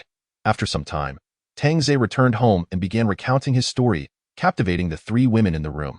Sun Ting exclaimed, "This is even better than Yi." Yi Qingyi playfully pinched Sun Ting's neck, who stuck out her tongue, feigning suffocation, and sighed, "I never imagined we'd be sidelined." With Bai's comment, Sun Ting and Yi Qingyi shared knowing smiles, both seasoned in such matters. Initially, Yi Qingyi had worried that Ximing wouldn't easily allow Tang Ze to succeed. But she was astounded to learn that Ximing was willing to go to such lengths to have Tang Ze commit murder. She was truly a woman who would stop at nothing for power. They had thought Ximing to be a benevolent figure, a living bodhisattva, but she merely aimed to control the entire building, even targeting wealthy bosses, now setting her sights on another group. Such audacity made Yi Qingyi feel inferior. It was no wonder others' businesses thrived while hers languished. At that moment, Feng Mingming arrived at Ximing's door, appearing as if she had been bathed in spring breezes, and upon entering, she handed over the manuscript for that evening. "I'll handle it tonight," Fuqi said with a smile as he accepted the document. Feng Mingming looked at Ximing with concern. "Is Sister Xi unwell?" Ximing remained silent, wearing a stern expression that suggested displeasure. Feng Mingming felt a twinge of worry. Could it be because of her? "Sister Xi, you must take care of yourself. We can't do without you," Feng Mingming said softly, aware that without Ximing, the property owners might rebel. Ximing merely acknowledged her with a hum, then waved for Feng Mingming to leave. Feng Mingming glanced at Fuqi, who nodded in affirmation. Chapter 57. Occasionally hunting wild game. As Feng Mingming departed, Fuqi consoled, "Don't worry, dear, I often give presentations at work." "I'll take a short rest," Ximing replied. Her voice slightly hoarse as she headed toward the bedroom. Fuqi found it strange. Tang Ze had already agreed, so why did she still seem so agitated? Lying in bed, Ximing tossed and turned. Unable to sleep. In the afternoon, feeling bored, Tang Ze decided to visit Feng Mingming, as the novelty still lingered, much to the dismay of the cats at home. However, once he left, the cats rejoiced, enjoying a carefree day while letting the other women bear the burden. Arriving at the door, Tang Ze knocked, only to be greeted by an unfamiliar girl. Wasn't she the one in the white dress? Is Mingming here?" Tang Ze asked curiously, wondering if he had knocked on the wrong door. "Yes. I am her friend. My name is Feng Wei." "Hello, I'm Tang Ze." The two shook hands amicably. Just then, Feng Mingming emerged from the bedroom, feeling a bit shy upon seeing Tang Ze. She was fully aware of his intentions for visiting. But her friend was simply over at her place to hang out. "Brother Tang, come in and sit," Feng Wei said, noticing something amiss in Feng Mingming's expression. Her cheeks flushed. Tang Ze nodded and stepped inside. While Feng Mingming poured half a glass of water, offering water was undoubtedly a gesture of sincerity. Feng Mingming felt a bit awkward sitting beside Tang Ze, choosing instead to sit at the other end of the sofa. While Feng Wei took a seat on a single sofa, clutching a cushion, creating an atmosphere that felt slightly uncomfortable. Tang Ze found it unfortunate that Feng Wei was being so thoughtless. Having come all this way, a smart person would have made an excuse to leave, rather than waiting to watch the show unfold. "Are you two chatting?" Tang Ze asked, as he wasn't particularly skilled at heartfelt conversations with women. If he could converse. "Why delve deeper?" Feng Mingming affirmed. "Yes, Wei Wei is feeling homesick." "You don't live here?" Tang Ze inquired, puzzled. Feng Wei sighed. "I work in Huasher City. My dad was concerned about some neighborhoods not being safe, so he bought me a place here." "Ah, so you're a rich second generation," Tang Ze remarked with a shrug, but Feng Wei's posture seemed a bit odd. Did she not realize he could see the lace trim of her pants? Or was it intentional? "Brother Tang is joking. My dad just has a bit of money." Feng Wei laughed modestly. Tang Ze didn't probe further. It had no bearing on him. Feng Mingming gazed out at the drizzling rain, sighing, "I wonder when it will end. If it pours harder, at least Hua's people wouldn't dare come. Indeed, if the wind picks up, who would be brave enough to venture out? This light rain is truly troublesome," Feng Wei lamented, constantly pondering her escape, yearning for the safety of home. "It's gotten much colder these past few days, and I don't have warm clothes. If there's a power outage, I might freeze to death." The mere thought sent a shiver down Feng Mingming's spine. Fearing the next moment might bring a blackout, which would be utterly devastating. As for when the power might go out, no one could say. It was merely a matter of time. Perhaps in the next instant, even the mobile signal would vanish. "I need to use the restroom. I've been feeling a bit unwell lately," Feng Wei said with a wry smile. Eating snacks all day long would surely lead to discomfort. Once Feng Wei left and closed the bathroom door, Tang Zhe and Feng Mingming exchanged glances, causing Feng Mingming to blush and lower her head. Tang Zhe seized the opportunity to pull her into his embrace. After a moment, the bathroom door opened, and Feng Mingming quickly sat aside, while Tang Zhe acted as if nothing had occurred. I wonder how other cities are faring. Surely there are safe places, Feng Wei lamented, oblivious to the unusual tension in the room. There probably are, but it's impossible to leave right now, Tang Zhe chuckled, observing Feng Mingming's discomfort. Feng Wei tentatively asked, Brother Tang, you're so capable. Surely you could escape to a safe city. Tang Zhe merely smiled in response. Knowing his vehicle was not something one could easily board. Recognizing his silence, Feng Wei understood that without offering something in return, Tang Zhe wouldn't protect her, especially after last night's retaliation. Who could predict when Hua's men would strike next? Reflecting on those men who had fled, boldly boasting of their strength, they ran faster than anyone when danger approached. I'll use the restroom, Feng Mingming said, her cheeks slightly flushed. Tang Zhe shook his head, wondering why they were taking turns in the bathroom. Suddenly, Feng Wei moved from the adjacent sofa to sit right beside Tang Zhe, exhaling softly. What is this? Tang Zhe was momentarily taken aback. Are the young ladies of today truly this forward? To approach him and embrace his hands so readily, such treatment was unheard of even during his deliveries. How he once fantasized about a bold female landlord dragging him into her abode. Brother Tang, can you protect me? Feng Wei gazed up at Tang Zhe with longing. The corners of Tang Zhe's mouth twitched, so this was a transaction, and she was rather astute. Well, that made things easier to discuss. As the door swung open, Feng Wei hurriedly returned to her seat. Brother Tang, you were truly impressive last night. Oh, don't mention it. It was merely a matter of survival, he replied. I wonder when that group led by President Hua will come again. President, she must have her own methods, Feng Mingming reassured. Being privy to the inside information, as their conversation continued, the clock struck past 6, and Tang Zhe realized he was feeling quite hungry. He decided to return home for a hearty meal. Brother Tang, there's a piece of pork left in the fridge. Why not stay for dinner? Feng Mingming clearly intended to curry favor with Tang Zhe, even offering up such a rare delicacy. Chapter 58. The last time indeed.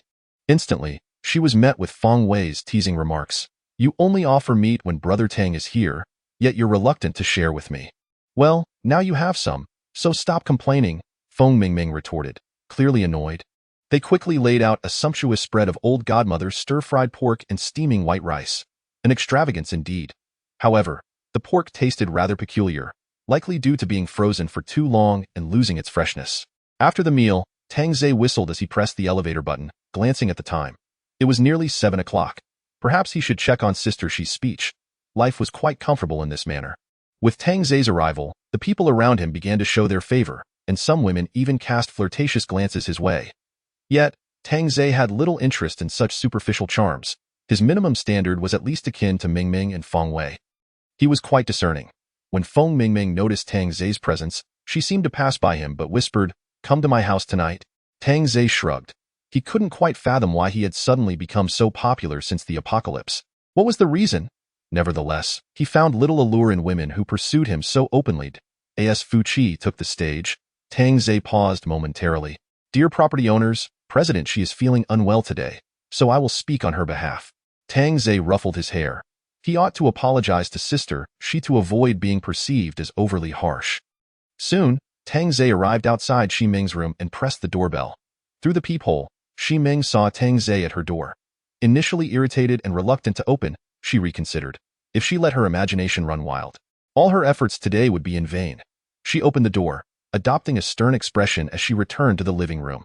Tang Zhe stepped inside, feeling somewhat sheepish. Sister Shi, I heard you weren't feeling well, so I came to check on you.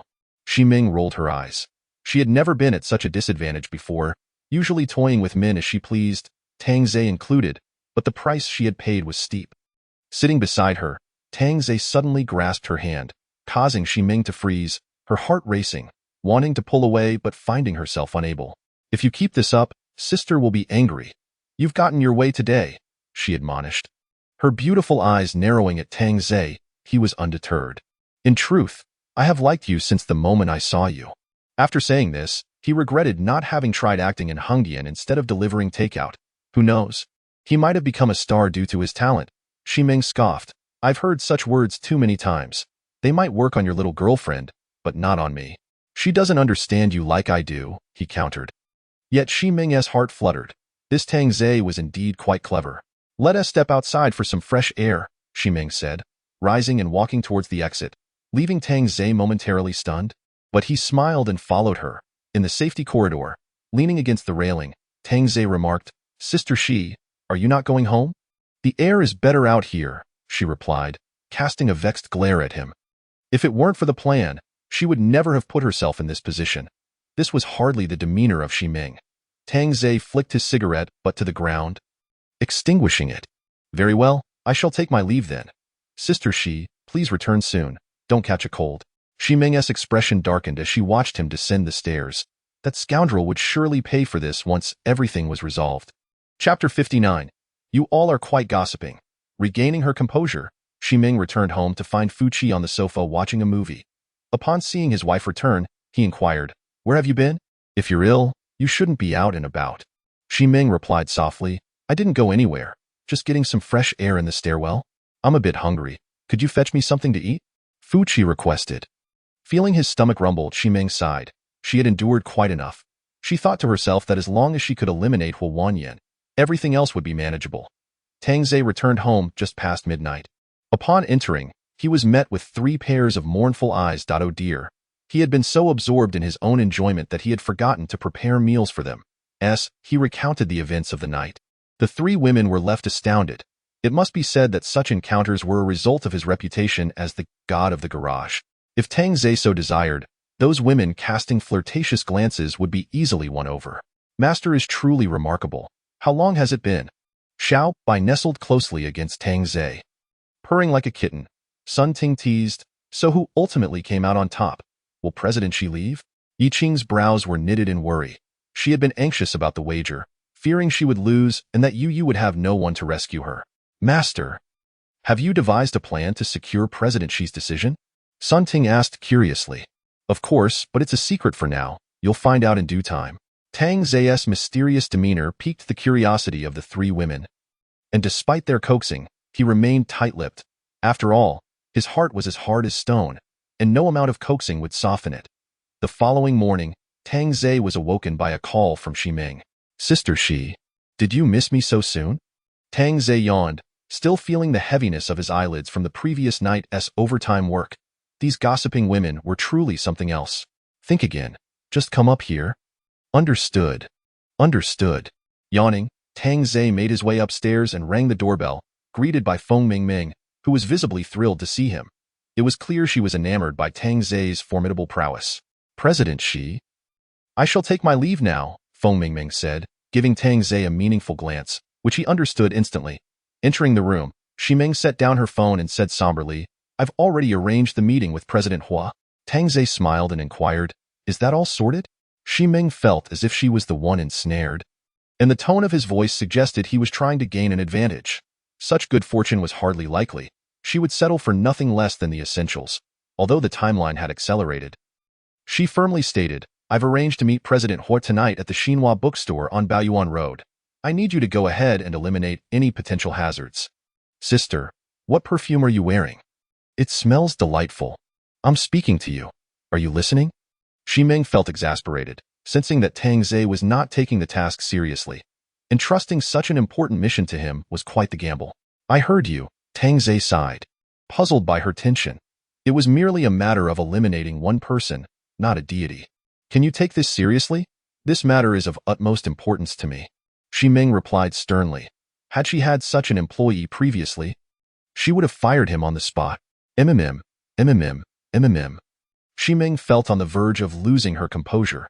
This casual demeanor was maddening. It made her feel as though she had made a poor investment. Yet he was the only one capable of handling this task. It was truly a conundrum. Not long after, Fu Qi returned, and Tang Zhe had no choice but to take his leave. Chapter 60.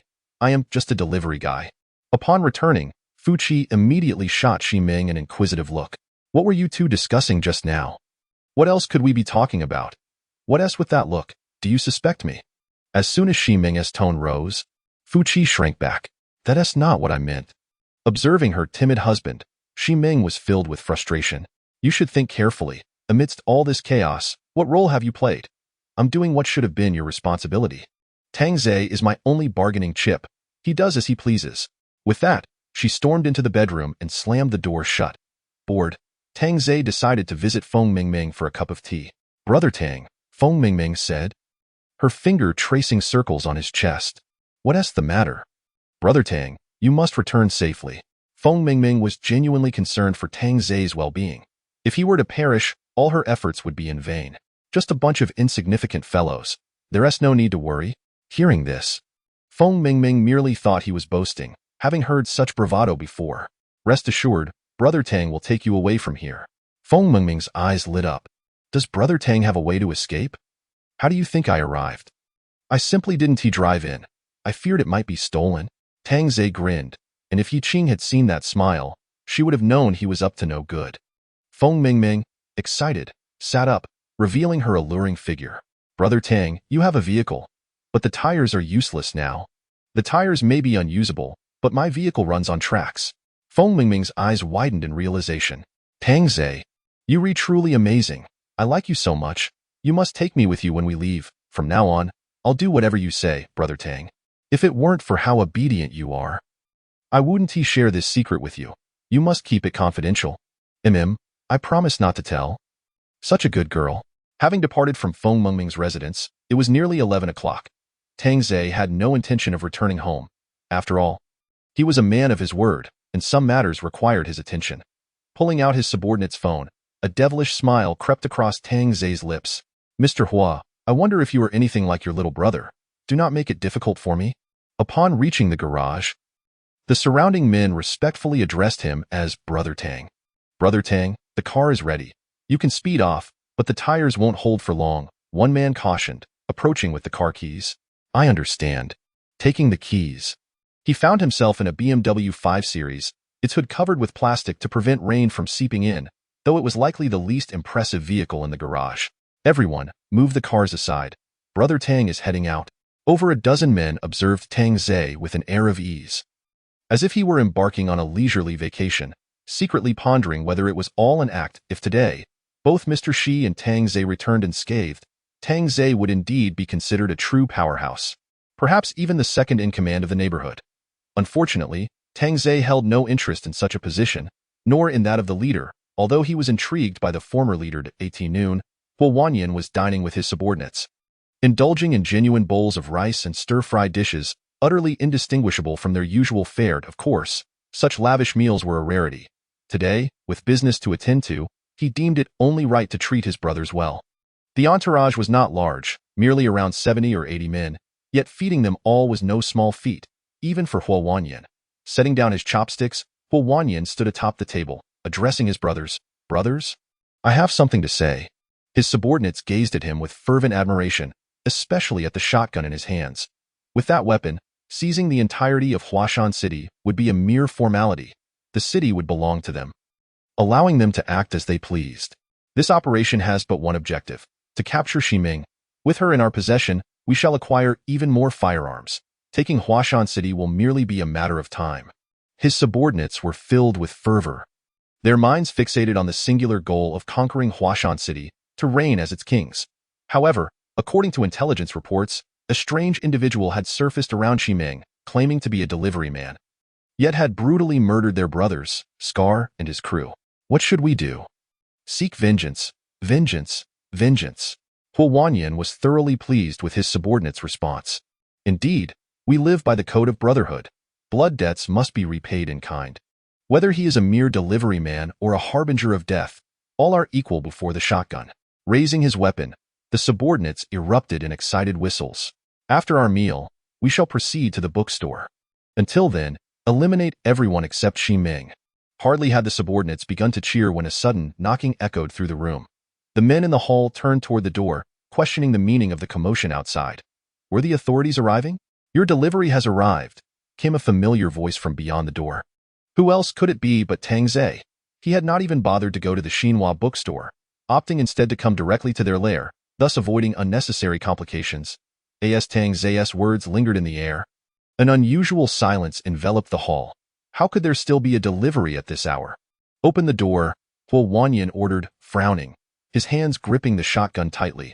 Who dared to play tricks?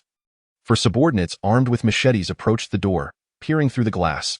They could vaguely discern a figure standing there, holding something in hand. Nodding to one another, two of them swung the doors open. Mr. Hua, do not open the door. The brothers outside have been killed. Hua Wanyan's walkie-talkie blared, presumably from the subordinate tasked with surveillance, who had only now realized something was amiss. But it was too late. The door had already been opened. Revealing a man before them with a grin, he bore a golden broadsword over his shoulder and held two severed heads in his right hand, the bodies lying nearby. Here, your delivery. Tang Zhe laughed, tossing the heads onto the dining table, instantly staining the delectable meal with crimson. Several subordinates retched at the sight, the severed tracheas clearly visible. Hua Wanyan's expression shifted to one of grave concern as he regarded the delivery man. Realizing the implications, had Shimeng sent him? Was he out of his mind to invade his territory alone? Kill him! Hua Wanyan roared, anger flaring. Heaven offers a path, yet he chose to breach hell. Let him pay with his life and see what reliance Shimeng has left. Tang Zhe paused. Hey, Mr. Hua, I came to discuss business with you. Hua Wanyan had never encountered such shamelessness. To bring the severed heads of his own men to negotiate? Was this truly his method of business? The four subordinates, undeterred by the circumstances, were intent on avenging their fallen brothers, determined to slay him, hoping perhaps for a reward of a university girl from Hua Wanyan. As the four blades swung toward him, Tang Zhe sighed in resignation. I knew it. Whatever kind of subordinates you have, such as the character of their leader, it makes things exceedingly difficult. With a swift motion, the four men halted as if frozen in time. Their raised arms fell to the ground. And in a flash, for heads dropped without warning, the bloodied corpses erupting in a fountain of crimson, as if welcoming a sovereign of blood. Tang Zhe's display of strength left everyone stunned. It was not merely powerful but terrifyingly so. Just how much strength was required for that singular horizontal slash?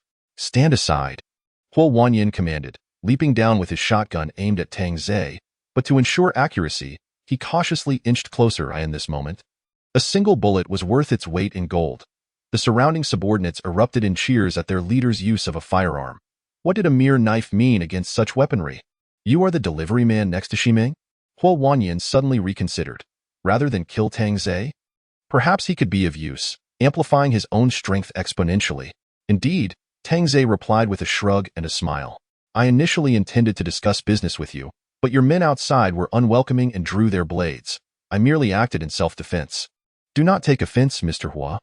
Hua Wanyan's face twitched with disbelief. The audacity to murder his men and still suggest he should not take umbrage. Was there truly such a brazen individual? What business do you wish to discuss? In essence, I require your cooperation to stage a performance. It is quite simple. What do I gain from this?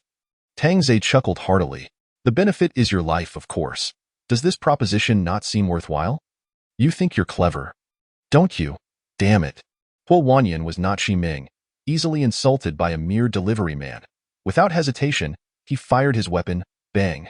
Mr. Hua, your shooting skills are even worse than my cat's. Tang Zhe quipped, seizing the gun barrel and lifting it skyward. Not forgetting to mock him. Hua Wanyan stared in disbelief. He had just pulled the trigger, yet it seemed the mechanism had jammed, only firing once Tang Zhe grasped the barrel. Let go. Hua Wanyan shouted in panic. His subordinates shifting from excitement to tension. How could someone else seize control of the gun? You are a boss. Could you not exhibit a modicum of intelligence? With that, he delivered a swift kick to Hua Wanyan's abdomen, sending him sprawling to the ground like a cooked shrimp, his grip loosening. With the shotgun now in hand and loaded, Tang Zhe remarked, was it truly necessary to force me to kick you before you would relent? Mr. Hua? The subordinates, seeing the loaded weapon, instinctively recoiled, realizing the terrifying power a firearm commanded in this chaotic world. Hua Wanyan surveyed his men, his lips trembling in anger. Why were they so frightened? What are you afraid of? He is but one man. There are still 3 bullets left. Kill him, and you may choose any woman you desire. You will be the leader of the district. Tang Zhe clicked his tongue, leveling the shotgun at Hua Wanyan, speaking in a low tone. Mr. Hua, negotiating with you is quite an arduous task. You are making this exceedingly unpleasant for me. What do you intend to do? Hua Wanyan's eyes widened in alarm. What do you think? Hua Wanyan screamed hysterically. Kill him. Quickly. Bang. All the subordinates wielding knives hesitated. Their leader's face had been obliterated. Bang, bang. Each shot struck Huo Wanyan's face, blood and brain matter splattering everywhere, his head reduced to a gory mess. The subordinates were left paralyzed by Tang Zai's ruthless display. They had seen death before, but such a brutal execution was truly shocking. Is that all the ammunition you have? Lend me a few rounds. Tang Zai tugged at the shotgun. Was this high-ranking leader prepared with so little ammunition? How could he possibly eliminate anyone? The subordinates stared at Tang Zai in a daze, as if he were mocking them. Brothers, he is out of bullets. Whoever kills him shall become the leader. A voice rang out from the crowd, igniting an undeniable temptation. Who among them did not desire to be the leader? As the throng surged forward, Tang Zai could only shake his head in resignation, reaching into his pocket to retrieve red shotgun shells. The man at the front was taken aback. How could he possibly possess shotgun shells? This was inconceivable. Observing Tang Zai reloading, the subordinates were now blinded by greed. Their chance to seize leadership lay in this moment. Seizing the opportunity, they aimed to strike him down. With a crisp sound, "Apologies, you were just a tad too slow." Tang Zai grinned at the subordinate. Bang! The man was flung back 2 meters by the force, a gaping wound appearing in his chest. The remaining subordinates, hearing the gunfire, were thrown into disarray. Who had just claimed there were no bullets, effectively leading their brothers to their doom? Kill me, and you shall become the leader. What are you waiting for? I'm sorry, but I cannot assist with that. I apologize, but I cannot assist with that point. One of the plump fellows stammered. Mr. Shi, with so few of us, our efforts would be futile. Why not collaborate with Mr. Huar instead? Fighting is not beneficial for our community. Indeed, Mr. Shi, cooperation leads to mutual success. We would all heed your guidance. There is no need to take such risks when we all have only one life to live. Perhaps Tang Zai is already dead, and if we proceed, we would merely be delivering ourselves to death. Mr. Shi, it's not that we are afraid, but we do not wish to perish in vain. Fu Qi found their words to be reasonable. Yet he could not openly agree, as it would mean striking a blow to his wife's pride. Though he genuinely wished to do so, Ximeng was truly taken aback, realizing that those she had nurtured lacked any courage or valor, especially the ones following Luo Jun, who had proven utterly incapable after their deaths. Disappointment loomed in Ximeng's mind, leading her to question her own purpose in assembling such a group. What she desired were men of strength and prowess. Mr. Shi, Brother Tang's car has returned. Suddenly, an excited voice crackled over the intercom. This news undoubtedly dispelled the disappointment in Ximeng's mind. Tang Zai was alive. But wait, why was he back? Wasn't he instructed to wait? Why did this Tang Zai always defy her orders? The vehicle at the entrance could not be moved in time. As a BMW 5 Series barreled in, crashing into the structure, smoke billowing from the engine hood. Quickly, bring him out, Ximeng shouted, though she was uncertain of the reason for his return. Tang Zai was the only formidable ally she had. Chapter 65. Who holds the upper hand? Fu Qi observed his wife's frantic demeanor, feeling a pang of sympathy for the pretty boy before her. Surely, she had been captivated by him. Using the need for Tang Zai as a pretext to satiate her long-standing emptiness before anyone could approach, Tang Zai kicked open the car door, seizing the bloody head of the passenger and a shotgun. The sight of Tang Zai brandishing a head and a firearm caused the men who initially intended to rescue him to take 2 steps back in fear. How could he have acquired a gun outside? Who was that severed head? Fu Qi felt a surge of despair as he beheld the shotgun in Tang Zai's hands. This pretty boy was growing increasingly formidable, leaving him with the unsettling notion that his wife was no match for him. As he toyed with her at Wultai in the parking lot, all eyes were filled with tension, astonishment, and dread. No one bore a smile, not even Ximeng. Mr. Shi, I have completed the task, Tang Zai declared with a grin, tossing Huo Wanyan's head at Ximeng's feet. As she gazed at the mangled visage, Ximeng fought back the urge to vomit. Whose head is this? Did you not instruct me to kill Huo Wanyan? Here he is, Tang Zai shrugged, presenting her with such a grand gift. How would she repay him? Upon hearing this, the onlookers could scarcely believe their eyes. That was Huo Wanyan. Had Tang Zai truly severed his head? Wasn't he said to have hundreds of brothers by his side? How had Tang Zai accomplished this? It seemed impossible. Yet, Ximeng's joy was short-lived, for her desires extended beyond merely Huo Wanyan's head. She sought to intimidate and subdue his reckless band of followers. The act of killing Huo Wanyan was merely a means to an end, and now he had taken it upon himself to eliminate him outright. Returning with the head, Ming was nearly driven to the brink of fury. Her carefully laid plans in tatters. How can you prove this is Huo Fu Qi immediately questioned, doubtful of its authenticity. What if he had merely slain someone at random and claimed it was Huo? Tang Zhe smiled at Fu Qi, who felt a tremor at the sight of that grin. Mr. Shi could always make a phone call to verify. Ming, though somewhat skeptical, acquiesced to her husband's assertion and proceeded to dial Huo. The phone rang. The melodious tone echoed from Tang Zhe's pocket, and as he retrieved his phone, 2 words appeared on the screen: stinking bastard. Ming's lips twitched. She had not anticipated Huo would label her so. Yet, he had indeed done it. Huo was dead. Staring at the head at her feet, Ming struggled to grasp the reality that her most formidable adversary had been vanquished. Slowly lifting her delicate foot, she placed her high heel atop Huo head, declaring, "Ladies and gentlemen, Huo is dead. We are safe now."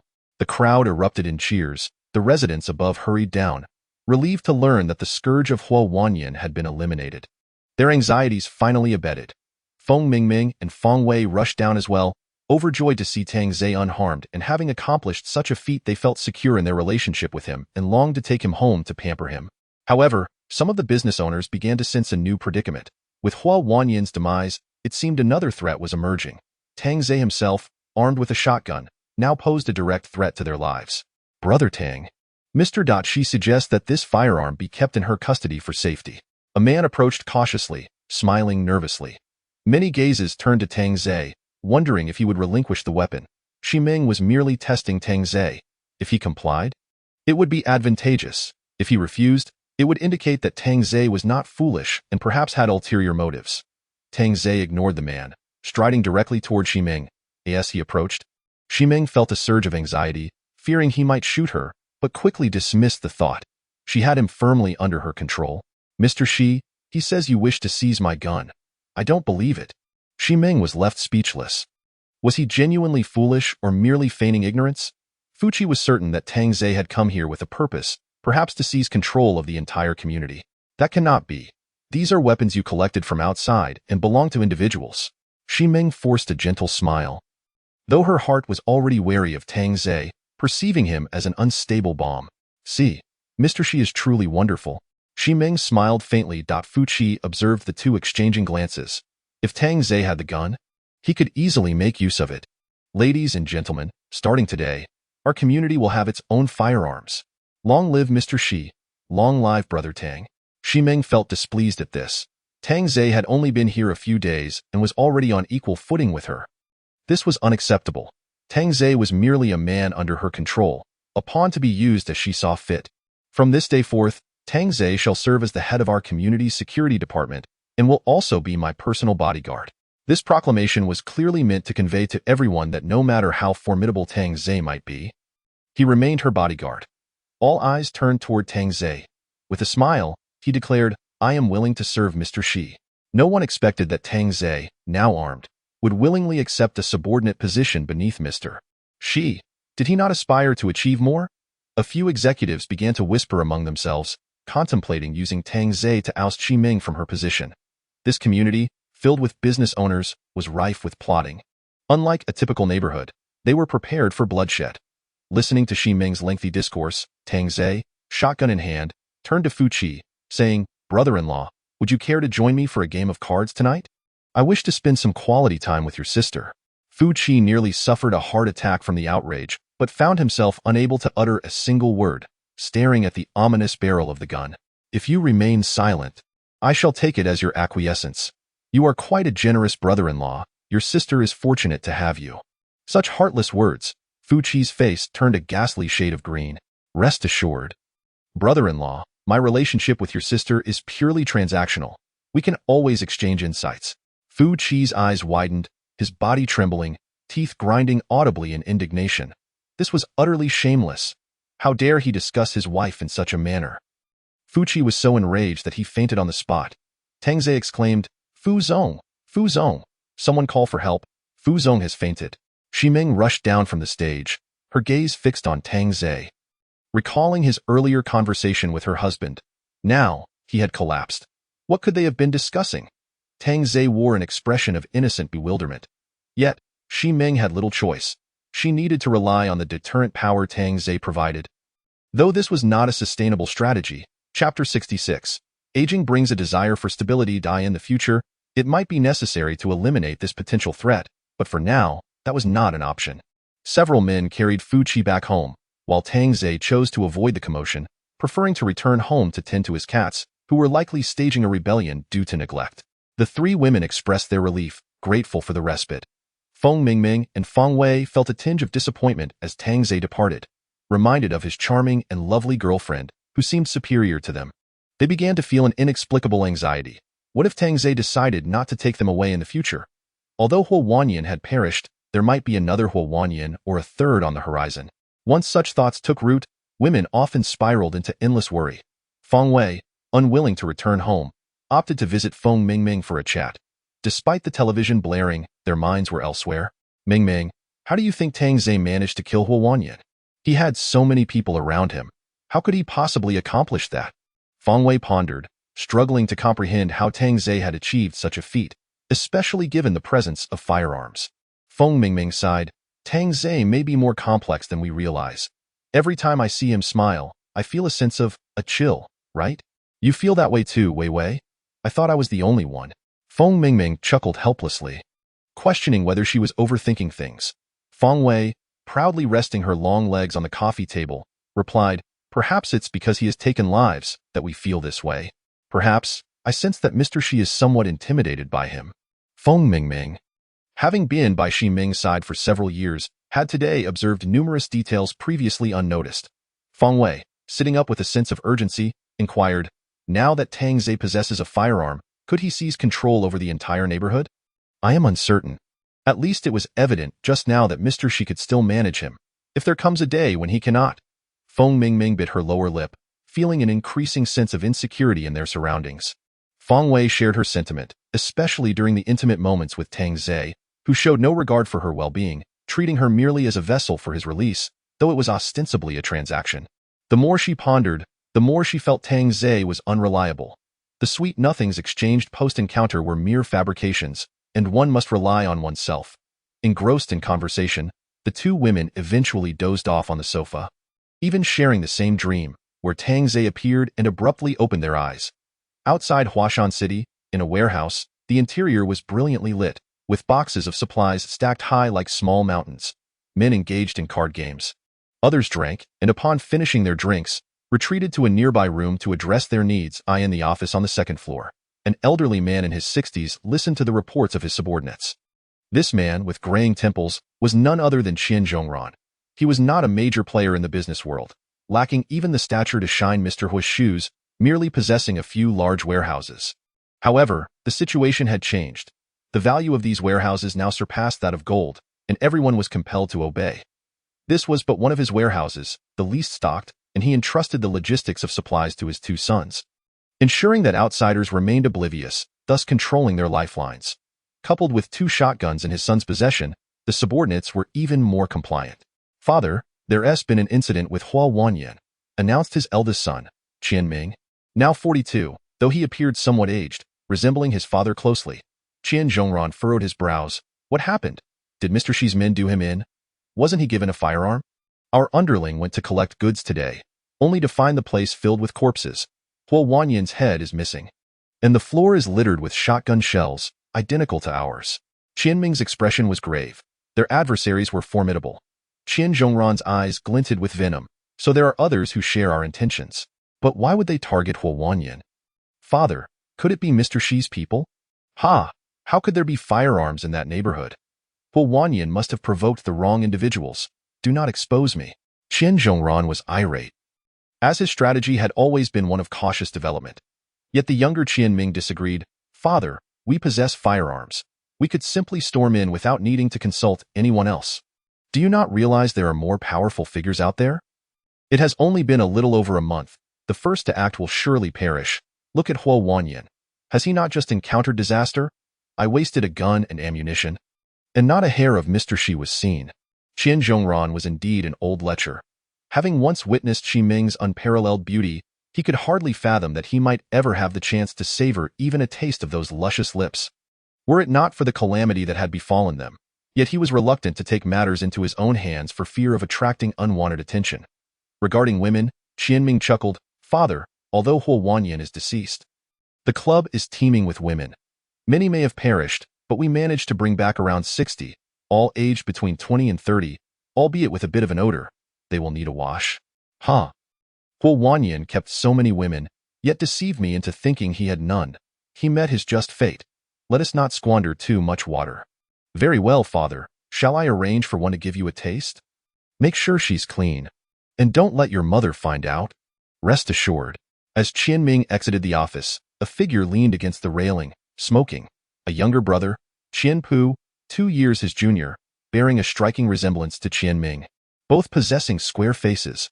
However, Qianpu appeared more menacing, his gaze revealing a history of violence. What did father say? Qianpu inquired. He insists on caution, advising us not to meddle in too many affairs, suggesting we wait a few more months before acting. Wait a few more months. Qianpu extinguished his cigarette, casting an unsatisfied glance toward their father in the office. Brother, do not be so rash. Let me find a suitable woman for you to relieve your tension. Qianpu shrugged off Qianming's hand. Speaking firmly, elder brother, while you and father dwell on women, the world has changed. We have numbers and guns. We must secure our territory. Those who act first will reap the rewards. But we must also be able to defend it. If we gather too many underlings, how many mouths will we have to feed? Instead of always thinking about violence, look at our brothers below. They have food, drink, and women to enjoy. Is this life pleasant enough? Elder brother, have you not considered that if we do not kill others, they will come for us? Sooner or later, father's warehouses will be discovered. Qianming fell silent, caught between his father's cautiousness and his younger brother's aggression. Sensing his elder brother's slight concession, Qianpu whispered, "Father has a fondness for that woman. Qianming, if I were to bring her here, would you consider my plan? Help me inquire." This, brother, father is getting older, and the elderly tend to favor stability. Qianming sighed deeply, only to return to the office to consult once more. Qianpu stood outside, occasionally casting peculiar glances at their father. Moments later, Qianming emerged with a stern expression, and Qianpu sensed something amiss. Suddenly, Qianming grinned widely, patting his brother's shoulder. Father said if you truly manage to bring Qianming here, he will agree to your proposal. Chapter 67. Preparing for the assault. I ascend this just as it should be? Huo Wanyan is no match. I shall take his place. Qianpu cracked his neck, a hint of arrogance dancing across his face, showing no regard for anyone. However, you must exercise caution. The deaths of Huo Wanyan's men are suspicious. It could well be the inhabitants of Shanhui community who are responsible. Elder brother, you worry too much. If there were truly that many firearms in Shanhui community, they would not fear Huo Wanyan. It must be someone else. Qianpu produced a cigarette, offering it to his elder brother. The two lit up, exhaling clouds of smoke. Taking a deep drag, Qianming stated solemnly, "Better to be overly cautious than to be caught unprepared. We should bring more brothers, since we are taking action. It is not merely about seizing a woman. We must secure our supplies in one fell swoop." Now you're speaking sense, elder brother. Our father's cautious approach is inadequate. We must expand and recruit more underlings. Father merely wishes to guard his small piece of land and be a local tyrant. Let us take 5 shotguns with 20 rounds of ammunition. Conserve the bullets and use knives whenever possible. Qianpu shrugged with a grin. Elder brother, I understand. Bullets are more precious than anything right now. With 5 shotguns, I could scare them to death. When do you plan to act? A shadow crossed Qianpu's face. When they are asleep? A splendid idea. At Shanhui Community, Tang Zhe emerged from Feng Mingming's room. Stretching languidly, progress had been satisfactory over the past few days. His energy levels had risen to 7, inching closer to the 3.0 package. On the sofa, Fu Qi sat pale, clutching a cup of hot water. Tang Zhe cannot be left alive. He is far more complex than he appears. Everything he presents is a facade. Fu Qi coughed violently, feeling significantly weakened. In contrast, Qianming appeared radiant, her complexion glowing, exuding an even stronger allure, which left Fu Qi gnashing his teeth in envy. He is of use to me, Qianming replied, well aware that her husband's words bore truth. Upon reflection, a man accompanied by 3 exquisite women naturally raised suspicions. After all, women like Yi Qingyi were coveted by men. For Tang Zhe to take 3 at once, did that imply all the others in their community were deceased? Perhaps he had merely slipped away unnoticed. If we do not eliminate him now, it will be our demise later. If Tang Ze dies, I want to be able to control the other bosses, especially with Hua Wanyan gone. Each one will aspire to be the leader. Are you foolish? Xi Ming leaned back on the sofa, massaging her temples. Fu Qi's eyes burned with intensity as he whispered fiercely, if Tang Ze dies, the firearms will belong to us. Are we to fear the other bosses? This notion sparked a realization in Xi Ming. Yet possessing firearms in their hands versus Tang Ze's was an entirely different matter. If Tang Ze arrives, I'll pour him a glass of water laced with sleeping pills, and we can easily deal with him. This matter cannot be rushed. I need to think it through. Xi Ming was reluctant to act impulsively. As the number of reliable individuals around her dwindled, Fu Qi, incensed by her indecision, rebuked, Xi Ming, are you out of your mind? Before he arrived, how many were by your side? And now, you have only him left. You must rely on him for everything. In truth, you are merely a puppet in Shanhui community. Enough? Xi Ming glared fiercely. Ding dong. Ding dong. At that moment, the doorbell rang. Fu Qi's heart skipped a beat. Could it be Tang Ze? Xi Ming was equally alarmed. Should Tang Ze overhear their conversation? He would likely storm in with 2 guns blazing.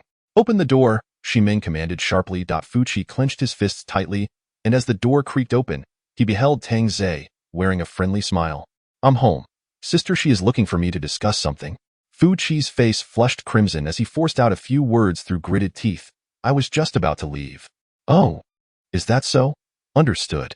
Without uttering another word, Fu Qi exited the house. Observing Fu Qi's hurried demeanor, Tang Ze closed the door and turned to Xi Ming, who was seated on the sofa, with a smile, saying, Sister Xi, today I have truly faced death and returned, almost missing the chance to see you. Xi Ming fixed her gaze on Tang Ze, as if attempting to penetrate the facade of his insincerity.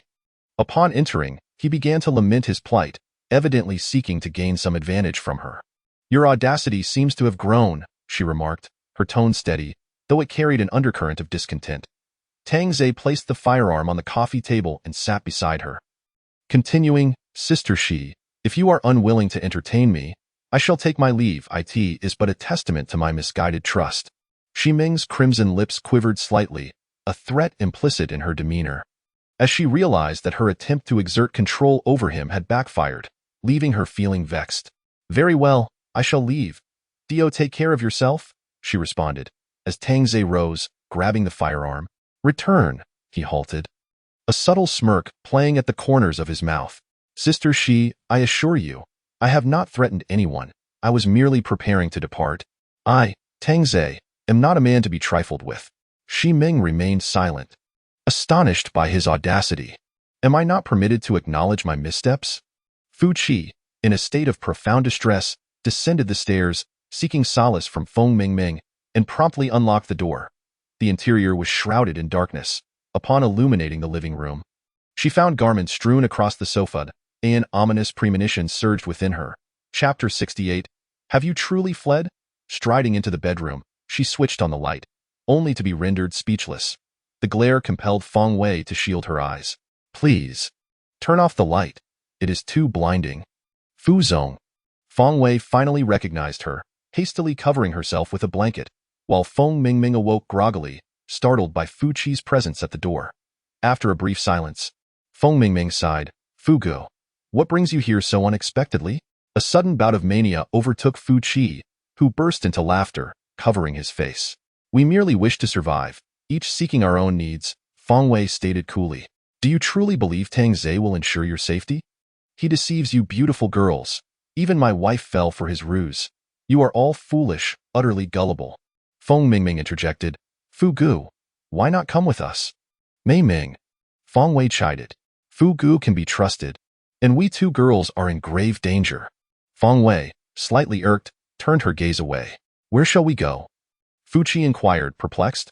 Feng Mingming whispered, actually, Tengu drove here. His car is parked nearby, and he even gave us the keys. What? Fu Qi exclaimed, incredulous, confirming his suspicions of a premeditated plot. It seemed those keys were nothing but a deception. Impossible. They must be fake. Meant to fool you girls? Feng Mingming produced the car keys and pressed a button, illuminating the dark alley with headlights, a stark contrast in the night. It is real. Fuqi was taken aback, pondering why Tang Ze would place such trust in them. Was he genuinely astute or merely naive? Yet, Fuqi remained skeptical, asking, "When do you plan to leave?" Now, came the response that Fuqi was taken aback. He wished to escape, but leaving his wife behind in the clutches of a devil was out of the question. "Isn't that too hasty?" Feng Wei remarked gravely. "This is our only opportunity. Knowing that Tang Ze is at your home, we cannot afford to be discovered." Her words pierced Fuqi's heart, as if questioning the worth of such a wife. "Were it not for her, I would not even consider this," Feng Wei said coldly, donning her clothes to prepare supplies. "Fu Gu, come with me," Feng Mingming pleaded, reminiscing about how well he had treated her even before the apocalypse. Fuqi bit his lip. Rather than await death here, he would choose to depart. Very well.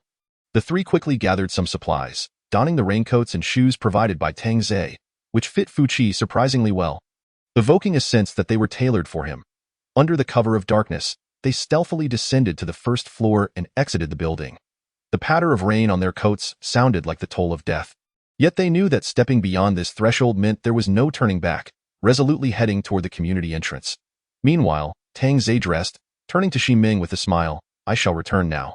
Ximing's beautiful face flushed with embarrassment, leaving her too fatigued to respond. With the firearm in hand, Tang Ze departed, returning to his own abode, startling his three cats who were engrossed in television. "Our wager commences now," he remarked with a faint smile. And Bai, taken aback, asked, "Are those two girls truly planning to flee?" Sun Ting replied with a knowing smile, as expected. Human nature cannot withstand scrutiny. Yet they would not dare call her sister she, Yi Qingyi murmured. Her brow furrowed, indifferent to the two girls, recognizing that betrayal leads to but one outcome. Because Ximing's husband is also preparing to flee with them.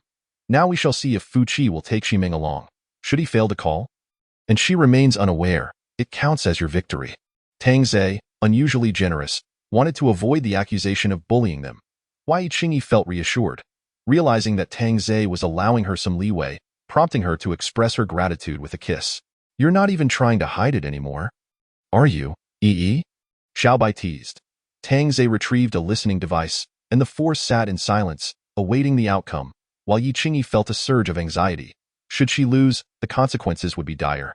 In the shadowy alley, the trio located the modified Tank 300. The sight of its tracked wheels convinced Fuqi of its authenticity, understanding how it had been driven here. Opening the trunk revealed several cases of bottled water and various vacuum-sealed foods. "Get in. We must leave swiftly," Feng Wei urged. Aware that remaining here could lead to dire consequences, especially since they were effectively stealing Tang Ze's vehicle, Fuqi took the wheel, with Feng Mingming in the passenger seat and Feng Wei in the back. "Do not turn on the headlights," Feng Wei cautioned. Her voice reached Tang Ze, making him reflect. "I actually had a rather favorable impression of them. It is a pity they chose to flee. Truly forsaking their stable lives," Sun Ting sighed. Suddenly, Tang Ze chuckled. "You could always try to escape and see if you succeed. If you do, it would indeed attest to your abilities." His jest sent a chill through the three women, who instinctively huddled closer to him. "Just a joke. No need to be frightened." "How annoying." "Master," inside the vehicle, Fuqi started the engine, its roar echoing ominously. Yet, his thoughts drifted back to his beautiful wife. Perhaps I should bring my wife along. With her status, it would facilitate our arrival in Zhonglin City, given her business interests there. Chapter 69. "She is my wife." Fu Wei immediately responded, "No. What if she informs Tang Ze?" Fu Gu has a point. If Zhonglin City is safe, sister, she would wield influence. And we could live comfortably. Feng Wei found herself exasperated. "Ming, if his wife joins us, what place do you have? If sister she discovers you are the mistress, she would surely kick you out." Fuqi immediately reassured. "I promise it won't happen. Ming, you must trust me that of course, I believe you. Fu Gu, you are the strongest." Hearing this, Fuqi felt as if he were imbued with superhuman strength, retrieving his phone to call his wife. The phone on the coffee table buzzed incessantly, irritating Ximing, who picked it up to see it was her husband's call, further aggravating her. "What do you want? Aren't you coming back? Wife, please gather your things and come downstairs. I have located Tang Ze's modified vehicle." Ximing's demeanor shifted instantly. She sprang to her feet, only to sit back down, furrowing her brow. "How did you find it? Do not ask too many questions. Just come downstairs, and I will bring the car in." Ximing's mind raced, struggling to decide. Stop pondering. If you do not leave now, it will be too late. Zhonglin City is safe. You have assets there. You need not remain here, living in fear. That line proved effective. If the other place was indeed safe, it was a viable escape. But could she truly trust it? Now under Tang Zei's control, he could do as he pleased.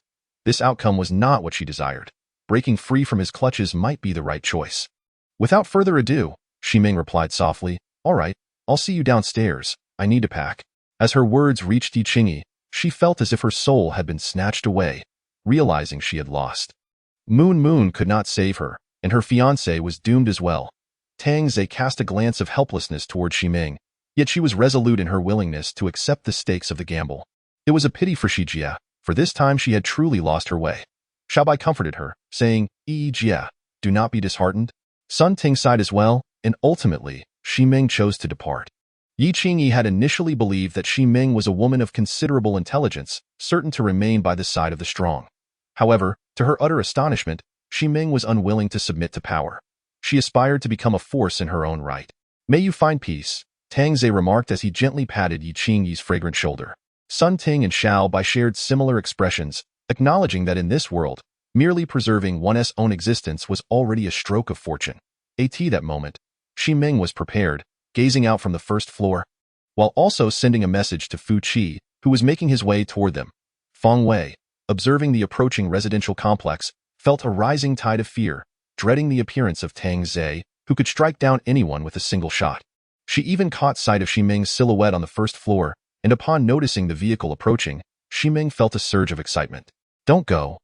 Feng Wei suddenly seized the steering wheel, causing Fu Qi to slam on the brakes, leaving Ximing momentarily stunned. "What are you doing? You almost crashed." Fu Qi shouted angrily. A collision would spell disaster for them all. Feng Wei spoke in a low tone. "A woman who has changed her heart will do anything. Tang Zei is waiting just nearby. If we go over, he will kill us." Feng Mingming shared a glance with Fu Qi, both feeling an ominous premonition. They had all witnessed Tang Zei's methods. "Fu Qi, you know how your wife treats you, don't you? With Feng Mingming by your side, can she really be worse? You are risking everything for someone who doesn't even regard you as a man. She would forsake your feelings for power. Is such a woman truly worth your perilous rescue?" Upon hearing this, Fu Qi gripped the steering wheel tightly, his mind in turmoil. "Why wouldn't it be worth it? She is my wife," he cried, his voice thick with emotion. Without hesitation, he shifted into reverse and pressed the accelerator. I'm sorry, I simply cannot forgive you." Ximing stood motionless, watching as the car sped away from her. Why was he not coming to fetch her? In a rush, she pulled out her phone and called Fu Qi. "Come back. I'm sorry, I cannot overcome my own heart." Upon hearing this, Ximing's face twisted into a bitter smile. "Who was I doing this for?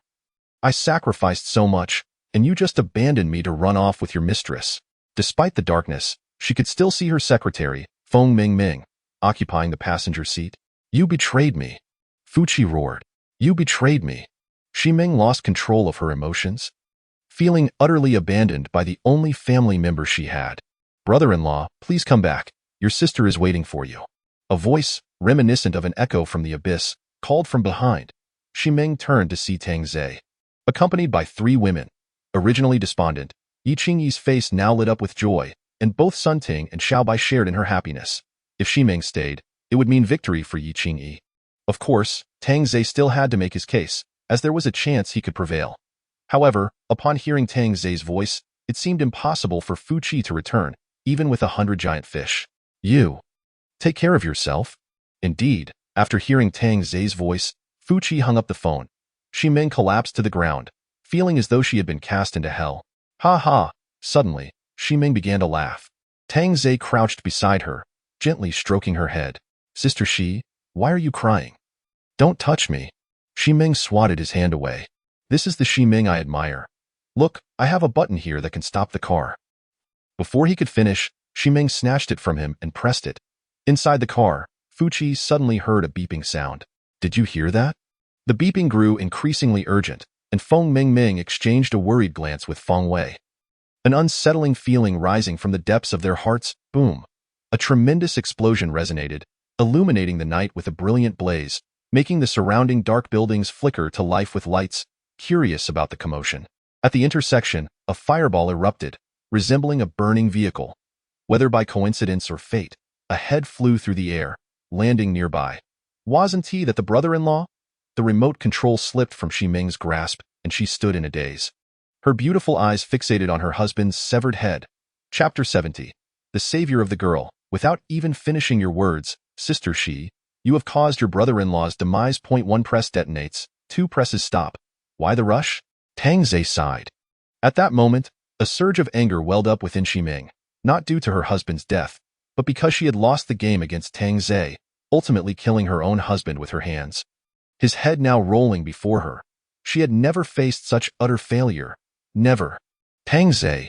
Ximing lunged toward him, filled with a desire to tear him apart, as if she wished to consume him whole. Indeed, Tang Zhe had transformed into a figure reminiscent of a monk. However, before she could reach him, Xiao Bai seized her hair. President Shi, you mustn't disrespect the master. Sun Ting was even more direct, raising her hand and delivering a slap across Ximing's exquisite face, waking her from her rage-induced stupor. What kind of look is that, Sister Shi? I owe you nothing. We have always been mutually exploitative, have we not? You played me. Ximing struggled to accept the reality that she had been toyed with like a jester. Believing herself to be in control, Tang Zhe shook his head. In truth, I have given you numerous opportunities, but you were too preoccupied with your own power. Your reluctance to relinquish your lofty status has led to this predicament, and you have caused me to lose. Tang Zhe's words struck a chord deep within Ximing. Indeed, she had not wished to lose her position, and her aspirations were even grander. She sought to become a modern-day Wu Zetian. You lost? What do you mean? Xiao Bai chimed in cheerfully. It's because we wagered before coming here whether you would ultimately choose to stay or leave. Ximing was taken aback. She had thought herself the hunter, only to discover she had become their prey, utterly defeated. Yi Qingyi, I took you in out of kindness, and this is how you repay me. If the Jiang family knew of your actions, they would surely cast you out. Yi Qingyi replied softly, the Jiang family is no longer of great importance to me, especially since I have those I wish to protect. Tang Zhe yawned, that's enough. Let's go home and get some rest. Game over. No, I haven't lost. I was simply careless. Tang Zhe turned to Yi Qingyi and said, you handle her from now on. Should anything happen to her, you will be responsible. I understand. Yi Qingyi recognized the weight of his words, having experienced it herself. And it's quite late. Making such a ruckus disturbs the neighbors' rest. Civility begins with us. Yi Qingyi nodded and turned to Ximing, saying, please, no more shouting. Yi Qingyi, may you meet a terrible fate. With a sharp sound, Yi Qingyi retaliated with a swift slap. Did you not take me in with the intent of benefiting from the Jiang family? Don't pretend to be so altruistic. This remark left Ximing momentarily speechless. Yet her unwillingness to concede remained. I have never lost. I, Ximing, have never been defeated. I will never allow you to succeed, even in death. Tang Zhe halted, the other 3 women following suit, thinking to themselves that President, she would not have an easy time ahead. Then I shall grant you one more chance. Tang Zhe turned to Ximing, feeling fortunate that he had not become a killer. The path lies behind you. Do you wish to die with dignity or live joyfully like a cat? Please make your choice. Ximing stood frozen, then suddenly declared, I would rather die than become your cat. With that, she dashed toward the outside. The 3 women were left astonished, having not anticipated Ximing's fierce resolve, admiration swelling within them, especially Yi Qingyi, who recognized that she was not her equal. Faced with the choice of life and death, Ximing chose dignity, while she herself had bowed to death. Not only the 3 women, but even Tang Zhe was taken aback. Even in the face of apocalypse, there were still fierce women unafraid of authority. Commendable. As the 4 reflected on this, Ximing abruptly slammed to a halt at the edge. Their expressions shifted from admiration to confusion. How could she stop after displaying such bravery? Standing at the precipice, she found it impossible to lift her feet, as if weighed down by an immovable force. Be careful not to get splashed by the rain. It could also lead to death, Tang Zhe kindly warned, causing Ximing to take a cautious step back. Ultimately, humans fear death, and even more so, they dread dying without purpose. Sister Shi, you have once again surprised me, Tang Zhe remarked casually, yet his words felt like a dagger piercing Ximing's heart. She lacked even the courage to die. Glaring fiercely at Tang Zhe, she questioned, what do you truly want from me? What purpose do I serve for you? Compared to those who throw themselves at me, I personally prefer those with a strong sense of resistance, cunning and malicious, for I will guide them onto the right path, offering my unwavering assistance and affection. Look at them now. They have fully adapted to this apocalyptic world and will no longer be bullied by anyone, except me. The final 3 words were the crux of his statement, and Ximing felt she had never encountered such audacity. Her husband had been right. This was Tang Zai's true nature. Had she listened to her husband earlier and drugged him, the situation would have unfolded quite differently. Shijia, the road ahead is long, and you are a clever woman, Ximing coldly replied. Do you not know that intelligent women can also be quite stubborn? In the past, we indeed utilized each other. But now you hold no value for me, so do not expect me to be your dog. I already said, it's not about being a dog, it's about being a cat. Damn it, is there really a difference? Ximing could not help but curse. Xiaobai weakly chimed in. Of course there is. Cats are much cuter. Ximing was rendered speechless. This Enbai appeared delicate and fragile, yet if she truly wished to escape, it seemed her only option would be to act against her. However, upon seeing Enbai draw a silenced USP and press it against her temple, Ximing's face turned ashen. Shijia, you must behave, Enbai insisted. Ximing realized that this Enbai, despite speaking the softest words, was capable of the harshest actions. No wonder Tang Zai claimed they had adapted to the apocalypse, and they had guns. She had been unaware of this before, having been searched upon entering the community. Where did the guns come from? Did Tang Zai bring them in from outside? Xiaobai, she is not your concern, Tang Zai reminded, and by feigned a pitiful oh, placing the gun back inside her down jacket. Let us go, Ximing. Don't make me use force. Yi Qingyi stated indifferently. You truly are a good daughter-in-law of the Jiang family. A slap echoed. Ximing covered her cheek. This was already the 3rd slap of the night. I'll say it again. I have nothing to do with the Jiang family anymore. He is my master. And yours as well. Haha, you are all so pathetic. I am not that desperate. Her words ignited the fury of the 3 girls. Tang Zai teased, Shizong, it seems your days ahead will not be easy. What are you doing? Let go of me. Without hesitation, Sun Ting knocked Ximing unconscious. The noise was unbearable. Meanwhile, in a warehouse on the outskirts, 3 trucks were ready, their tires modified to tracks, appearing as if hastily removed from an excavator. Qian Pu, holding a shotgun, stood atop a table, surveying the hundreds of men around him, shouting, Brothers, tonight we're going for a big haul. You've heard of the Shanhu community, where the wealthy of Huajing City reside. Upon hearing this, the underlings grew excited. I've heard there are tons of beautiful women. Perhaps even celebrities live there. The rich must have hidden plenty of supplies, with food and beauties. This is a great score. Qian Pu grinned wickedly. Exactly. Our task this time is to loot supplies, kill the men who resist, and capture the women. And more importantly, capture the leader of the Shanhu community, Ximing. Could she be the real estate queen of Huajing City? I've heard she is stunning, with a figure that could mesmerize any man. I saw her on TV, and I was instantly captivated. His words provoked uproarious laughter. Qian Pu bellowed, Yes, that's her. In the future, in the Shanhu community, you can stay in whichever house you desire. Each man will have 2 wives. Just do well, and the wives will double. The cheers erupted. Once, these men struggled to marry, facing dowries and housing issues, but now they could simply claim houses and wives, with the potential to marry 17 or 18 without issue. What? You mentioned dowries. Does this butcher's knife not resemble a dowry? Chapter 71. They are coming, let us go. With Qian Pu's command, the crowd mounted the trucks, their blood boiling with excitement. Qianming approached, advising, stay safe, and don't be too stingy with your bullets. Lives are more important. Just wait for my good news. After all, the wealthier they are, the more they fear death. They are mere rabble. Qianming smiled, patting Qian Pu on the shoulder. When you return victorious, the most beautiful woman will be ready for you. Qian Pu acknowledged with a grunt. Compared to women, he relished the thrill of power more. By now, it was past midnight, and the Shanhu community lay in silence, everyone deep in slumber, with only 4 security personnel dozing in the underground parking lot. Inside, Tang Zai lounged on the sofa, resting his chin as he admired Yi Qingyi's performance. After all, she was also experienced, having undergone Sun Ting's rigorous training. Yet, this time, the target was the formidable Ximing, not someone who could be easily subdued with mere words. Sun Ting was massaging Tang Zai's thigh when she curiously asked, Master, how did you know Fu Qi's lover is Feng Mingming? Haha, It fell off at Fuchi's place. The glances exchanged were too telling. She would undoubtedly steal my car. They are all untrustworthy. Sun Ting quickly showered him with praise. Tangze was always testing people, and those who failed faced dire consequences. You think I'll stoop to your level and conspire with you? Dream on. Shi Ming's will was formidable, resisting since she regained consciousness. Why? Yi Qingyi replied sternly. What do you mean by conspiring? In this apocalypse, women are no match for men. They have become commodities, mere appendages. But if we unite, we can survive.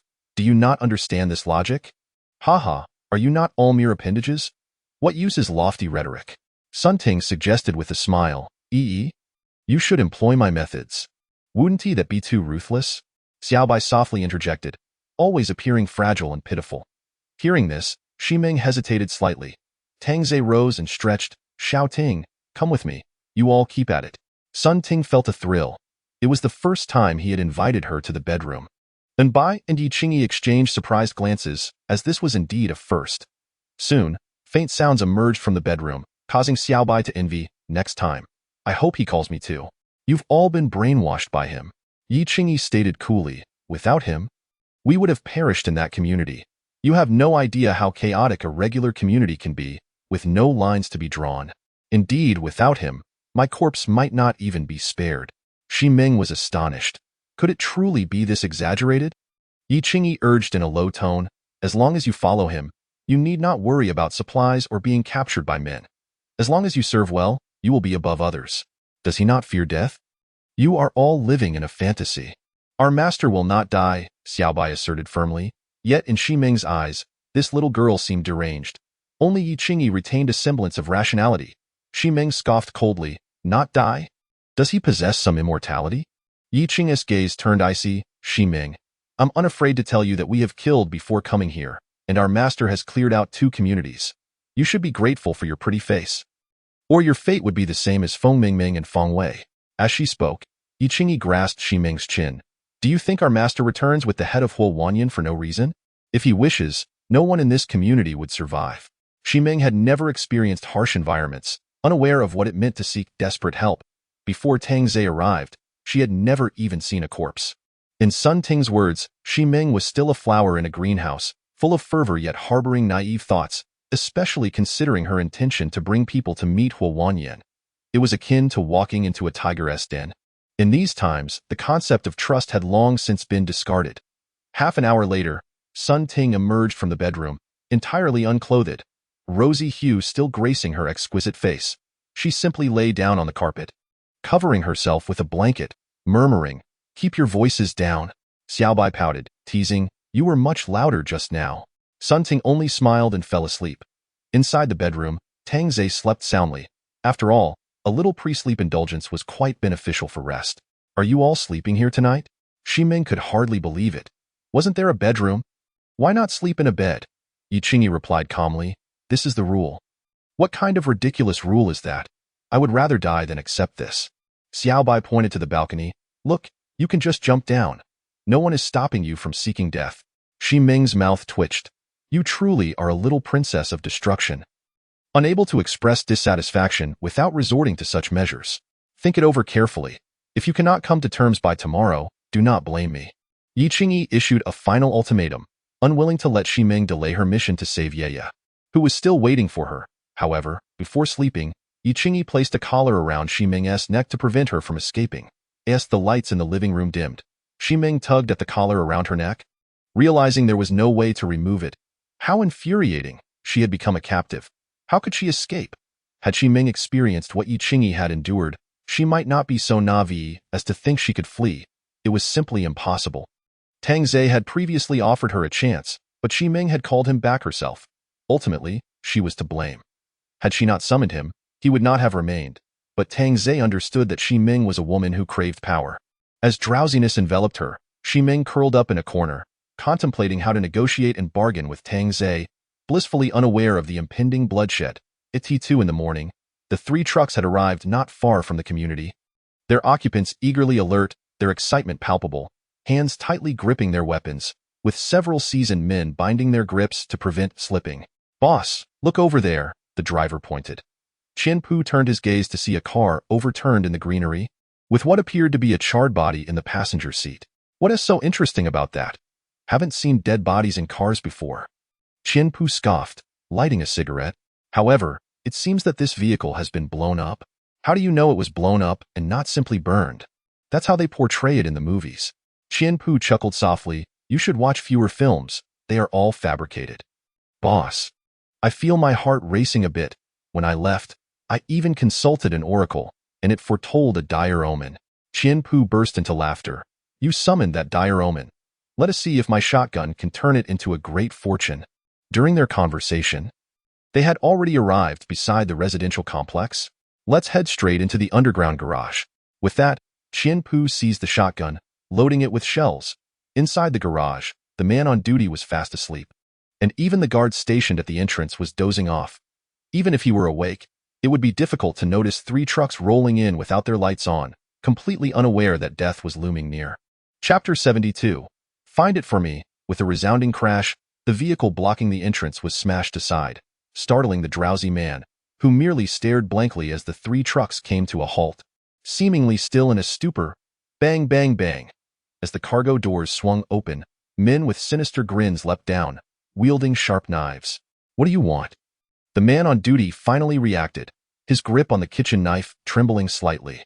A burly man approached directly, his fierce presence rendering the man rigid with fear. What do you mean? To chop you up? With that, he swung down towards the man's neck, thud. Although the head was not severed, the blade struck the carotid artery, blood gushing forth as the latter's eyes widened in disbelief. Was this truly how he was to meet his end? Qianpu, brandishing the shotgun, jumped out of the vehicle. Ha! Utterly without combat ability. That Huo Wanyan is quite the fool, unable to handle such a simple residential area. One man lay dead, while the others crumpled to the ground in terror. Big brother, we are merely the residents. On duty tonight, please spare us. Do not kill me. I will bow to you. Me too. Qianpu beckoned with a finger, and one of his subordinates handed him an axe. Raising his arms, Qianpu swung down towards the man in the center, intending to demonstrate a beheading for his subordinates while also instilling fear. To his surprise, the blade got stuck on the cervical spine. But the blood sprayed onto the faces of the 2 men beside him, one fainting from fright, the other so terrified that he lost control of his bowels. Damn it, I need to sharpen this when I get back. Yes. Yes, his subordinates hastily replied, despite having sharpened it before leaving. Qianpu kicked the man who had soiled himself down. Do you know where Shimu lives? Yes, I know. If you know, then lead the way. Did I truly wonder how you used to make a living? You act like a fool. Qianpu's words elicited laughter from his subordinates. The wealthy were no different after all. Just a month ago, they had ignored them, yet now they were on their knees begging for mercy. Thank this apocalypse for granting the underprivileged a chance to rise. Soon, Qianpu arrived at Shimu's doorstep. The lock-picking subordinate was about to open the door when Qianpu stopped him. After all, she is the real estate queen of Huashan City. We must show some respect. With that, Qianpu pressed the doorbell. Ding dong, ding dong. After 5 minutes, Qianpu's expression grew increasingly grim. It seems she does not appreciate our courtesy. Let us take action. The lock clicked open, and as the subordinates entered, they were immediately taken aback by the lavish decor. Truly, the boss lived as if in a palace. Qianpu rushed to the bedroom, but it was empty. Boss, no one is here. Neither is anyone here. Not even in the bathroom. Qianpu's expression turned frigid as he barked, Where is she? He then turned to the man who had led them. This is truly Shimu's home. I did not deceive you. Qianpu chuckled sinisterly. Kill him? No. Please, don't. The man's screams gradually faded, hot blood flowing across the expensive floor, the stench of blood quickly filling the living room. All right, let us play hide and seek. Let us turn this entire complex upside down. Yes. Boss. Meanwhile, Shimu, who had been sound asleep, vaguely heard some commotion. Thinking she was nestled in her soft bed, she opened her eyes to find herself huddled in a corner. As the noise grew louder, Shimu frowned. Uneasy about what was happening, a bad premonition surged within her, and she could no longer suppress her voice. Hey, wake up! Wake up! Yi Qingyi, dreaming of receiving a call from Yeya, was jolted awake by the shouting. What are you yelling about in the middle of the night? Sun Ting also awoke, furious enough to want to shoot someone. Listen, it sounds like something is happening outside. Shimu hurriedly said. Wei Qingyi and Sun Ting listened intently, and indeed, there seemed to be smashing sounds, a noise all too familiar. Xiao Bai.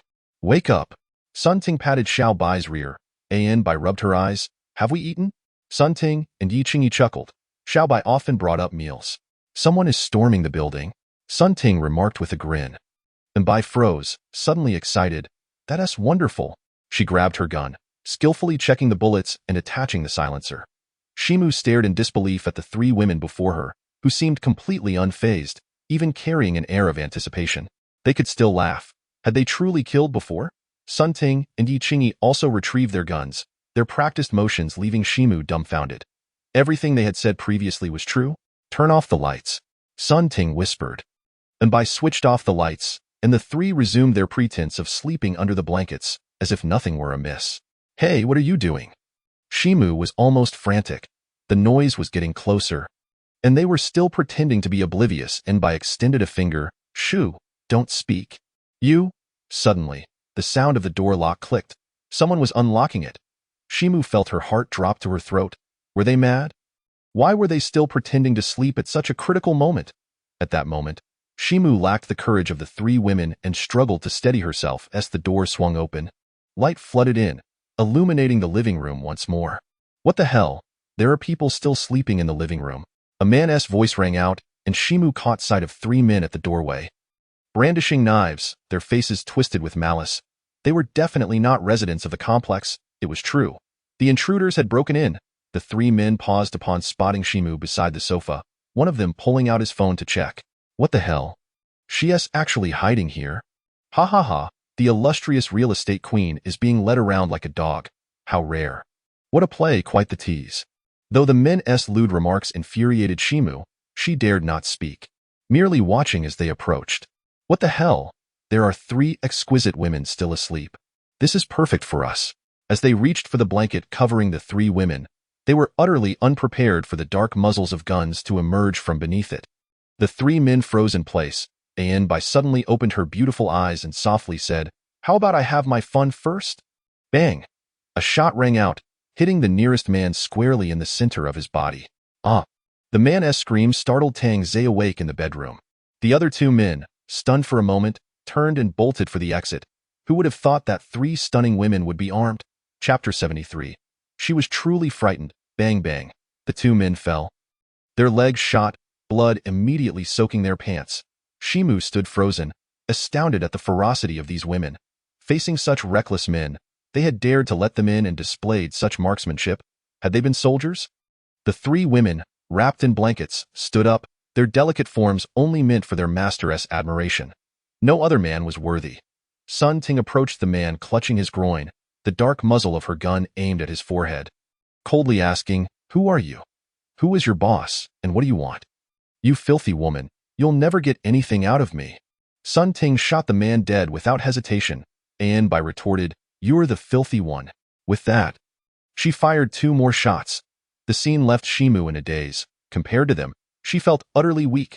The power she had once prided herself on seemed utterly insignificant under their gun barrels. Yi Qingyi moved to the other two men, commanding, Speak. We are employees from the suburban warehouse. Our boss is Qian Zhongran, and today we were brought by his second-in-command, Qian Pu, to steal supplies and to find Shimu. Shimu's body trembled. Could this Qian Zhongran be the same Qian mentioned by Huo Wanyan? Their target was indeed her. What do you want with Shimu? Our boss has taken a liking to her. Oh, how many of you are there? About 100. And 5 shotguns, another man added, looking pleadingly at Yi Qingyi. We told you everything we know. Please don't kill us. We're just workers, I beg you. Beautiful lady. Yi Qingyi's heart had long hardened like stone, and without hesitation, she raised her gun and fired 2 shots, sending them straight to hell. At that moment, the bedroom door swung open, and Tang Zhe emerged. Yawning. Upon seeing the 3 corpses, he paused. What is going on? Xiao Bai immediately jumped to Tang Zhe's side, clinging to his arm and sweetly saying, Master, someone is storming the building, over 100 of them. Looking for Shimu. Their boss has taken a fancy to her. Tang Zhe turned to look at Shimu, who instinctively shrank back. Since you have come to seek Sister Shi, for the safety of the entire building. Sister Shi, you must sacrifice yourself. After all, you are the leader and cannot hide away here. Tang Zai's words left the three women momentarily stunned, and Ximing could hardly believe it. She had previously been treated like them. Yet now she was being asked to surrender herself. The consequences of surrender were not lost on Ximing. "Release her," Yiqingyi replied, reluctantly undoing the collar around Ximing's neck, feeling helpless. "I told you to behave. But you are unwilling. Let us go." Ximing felt a sudden weakness engulf her, collapsing to the ground, unable to stand. "Stop hesitating. If you cannot be found, they will surely kill." Tang Zai remarked calmly. "No, I don't want to." Ximing suddenly shook her head frantically, her beautiful face drained of color, stripped of the resolve she had shown just yesterday. Her inner boundaries were being ruthlessly shattered. Tang Zai lit a cigarette and advised, "Being the leader entails sacrifice. Did you not meet with Huo Wanyan for the sake of everyone before?" No, I was just pretending. I won't go. I beg you, don't hand me over." As she spoke, Ximing crawled to Tang Zai's feet, clutching his trousers and pleading desperately. Tang Zai patted her head and chuckled. "It's too late. No, I can be like them. Call you master. Let you play with me as you wish, even lick your toes." As she spoke, she genuinely lowered her head. Tang Zai felt a sudden surge of amusement and remarked, "Since you've said so, I shall grant you another chance." Ximing was overwhelmed with excitement, preferring to remain by Tang Zai's side rather than be handed over. "Thank you, master. Don't be so hasty with your gratitude. Let us make a wager. If you win, you can stay with me. If you lose, you must take on the responsibilities of the District S leader, rescuing everyone and earning a good reputation. Isn't that your forte?" Ximing gazed up at Tang Zai, surprised by such a wager, yet at least there was still hope. "All right, I accept the bet. Let us make the wager simple. Although you have self-interest, you have also been decent to the people in this district, motivating them to live well and distributing supplies. I wonder if they will feel grateful and dare to fight against the forces of evil. So, the bet is simple. Will they help you? Or cast you into the fire pit? Ladies first." Ximing bit her red lip, finding it difficult to make a decision, as it pertained to her very life. Suddenly, she recalled Yiqingyi's words. The apocalypse was unlike before. Human selfishness would be magnified infinitely, and people would do anything to survive. What if some are willing, while others are not? Ximing asked. Then it would certainly depend on the volume of their calls for help. Rest assured, I am quite fair. They will push me into the fire pit, Ximing muttered. Though she dreaded voicing this truth, feeling it was her reality. Such a lack of confidence, Tang Zai remarked. Ximing whispered. I know their character better than you. Even though I have tried to avoid it, I must face it eventually. Ha, it seems you believe my fire pit is easier to enter. Ximing remained silent, indicating her agreement. Given the choice of fire pits, she would undoubtedly choose Tang Zai's. In truth, I still hope they will keep you. After all, I truly wish to see if there are still good people. Let us go. Ximing longed to ask, are we really just walking out like this? There are over 100 of them. Let us go. Why are you standing there in a daze? Sun Ting said darkly, harboring no fondness for Ximing. Ximing had no choice but to follow. Feeling as though she was being delivered like a prized offering. Shouldn't she be fleeing at this moment? In the underground parking lot, owners began to descend in dribs and drabs, most appearing in their night clothes. The men who resisted were swiftly dealt with, while those who came down now were compliant, and the women were even more subservient, complying to whatever demands were made with knives raised. Boss, as expected of a wealthy district, the quality of the goods is quite superior. One of the subordinates gazed greedily at the women descending, noting that their demeanor was not something the common makeup could possess. Hasn't Ximing been found yet? Qian Pu had not even considered these women, as his main target was still missing. No news yet, but she must be hiding somewhere. Qian Pu scanned the surroundings, while the owners lowered their heads, not daring to meet his gaze. Boss, I might know, a man in the crowd called out. Qian Pu turned to look, smiling as he asked, then tell me, if you dare deceive me, your fate will be a severed head. I believe Ximing is definitely at Brother Tang's place. Who is Brother Tang? Qian Pu inquired. Puzzled. Brother Tang is the one who previously brought back Huo Wanyan's head, earning Ximing's favor. This statement made Qian Pu's brow tighten, and he gripped the gun in his hand more firmly, realizing that indeed, it was the people from here who had done it. What is his profession? A special forces soldier. He is a delivery man. Ha! A delivery man? Are you mocking me? Kill him. Qian Pu's anger flared, and he immediately ordered the execution. Chapter 74. Blame yourself for being too strong. The man had not anticipated such an outcome, thinking that simply speaking would ensure his survival. Boss, I swear everything I said is true. They can all bear witness. Yet, those around him merely lowered their heads, choosing to distance themselves. Speak up, will you? No one spoke for the man, and with the swing of an axe, his head rolled to the ground. Suddenly, two figures appeared at the staircase entrance. Boss, are you looking for me? All eyes turned to see Tang Zhe emerging, gun in hand, with a pale-faced Ximeng following closely behind. Instantly, 5 guns were aimed at Tang Zhe, and Ximeng felt her legs weaken at the sight of the gun barrels. Whoa! Whoa, remain calm. This gun is unloaded. As he spoke, Tang Zhe tossed the gun to the ground. This left Qianpu and his group in a state of shock, fearing an outbreak of gunfire. Meanwhile, the owners silently scolded, thinking it was one thing to frighten them. But why throw down the gun? How could this possibly save them? Boss, I actually brought her to you. After saying this, Tang Zhe wrapped his arm around Ximeng's slender waist, his hand resting on her rounded backside. Qianpu finally laid eyes on the legendary Ximeng, having only seen her on television before. Now, he was struck by her beauty and grace in person. Realizing why his father was so infatuated with her. This kind of woman was someone he himself admired. Those who know how to read the situation are the true heroes. Young brother, I appreciate you. Did I hear you are the one who took care of Huo Wanyan? Indeed, that is correct. With such capabilities, why not work with me and conquer the world together? That would be splendid.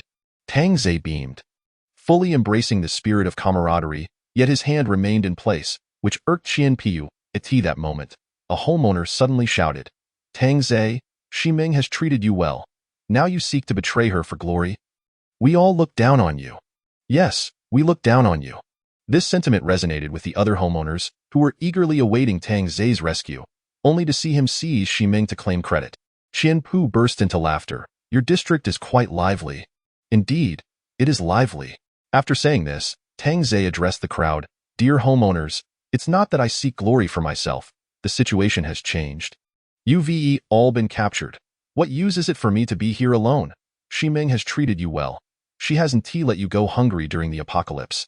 Now that she is in trouble, if you stand with me in resistance, I, Tang Zhe, am willing to risk it all. They have 5 guns, which at most means 20 bullets. We still have a chance. Qianpu was momentarily taken aback. Just a moment ago, he was ready to seek glory, but now he was stirring up conflict between the two sides. What was his intention? Anyone who dares move, I will kill. Qianpu raised his gun and fired a shot. The deafening sound causing the homeowners to lower their heads in fear, unwilling to die for Ximeng. Ximeng still harbored a shred of hope, believing at least half of them would stand up for her, given their previously amicable relations. However, she soon realized that those once friendly were now bowing their heads even lower, as if they couldn't see her at all. In that moment, Ximeng's heart turned cold. Realizing no one would come to her aid, she had not expected it to be a total abandonment. Ultimately, she had raised a pack of ingrates. Tang Zhe sighed heavily. Look at you all. You've benefited from her kindness. Yet now you refuse to help in her time of need. Don't scold me for seeking glory. In fact, I've saved you several times. If it weren't for me, you would have long been butchered by Huo Wanyan. Hey, can I interject here? I came here to rob, so please show me some respect. Qianpu thought to himself, feeling quite disgruntled that this kid was stealing his thunder. Apologies, I got a bit carried away. What do you say, boss? Qianpu replied coolly. Put your hand down. That request is a bit difficult. Her rear is resting on my hand. Tang Zhe shrugged innocently. You son of a bitch, are you mocking me? Put her down. Qianpu raised his gun, aiming it at Tang Zhe, feeling insulted but hesitant to pull the trigger, fearing he might accidentally shoot Ximeng. Tang Zhe's expression slightly changed as he slowly lowered his hand, saying, I'm an orphan. It's quite rude of you to speak like that. Kill him. Bang, bang, bang, bang, bang. The sound of 5 consecutive gunshots shattered the tense atmosphere, and aside from Qianpu, the other 4 were shot in the head on the spot. Qianpu's gun fell to the ground, clutching his broken fingers, beads of cold sweat streaming down his face. There's a shooter. Quickly grab a gun. However, every subordinate rushing to retrieve a weapon was shot down immediately, leaving them too terrified to move, their eyes wide with fear. Such a turn of events, however, filled the homeowners with joy. They had finally been saved. This delivery man was clever, bringing Ximing out to divert attention while arranging for others to find opportunities in the shadows. You have a gun. Qianpu, clutching his fingers, trembled as he stared deeply at Tang Zhe. In this day and age, not having a gun is quite embarrassing. Otherwise, do you think she would be so compliant? After saying this, he pinched Ximing's exquisite cheek. Qianpu chuckled coldly. What do you intend to do? I do not wish for much, merely to end your life. With that, he drew his pistol from his waist and fired. The shot ringing out amidst the fearful gaze of Qianpu. Bang. With ambition unfulfilled, Qianpu collapsed, epitomizing the folly of ignoring the wisdom of the elders. Such recklessness is the hallmark of youth, after all. What harm is there in being a local tyrant? With the leader now deceased, the surrounding lackeys found themselves at a loss. At that moment, 3 women emerged from the periphery, the onlookers bewildered as to their identity, only to realize they were the 3 women by Tang Zhe's side. They possessed remarkable marksmanship. Congratulations, you have earned the right to remain by my side. Tang Zhe remarked indifferently, clearly unimpressed by the people before him. Ximing, harboring no expectations of these individuals, knelt straight before Tang Zhe, saying, "Thank you for taking me in, master." "Such a good girl," Tang Zhe replied, patting Ximing's head. It was time to activate the fixed quadruple speed. Just as Ximing was in her act of devotion, a voice suddenly rang out, "Drop your weapons." Unbeknownst to anyone, several men had picked up the remaining shotguns, now aimed at Tang Zhe and the others. This turn of events left Sun Ting and Yi Qingyi shaking their heads, while Mbai puffed her cheeks in an adorably indignant manner. Yet, Tang Zhe merely chuckled, stroking Ximing's head. "My dear friends, I just saved you, and this is how you repay me." A bald man stepped forth from the crowd. Ximing glanced at him and softly remarked, "That's President Chen. He has never been trustworthy." "Ha ha ha. Brother Tang, it's not that I am ungrateful. It's just that you are far too strong, leaving me feeling rather uneasy. If you can subdue a woman like Ximing and make her kneel, I too wish to see her kneel before me." Tang Zhe sighed, "President Chen, let us make a deal. I will take them and leave you all in peace." "Brother Tang, even if I could agree, the other owners would not. They fear your retaliation, do they not? Indeed, even President Xie fears you. Kill him, take their guns. We can defend ourselves." "Precisely, if we keep him alive, we will have to heed his commands. We ought to be our own masters." The owners expressed their sentiments unanimously. Their meaning clear. "Your strength intimidates us, and to restore balance, you must perish." Qianpu's lackeys were utterly astonished, witnessing such infighting among the supposed allies, truly a gathering of talent. Chapter 75. "All must perish. Your actions place me in a most difficult position," Tang Zhe exclaimed. Clicking his tongue, he wished to offer them an escape, yet they sought his demise. "I in this apocalyptic world, I save you, and you seek to kill me. It is indeed expected." President Chen chuckled. "No need for your distress. Your demise would bring us all relief. And besides, you shall have 4 beauties to accompany you. Your charm shall remain undiminished even in the afterlife." Since the conversation has reached this point, let none be spared. Tang Zhe's gaze turned icy. Ximing, crouched on the ground, prepared for her own end, but upon hearing Tang Zhe's words, revealed a bitter smile. "Kill them!" President Chen shouted. In that instant, both sides raised their weapons and fired. Bang, bang, bang. 5 men wielding shotguns fell victim to headshots, while Tang Zhe's side appeared completely unscathed, as though they were firing blanks. However, steel balls littered the ground. None had come close, all controlled by Tang Zhe. In that moment, everyone stood aghast, utterly bewildered by the unfolding events. Particularly President Chen, who could not fathom why his side suffered casualties while the others remained unharmed. Ximing opened her eyes, initially bracing for pain, yet felt none. The 5 adversaries lay slain. What had transpired? Tang Zhe suddenly reached into Ximing's deep V-neck, causing her heart to flutter. What was he doing? In the gaze of the crowd, Tang Zhe drew forth a golden broadsword. "Men must die, women shall remain," Tang Zhe declared coolly. Quick to react, a man lunged for a shotgun, but Yi Qingyi raised her hand and fired twice. Sun Ting and Anbai showed no mercy either, flames erupting from the gun muzzles. Bang, bang, bang. The parking lot descended into chaos as everyone scrambled for their lives, whether they were owners or Qianpu's lackeys. "I told you today was an omen of misfortune," a lackey cried, only to be shot in the back of the head moments later. President Chen was terrified. These individuals were truly monstrous. Tang Zhe's gaze zeroed in on the fleeing President Chen, and he hurled the golden broadsword with ferocity. Swoosh! The blade pierced through the back of Chenna's head, exiting from his mouth. Perhaps he had miscalculated his strength, as it skewered several fleeing ahead before embedding itself in the concrete wall. The owners, witnessing this scene, were horrified. This was not merely madness. It was the manifestation of a demon risen from hell. As Tang Zhe extended his hand, the broadsword embedded in the wall was drawn back to him. No more pretense. You shall all perish. With swift strikes, the fleeing owners were cleaved in twain, turning the underground parking garage into a veritable purgatory, with some succumbing to sheer terror. Shiming stood transfixed, gazing at Tang Zhe, who resembled a demonic figure. She finally comprehended Yi Qingyi's earlier words. He seemed truly impervious to death, and ordinary people were no match for him. Perhaps this was how Huo Wanyan met his end. He had claimed to have cleaned out 2 communities. Now it appeared he was on the brink of a third. What a terrifying man. She was fortunate to have won the gamble and become his pet. The other 3 women each dispatched a foe with a single shot, showing no hesitation, even as they begged for mercy. Spare one alive, covered in blood. Tang Zhe turned to Sun Ting and said, "One has been preserved. Excellent. Please account for the bodies. I must pay a visit to each one." Understood. As Tang Zhe departed, the parking lot fell eerily silent. Blood pooling and slowly flowing into the drainage, the stench mingling with a foul odor, causing Shiming to retch. The 3 women, however, seemed unfazed, checking for anyone feigning death, executing those who dared to pretend. "Please, do not kill me.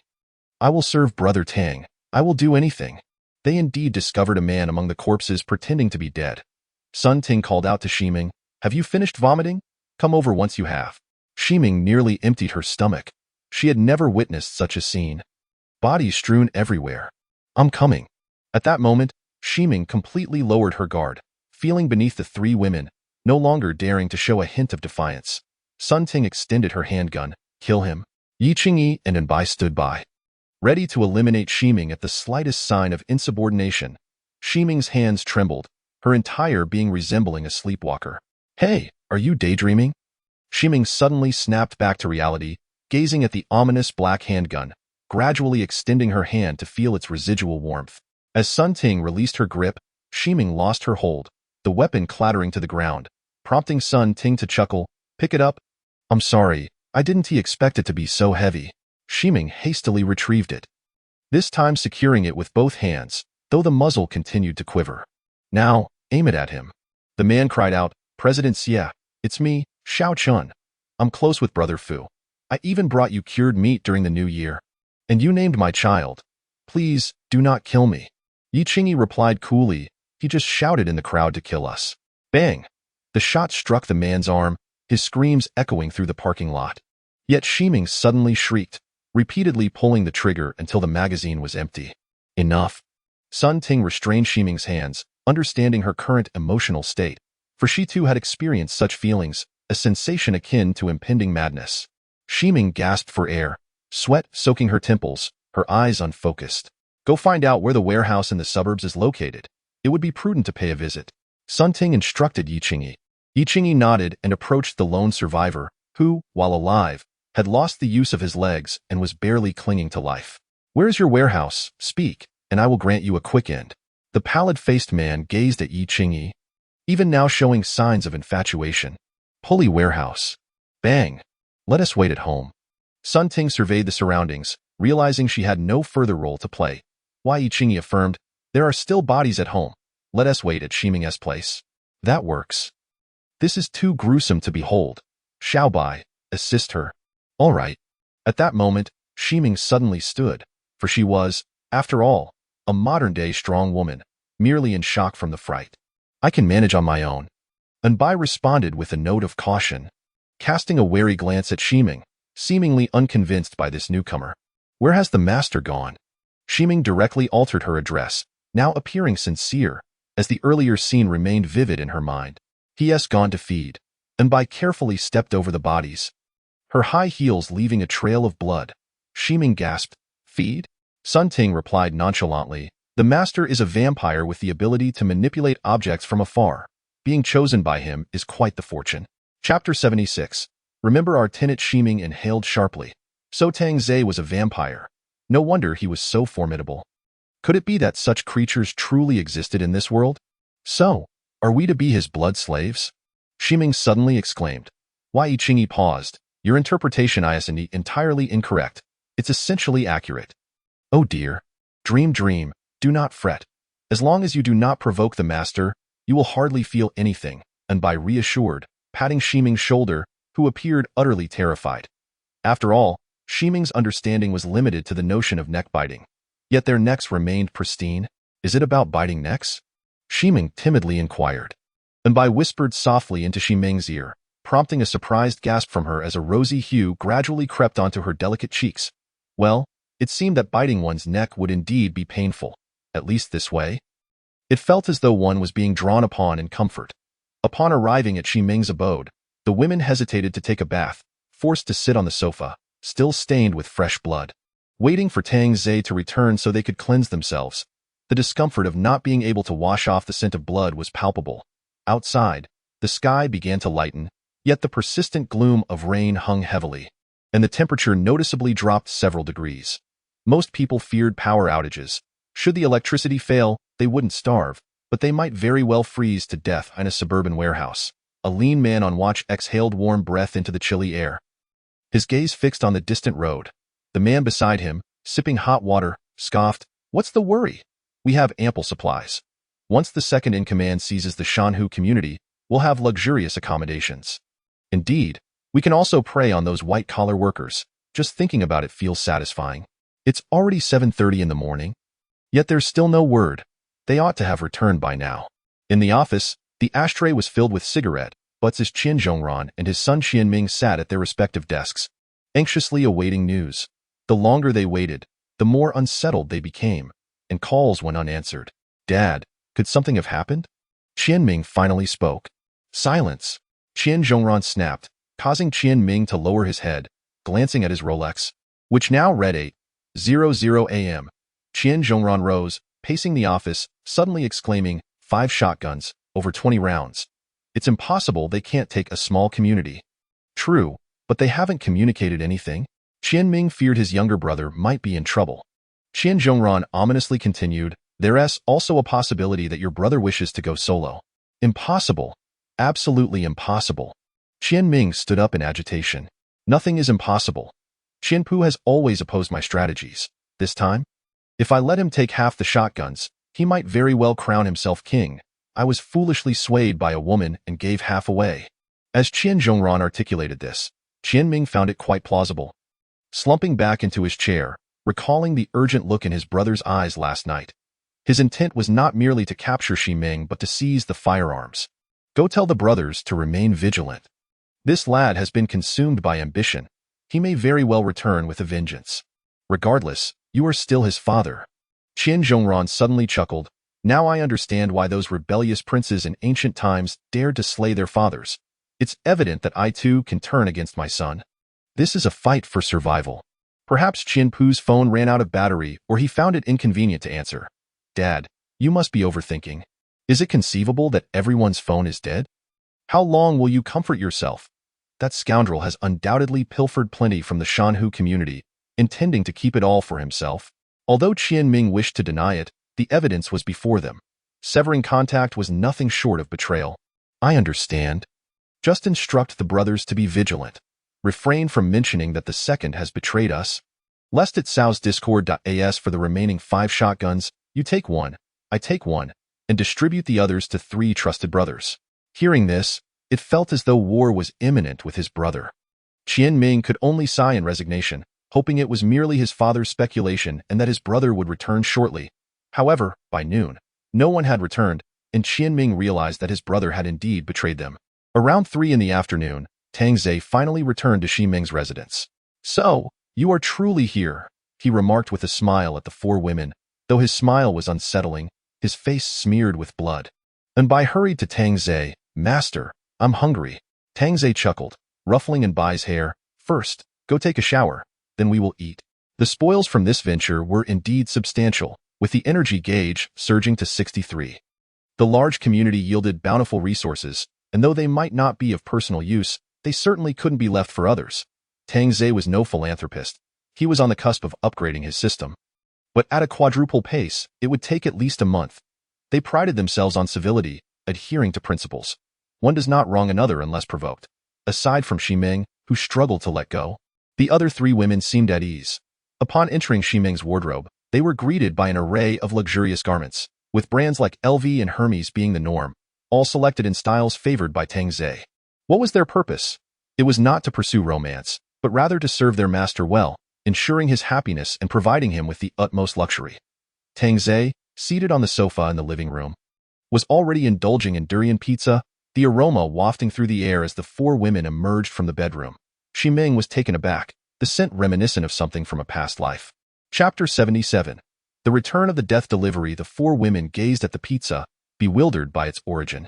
Help yourselves, Tang Zhe said cheerfully, his demeanor resembling that of a slave owner, as they unwittingly cast him as the villain. He had intended to correct their misconceptions, yet his proposal was sharply rebuffed, leaving him astonished, especially when Enbai asserted, as the master's little kitty, we have no right to dine at the same table. That would be a desecration and a profound disrespect to our master. We implore you to honor us and respect our innermost sentiments. From that moment on, Tang Zhe decided to let them be, lest he be accused of trampling on their rights and disrespecting women. A notion that nearly left him dizzy. Once satiated, they prepared for their tasks, though, to clarify, when Tang Zhe referred to tasks, he meant seeking out Qian Zhongran and others, preparing to head to Yunhai City. After exacting revenge, he also intended to visit Shuangdong District, uncertain if Ning Qingwei had deceived him. How grand could a celebrity be? Surely not lesser than Ximing. What is wrong? Are you reluctant to part? Tang Zhe inquired of the wistful Ximing. She quickly clarified, Master, you misunderstand. This is my first home. I may never see it again. Tang Zhe chuckled, lighting a cigarette. Yiqingyi held on for nearly a week, and you, not even a day. Should I commend your cleverness or question your lack of boundaries? To serve the master is my greatest honor, she declared. Kneeling at Tang Zhe's feet, kissing his shoes in a display of loyalty, Tang Zhe merely smiled. I appreciate your sentiments. Let us depart. Thank you, master. Ximing pressed the elevator button and stood respectfully to the side. Resembling a dutiful secretary, the group did not venture to the parking garage, for the odor was rather overwhelming, instead opting for the lobby. Clad in warm down jackets, the four women were bundled up tightly. With the exquisite scenery reserved solely for Tang Zhe at that moment, he was selecting a vehicle. The previous Tank 300 had been utterly destroyed. Feeling the rear lacked comfort, he decided on a Maybach. Renowned for its rear seat luxury, the four-seater model was unsuitable, so he opted for the standard Maybach 480, a five-seater, perfectly accommodating their numbers. Allow me to perform a little magic. Wow, is the master attempting to charm the ladies? Enbai inquired eagerly. Tang Zhe shrugged. Do I need to charm you? It appears you are the ones trying to charm me. Laughter erupted from Yiqingyi and Sun Ting, while Ximing suppressed a smile. Come forth. Taishang Laojun, urgently as commanded, grant me this transformation. Suddenly, a golden, tracked version of the Mercedes Maybach materialized beside them. The four beauties gasped in awe. Ming, you'll drive. Yi and Ting Ting will accompany me in the back. Master, Xiaobai wishes to join you in the back. No need to rush. Everyone will take turns. Tang Zhe felt an overwhelming sense of satisfaction. Before the apocalypse, he was an unnoticed nobody. But now he had transformed into someone sought after. Once all five were in the vehicle, the regal real estate queen took the wheel, while Enbai occasionally glanced back enviously. Tang Zhe reveled in the comfort of life. Dame Ming, play something soothing. Yes, master. Let us move out, to the pulley warehouse. Tang Zhe's focus sharpened as the 12-cylinder engine roared to life, the track sparking against the concrete as they surged out of the Shanhu community. A vehicle of such grandeur on the streets drew attention, with residents staring in disbelief, some even shouting for help. Inside, the soundproofing was impeccable. Pink ambient lighting and soft music filled the air, mingling with the pleasant scent of women. How long until we arrive? Approximately half an hour. Tang Zhe nodded, seizing the opportunity to check on his energy gauge. This was what life should feel like. A stark contrast to mere survival in the past. Ximing gripped the steering wheel tightly, glancing at the rearview mirror, her thoughts evidently racing. The T-pulley warehouse, tension was palpable. Unsettling rumors had spread, sowing fear among the populace. The only balm for such anxiety, aside from food, was the presence of women. Having acquired several from Huo Wanyan, Qianming swiftly distributed 10 to his brothers for a taste. which momentarily quelled the unrest. Dad, they can guess what's happening without us saying a word. Qian Ming was deeply pained, witnessing his own brother descending into chaos for the sake of profit. Qian Zhongran tapped his fingers on the desk and stated, "You must exercise restraint. A blend of sweetness and severity is essential. Eliminate a few troublemakers. Use a firearm." "Understood," replied Qian Ming, as he grasped the shotgun and exited the office. The bald man, casually dangling a toothpick, emerged from the room, saying, "Boss, I'm tired of this. Do you have anything better?" Qian Ming approached him with a smile. "Indeed. Then why not let the brothers have a go?" Ha ha ha. However, as laughter filled the air, the bald man's mirth was abruptly halted when the shotgun was pressed against his jaw. Stunned, he forced a grin and uttered, "Boss, be careful of accidental discharge." Bang!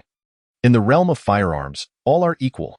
A gaping hole was blasted through the bald man's head, splattering Qian Ming with warm blood and brain matter, leaving the surrounding lackeys utterly terrified. "You were right. It did go off," Qian Ming remarked, turning his gaze to the man who had just echoed his sentiment. The man immediately knelt, pleading, "Boss, I said nothing, truly. Please, do not kill me." Yet, what awaited him was another shotgun blast. A brutal display that instilled fear in all present, leaving them speechless. The efficacy of 2 bullets was satisfying to Qian Ming. Is there anyone else dissatisfied? He surveyed the room, met with silence at that moment. A knocking sound resonated from the iron door. "Is anyone inside? I'm the delivery guy." Chapter 78. Self-destructive killing. The sudden voice left the warehouse occupants momentarily stunned, their gazes fixed on the closed iron door, as if transported back to a time when the apocalypse had not yet begun. But wait, how could there still be delivery men in this post-apocalyptic world? In this day and age, a delivery guy? He must be seeking his own demise. "Go open the door," Qian Ming commanded, reloading his shotgun. The lackeys, knowing better than to defy their boss, obediently approached the iron door. Upon violently pushing it open, one lackey swiftly retreated. His terrified expression almost comical. In walked Tang Zhe, hand in hand with Xi Ming.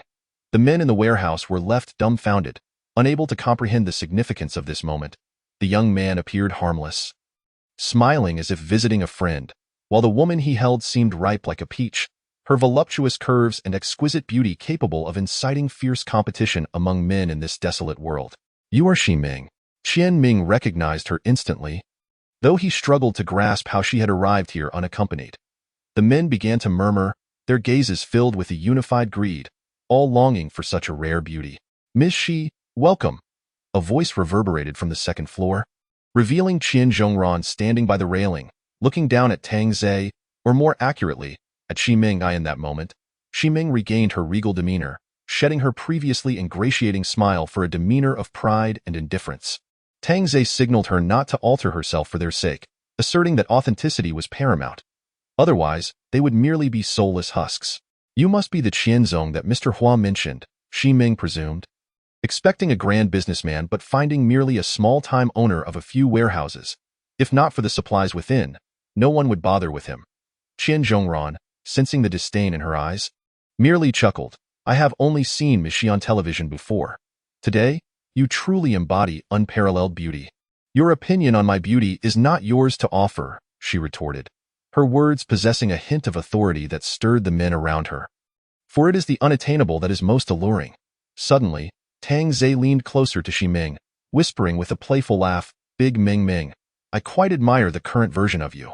A shiver ran down Xi Ming's spine at his words, her ears tingling with warmth. Observing their flirtation, Qian Zhongran interjected, "Xi Ming, where is my son? He must be with you." "I killed him," Xi Ming replied nonchalantly, readily accepting the blame. "Damn." Qian Zhongran raised his gun towards Xi Ming. But it was merely a threat. Xi Ming laughed coldly, dismissing him with, "Are you avenging your son? Or are you reluctant to harm me? After all, a woman like me is rare to encounter." Her words struck a chord within Qian Zhongran. If his son were truly dead, killing her would only deepen his loss. "Ha ha ha, no wonder Miss Xi has become the youngest female boss in our city. It makes perfect sense. Now, tell me, what do you truly desire?" Xi Ming, undeterred, boldly declared, "I have come to kill you." "What? Kill me? Ha ha ha ha, with what will you accomplish that?" Qian Zhongran laughed uncontrollably, initially worried about locating her, but now she had delivered herself right to him. Spouting such bravado, Xi Ming, however, surveyed the lackeys around her. You fight and toil for this old man, only to receive what? Cheap women? Yet he gets to indulge in my presence? Is that fair? The lackeys, of course, found it unjust. Why should the handsome women belong to the boss while they were left with the unattractive? Do not heed this woman's seduction, Qian Zhongran bellowed, realizing her intentions were far from noble. Xi Ming pointed at him and firmly declared, whoever kills him, I shall be his woman. Instantly, the warehouse fell silent, the only sound being the men swallowing hard, mesmerized by Xi Ming's breathtaking beauty. To taste her lips would be the pinnacle of their lives. Tang Zhe, too, was surprised, as this was not the plan. The others were stationed far away with sniper rifles. Yet, Xi Ming appeared to be inciting them to turn against one another. Can one's principles be swayed by mere appearances? Suddenly, Qian Ming raised his firearm towards another man brandishing a gun. Zhu Hai, what are you doing? Put the gun down. Ming Gu, why are you pointing at me? Have you lost your mind? Zhu Hai immediately aimed his gun back at Qian Ming. In this tense moment, Xi Ming added fuel to the fire. Do you not wish to have me? Do you not long to enjoy my warm body? Kill them. Bang! Qian Ming unexpectedly shot Zhu Hai dead, injuring the two lackeys beside him as well. Damn! You killed my brother. The other gunman, clearly close to Zhu Hai, immediately retaliated by shooting at Qian Ming. With a resounding bang, Qian Ming fell, having fired one last shot that claimed the lives of two more lackeys nearby. From the second floor, Qian Zhongran witnessed his son fall, grabbing his shotgun and firing at the assailants, chaos erupting as someone brandished a knife and rushed towards the second floor, intent on killing Qian Zhongran to claim Xi Ming for himself. Many coveted the position of boss, and now they could not only usurp it but also win the beautiful woman. A tempting proposition indeed. Tang Zhe, observing the chaotic scene, was astonished. He turned to Xi Ming, acknowledging her beauty, but questioning the extent of it. Perhaps he had grown weary of beauty, as he was accustomed to seeing it daily, while others saw disheveled figures, unkempt hair, and unwashed bodies, rendering him unable to fathom the allure Xi Ming held for others. Xi Ming had used her beauty before, particularly in the Shanhu community, where many men had laid down their lives for her. But the one time she felt disadvantaged was with Tang Zhe. The previous night, she believed half the people would fight for her, yet she had forgotten that she had been submissive beside Tang Zhe. Her elevated status crumbled, and her allure diminished now, as her past dominance resurfaced amidst the prevailing tension. It incited a self-destructive frenzy among the men. Shaoli, do not act recklessly. Qian Zhongran aimed his gun at the young man wielding a dagger, once a loyal employee, now transformed into a threat. Shaoli, breathless, replied, Boss, thank you for your years of guidance. You have grown old. It's time to leave opportunities for us younger folks. You have disappointed me, Shaoli. Qian Zhongran squeezed the trigger, only to hear a click. Shaoli smiled knowingly. Boss, I've counted. You are out of bullets. In that instant, Qian Zhongran hurled the gun and fled towards the office, hoping to lock himself inside. But as he turned to open the door, a sharp pain pierced his back. Chapter 79. Didn't your mother tell you? You. Qian Zhongran slowly turned to face the fierce Shaoli. Shaoli was ruthless, delivering successive stabs. Qian Zhongran never expected to meet his end at the hands of a former employee. After killing Qian Zhongran, Shaoli raised his dagger and shouted, I have slain Qian Zhongran. The warehouse fell silent once more, all eyes on Shaoli on the second floor. Suddenly, a figure materialized beside Shaoli, plunging a knife into his back and laughing maniacally. From now on, I am the boss and Xi Ming is mine. Damn, what gives you the right to be the boss? Brothers, kill him.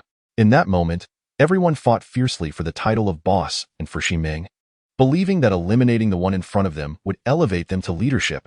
Indifferent, Tang Zhe ignited a cigarette, remarking, I had no idea your charm was this potent. Master, weren't you the same at the start? Cough. Cough, cough. I was merely putting on an act. All right, the master was just acting. Tang Zhe playfully slapped Xi Ming's rear. Big Ming Ming, you're getting a bit mischievous. I learned it from Xiao Bai. As expected, the bad habits are easily picked up. Xi Ming smiled softly, knowing she wouldn't dare venture alone into this den of wolves without a strong ally by her side.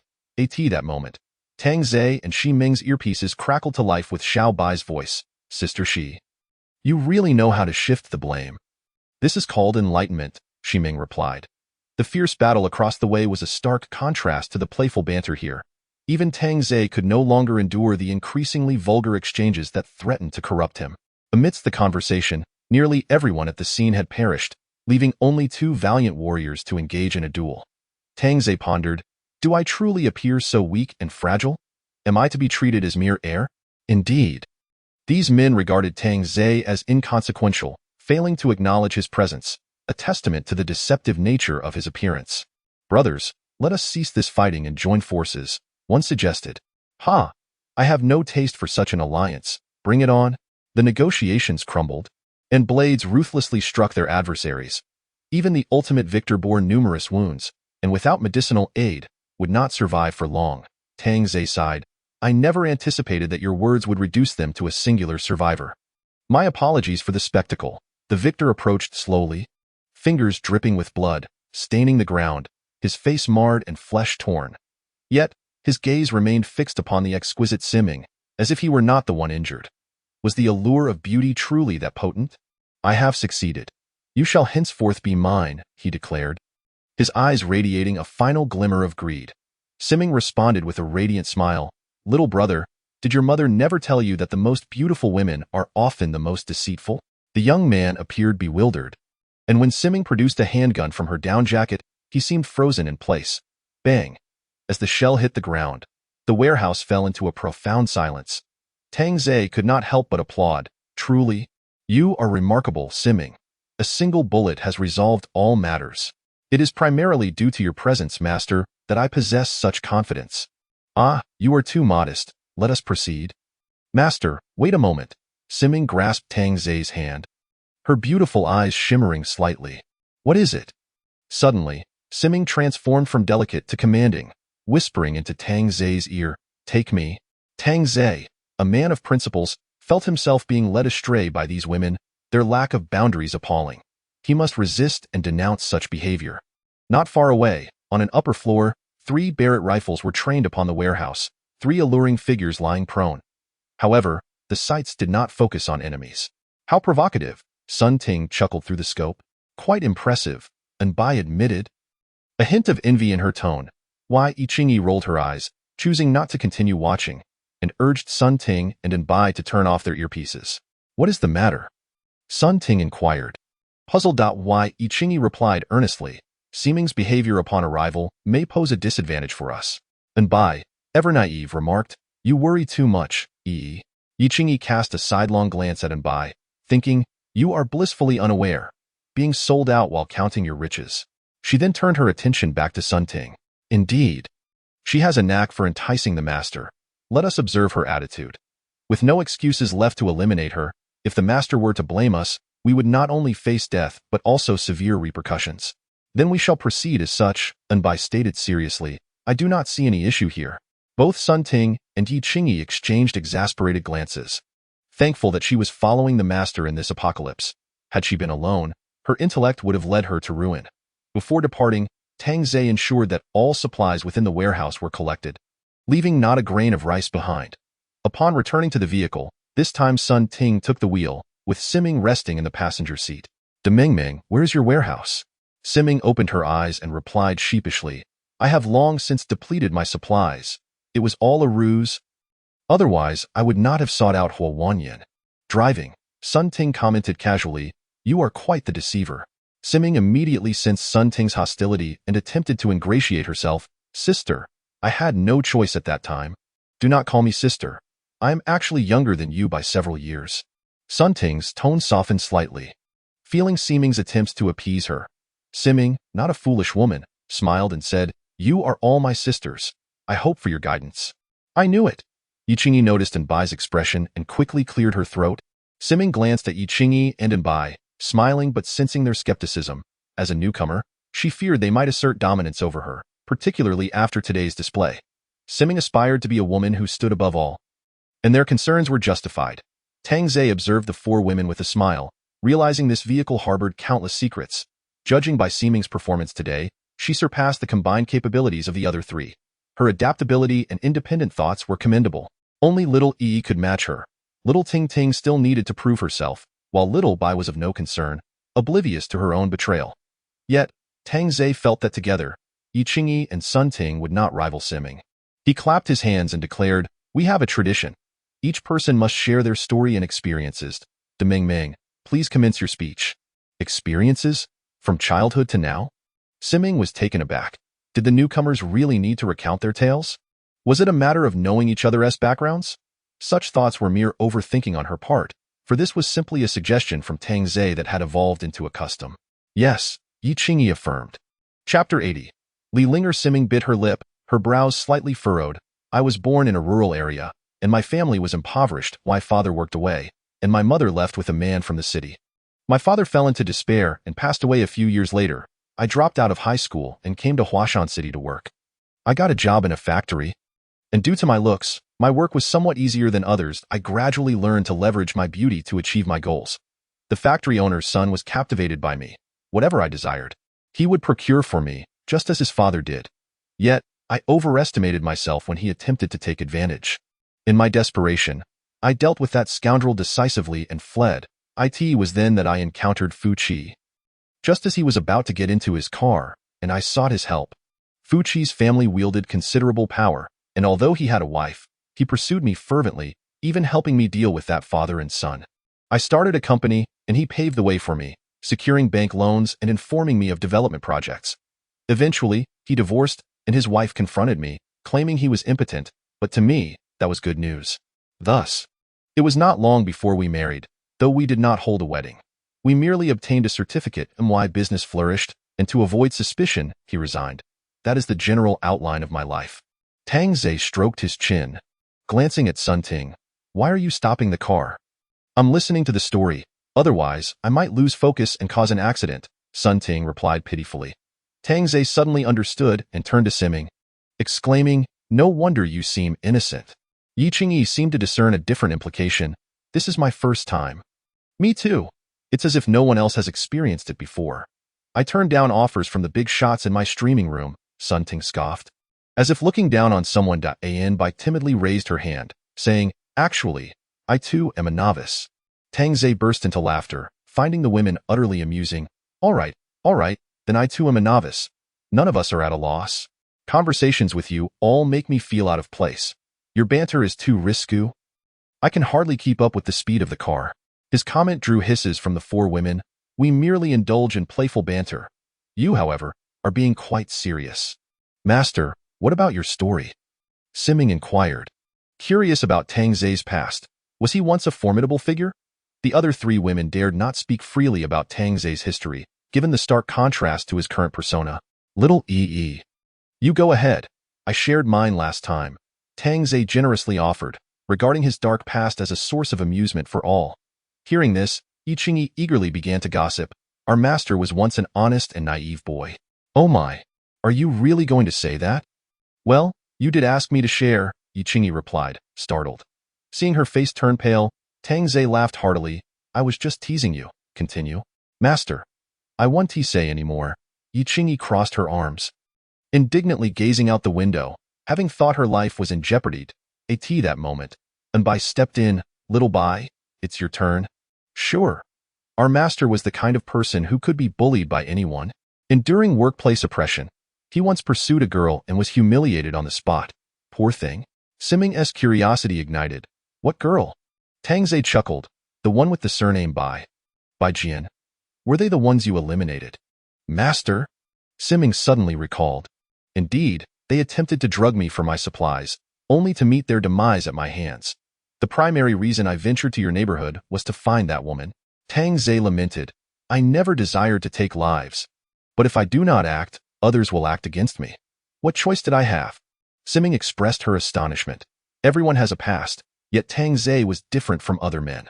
While others concealed their histories well, Tang Zhe seemed indifferent, even carrying a hint of self-mockery. At times, he appeared cruel, yet at others, he resembled a child, merely forced into such circumstances by this apocalypse. Where are we headed now? Siming inquired, observing the vehicle steering back towards the city. Puzzled. We are off to find a celebrity. Whether it's genuine or not remains to be seen. If not, we will proceed directly to Yunhai City. Seeking a celebrity? Tang Zhe mused. Perhaps this illustrious star is entangled in dire straits. As a man, it is my duty to extend a helping hand. At that moment, the four women simultaneously rolled their eyes, for to be aided by their master would undoubtedly be a mental torment. Yet, Tang Zhe was indeed correct. The star was certainly in a precarious situation. The coastal garden, the most prestigious villa area in Huashu City, consisted solely of standalone properties, each priced around 200 million, attracting numerous wealthy businessmen and celebrities. However, these affluent individuals were now filled with regret for purchasing in this wretched locale. The entire Shuangdong district had been without power for a week, and the coastal garden was no exception. With the temperature plummeting, death by freezing was inevitable. Thankfully, some homes boasted fireplaces, allowing residents to burn books for warmth. Others had stocked up on supplies, a prudent decision driven by the wealthy's fear of impending doom, and now that fear had materialized. Yet, some had not prepared adequately, such as Li Linger, whose villa was nearly devoid of food. Sitting by the fireplace, wrapped in blankets, she tore pages from a book and cast them into the flames, the flickering light illuminating her stunning visage, akin to the most resplendent flower of spring. Requiring little adornment, her natural beauty was enough to captivate thousands. Her eyes, which should have sparkled with vitality, now bore a hint of despair, yet her brows resembled an elegant stroke of artistry, infusing her features with a touch of playfulness and liveliness. Regrettably, the warmth of her smile had vanished, replaced by the repetitive action of tearing paper. Before the apocalypse, Li Linger had been a rising star in the entertainment industry. Her compelling performance in a television drama winning the hearts of viewers, leading to a slew of endorsements, film roles, and even an appearance on last year's Spring Festival Gala, all at the tender age of 22. Without having graduated from university, initially, she had merely accepted a commercial performance, intending to rest here. But that fateful evening brought torrential rain, leaving her trapped without an escape, and the situation had only worsened since. She had thought the rain would soon pass, yet her food supply had dwindled to a mere half bottle of water, with no end to the downpour in sight. Was she destined to starve? Once, when the rain briefly ceased, a group had barged in, armed with sticks and knives, leaving her terrified. Chapter 81. Someone actually opens the door. The iron gate outside was being battered, but fortunately, the door held firm, preventing the bandits from breaking in. Otherwise, they would surely have been captured. As the rain continued, those marauders had retreated, but if the rain ceased, they would undoubtedly return. Times, she wished for the rain to stop, while at other moments, she hoped it would persist. Either way, her food was exhausted, and she could only await her fate in silence. What more was there to be concerned about? 18 years hence, she would still be a valiant woman. Lost in her thoughts, Li Linger found herself chuckling at her own predicament. Indeed, a smile could conquer the world. At the entrance of the coastal garden, Tang Zhe stood under the rain, donned in protective gear alongside the four women, appearing quite out of place. How about a wager? Tang Zhe suddenly proposed. Upon hearing this, the four women instinctively recoiled. Gambling with their master could very well cost them their lives, and Bai was well aware of the perils of gambling and advised against it. What are you all doing? Making me seem like a demon, Tang Zhe remarked. The women's gazes conveyed their thoughts, was he not? If we win, we shall be rewarded with our favorite food. If we lose, you shall perform a dance for me. What say you? Are you in? The four women stepped forward in unison, relieved to hear this. They had been frightened for nothing. And how shall we wager? And Bai inquired curiously. We shall knock on doors one by one and bet on whether anyone will open for us. If they take us in and do not harm us, I shall provide supplies. Tang Zhe was eager to discover if there were still good souls left in this world. Thus far, he had encountered none. Although Luo Jun from the Shanhushong district could be considered one, which explained why he had repeatedly offered them chances, yet nothing ever changed. However, this was a villa, not merely a residential complex. They would be directly intruding into someone else's home. Surely, someone will open the door, Shimeng declared immediately, for it was merely a matter of probability. Losing would only entail dancing. I concur, Sun Ting echoed. A dance is merely our forte. We have performed before. Tang Zhe looked at Yi Qingyi and Xiao Bai, who both nodded in agreement. Very well, I wager that no one will open the door. If someone does take us in, I expect at least a year's worth of supplies. After seizing so many resources, Tang Zhe had no intention of providing any to the wicked. Good people deserve to survive. Master, you seem to have developed a kind heart, Sun Ting teased lightly. I am not inherently malevolent. I do not coerce you. Do I? Indeed, we are all here willingly, they replied in unison. Tang Zhe shrugged. If you speak so unwillingly, feel free to turn back. I assure you, I shall not pursue. With that, he strode inside. Oh dear, the master is upset. Wait for us, Xiao Bai, and Bai exclaimed, hastening to follow. The other three women exchanged glances, while Yi Qingyi and Xi Ming felt this might be a chance for escape. But how long could they survive without Tang Zhe? Perhaps they wouldn't even make it out of the city. There was little to contemplate. Yi Qingyi and Xi Ming joined the group as well. "See, this is all voluntary," Tang Zhe remarked, observing their genuine expressions, prompting laughter from the four women. Perhaps this was the true essence of him. Upon arriving at the first villa, the iron gate appeared to have been violently breached, indicating that even the wealthy district was not immune to robbery.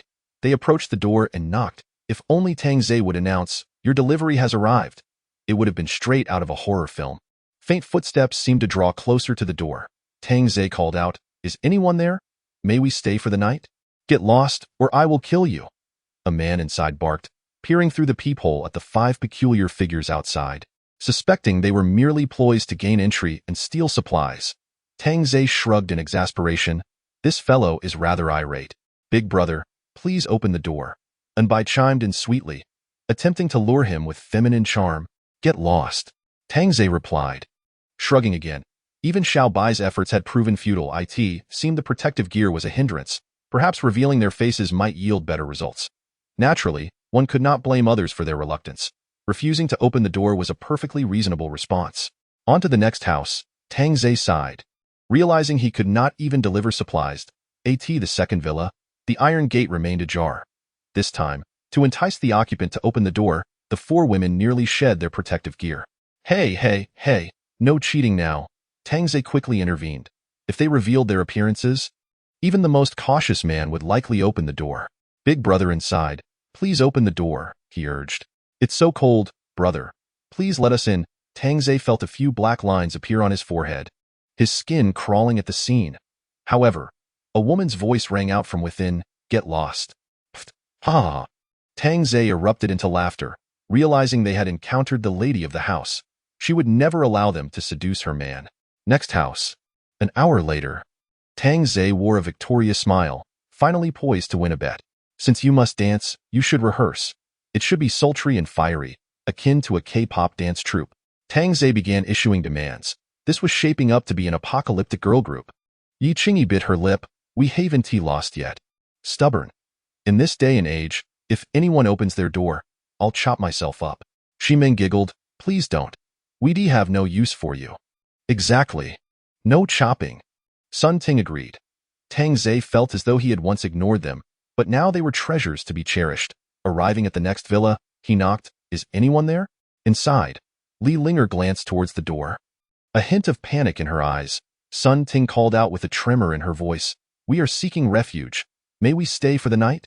"We beg you," Anbai added in a slightly plaintive tone, her voice wielding considerable power. Hearing the girl's voice, Li Linger, still wrapped in her blanket, stood up, donned a mask, and approached the door. Tang Zhe, gauging the weight of the footsteps, deduced it was a woman inside. They had inadvertently stumbled into a fortunate encounter. Should they break down the door, they would lose the chance to meet the supposed star. Such an act was not in his nature. Peering through the peephole, Li Linger beheld five figures clad in protective gear, resembling a rescue team. "Where did you come from?" she inquired, her voice tinged with curiosity. Tang Zhe's heart sank. Could it truly be a young girl? Would she be foolish enough to let them in out of sympathy? Yi Qingyi quickly replied, "We escaped from the Shanhuzhong district." "Was your district attacked by bad people?" Xi Ming sensed an opportunity. The girl seemed gentle in her speech. "Yes. My parents were killed, and we have nowhere else to go.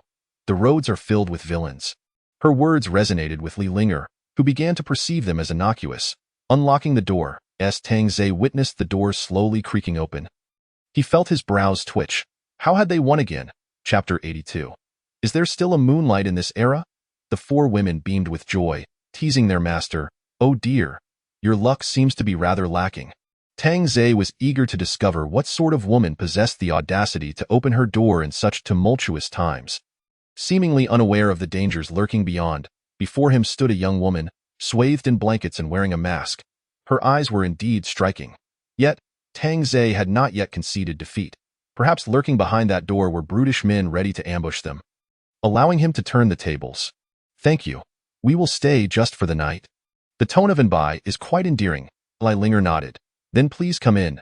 Tang Zhe's hand was already gripping his gun, ready to fire at any moment. Little sister, your acting leaves much to be desired.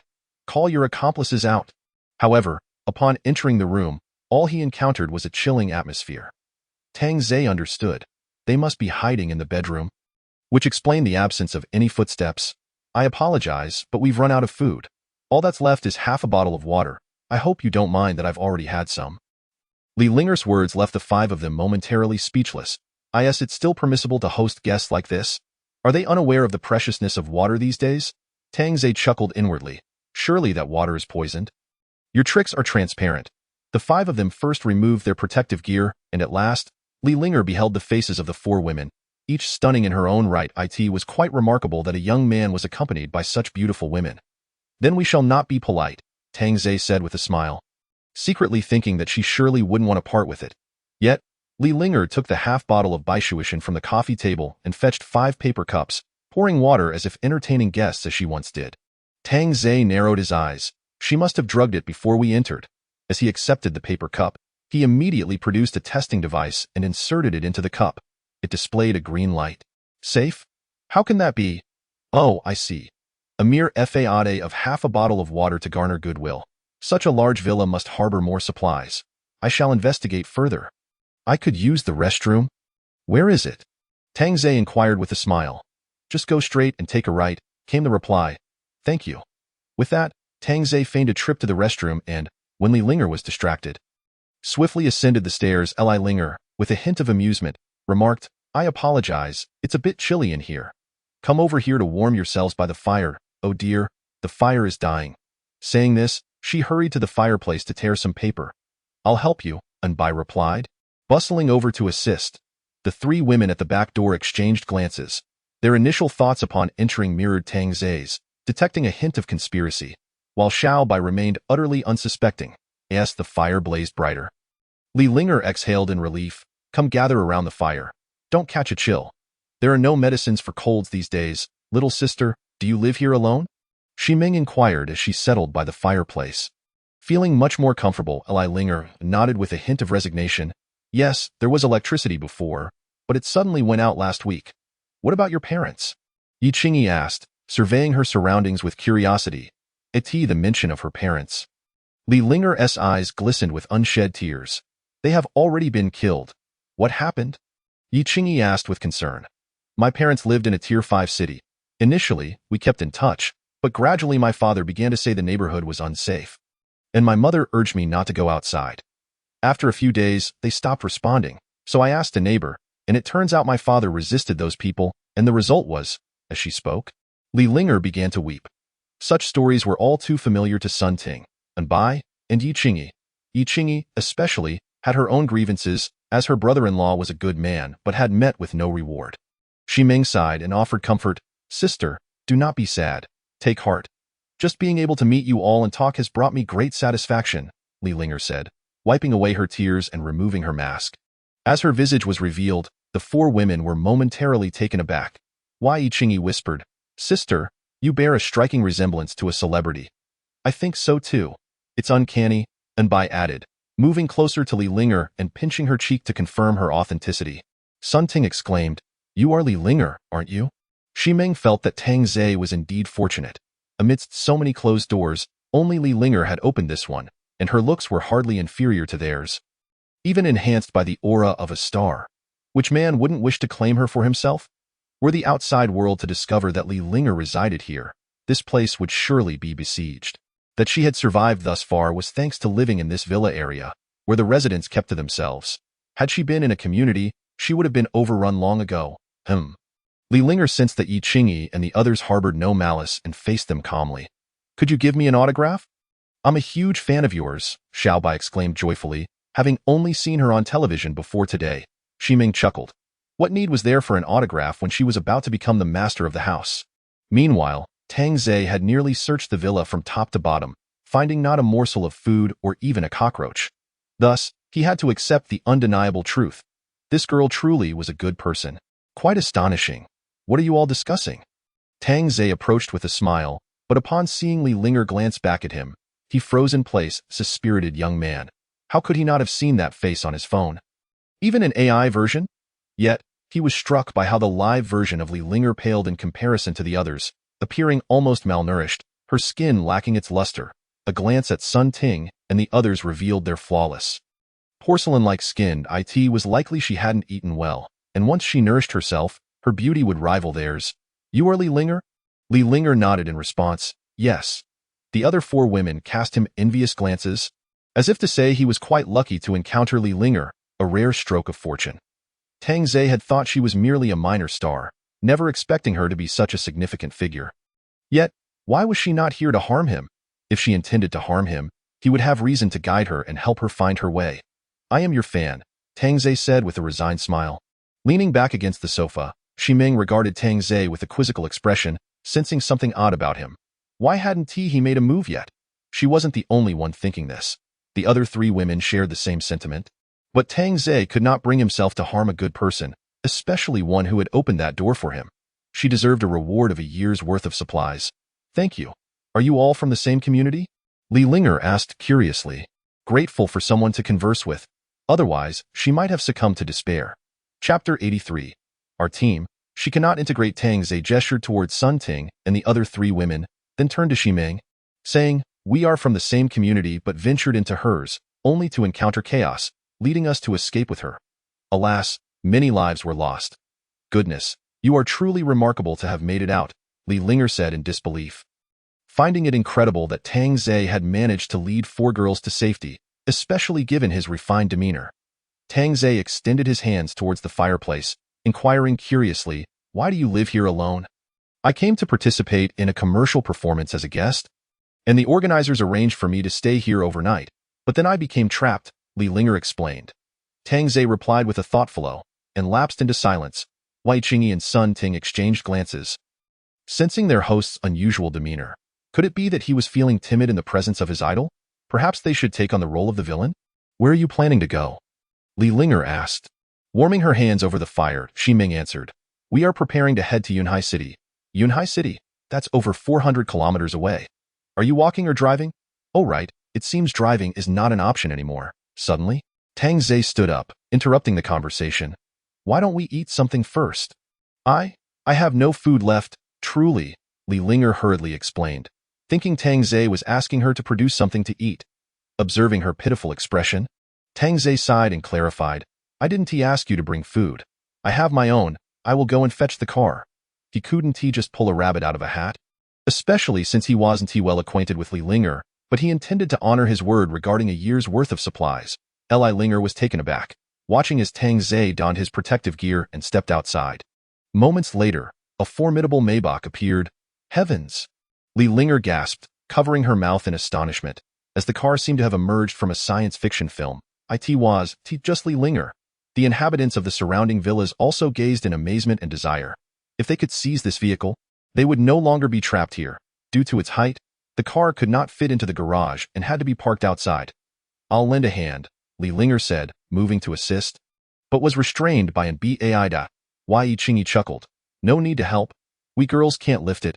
Oh, I feel so bad. There's no need to feel bad. Don't overthink it, Sun Ting said. Giving Li Linger a reassuring pat on the shoulder, it was rare to encounter such an innocent girl nowadays. She had yet to experience the harsh realities of the world. Had she endured the trials of human suffering, she would not remain so naive. Tang Zhe lingered in the garage for a moment before re-entering the house. That should do it. Let us see what we can eat for lunch. When Li Linger arrived at the garage, her jaw dropped at the sight of over 40 crates of bottled water stacked neatly, along with an abundance of food ranging from snacks to fresh meat, fruits, and even wine and skincare products. Li Linger rubbed her eyes in disbelief, questioning whether what she saw was real. No, that car couldn't possibly hold all this. Why aren't you all coming to choose? Tang Zhe remarked, rolling his eyes. Calling out to his sweet master, unaware that he should allow her a moment of joy, Ximing pulled Li Linger over with a smile, saying, Join us. Choose whatever you like. Consider it our lodging fee. Pick whatever you wish. Don't feel shy. Tang Zhe opened a bottle of happy water and drank deeply, relishing the moment. After a moment, Li Linger declared earnestly, Then I shall prepare it. I can't just eat your food for free. That works too. Sun Ting spoke softly, Let me help you.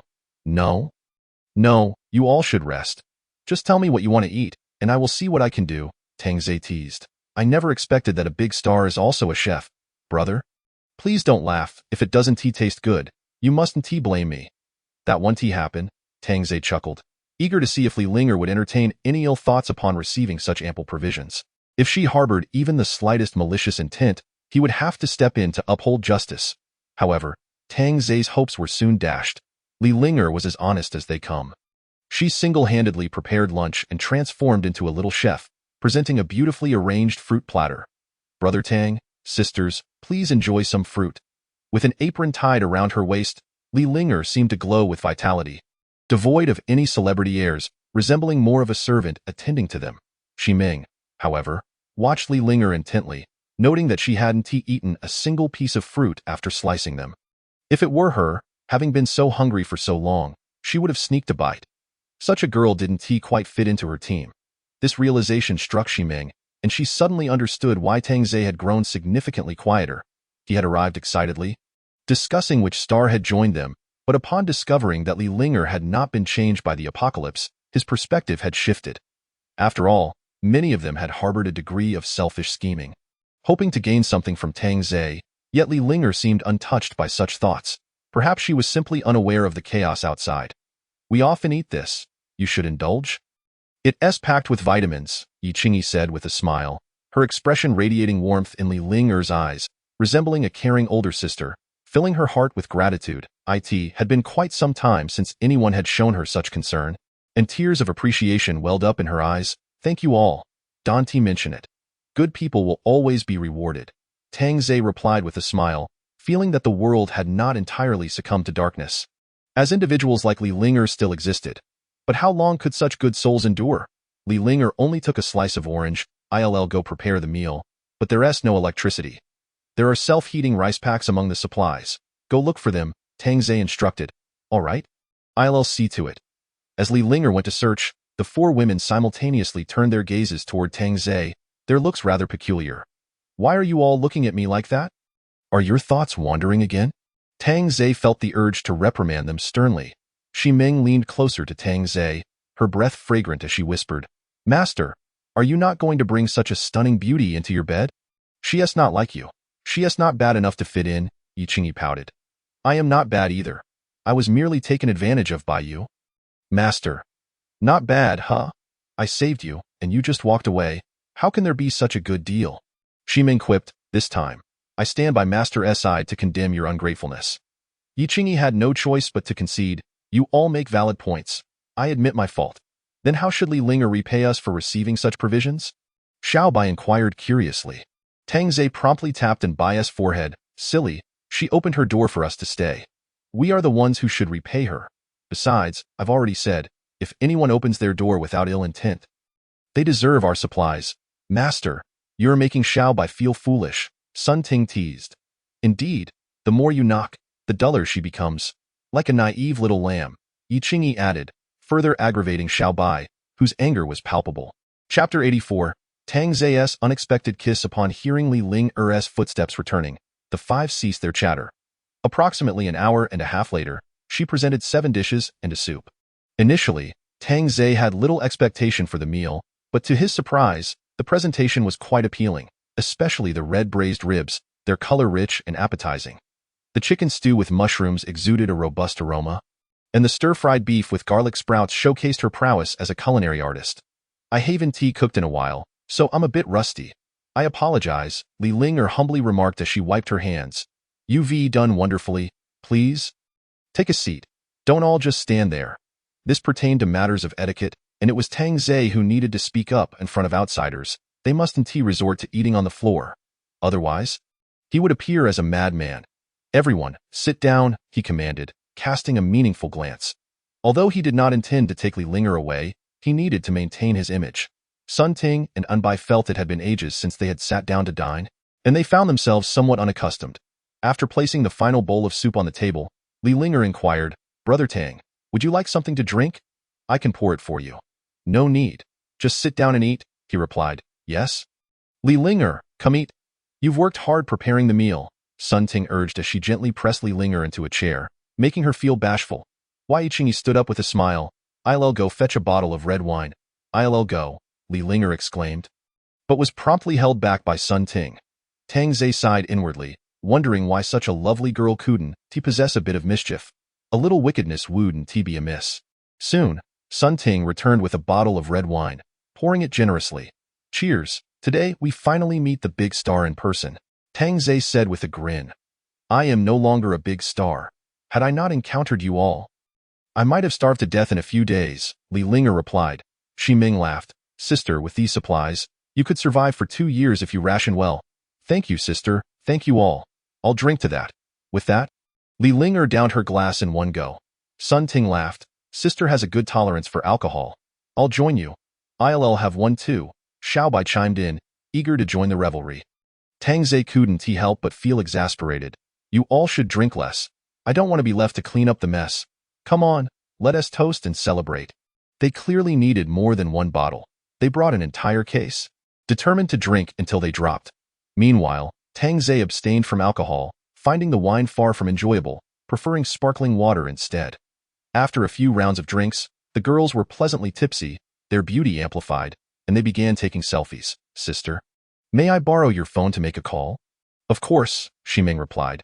Handing her the phone, Li Linger attempted to call a neighbor back home, but upon dialing, she was met with the message. The number you have dialed is not in service. Why can't I get through? Li Linger frowned, recalling that it had worked before. Sun Ting commented, recently, many areas have lost signal. It's likely that all communications will soon be cut off. Oh, I see. Li Linger returned the phone to Xi Ming. Xi Ming raised her glass once more, proclaiming, let us drink to the present moment. Well said, let us live in the now. Tang Zhe stood and downed another glass of red wine. The meal lasted 2 hours. With an hour and a half spent drinking, looking at the empty wine bottles scattered about, the atmosphere turned festive, with everyone standing on the sofa, singing and dancing. Even Li Linger joined in, seemingly releasing her emotions. Observing the 5 women making merry in the living room, Tang Zhe retrieved his phone to capture a moment for posterity. After all, at that moment, he experienced a long-lost joy. It was not merely a master-servant relationship, but rather a simple friendship. Yet, he couldn't help but reflect that had it not been for the apocalypse, he would never have found himself seated here, sharing a meal with such extraordinary women, witnessing their drunken antics. Come and play with us. When Bai called out to Tang Zhe, he shook his head. You all enjoy yourselves. I'll pass. Come on, come on. Sun Ting and Yi Qingyi insisted, dragging him along, transforming him into a bashful young man. However, Tang Zhe soon realized that the women were mischievously pushing him closer to Li Linger, their intentions far from innocent. Even Li Linger seemed shy. Unlike these brazen women, after a while, everyone settled by the fireplace, huddled together for warmth. I haven't felt this happy in a long time, Yi Qingyi murmured, gazing into the flames. Me too, Sun Ting whispered. Xiaobai had already dozed off. Though Xi Ming said nothing, today was indeed special, primarily due to Li Linger's kindness, which eased everyone's defenses. Li Linger leaned against Xi Ming, her beautiful eyes fixed on the flames, her cheeks flushed, a glimmer of vitality returning to her once frail appearance. What are you thinking about? Xi Ming inquired curiously. Nothing much, Li Linger replied softly, feeling genuinely happy today, yet aware that tomorrow she would be alone again. Xi Ming gently caressed Li Linger's back. If something is on your mind, speak up, don't bottle it inside. Can I leave with you? Li Linger asked timidly, a hint of desperation in her voice. Before Xi Ming could respond, Tang Zhe interjected with a smile. Those supplies will last you a year. By then, the apocalypse may have passed and order might be restored. I know my request is a bit unreasonable, but I can cook for you, do laundry, and help with chores. I truly don't want to be left here alone. As she spoke, Li Linger struggled to contain her emotions, and thankfully, Xi Ming was there to comfort her. Tang Zhe never anticipated that after sharing a meal and some drinks, Li Linger would actively seek to join them. Our team isn't suitable for you. You would be much more comfortable here, Tang Zhe advised, explaining that they required constant energy supplies and sometimes had to act as enforcers, a demanding lifestyle. I adapt quite well, she insisted. Tang Zhe sighed, directly stating, Li Linger, to be frank, we have killed quite a few bad people. It wouldn't be safe for you to follow us. Do you understand? The wicked deserve to die, and I wish to slay the evildoers to avenge my parents. I couldn't help but exclaim. Is this famous star intoxicated on fake liquor, compelled to meddle in my affairs? Noticing Tang Zhe's silence, Li Linger suddenly rose and approached him, declaring, "Brother Tang, take me away. I will be your woman." This might be Li Linger's sole trump card, herself. "It seems you are inebriated," Tang Ze remarked with a frown. "I am not," she retorted, then forcefully pinned him to the ground, her crimson lips claiming his. The three women nearby were left utterly astounded. What audacity from this celebrity!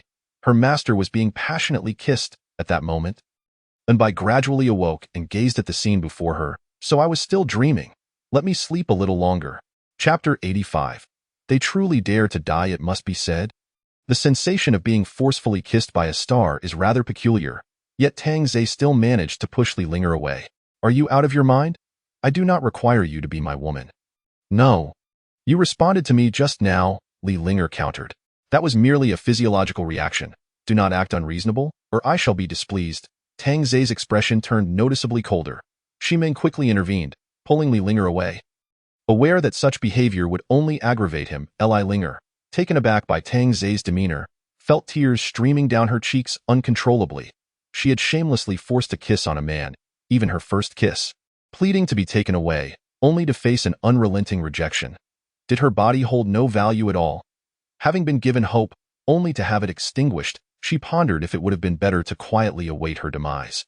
Suddenly, Li Linger dashed towards the door, flinging it open and rushing outside, clearly intent on taking her own life. "I estimate you are akin to her," Tang Ze remarked to Ximeng. This comment made Ximeng feel ashamed.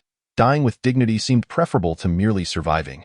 She had chosen the latter, yet still pretended to be in despair. Reflecting on that time was quite embarrassing. Wei Qingyi and Sun Ting shared similar sentiments. All wished for death, yet when faced with it, none possessed the courage to proceed. Just as everyone believed Li Linger would halt, she leaped into the rain. The onlookers inside could hardly believe their eyes. She truly dared to jump. She had done what they all feared to do.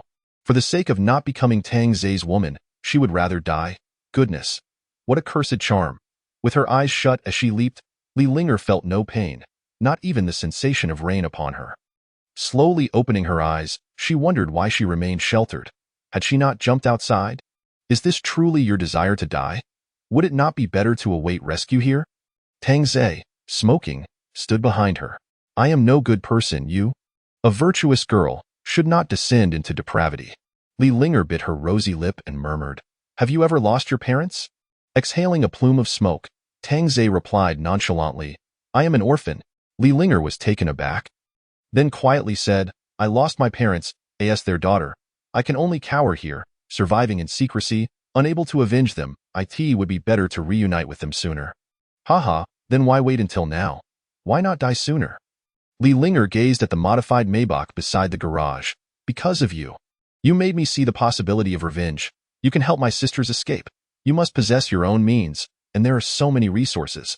This vehicle cannot possibly accommodate everything, and ordinary people could never possess protective gear like yours. You are quite astute. I had thought you a naive little fool. Like Xiaobai." Li Linger turned to Tang Ze, speaking earnestly, "I can play the role of a naive little fool, as long as it allows me to seek vengeance." "Are you negotiating with me?" Tang Ze furrowed his brow, realizing Li Linger harbored her own intentions. "Yes." Tang Ze sighed, lifting his finely sculpted chin. "To be honest, you have slightly disappointed me. I am no longer a star, nor do I have anyone to rely on. The only asset I possess is this body. What my sisters can do, I can do too. You have observed that? When my sisters sit down to dine, they look to you for approval. It feels less like a normal romantic relationship and more like a hierarchical one." Tang Ze chuckled. Realizing he had underestimated her perceptiveness, she had accurately guessed the situation. "Are you so certain you can avenge your parents? What if you cannot? Would it not be a loss for this body? That is certainly better than waiting to die in place. And in business, there are always gains and losses." "Haha, that does sound quite reasonable." Li Linger dug her nails into her flesh, murmuring, "Then shall we consider this a transaction? We have not even inspected the goods. How can we deem it a transaction? I am very clean. No one has touched me." Li Linger bit her silver teeth. Surprised she could utter such bashful words, upon hearing this, Tang Ze chuckled. Recalling how many claimed to be inexperienced, he leaned in closer, sniffing, "There is a slight odor. I prefer fragrant women, if this is how we are to inspect. I shall be returning it. I also wish to bathe, but there is no water." As she spoke, Li Linger's fair neck flushed a deep crimson. Who would not want to be a fragrant girl? There is now water. You can go and cleanse yourself? All right. I shall go now.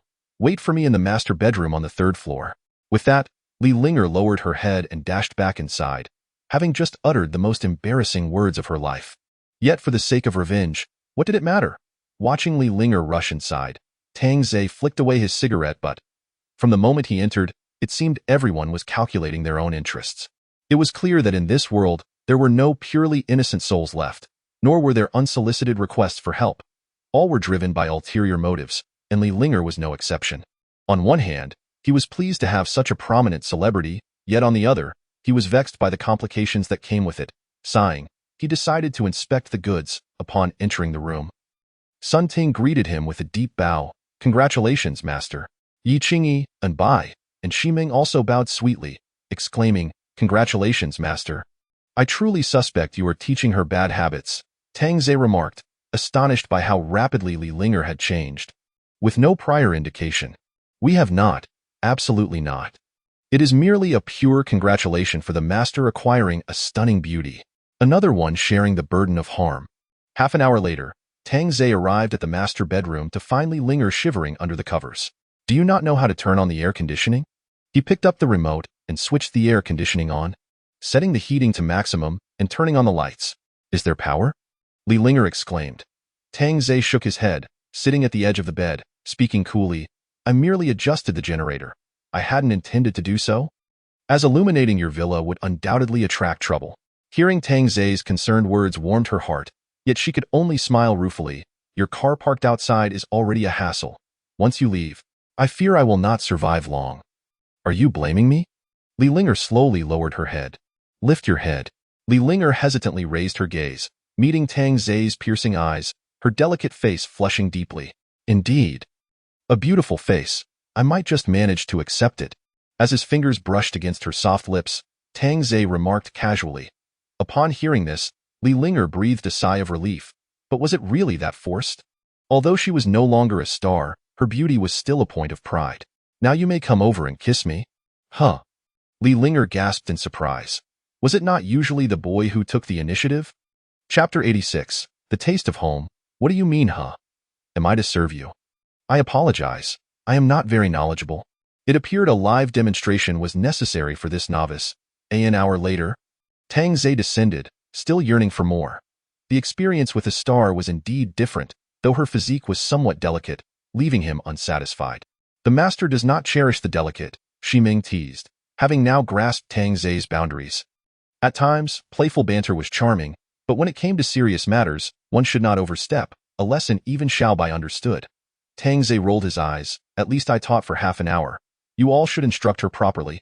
The women burst into laughter, eagerly anticipating teasing Li Linger when she came downstairs. I noticed the inhabitants of the neighboring villas stealing glances at us. After the jest, Yi Qingyi cautioned, realizing that with the lights on, they had become the center of attention. Suddenly, Tang Zhe scooped Yi Qingyi into his arms, declaring, They can only envy us. They should remain modest in their envy, or else they shall meet their demise. Yi Qingyi clung to Tang Zhe's neck. Her eyes filled with admiration as she listened to his commanding words, Master! I was left wanting earlier. With that, he casually selected a bedroom and walked inside. Enbai was clever enough to sneak in after him. Sun Ting and Shi Ming exchanged glances, pondering how long it would be before it was their turn. As night fell, the entire Shuangdong district was enveloped in darkness, with only this villa radiating a brilliant light. Akin to a mirage, yet it seemed to beckon, Come and seize me. I possess electricity. The temperature had plummeted to -6 degrees, with the ground beginning to freeze.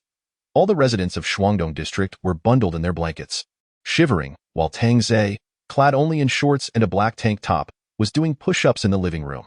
Sun Ting, Yi Qingyi, and Shi Ming practiced yoga, their yoga pants enticingly accentuating their long legs, which were not merely for show. Laughter occasionally echoed from the kitchen. Li Linger descended the stairs, nursing her injuries, to prepare a meal for everyone, feeling thoroughly embarrassed by their teasing, wishing she could just find a small crevice to hide in. However, by rushing to assist her, Li Linger found a bit of relief, considering the meal was for 6 people. Tang Zhe mused to himself that perhaps he should just go with the flow. After all, a 5-fold speed was sufficient for now, and he was pleasantly surprised to see Li Linger's energy bar had risen to 74. This was indeed unexpected, and he was on the verge of unlocking the 3.0 package, curious about the treasures it might contain. The 2.0 version was already unmatched, and once the 3.0 package was opened, how would others survive? Could you lower your voices a bit? I can hear you speaking ill of me, he shouted towards the kitchen while doing push-ups. As if he were deaf. Bai poked her head out with a spatula in hand, exclaiming, "Master, not me." Little Linger, don't pick up bad habits from them.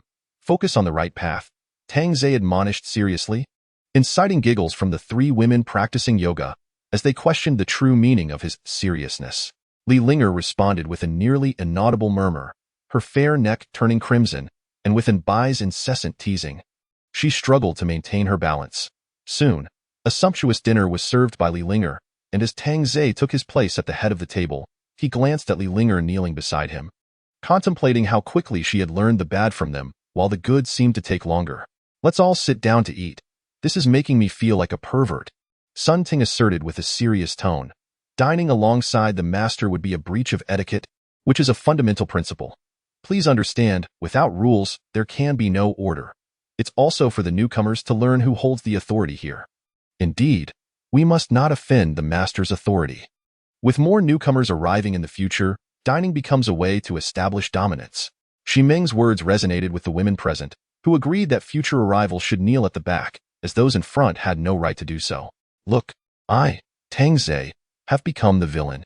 Fine, let's sit once a week. That's not too much to ask." "Once every 2 weeks, Yi Qingyi suggested. Tang Zhe laughed in frustration, wondering who had instigated this nonsense. Feeling the urge to reprimand them, it seemed that sitting while eating gave a sense of home, and since his birth, he had always dined alone. Perhaps that lunch had touched a nerve. After the meal, Tang Zhe headed towards the living room, hoping to read some apocalyptic novels to supplement his knowledge, only to discover that there was no internet here, signaling a complete communication breakdown. Suddenly, Bai exclaimed, "Master, you haven't fed us yet. Feed you. Do you not have hands? Must the master serve you as well? What nonsense." Tang Zhe muttered as he sat on the sofa, pondering if his patience had indeed improved. Allowing them to become so bold. One can be fed, but 5? What nonsense. "Ling Ling, you've angered the master," Bai whispered. "Huh? I haven't. You have. The master says your little fangs are too sharp." Li Linger's face flushed, and she quietly remarked, "Sister Xiaobai, please teach me later." "Sure, no problem. First, practice with a banana." Yi Qingyi asked curiously, "What are you two whispering about while skipping the meal?" Nothing, just eating." Bai and Li Linger both insisted, their heads shaking vigorously, while Li Linger felt her cheeks burning. After dinner, everyone sat on the sofa, munching on fruit in a daze, with no television or internet. "By the way, let us hear a story from Little Linger." Tang Zhe seized the opportunity for the newcomer's introduction. Li Linger, holding a banana, snapped back to reality, "I'm not very good at telling stories." "Oh, the master means for you to share your past experiences, from childhood to now," Bai chimed in, perhaps due to her admiration as a fan. After a moment of silence, Li Linger began, "I was born in a small city. Both my parents are teachers. Perhaps that's why they were quite strict with me, especially about early romance. Insisting I focus on my studies for a good job. I didn't disappoint them, getting accepted into a 985 university to study English, aiming to become an English teacher." "You studied English? I thought you were into acting. How did you end up in that?" Sun Ting asked while peeling grapes, promptly feeding Tang Zhe, who was now like a character waiting to be fed, on the opposite side.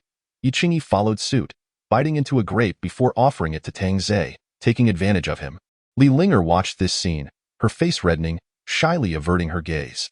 "During my freshman year, I initially accompanied a friend to an audition, and unexpectedly, I was selected myself that I approached it with a playful mindset. And it just happened.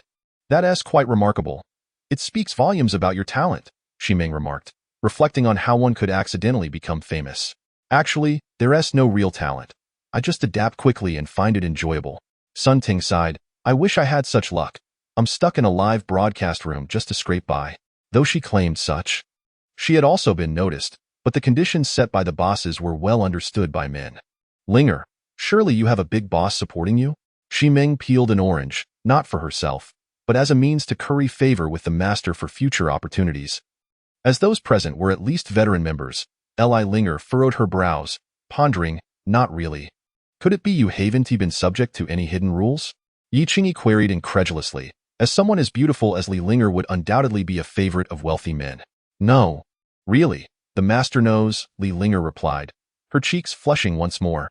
Unable to meet Tang Zai's eyes, resembling a newlywed bride, Shi Ming exclaimed, I see. It seems you have a man quietly supporting you from behind. Just waiting for the right moment to step forward, but then the apocalypse arrived. And then it became my gain, Tang Zai teased, and Bai added, the boss must be crying in the restroom. Ha ha ha ha. Everyone except Li Linger burst into laughter. While she blushed even deeper, eager to clarify, there's really no boss. You're all misunderstanding. Oh dear, someone is getting anxious, Sun Ting remarked, prompting several women to exchange knowing glances and drawn-out ohs, further flustering Li Linger, who looked at Tang Zai as if to plead, I truly don't have any boss. All right, you're all going to make someone cry, Tang Zai chuckled, waving his hand. Yi Qingyi sighed. It's truly a case of comparison makes one feel inferior. I was also in tears at the time. And master, your heart is as hard as a rock. When Linger panics, you just feel pity. Oh. Another round of teasing ensued, leaving Tang Zai with a bitter smile, while Li Linger lowered her gaze, her fair neck reddening once more. Meanwhile, amidst their chatter, they remained oblivious to the rain outside finally ceasing. This marked the second rain stoppage since the apocalypse, and the cessation of rain signified what? Bloodshed and plunder. All right, since you've all said so. Little Linger, come sit on my lap. Let them envy you properly. The four women erupted into cheers, whistling in encouragement. Hurry up, stop dawdling. Shi Ming urged the bashful Li Linger. Li Linger barely managed a small sound as she stood up and approached Tang Zai, who gently grasped her delicate wrist and pulled her into his embrace. The uproar intensified, seemingly threatening to lift the roof off, compelling Li Linger to bury her face in Tang Zai's chest. Kiss her. Kiss her. And Bai stood on the sofa, clapping her hands to rally the others, and with her cue, the other three women quickly joined in the chorus. Tang Zai felt a twinge of embarrassment. They had become rather bold lately, and he would need to toss them a few bones to keep them grounded. Yet, as he looked down at Li Linger's exquisite visage, her glistening eyes slowly closing, her rosy lips exuding an irresistible allure, he was ready to indulge. Just as Tang Zai leaned down for a taste, a sudden knock at the door interrupted the moment, causing his brow to furrow as he glanced towards the entrance. Li Linger opened her eyes, and there was a hint of disappointment in her gaze. It seems they can't wait any longer, Shi Ming remarked, her tone cooling slightly, while Sun Ting had already taken out her gun to check the ammunition. Li Linger stared in shock, realizing they actually had firearms. Tang Zai patted Li Linger on the head, and she obediently sat aside, whispering, who would come at this time? Yi Qingyi inserted a magazine casually, stating, because we're the only ones with lights on. All right, everyone, put on your sleepwear, Tang Zai instructed, noting that with the heating on, they were all dressed rather lightly. Did he not seem capable of withstanding the test? The girls complied, donning their sleepwear and tidying their hair. As appearance still mattered, Li Linger suggested, shall we wear masks? Shi Ming lightly patted Li Linger's shoulder, chuckling, with such good looks, why should we cover up?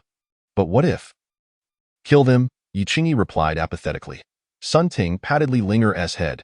Your first lesson is about to begin. In the midst of their conversation, Tang Zai had already opened the door, a gust of cold air rushing in. Before him stood more than 10 men, bundled in thick down jackets, shivering in the cold. Tang Zai greeted them with his trademark friendly smile. Good evening, gentlemen. What brings you here at such a late hour? The men stared at Tang Zai, noting that in this frigid weather, he was merely dressed in shorts and a t-shirt, his feet either shod in slippers or wrapped in plastic bags. It dawned on them that with electricity inside, he must have a generator running. Hello, my name is Zhujixian, and I reside in the villa across the street. You might have seen me on television. Zhujixian adjusted his gold-rimmed glasses, slightly turning his profile in a manner he deemed dignified. I have never seen it before. Tang Zai spoke candidly, for he truly had not. A young man from behind shouted, Dude, the person in front of you is the wealthiest man in Huayan City, and you don't even recognize him? Are you blind? Shut up. Zhujixian immediately rebuked his son. Zuyong curled his lip, displaying indifference, his gaze instead drawn to the modified Maybach nearby, contemplating how he might acquire such a cool vehicle. I apologize. My son is rather clueless. Please forgive us. It's quite all right, no worries. Tang Zai maintained his humble and honest demeanor. However, to these men, this attitude was tantamount to an invitation to bully. We came over with no ill intentions. We simply wanted to inquire how you managed to have electricity here. Although Zhuo Zhixian smiled, his teeth chattered in the biting cold. The temperature had plunged to -10°C, accompanied by a piercing wind. Tang Zai responded with a long, "Oh, I purchased a diesel generator." "I see. So this car is also yours?" "Indeed. It is."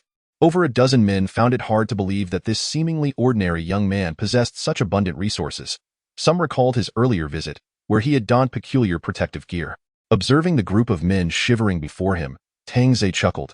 "Is there anything else? I was just about to retire for the night." One man from the crowd called out, "Hey, could you let us in to warm up a bit?" With someone speaking up, Zhuo Zhixian adopted a friendly demeanor. "Times are tough for everyone. The temperature has dropped severely these past few days, and our homes have no electricity. Young man, would you kindly allow us to come in for a short rest? Rest assured, we will leave after sitting for a while." "Not a problem. Please come in." Tang Zai's unexpected generosity left those who had previously hesitated at the door feeling guilty. Upon entering the house, they were immediately enveloped by a wave of warmth reminiscent of the cozy embrace of a mother. Are there really fairies here? Am I hallucinating due to the cold? Chapter 88. You are all good people. Zui Yong rubbed his eyes, and once convinced of the reality, he nearly drooled. Not only Zui Yong, but even his father wore expressions of awe, while the other men stood frozen, as if they had never encountered such beauty before. Tang Zai had to admit, their allure was undeniably potent on a psychological level. Some men silently lamented that had they known such stunning women were present, they would have opened the door much sooner. "Hey, that woman looks somewhat familiar. She resembles a celebrity." It turned out to be Li Linger. How could no one know that Li Linger resided here? Zui Yong also recognized Li Linger, marveling at her radiant beauty, her complexion glowing with a captivating charm. Yet the other women were equally striking. "Hello, beautiful ladies, I am Zui Yong, and this is my father, the wealthiest man in Huayan City." Zui Yong stepped forward to introduce himself, immediately captivated by an enticing fragrance that wafted from the women. "Miss Shi?" Zhuo Zhixian recognized Ximeng at once, utterly astonished to see her here. Ximeng smiled. "Mr. Zhuo, what a coincidence. What brings you here? Aren't you supposed to be at the Shanhui community? Our community has become chaotic, so we've come here to take refuge." Ximeng appeared quite at ease, while the men could only admire her beauty and the alluring figure concealed beneath her nightgown. Zhuo Zhixian sighed heavily and stated solemnly, "In times like these, it is the wealthy who suffer first. After a rainfall, numerous robbers descended upon us, nearly breaking into our home. Thankfully, the rain caused several to perish, fleeing in utter disarray. Indeed, without unity, we risk being robbed and killed." Ximeng replied with a sense of resignation. Yet the men seemed oblivious to her words, their gazes fixated on her face and the ample curves accentuated by her nightgown. Zhuo Zhixian, embodying the role of an elder leader, lamented, "Thus, we must unite. Only then can we hold onto a glimmer of hope for survival. Selfishness will lead to our demise." "Mr. Zhuo is correct. I wholeheartedly agree," Ximeng responded with a smile, though a hint of frost lingered in her eyes. At that moment, Zui Yong noticed an array of fruits on the coffee table. "Wow. You actually have fruit to eat?" Without waiting for any objections, he dashed forward and bit into half a watermelon. As he chewed, he exclaimed, "Damn, the watermelon I once dismissed now tastes incredibly sweet. There's watermelon?" Upon hearing this, the other men flocked to the living room, grabbing fruit as if it were their own. Tang Zai observed with a smile, while Li Linger, feeling apprehensive, clutched his hand tightly. To her, Tang Zai was her everything. Should anything happen to him, she feared these men would turn her into a mere plaything. The men devoured the watermelon rapidly, disregarding any semblance of decorum, and as they relished their treat, juice dripped from their mouths onto the expensive carpet. Sun Ting and Yi Qingyi were on the verge of exploding with anger. After all, this was their sleeping area, and now they would have to replace the carpet.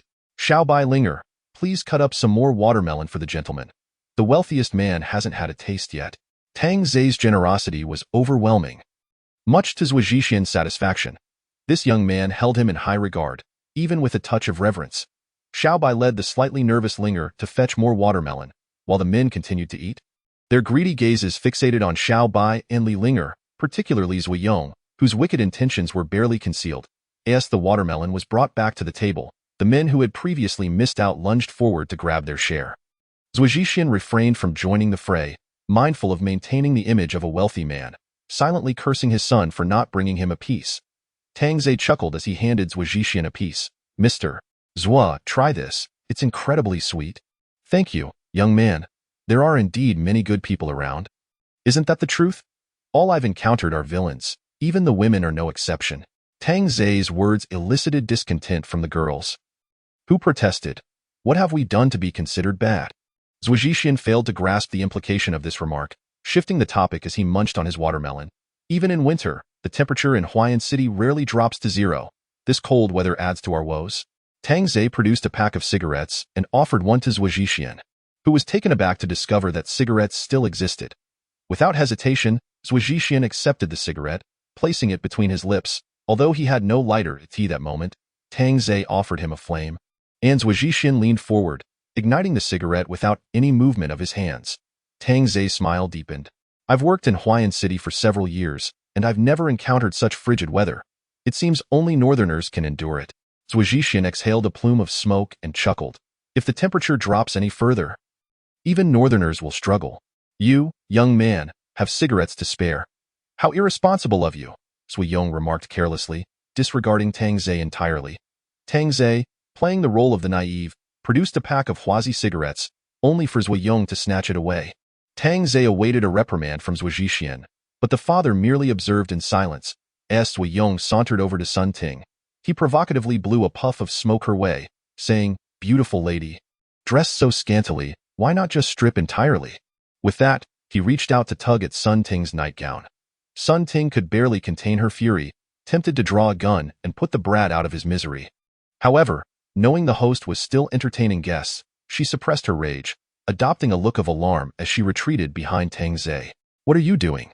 Zhujixian feigned admonishment, though his tone lacked severity.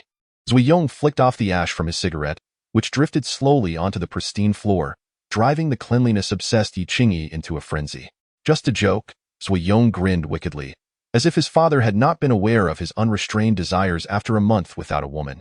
The other men began to surround them, with two wandering about, seemingly in search of supplies. "Mr. Zhua, we need to rest," Shimeng stated coolly. Zhujixian crushed the cigarette, but beneath his foot, and Yi Qingyi could hold back her frustration no longer. "What the hell? There are so many supplies in the garage." Suddenly, one man shouted. All the men surged into the garage, their eyes gleaming at the sight of a mountain of supplies. Beauty and provisions. This was the pinnacle of a post-apocalyptic world. Watching the men loot, Li Linger couldn't help but exclaim, "Those are our supplies." Yet her plea fell on deaf ears, and her melodious voice only fueled their greed further. "You've got quite the means, haven't you? These supplies and vehicles must have been stolen," Zhujiang remarked, holding a salted chicken leg in one hand and a bottle of snowflake beer in the other, grinning broadly. "No wonder such beautiful women flock to you. It's all for the supplies." Enbai could no longer contain her indignation. "You've eaten and taken enough. It's time for you to leave." Zhujixian chuckled at her words, ignoring her completely as he settled onto the sofa. "Did I not mention earlier that we should help one another? Yet you wish to drive us away. That seems rather selfish." His moral high ground provoked laughter from the girls, who could hardly believe the audacity of the wealthy man. Tang Ze quickly interjected, "Mr. Zhua is right. I'll take them upstairs while you remain downstairs." "You brat. You expect my father to stay downstairs? Are you trying to get yourself killed?" Suddenly, Zhujiang produced a finely crafted Nepalese dagger, prompting the other men to drop their pretense and reveal knives concealed within their down jackets. Tang Ze's expression shifted dramatically, leaving the girls utterly astonished, particularly Li Linger. Had she met Tang Ze earlier, they could have staged a performance together. "Mr. Zhua, what is the meaning of this?" Tang Ze's trembling voice elicited a sense of awe from Shimeng, and it was no wonder he had been so grievously deceived. Zhujixian rose from his seat, astonishingly drawing a golden desert eagle from his waist, leaving Tang Ze in a state of shock, while the other men could only stare in disbelief.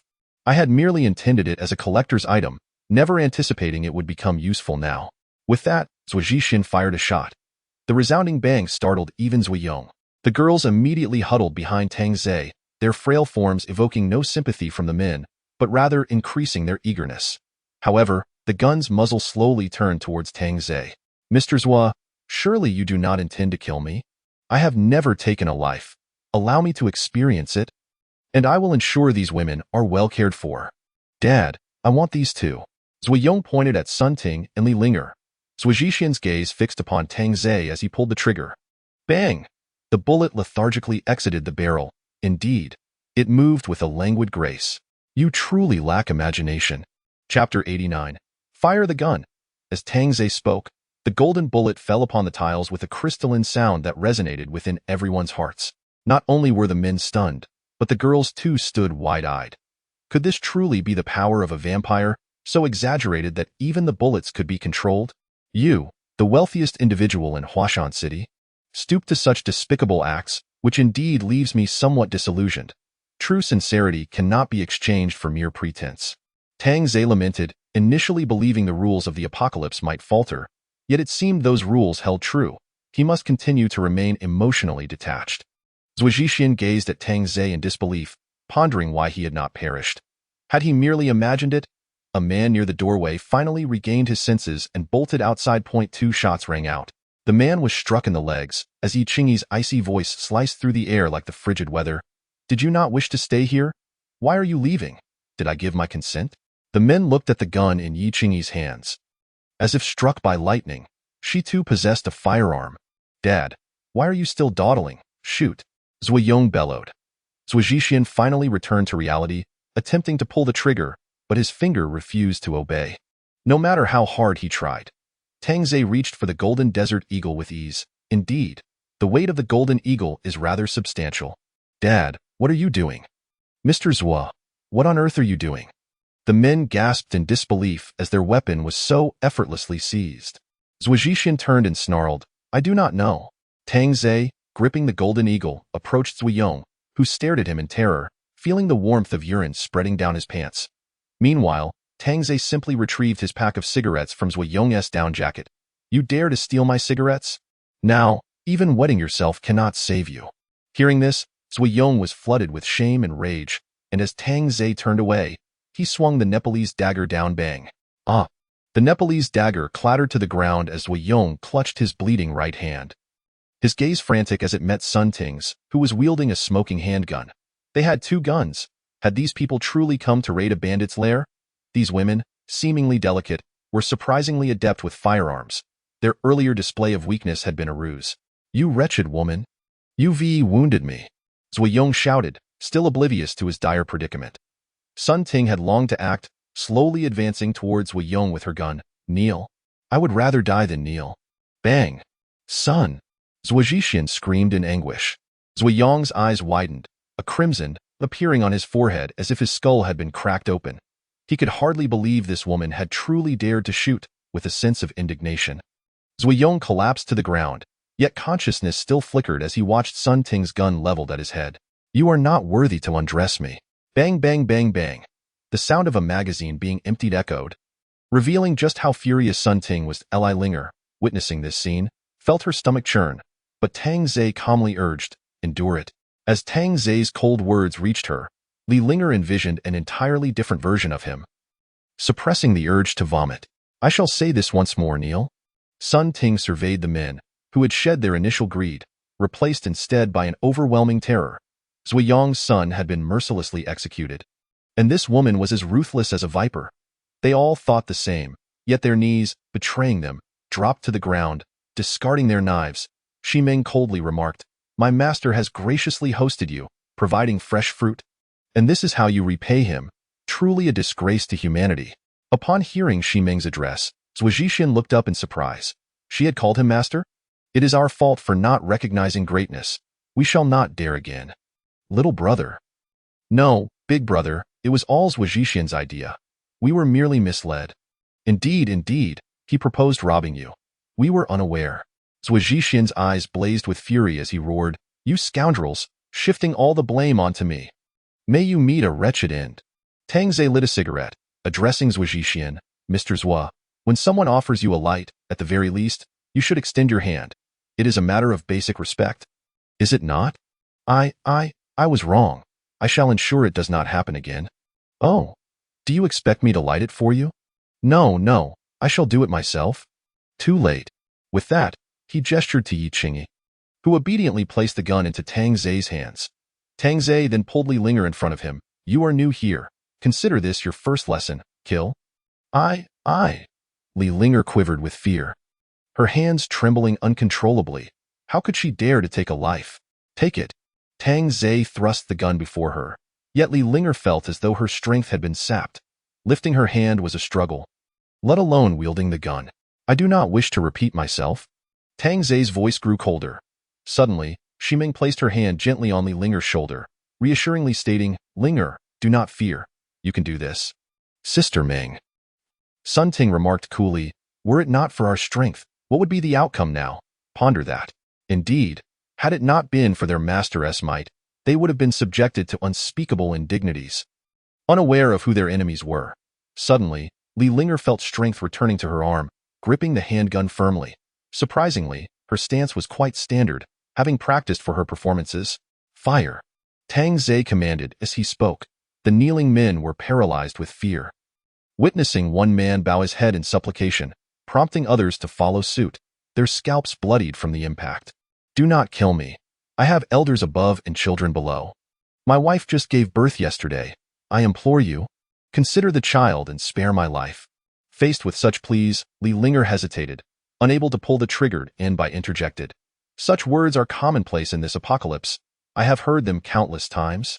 Tang Zai narrowed his eyes and spoke gravely. Did you not vow to avenge your parents? Yet now, you cannot even bring yourself to kill. If the murderer were kneeling before you, begging for mercy, would you let him go? No, I would not. Li Linger shouted defiantly. Then pull the trigger. Li Linger tightened her arm, her finger hovering over the trigger, yet she could not bring herself to press it down. Tang Zai sighed deeply, extinguishing his cigarette, and beckoned for Sun Ting, who placed the gun back into his hands. What Tang Zai did next left everyone in disbelief. Staring in shock, he aimed the gun at Li Linger's temple, and she could feel the warmth radiating from the muzzle, her face draining of color. Chapter 90. This is a mandatory lesson. I told you, she cannot integrate.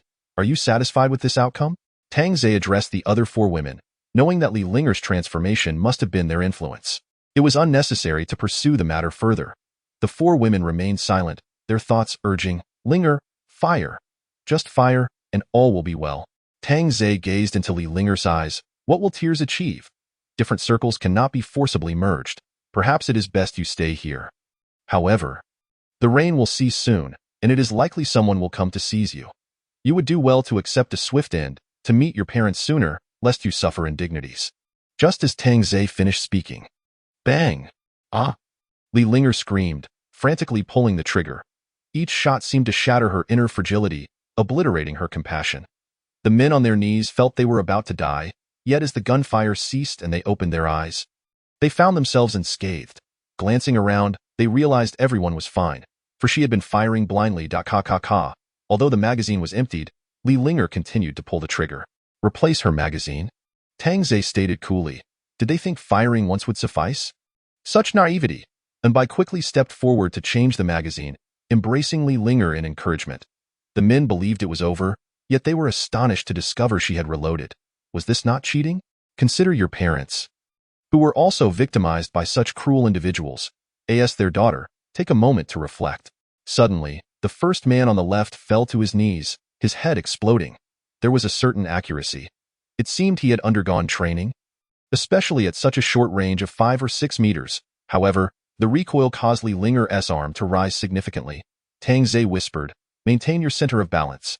Li Linger remained silent and fired again. The second man collapsed. At this moment, her eyes transformed, becoming resolute, a stark contrast to her previous fragility, as if she had matured in that instant, adapting to the harsh realities of this apocalyptic world. It's either your demise or mine. There is no third option. Please don't kill me. I can offer you money. I can give you my company. My worth is in the billions. I can provide whatever you desire. Luo Zhixian, witnessing one person after another fall beside him, no longer cared about his title as a billionaire. His forehead bleeding, yet, the cold-eyed Li Linger aimed her weapon at him and pulled the trigger. Luo Zhixian closed his eyes, only to hear a click. The bullets had run out. That moment had instilled such terror in him that he felt himself lose control. Never having realized how close death could be if time could rewind, he would never have come here. This was no lamb pin. It was filled with ferocious tigers. Tang Zhe felt the need to clarify. Tigers are indeed tigers, but of the white variety. I'm out of bullets. Li Linger's eyes appeared hollow and devoid of spirit, as if her soul were trapped within her.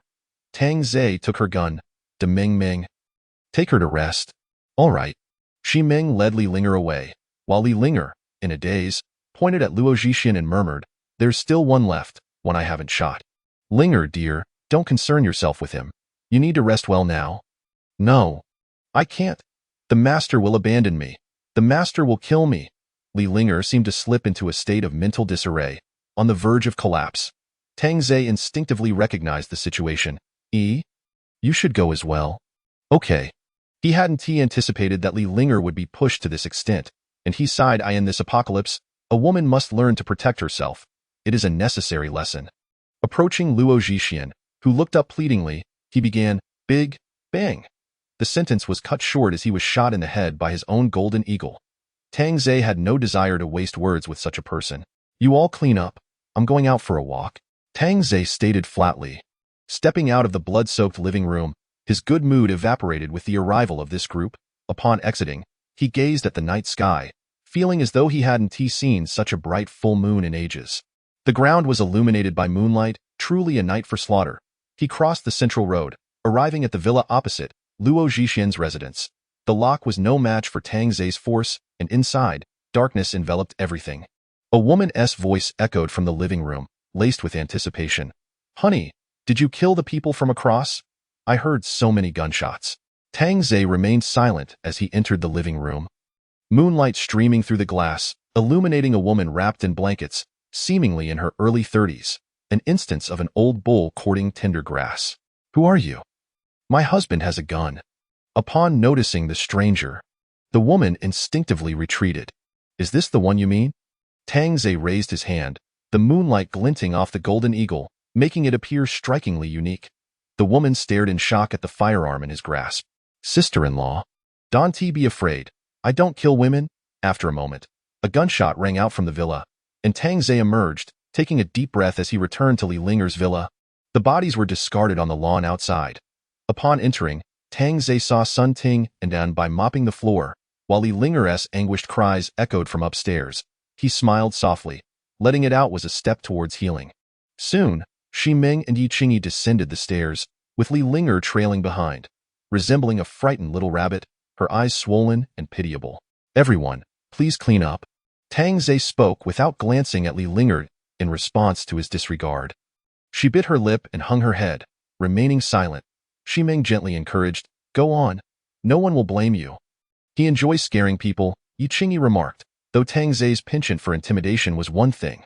When he turned serious, it became a source of true dread. Li Linger inhaled deeply, stepping closer to Tang Zhe, yet he still did not lift his gaze. He softly instructed, "Finish cleaning first. We'll discuss the rest later." Large tears cascaded down her exquisite face as she choked out, "I'm sorry. I was wrong." "What did you do wrong?" This question left the other four women momentarily stunned. Such words were typically uttered by women. "I was cowardly. I cry too easily." "Weren't you the one who claimed to be highly adaptable?" "I have no desire to escort a weeping woman on our journey." Li Linger immediately wiped her tears, her actions reminiscent of a child. "Tonight is still long. Your trials aren't over yet. This rain, it won't cease anytime soon." Tang Zhe gazed out at the eerie full moon, as if understanding that amidst the darkness, it cast light upon humanity's bloody conflicts. The girls peered outside, recalling the last rain that had only lasted 10 minutes, yet this time, it had already persisted for over 20. Chaos must now reign in the streets. Chapter 91. The apocalypse has only just begun. "I will not disappoint you again," Li Linger pledged respectfully. Tang Zhe ruffled her hair, easing her previously tense demeanor, as she had indeed been frightened. With a wave of his hand, 416 Hong Kong dollars automatic rifles appeared on the coffee table, accompanied by various accessories, barrels, scopes, grips, magazines, and over a dozen boxes of 5.56 ammunition. "Once the cleaning is complete, each of you shall receive a rifle. The one with the highest kill count will earn a wish." Such a reward was undeniably alluring.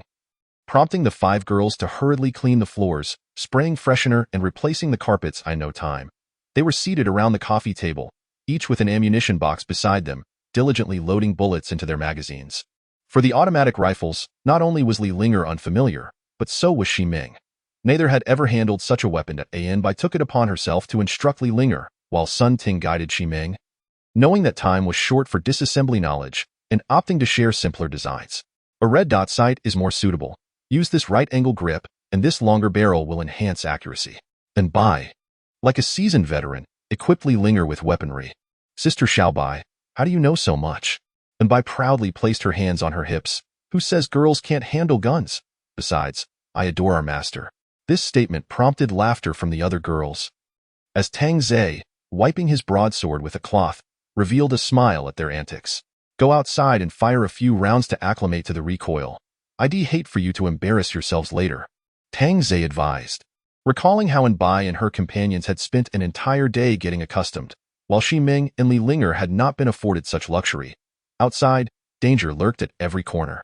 Opening the door, Xi Ming and Li Linger raised their rifles, immediately feeling the weight of the automatic weapons. Bang! The gunshot resonated uniquely in the night, causing nearby residents to panic, unsure if it was fireworks or gunfire. Experiencing the recoil for the first time, both Xi Ming and Li Linger were taken aback. The sound was entirely different from a handgun. Grip tightly. When firing continuously, apply downward pressure to prevent the muzzle from rising. Bai transformed into a coach, even dragging a few corpses into the middle of the road to serve as targets. Bang, bang, bang. The continuous gunfire sent would-be intruders fleeing, fearing a firefight had erupted in the villa complex. Holding their kitchen knives, they wisely opted against a confrontation, recognizing it as a death wish. Meanwhile, across Huasher City, people had begun to emerge from their homes, with supermarkets, convenience stores, and large malls becoming prime targets. Therefore, these locations witnessed the most intense battles for resources. It was not uncommon for 7 or 8 individuals to perish over a single bottle of mineral water. In contrast to the disorganized looting, many neighborhoods had formed their own tactical groups, significantly enhancing efficiency compared to lone wolves. However, when neighborhoods clashed, it inevitably led to conflict in the half hour since the rain stopped. The death toll in Huasher City had already reached 3,000 to 4,000, and the number continued to rise, soon to breach 10,000. Streets were littered with corpses, as starving individuals scavenged for food among the dead, but found nothing, leading some to resort to cannibalism in the streets, a repulsive and terrifying sight. Such scenarios became increasingly common, as not everyone possessed the strength to seize food. After being confined at home for so long, emerging left them too weak to fight. The apocalypse, it truly felt as though it had arrived. In Happiness Community, over 30 vehicles lay abandoned, reduced to mere wheels, while at the forefront, an elderly man's vehicle led the procession. However, a bloodied head dangled from the back, creating a nauseating spectacle. Within the community, ruthless killings and plundering unfolded without mercy. This group left no survivors, executing both men and women alike before collecting supplies. The man leading the group appeared to be in his 30s, clad in a black coat, sporting a neatly cropped hairstyle, and his hardened face revealing no emotion. In his right hand, he wielded a tang knife, its scabbard worn, indicating its considerable age. Many followers carried various melee weapons, and a Qinglong Yinyuan knife was brandished, swiftly severing a homeowner's head, showcasing the man's impeccable technique, clearly honed through practice. Please, please, do not kill me. I can be your woman. I will do anything you ask. A woman, approximately 25 years of age, knelt on the ground, pleading desperately for her life. The man, his gaze unwavering, swiftly drew his blade and severed her head, which rolled lifelessly onto the ground. Leave no supplies behind, Luo Cheng reiterated, wiping the blood from the blade before sheathing it with a flourish. Yes, Teacher Luo. This group comprised martial arts students, accompanied by several instructors, with the remainder being youthful pupils. After enduring several brutal encounters within the school, only these individuals had survived. They had feared starvation within the school's confines, but upon the rain's cessation, they rushed into the city, attacking anyone in their path without hesitation. Luo Cheng's vehicle, an old model, bore the heads of those they had bested, including 2 former colleagues. By the way, let us keep a few women. After all, these are young, vigorous men, but let us not overdo it to avoid exhausting their strength, Luo Cheng stated nonchalantly, kicking the severed head aside as he ascended the stairs. Soon, the entire neighborhood fell silent. having been thoroughly purged, and all supplies were transported downstairs, where several young men unceremoniously tossed women into the trunk. "Old Luo, this hall is quite substantial," remarked another instructor, Yutong, a master of grappling techniques. Acknowledging the difficulty of their escape from the school, Luo Cheng gazed at the full moon hanging in the night sky. "While it's still dry, let us seize as much as we can. We still lack a few women. The students desire at least one each." Luo Cheng's brow furrowed, and he sternly replied, "Those who practice martial arts should shun the allure of women. If each were to have one, they might as well perish in the embrace of their desires." Yutong, taken aback, found himself at a loss for words. While such sentiments were once fitting, the current circumstances warranted some release. At that moment, a plump young man suggested, "Teacher Luo, Teacher Yu, let us raid the wealthy neighborhoods. I've heard the women there are quite beautiful." "Right, classmates?" Upon hearing this, the boys were invigorated, realizing their pursuit of martial arts had prepared them for survival. "Old Luo, let the students indulge for a night. Don't be so strict." Luo Cheng glanced at Yutong, who smiled and suggested, "Let us head to Shanhui neighborhood. It's also where the affluent of Huasher City reside. If we eliminate them, we could reside in that luxurious area ourselves. Then let us proceed. I hope Shanhui hasn't been claimed by others yet." Luo Cheng sighed, just as a man stumbled out, rolling in panic. Chapter 92. Within 5 steps, I am invincible, still trying to escape.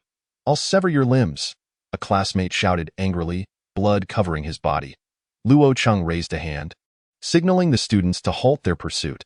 Wai Yutong shook his head in resignation as the scene unfolded. "I offer you a chance at survival," Luo Cheng said, approaching the man. "While what?" The man's eyes were filled with terror and rage. Having just witnessed the brutal slaying of his wife and child, a knife was tossed before him. "A duel. If you win, I die. If I win, you die." The man stared at the knife, still stained with his wife's blood, and gripped it tightly, his fury overpowering his fear. "Fine," he declared, hands clutching the weapon, but the stance he took revealed his inadequacy. Luo Cheng slowly pushed the knife forward, grasping the hilt with his right hand. "I forgot to mention, within 5 steps, I am invincible." No sooner had he spoken than a flash of silver glimmered. The man's head rolled away, eyes wide open, while Luo Cheng affixed it to the back of the vehicle. "Onward to Shanhui," Luo Cheng bellowed, as the convoy set off toward their destination. Such a large caravan on the road instilled fear in others. Few dared to challenge them unless a more formidable force emerged, which, for now, seemed unlikely, as potential threats had mostly been dealt with by his brother Zhe. Soon, the convoy arrived at Shanhui, where they observed individuals fleeing the community, retching as if they had witnessed something grotesque. Luo Cheng halted the vehicle, and the rest of the convoy followed suit. "Let us investigate," he said, stepping into the neighborhood, where more people emerged from the garage in panic. Luo Cheng and Yutong exchanged glances and nodded before heading toward the underground garage. As they approached the entrance, a pungent stench of blood and decay assaulted their senses. Frowning, they pressed on, soon encountering a scene reminiscent of hell itself. Some classmates were retching, having killed before but unable to stomach the sight before them. Standing on the congealed blood, Luo Cheng and Yutong examined the shell casings scattered about, furrowing their brows. "It seems someone has been much quicker than us," Yutong remarked gravely. Luo Cheng, however, saw it differently. These individuals did not perish recently. It appears they were killed yesterday. And with this many shell casings, it's evident there were numerous firearms involved. "Old Luo, come look," Yutong suddenly exclaimed, prompting Luo Cheng to rush over, his expression shifting as he crouched to touch a corpse's wounds. Such a swift blade. The body has been cleaved in two, indicative of immense strength. "There are many more here," Yutong exclaimed in disbelief, observing that most victims had been bisected, showcasing remarkable brute force. Luo Cheng noted that these individuals must have experienced profound despair, being cut in half. They wouldn't die immediately, but would witness their other half slowly fade away. A cruel fate indeed. "If you were to encounter this person, would you feel confident?" Yutong inquired. "From what I can tell, this individual possesses strength that surpasses mine, yet lacks finesse. It seems to be mere hacking. I stand by my assertion. Within 5 steps, I am invincible." Luo Cheng chose not to linger over the bodies, opting to head outside, as the odor was unbearable. Wai Yutong, reassured by Luo Cheng's words, followed suit, realizing the neighborhood held little value anymore. Nearby, 2 classmates scrutinized a hole in the wall. What on earth could have made that? A drill? It doesn't look like a drill. It resembles a blade to me. A blade? Why don't you try inserting one? This is a concrete wall. One classmate pointed at the corpses beneath them. Look at these 4 bodies. Their wounds align perfectly. If I'm not mistaken, they were standing in a line when the assailant violently thrust the blade, piercing their skulls and embedding it into the wall. Upon hearing this, one of the boys began to slowly applaud. Why don't you write a novel? Your imagination is impressive. You wouldn't understand. This is called deduction. Well, go ahead and deduce amidst these corpses. I can't stomach this stench any longer. The classmate, reluctantly departing, couldn't help but glance back at the hole in the wall. Pondering whether it was even possible for a human to achieve such a feat, stepping outside into the fresh air felt like a revival. Where to next? Should we continue raiding neighborhoods? Yu Tong asked. Time slipping away. Luo Cheng pondered deeply. Indeed, we must continue. We need to gather ample supplies, as I sense the weather will turn colder, and without adequate provisions, we may freeze to death. Classmates, get in the vehicle. We shall continue raiding neighborhoods. Teacher. IVE also heard of a wealthy neighborhood filled with villas. Luo Cheng raised his hand to halt further discussion, stating gravely, our primary objective is to collect supplies. We may divert there if it's on our path. Within the villa, Yi Qingyi gracefully played the piano, and 416 Hong Kong dollars resting atop the piano lid, the juxtaposition of the 2 items strikingly peculiar. Yet, against the backdrop of the anguished cries outside, it took on a different tone. The pillaging of the villa community had commenced early, and due to the villa's secluded location, they hadn't yet reached this area. Tang Zhe had deliberately turned off the lights, unwilling to draw attention from other affluent individuals. The open door allowed the enchanting melody of the piano to escape, catching the attention of others nearby. Boss, listen, said one of the men in a neighboring villa, where 7 or 8 were scavenging for supplies. The homeowner's family having been slaughtered. The boss also heard it, chuckling, the wealthy indulge in elegance. Brothers, let us go take a look. Loading their spoils into their vehicle, they followed the sound of the piano, soon arriving at the villa's entrance, where, unlike others, the door was wide open, and over a dozen corpses lay sprawled on the lawn. Boss, this feels a bit eerie, one of the younger men cautioned. The boss dismissed him. What is there to be afraid of? Just a piano playing. It's not like we're filming a movie. Come on. With that, the boss led the charge, stepping up the stairs into the house. Just as he was about to cross the threshold, a chill ran down his forehead. His heart raced as he slowly lifted his gaze into the darkness. A gun. The barrel. The boss instinctively began to retreat, only to reveal the figure within the shadows. Upon seeing her, he nearly forgot his fear. What a beautiful face, identical to the stars of the screen. Boss, what are you doing? The younger men watched in confusion as the boss kept retreating. Growing increasingly anxious, Li Linger had conquered her timid nature by envisioning herself in a performance, today's role being that of a merciless female assassin. Beautiful lady, is that a toy gun? The boss chuckled awkwardly. Why don't you give it a try and see if it's a toy? Before he could respond, Li Linger pulled the trigger. Bang. Chapter 93. Once again, I was forcefully kissed. The younger men stood frozen in shock, the boss's skull exploding upon impact. The sluggish underlings had yet to make their move when Li Linger decisively pulled the trigger. Bang, bang, bang. As the final shot echoed, one remaining lackey stood frozen in bewilderment. Li Linger swiftly ejected the magazine and retrieved a fully loaded one from her waist. Bang. Shiming appeared from the side, effortlessly dispatching the threat. See, not so difficult, is it? Tang Zhe remarked, patting Li Linger on her delicate shoulder. Li Linger chambered a bullet, suddenly turning to plant a kiss on Tang Zhe's lips. I won't let you down. With that, she strode out the door. Tang Zhe was momentarily taken aback. She certainly carries herself with the air of a queen now, Shiming teased, leaving a kiss mark on Tang Zhe's cheek before following Li Linger outside. The sound of the piano faded, and Yi Qing emerged, gun in hand, her long hair tied up in a ponytail. She rose on tiptoe to give Tang Zhe a deep kiss before stylishly joining the others. Tang Zhe's mouth twitched. What was this all about? Everyone was trying to show off, weren't they? Yet, he had to admit, they looked quite impressive. Sun Ting and Enbai stood grinning on either side, promptly rising on tiptoes to plant a kiss, giggling as they scampered out. Tang Zhe slowly pulled out a cigarette and lit one, a smile creeping onto his lips in less than 10 minutes. Headlights began to appear, accompanied by sounds of complaints. Damn, we're late. All these villas have been taken. I told you to come earlier. The rich would have definitely been the first to seize them. For cars arrived, stopping intermittently. There seems to be a woman standing by the roadside, exclaimed the man in the passenger seat. Shiming, with a hint of panic, hurried over. The men in the car were astonished to see such a stunning beauty. Miss, are you hitching a ride? They asked, while their hands discreetly searched for knives. Just as Shiming was about to respond, her gun slipped from her back, prompting a wry smile. The men inside the car, seeing that dark object, fell into a stupor. Sorry, it wasn't secured tightly. With that, Shiming raised her gun. Damn! The men in the car all grabbed their knives, intending to rush out, but were met with merciless bullets. Bang, bang, bang. They were all reduced to a mass of holes.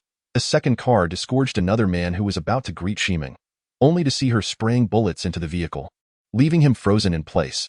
Shiming smiled at the man. What's wrong? Not going to run? The man promptly snapped out of it and turned to flee, but Shiming had already reloaded, and with a bang, he collapsed to the ground. The 3 remaining cars hastily reversed, leaving only their wheels spinning in frantic motion. Don't rush off just yet, boys. In the men's line of sight, several breathtaking women emerged, brandishing nightmares in their hands. No, no, don't kill me. Charge out and take them down. Run them over. The car erupted into chaos, but the gunfire had already begun, leaving no room for escape. Tang Ze sat on the steps, smoking, noting that the girls had adapted to the apocalyptic rhythm. Not only had they gained 5 warm bodies, but 5 capable fighters as well. Even the timid Linger had begun to acclimate. It seemed he had not deceived himself. Their adaptability was indeed remarkable, their eyes betraying no hint of fear. Within 2 minutes, the group of robbers had been entirely neutralized by the 5 girls. Li Linger finally experienced the sensation of seizing control over her own destiny. Having previously lived in constant fear of intrusions that could threaten her, now, she felt no fear, even capable of counterattacks. She was brave enough to seek vengeance for her parents. Impressive, Linger. You've outdone me, Sun Ting teased. Patting her shoulder, Li Linger humbly replied, Thanks to your excellent teaching, Sister Ting. Prepare yourselves, more will come, Sun Ting remarked, gazing at the bright full moon, which showed no signs of rain. If it didn't rain, the bloodshed would not cease. Sure enough, soon headlights appeared along with voices. But what followed was a barrage of gunfire, even grenades being tossed. It was utterly brutal. While others wielded knives, they wielded guns. The clash of cold steel against hot weaponry was a sheer dimensional onslaught. Yet Tang Ze refrained from intervening, feeling the solitude of a true master. He had always thought it impossible when watching television, but now, experiencing it firsthand, he knew the reality of it. He might as well grab a bite. It was late. Perhaps some barbecue would suffice. Once you're done killing, come over for a bite, he called out to the girls, and by chirped, having just shot a begging man, bouncing over to Tang Ze and grabbing a bottle of beer to guzzle down. Just don't get drunk, Tang Ze reminded her while grilling beef. And Bai replied nonchalantly, 1 bottle 1 tea knock me out. Only the master can do that. I need to learn from Sister Bai, Li Linger chimed in, running over to express her desire to learn. Hoping to endear herself to the master, Tang Ze cleared his throat. Don't emulate her. The more you learn, the worse you'll become. I want to be bad, really bad, she exclaimed. Sister Ming, come over for barbecue. The master is treating us. Tang Ze could only laugh in exasperation. The tables had turned, and now they were teasing him. Eating grilled meat and sipping beer while gazing at the full moon felt like the perfect date, though it was merely Tang Ze enjoying an evening with 5 girls. Not only was it his daily life, but it was also the dream of many others. Before long, headlights illuminated the area again, and from the sounds, it was clear that numerous vehicles were approaching, certainly not just 3 or 4, but perhaps 30 or 40. Everyone hide, Tang Ze instructed, eager to discern the nature of this new group. The 5 girls dispersed into the nearby villas, quietly awaiting their prey. Soon, the girls spotted the leading car, a dilapidated vehicle, but what was that trailing behind? As the moonlight illuminated the scene, the girls gasped in shock. It was a collection of severed heads. How grotesque! Tang Ze remained at the roadside, grilling as if it were an ordinary night, completely disregarding the approaching vehicles. Luo Chung furrowed his brows, surveying the area. There were many corpses littered about, and numerous cars parked by the roadside, their occupants seemingly lifeless. After stopping the car, Luo Chung leaped from the old vehicle, his gaze settling on Tang Ze in the distance. The air was thick with the scent of blood and grilled meat, causing his stomach to grumble involuntarily. As Luo Cheng descended, his classmates followed suit. Yu Tong approached Luo Cheng, stating, "This place has been ransacked. It holds little value. Look over there." Is that barbecue? Yu Tong exclaimed, astonished at the sight of Tang Zhe grilling amid the chaos. Luo Cheng, observing the numerous corpses, then casting a glance at Tang Zhe, felt an overwhelming sense of danger emanating from him. "Classmates, we have barbecue tonight," Yu Tong shouted with glee, as everyone had long been deprived of meat. Chapter 94. You are unfortunate to encounter me. Upon hearing this, the classmates erupted in cheers, disregarding Luo Cheng's attempts to intervene as they rushed towards Tang Zhe, weapons raised. Tang Zhe took a sip of his sugar-free soda, wiped his mouth with a napkin, and drew the broadsword leaning against the wall, advancing toward the oncoming throng of youthful exuberance. The students, upon seeing Tang Zhe wielding the broadsword, were not frightened but rather exhilarated, shouting as they charged at him. "Kill!" they shouted, their adrenaline surging. Tang Zhe swung down with a powerful strike, and a student raised his weapon to block, but in the next moment, he froze, his blade severed by Tang Zhe's swing, let alone the fate of his body. The three boys following behind were left in shock. Being distracted during a fight can cost you your life. Tang Zhe's broadsword descended mercilessly, leaving 4 corpses on the ground. Luo Cheng watched Tang Zhe, his expression grave. "He is," Yu Tong spoke with a tone of terror. Luo Cheng took a deep breath, confirming his suspicions. Though endowed with brute strength, this man merely relied on hacking. "I'll take care of him," Luo Cheng stated calmly. "Be careful. He is formidable," Yu Tong warned. Recalling the nightmare of the parking lot, Luo Cheng nodded, brandishing his saber as he approached Tang Zhe, his steps steady and gaze sharp. At a distance of 5 meters, both men halted. Strong, yet lacking technique, Luo Cheng began to lecture, exuding an air of authority. Tang Zhe appraised Luo Cheng's attire and the weapon in his hand, replying flatly, "You seem to possess some skill. Indeed, just enough to want to test myself against you." "Ha! You are the first to challenge me. Should you win, I shall perish, but should I prevail, all of you shall meet your end." Tang Zhe smiled amiably. Luo Cheng furrowed his brow. This was his own catchphrase. And now it had been turned against him. "Teacher Luo, killing him would be too arrogant. He even dares to say we will die. Dismember him. Let him face the consequences of his arrogance." The students erupted in curses. In their eyes, Teacher Luo was a figure of reverence, a master among masters. Luo Cheng raised his arm, and the cacophony of voices fell silent. "Fine, I accept, but I have one condition. If I win, you won't die. You will serve as my underling." "Agreed," Tang Zhe replied readily. "A friendly warning. Within 5 steps, I am invincible." "Haha, I eagerly anticipate your performance."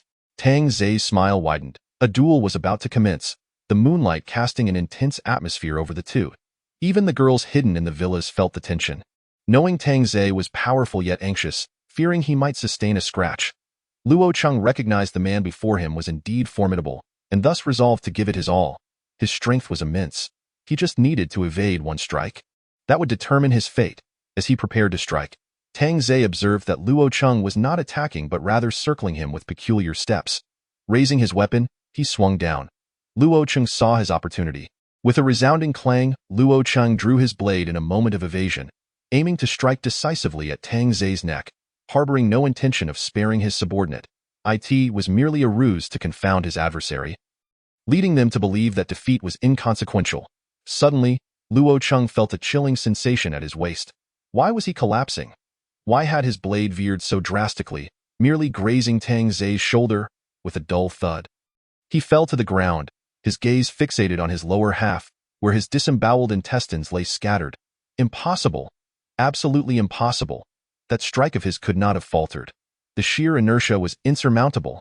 Yet, as he unleashed his attack, it seemed as though Tang Zhe's blade had halted, and then cleaved through his waist. How could he have stopped? That was the essence of inertia. Why did he not adhere to it? Why was this happening? Why was I destined to die? It's somewhat painful. If you were to face another, you would indeed be invincible within 5 paces. Alas, you have matched with me. Tang Zhe looked down at the barely breathing Luo Cheng, whose name he did not know, yet recognized a certain audacity in him. Hearing Tang Zhe's words, Luo Cheng succumbed to an incomprehensible demise. The onlooking Yutong was still in shock. Everything had transpired too swiftly. He had not even comprehended what had occurred before Luo Cheng was slain. His classmates stood frozen, aghast. Teacher Luo had always been formidable at school, effortlessly taking on 10 or more teachers, yet had fallen in an instant. The idol they had revered was obliterated, and for them, it was a crushing blow, as if the world had crumbled in that very moment. As Tang Zhe approached, Yutong summoned his courage, dispelling his fear with a fierce shout, his fingers curling into claws as he declared, "Then allow me to experience your blade." Tang Zhe raised his broadsword once more, with a graceful maneuver. Yutong seized Tang Zhe's wrist, elated within. But he soon realized that, although he had grasped his wrist, he was utterly immobile, as if bound in steel. "You need not even wield a blade. Do you hold me in such contempt?" Tang Zhe remarked, glancing at Yutong with an indifferent tone. Why Yutong's heart raced, feeling the weight of Tang Zhe's lethal gaze, his heart nearly leaping from his throat. Before he could react, his wrist was seized. Ah! Yutong's anguished scream echoed as his wrist was crushed, exposing the ghastly white of bone. Tang Zhe then grasped Yutong's other arm, tearing it away, and delivered a kick that shattered his legs. To the students, it was a horrific sight. Teacher Yu, second only to Teacher Luo, had been dismembered, held by the throat by that man. Promises made must be fulfilled. Kill. Tang Zhe intoned gravely, bang, bang, bang, bang, bang. From both sides of the villa, merciless bullets erupted, claiming half the lives in an instant, while the other half took refuge among the vehicles. Equally terrified. "Of course, they must have guns," a student exclaimed. "I told you, that hole was made by him. Even Teacher Luo was no match. It's over, we're doomed." After uttering this, he received no reply and tapped his friend beside him, only to find them staggering down, 2 bullet wounds marring their face, eyes wide with profound terror. When the student turned around, he beheld the raised broadsword, realizing at that moment that the broadsword bore a striking resemblance to the marks on the wall. His deductions had indeed been correct. Suddenly, he felt the world spin, witnessing his own body erupting with blood. The girls in the villa emerged to clear the area, faced with the young man wielding cold weaponry. Their brows remained unflinching as they pulled the triggers. Some even threw knives, initially startling the girls, but soon they realized that the knives fell to the ground before reaching them, unmistakably a result of their master's terrifying abilities. And thus they felt no more hesitation. Shell casings clattered beneath their high heels. These young men had no time to admire those exquisite legs. For each step they took claimed 2 or 3 lives. Delicate fingers transforming into harbingers of death, their angelic visages seemingly morphing into hellish succubi. Chapter 95. Departure to Yunhai. This was the sensation of wielding control over life and death. Ximeng and Li Linger finally grasped it. Free from the constraints of others' opinions and no longer fearing the threats of men, for they themselves embodied the threat. With the final gunshot, a shell fell, emitting a wisp of smoke, landing atop a corpse. Tang Zhe clutched the broadsword, his body splattered with blood, his eyes devoid of emotion, resembling a soulless killing machine. The girls regarded Tang Zhe amidst the corpses, their beautiful gazes taking on a peculiar allure. Tinged with admiration, in this apocalyptic world, having encountered myriad types of men, some virtuous, others selfish, and some cruel. He seemed to embody them all. Initially, they had felt repulsed, constantly devising ways to escape his grasp, but now they yearned to remain beside this frightening yet captivating man. Tang Zhe paid no mind to the girl's thoughts, nor did he wish to know them. As he plunged the broadsword into the nearby corpse and retrieved a cigarette, igniting it, a wisp of smoke spiraled upwards. And as Tang Zhe withdrew the sword, he vaguely perceived more vehicles approaching. "It is not over yet," Tang Zhe casually remarked. The girls snapped back to reality, commencing an inventory of their ammunition. A new wave of slaughter was about to unfold, gradually suffusing the road with bodies, resembling a pathway to hell. The villa district attracted those seeking to loot, and by the time Tang Zhe reached the villa entrance, blood had flowed outward, with no one daring to enter the district. A glance at the corpses strewn within made it abundantly clear that there would be no good fortune awaiting them. Although fantasies of supplies and beautiful women lingered, they paled in comparison to their own lives. Looting elsewhere held equal allure. Thus, a procession of vehicles arrived at the villa entrance, but upon sighting the bodies piled at the threshold, they promptly turned away. Upon returning to the villa, Tang Zhe's party appeared to be in a state of exhilaration. "Who ranks first?" Tang Zhe inquired. Sipping water, Li Linger eagerly replied, I killed 109. Impressive. And you others? Shi Ming sheepishly admitted, I lost count. I forgot as well, Yi Qingyi chimed in. Casting a glance at Bai and Sun Ting, both shrugged, prompting Li Linger to realize, sisters, please let me have a turn. You must not disappoint their goodwill. Now, speak. What is your wish? Tang Zhe, surprised, found it intriguing that he would grant this opportunity to a newcomer, especially someone like Shi Ming, who had such aspirations. Li Linger had never anticipated achieving first place and now felt a bit dazed. Linger, speak up. Bai urged cheerfully, curious about Li Linger's wish, knowing that the master would surely fulfill it. I wish for the master to love me once more. Upon uttering this, Li Linger wished to vanish into the pile of corpses, her cheeks flushed crimson. The four girls were momentarily stunned, followed by a chorus of playful teasing, exclaiming how adeptly Linger flattered the master. Tang Zhe was equally taken aback, but embraced Li Linger at the waist, responding, all right. Li Linger nestled her head against Tang Zhe's chest, even as it became stained with blood. This sensation felt akin to descending into hell, yet accompanied by another. Though they had known each other for merely a day, it felt as though they had traversed a lifetime together. This was the man destined to alter her life. Encountering a girl like Li Linger was indeed a delight for Tang Zhe, yet he understood the need for balance. That night, Tang Zhe rapidly replenished 3 of his energy reserve, rendering the girls incapable of lifting a single finger. A piercing ray of sunlight made Tang Zhe furrow his brow. Instinctively rolling over. 2 seconds later, he abruptly opened his eyes, surveying the familiar yet foreign bedroom. With sunlight streaming through the window, it felt reminiscent of the days before the apocalypse, when he would rise to deliver takeout. Raising his hand to touch the sunlight, he found it no different than before. Had the apocalypse truly passed? A gunshot rang out, causing Tang Zhe to pause. He rose and approached the window, observing the road littered with corpses, faint shadows of furtive figures flitting around the villa, while Sun Ting fired her weapon. Stretching his slightly sore neck, having barely rested the previous night, working until past 7 in the morning, he noted the time was now 4 in the afternoon. As he descended the stairs, he spotted Li Linger preparing a meal. Xiaobai assisting with the chopping, while Yi Qingyi and Shi Ming loaded magazines, each with their roles clearly defined. Up so early? Aren't you tired? Tang Zhe teased as he reached the bottom of the stairs. The girls shot him pleading glances, lamenting their hard fate, fearing they might collapse from overwork any day now. Just then, Sun Ting entered, a fierce chill sweeping through, making Tang Zhe shiver. Despite the sunlight outside, it felt colder than the previous night. What is the temperature now? Over -20, I reckon. Sun Ting exhaled, grateful to be indoors, for outside was truly frigid, and the wind howled. Shi Ming remarked, I predict it will drop to -40 tonight. Will that leave anyone alive? Bai grumbled, glancing down at her attire, a mere tank top, barely covering her. Yi Qingyi, silently loading magazines, wore a furrowed brow, and Tang Zhe instinctively understood why. He had planned to set off for Yunhai City today, and they were already overdue. Prepare yourselves. We are heading to Yunhai City, he announced, giving Yi Qingyi a reassuring pat on the head. Whatever promise Tang Zhe made would surely be fulfilled. Upon hearing Tang Zhe's intent to move, Yi Qingyi finally broke into a smile. Thank you. I prefer a more action-oriented expression of gratitude. Yi Qingyi swiftly embraced Tang Zhe's neck, bestowing upon him her sweet, red lips, which inevitably drew playful jeers from the other girls. Sun Ting exclaimed, It seems Yi has found herself a new love, prompting Yi Qingyi to chase after her in embarrassment. With an increase in numbers, Tang Zhe intended to acquire a new vehicle, one that still offered comfort, ideally with a large bed. In no time, Tang Zhe finalized the acquisition of a luxurious RV.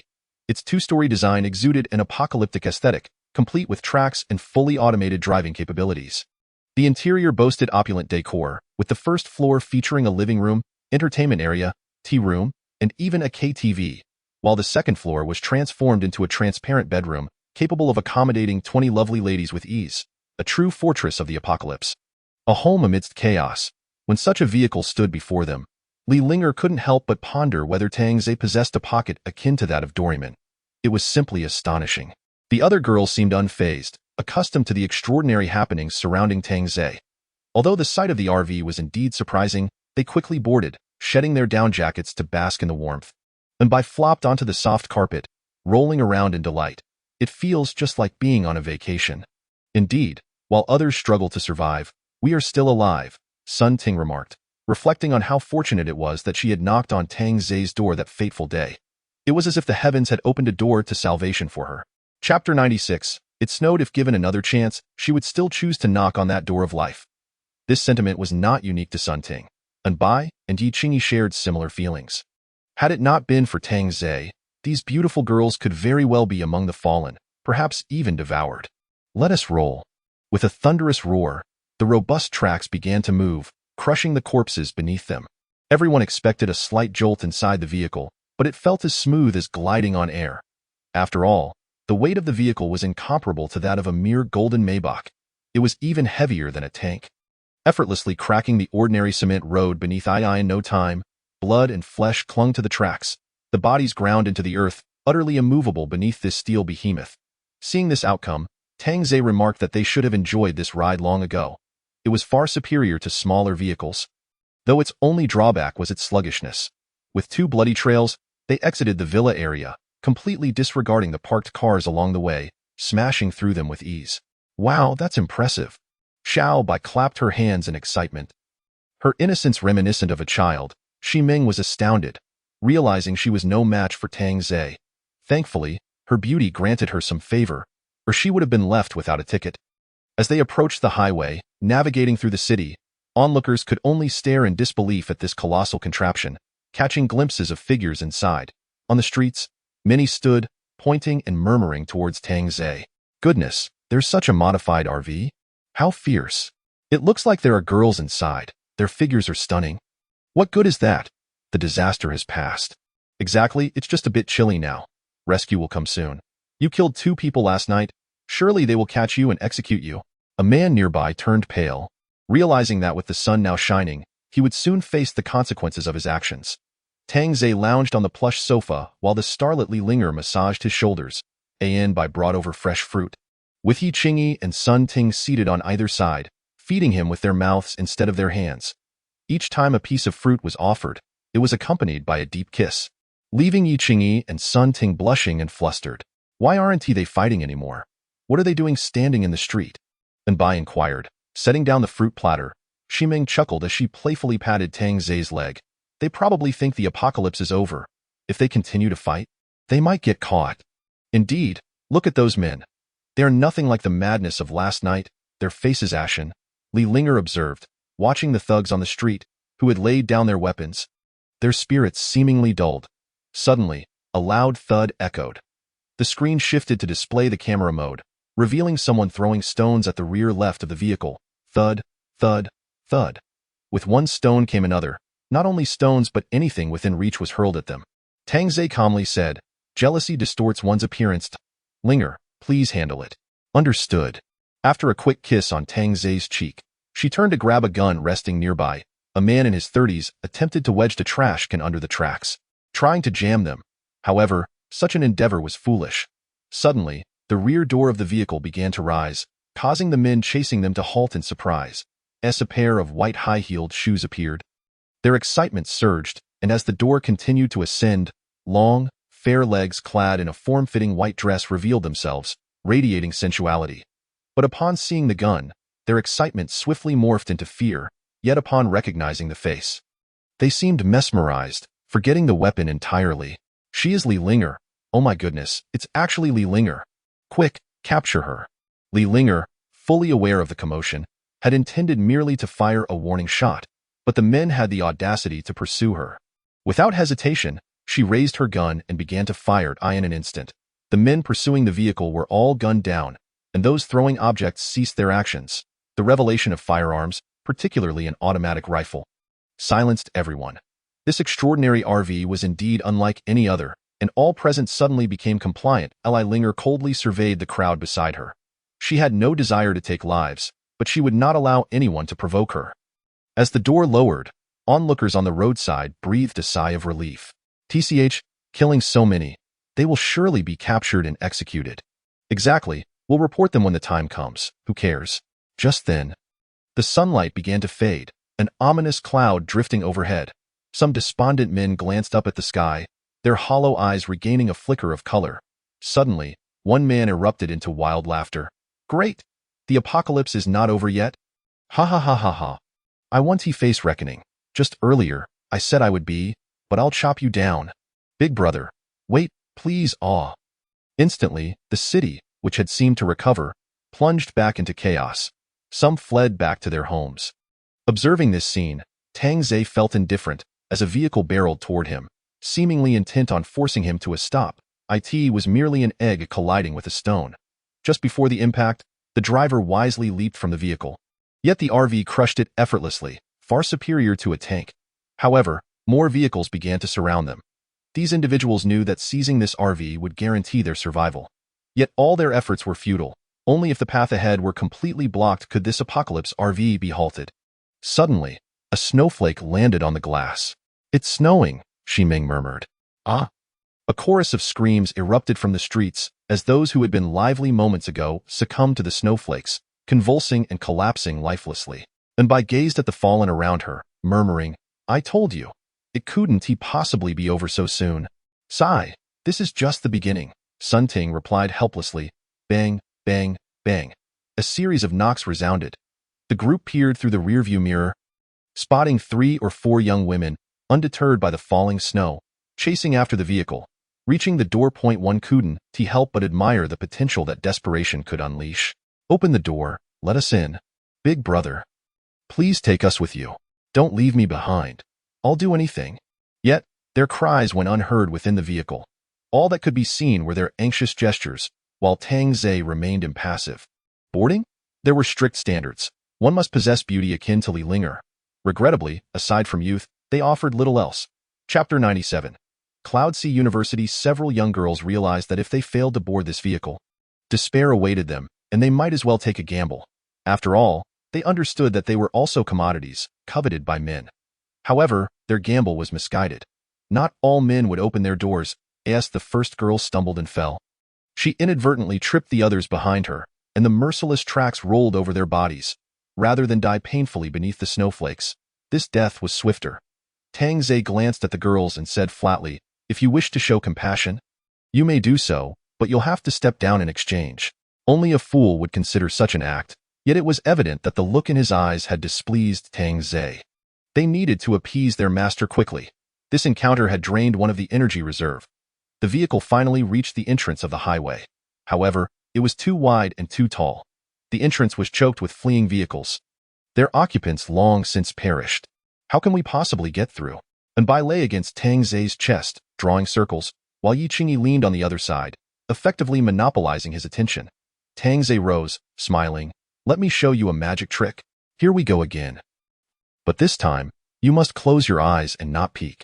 The girls obediently shut their beautiful eyes. Though they couldn't resist stealing glances, curiosity piqued about what would unfold. How cheeky. Turn around. Oh dear. The girls protested playfully, their voices reminiscent of 5 large kittens. Before Tang Zhe's stern demeanor, they ultimately had to comply and turn away. Tang Zhe's gaze fixed on the toll booth, which began to wobble before collapsing in an instant. Once completed, he plopped back onto the sofa, feeling dizzy. While a telekinetic was indeed powerful, such a grand target proved exceedingly taxing. Master, are you all right? The girls, noticing Tang Zhe's sudden weakness, grew anxious, fearing for his well-being. Without him, their survival would be in jeopardy. Tang Zhe, seeing their worried expressions, couldn't help but chuckle. I'm not dead. Why the long faces? You scared us to death. Yi Qingyi could not help but lightly tap Tang Zhe, while the other girls also patted their chests, having just seen Tang Zhe, whose face had turned pale. However, when the girls turned their gaze toward the ruins of the toll station, their mouths formed an I-shape in astonishment. What kind of magic is this? Where is the toll station? This is simply astonishing, to an outrageous degree, powerful enough to overshadow others' existence. Women, by nature, are enamored with the strong, and at this moment, their hearts for Tang Zhe grew ever more resolute.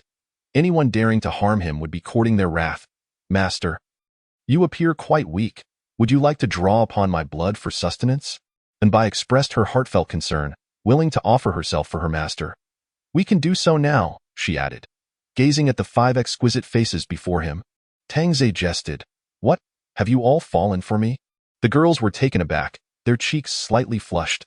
Master, you truly are vain. Vain, vain. That's my master. they teased.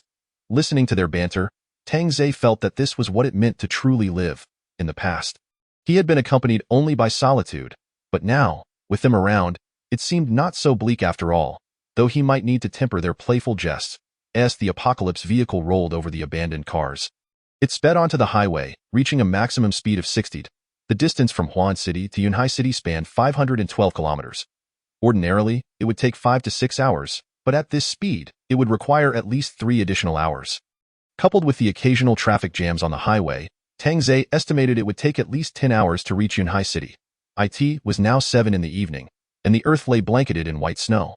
With an anticipated arrival time of 6 or 7 in the morning. As they refreshed their energy levels, everyone gathered to play cards, enjoying a live rendition of Li Linger's singing. However, Tang Zhe mused that the most enchanting performance was that of Li Linger singing in bed, her voice almost lifting his soul. It's your turn to draw a card, Ximing reminded. Oh, Yi Qingyi responded, her mind seemingly elsewhere. Sun Ting played a 5 of a kind. The rain ceased yesterday, and several areas have become hotspots for looting, particularly the university, which, although lacking in supplies, is home to many young and beautiful girls. Indeed, those beasts relish such opportunities, Ximing scoffed, hating those who preyed on women. What? You claim Tang Zhe also loots? Ximing retorted, asserting that their master attracted attention through charm, with all present willingly drawn to him.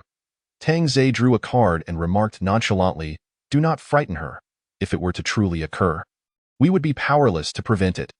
Yi Qingyi's eyes instantly reddened. Ximing and Sun Ting exchanged glances with Tang Zhe, realizing that was how one truly frightened others, by striking terror into their hearts. Tang Zhe patted Yi Qingyi's hand reassuringly. "Do not cry. As long as your niece is alive, I shall ensure her safety. Yes, Yaya is certainly still alive. She is very clever, and quite beautiful, too." And Bai added with a sly grin. Ximing flicked her finger at her. "Xiao Bai, are you planning to drive again?" "Oh, no, I wouldn't. I'm not a seasoned driver, master. I want milk," she replied, causing Tang Zhe to roll his eyes. "Go fetch it yourself." "It's in the cupboard. I don't want a small straw. I want a big one." Sun Ting, who was drinking water, spat it out, causing Li Linger to go off-key, followed by a chorus of laughter. And Bai placed her hands on her hips. "What are you all laughing at? It's really annoying. Master, you too. Join in my laughter." Suddenly, Tang Zhe sensed the vehicle's speed diminishing.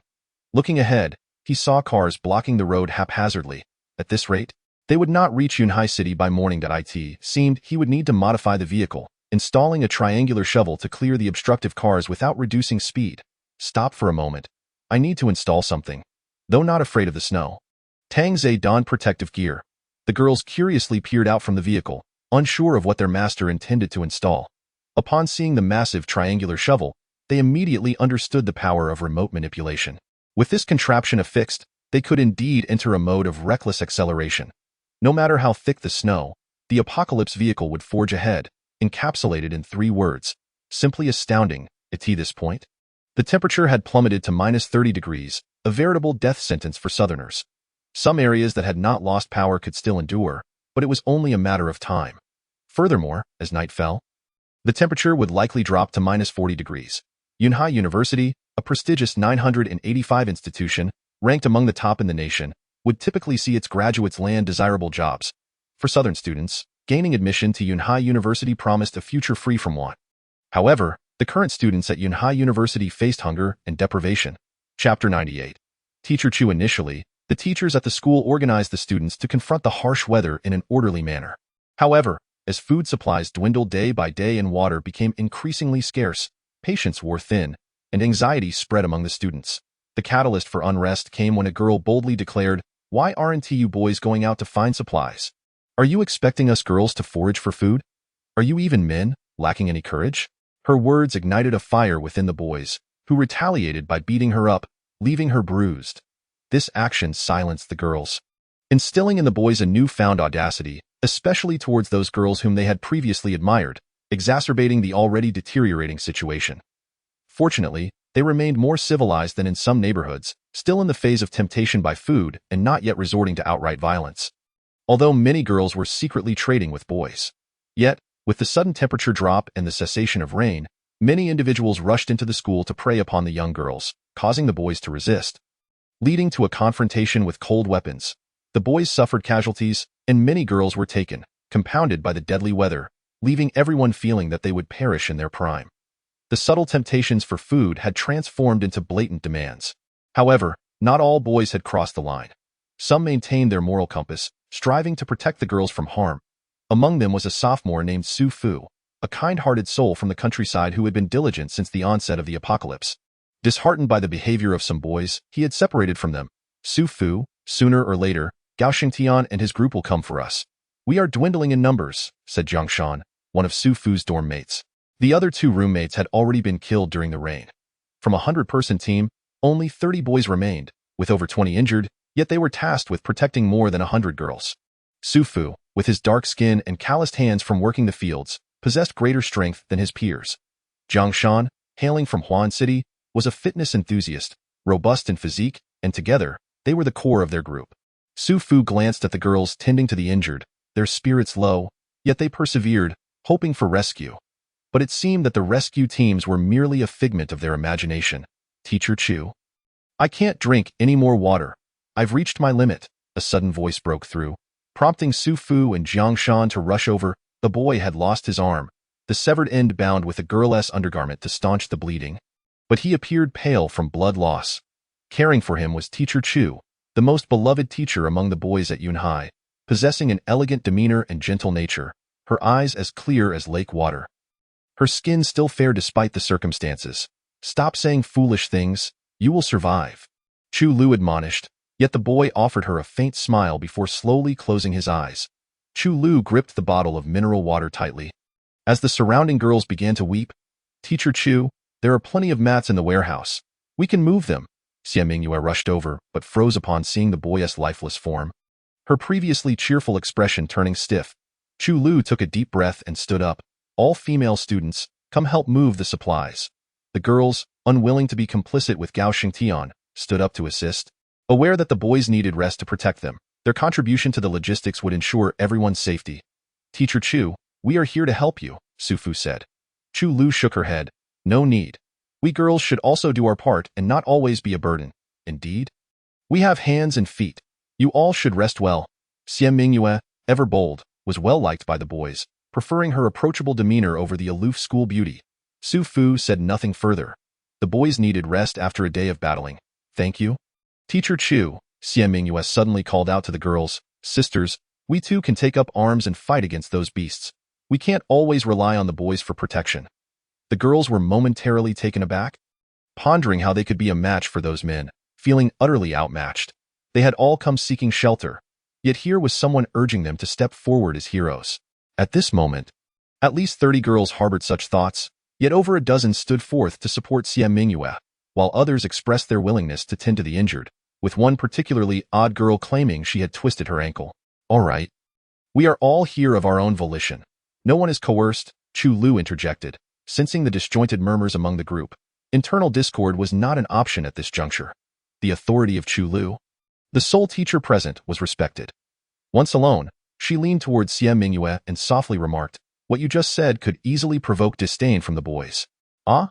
I was merely trying to assist them, Xie Mingyue hurriedly clarified, bewildered by the notion that her intentions could be misconstrued. However, after your words, how did the other girls react? Their expressions, seen through the eyes of the boys, may render their previous efforts meaningless. Human emotions are inherently tender. Listening to Teacher Chu's words, Xie Mingyue suddenly grasped that her good intentions had inadvertently caused harm. I apologize. I didn't consider that earlier. Yet you are not entirely mistaken. The girls must indeed arm themselves. Chu Lu's gaze deepened with a gentle intensity, understanding that in this dire stage, one must be even more ruthless than men to survive. Nodding, Xie Mingyue pulled out her phone, only to find it devoid of signal. What of her aunt now? Was she safe? Was she still alive? And her parents, were they faring well? Hadn't her aunt mentioned that her husband would come to rescue her? Why hadn't anyone arrived after the rain ceased? Chu Lu, aware of Xie Mingyue's plight, felt a sense of foreboding about her aunt's fate, especially after the rain stopped yesterday, a conviction only solidified by the violent actions of those brutes who fought for women, even venturing into the university to commit unspeakable acts. Chapter 99. The aloof campus beauty, Teacher Chu. When can we return to the way things were? Xie Mingyue murmured to herself, her head bowed, on the verge of collapse. Wishing she could plunge into the snowstorm to end it all, living had become more burdensome than death. Chu Lu offered a comforting smile, resting her hand on Xie Mingyue's delicate shoulder. It won't be long. Seeing the smile from Teacher Chu, Xie Mingyue nodded, wiping her eyes before returning to gather mats. Chu Lu sighed softly, questioning inwardly if they could ever return to the past. Just like yesterday, when everything seemed to have concluded, everyone believed the disaster had passed and that aid would soon arrive. But who could have anticipated the snowfall? Suddenly, the lights in the gymnasium extinguished. A moment of stunned silence ensued until Su Fu shouted, "Don't panic. I'll check the circuit breaker." With that, he and Jiang Shan set off to investigate. Yet, a lookout called out, "The library is still lit." Su Fu hurried up the stairs to peer out the window, confirming the library remained illuminated. Soon, Jiang Shan returned. "The circuit breaker seems fine. It must be Gao Shengtian, the one who had cut the power, intending to freeze them alive." The heating was already inadequate, and now with no electricity, a chilling draft swept through, causing the temperature indoors to plummet. Chu Lu and Xie Mingyue illuminated their phones. Rushing over, and Chu Lu queried, "Did the breaker trip?" "Teacher Chu, it's not that. It's likely that scoundrel Gao Shengtian's doing," Jiang Shan replied, slamming his fist against the wall in frustration. Chu Lu surveyed the students and called out, "Everyone, let us gather in the small storage room nearby. There are plenty of mats to keep us warm." Some girls were underdressed, merely in light jackets. Trembling from the cold, their resolve wavering. The notion that physical sacrifice could secure food and shelter, avoiding the bitter cold, made them question their earlier decisions. It was not just one girl pondering this. At least half of them regretted their choices, realizing that, when it came to survival, sleeping with a man wasn't the end. Gradually, they all made their way to the storage room, even carrying the injured inside, but it was evident to the keen observer that many would not survive until dawn. "Everyone, huddle closer. It will keep the cold at bay," Chu Lu advised, urging them to cluster for warmth. Suddenly, Su Fu burst in, arms laden with wooden sticks, and a rush of icy air followed him. "I've collected some chairs to burn for heat. It should help with the cold." Chu Lu's voice turned serious. "No, we can't do that. The space is limited, and it won't ventilate. We could suffocate." "Then what about going outside?" Jiang Shan suggested. A girl murmured, "It's even colder outside. A little fire won't warm us enough." Su Fu desperately sought a way to help. But in such frigid conditions, was there truly no other option? "Perhaps we should just go," a girl finally spoke softly, unwilling to freeze to death in that room. The boys furrowed their brows deeply. One hot-tempered lad retorted, "You were the ones who wanted to leave before. Now it's you wanting to go. Did my brothers die for nothing? Who was it that swore not to let those brutes insult us? Now, just because it's a bit chilly, you're willing to offer yourselves to those beasts. What a disgrace." The boys were indignant, feeling their sacrifices were in vain, questioning why they were protecting such ungrateful wretches. Su Fu barked, "Enough with the noise." Instantly, the room fell silent. "Everyone has their own aspirations. Su Fu will not force anyone to stay. If you wish to go there, so be it." A girl rose, calling out, "Is anyone coming with me? Better to risk freezing to death than to stay here." "I will go with you." A timid girl raised her hand. "I'll join too." Another girl with long hair echoed, her head bowed low. The boys scoffed. This same long-haired girl had previously proclaimed her defiance against oppression, yet now she was ready to surrender. Gradually, over 40 girls chose to venture out, yet many remained behind, resolute in their refusal to allow those beasts to touch them, even at the cost of their lives. The departing girls began to fashion protective gear, for this was no mere rain. The snow fell heavily, and precautions were imperative to avoid death. They tore apart cardboard to use as shields, adorning themselves with it to stay dry, while utilizing plastic or metal buckets to protect their feet, the snow still shallow enough to navigate. Opportunity was fleeting, and by morning, it might be too late. In the storage room, Xie Mingyue watched as those girls steadily marched out, their determination to survive overshadowing their fear of death. Suddenly, the fragile girl stumbled, collapsing. Xie Mingyue gasped. Having had a decent rapport with her, within moments, she began to convulse, akin to an epileptic fit, and soon thereafter, she ceased to breathe. "What are you all waiting for? If you don't want to end up like her, hurry and leave." With the lead girl's urging, the others began to mobilize. A distance of 300 meters had already claimed one casualty. Although the library was chilly, it still had some heating, and the conditions remained bearable. The library housed at least 300 individuals, 100 boys and 200 girls. Originally, the boys were supposed to outnumber the girls, but many had perished. "Look, those people are coming back," shouted a girl mockingly. Everyone rushed to the windows to observe. "What a show! Now isn't the time to act tough. Come over and face the music, right, Shunge?"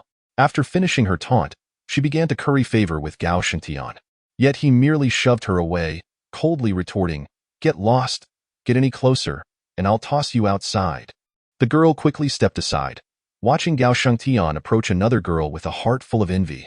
Feeling furious that even in this apocalypse, he maintained his aloof demeanor, Gao Shengtian was the only one who could tolerate such behavior. By the bookshelf, a girl was searching for books, her delicate face calm amidst the chaos. Starkly contrasting with the other girls, she seemed as if she were merely visiting the library, unconcerned with the turmoil outside. All the girls knew that the campus beauty among commoners was Xie Mingyue, while the aloof beauty belonged to Lu Yudi, who hailed from immense wealth, arriving in a Bentley GT. Chapter 100. Cruel methods. Each time she disembarked from her vehicle, a throng of admirers gathered, eager to catch a glimpse of Lu Yudi's graceful descent, for she was not only stunning but possessed a body to match. Her only flaw was her cold demeanor, which wasn't merely a personality trait. She spoke little, often limiting her words to no more than 3. Some upperclassmen remarked that they hadn't heard her voice all year, speculating whether she was mute. Nevertheless, despite her reticence, Lu Yudi's popularity eclipsed that of Xie Mingyue, as the unattainable nature of the swan only intensified the allure. "What are you looking at?" Gao Shengtian leaned against the bookshelf, his gaze intensely fixated on Lu Yudi's exquisite features, particularly her soft red lips. Relishing the moment as he admired her, Lu Yudi continued to peruse her books, treating him as if he were invisible, which only heightened Gao Shengtian's fascination. Perhaps he had a hint of masochism. But was Lu Yudi foolish? Certainly not. She understood that maintaining her image was her sole means of survival, her only bargaining chip against violation. Yet, she was also aware that this could not last indefinitely. Unfazed by Lu Yudi's indifference, Gao Shengtian found her even more captivating. He was determined not only to possess Lu Yudi's physical form but also to claim her heart. Tang Zhe remarked, "In this apocalyptic world, what use is having a heart? Let us act with honor first." He gestured towards the girls. "Look at them. They have come here obediently, and you are no different." As he spoke, he reached out to touch Lu Yudi's cheek, only to have her evade his hand. Gao Shengtian laughed rather than grew angry, signaling to one of his subordinates. Not far away, a battered boy was dragged over, leaving a trail of blood on the otherwise pristine floor. The boys surrounding the table laughed mockingly, not missing the chance to tease the girls nearby. "Isn't this the so-called idol you once revered, the student council president? Now he looks like a beaten dog. Delightful. Huh. This arrogant fool truly thought himself a king. What a joke," one exclaimed, delivering a harsh kick to the boy's back, eliciting a shiver as his spine seemed to buckle under the force. The girls were taken aback by the brutal treatment of their idol, his former charm now stripped away. Without the context, one would scarcely recognize him. After all, the idol had made many enemies. And once the hierarchy shifted, he was the first to face retribution. Dragged to Gao Shengtian's feet, he found himself under the weight of Gao's boot. "Oh, isn't this our master Xian Han? You softer than a worm now? Aren't you? Lift your head and let the goddess take a look." It was rumored that the idol and the goddess were a pair, though this was never confirmed. Nonetheless, many believed it plausible, given their compatible backgrounds. Some even captured candid moments of the two walking side by side, as if nailing the rumor to the wall. Lu Yudi did not shift her gaze. "Does this not hurt at all?" Gao Shengtian sneered. He came from an ordinary family and had no notable background, yet he constantly fawned over Lu Yudi, earning the title of her ultimate sycophant. There were even reports of him running to clean her car while she attended class, making him the laughingstock of the school. Yet, Gao Shengtian remained undeterred, convinced that one day he would win the goddess's heart and hold her hand. However, Lu Yudi's indifference only fueled his belief that Xian Han was the stone between them. And the school gossip only confirmed his suspicions. As Gao Shengtian pressed down harder, Xian Han felt his head being crushed, letting out a cry of agony. The onlookers swallowed hard, shocked by the brutality of this sycophant, who dispatched his victims with the same ease as one would slaughter a chicken. Previously, a few teachers had assigned menial tasks, clearly expecting Gao Shengtian to take on the more taxing jobs. It was as if he had unleashed his true nature, swiftly dismantling those who had oppressed him over the course of a week. His ruthless methods and fierce demeanor attracted a following. Yet no one blamed him. After all, the teachers had been tyrannical, bullying the girls, and everyone had grown weary of it. Until the teacher's focus turned to Lu Yudi, transforming the sycophant into a king of dogs. Brother Shang, the girls have arrived at the door. Go open it, Gao Shengtian replied coolly. As the door swung open, the fleeing girls rushed in, though several had been left behind in the snow. Even the one who led the charge was not spared. Brother Shang, they cried out. Begging for refuge, Gao Shengtian chuckled. This isn't a place where you can come and go as you please. Since you chose to side with Su Fu, you have effectively betrayed me. Brother Shang, we were just momentarily confused. Yes, Brother Shang, we never meant to betray you. The girls hurriedly explained, terrified of being left outside to face certain doom. Gao Shengtian turned to his brothers and barked, how should we deal with those who betray us? The boys remained silent. While the girls jeered, let us finish off these shameless harlots pretending to be pure, who dared to mock us. Gao Shengtian roared with laughter. Did you hear that, brothers? The girls have spoken. Let us take action. Without needing the boys. The girls charged forward to subdue their targets, unleashing a flurry of blows. After all, they had looked down upon those who chose Gao Shengtian. Gao Shengtian showed no interest in intervening and smiled at Lu Yudi. If it weren't for me, you'd be in a similar predicament. Lu Yudi remained silent. Am I not worthy of a single word from you? Get lost. Gao Shengtian was taken aback, then burst into laughter, turning his fury towards Exine Han, whose cries echoed throughout the library. He had expected Lu Yudi to plead for his mercy, yet she remained unresponsive, even as Exine Han lay on the brink of death. Summoning a comrade, Gao Shengtian received a knife. Watch closely. I am going to dismember your idol. With one thrust, then another, blood splattered, even marking Lu Yudi's pale cheek. Some students who glanced over turned away, retching in horror at the sight, their eyes filled with fear. Holding Exine Han's severed head, he placed it on a bookshelf, even adjusting his hair. Since you adore him so much, I'll ensure you get a good look. I hope you'll announce to everyone tomorrow that I am your man. Or else you know the consequences. With that, Gao Shengtian turned to leave.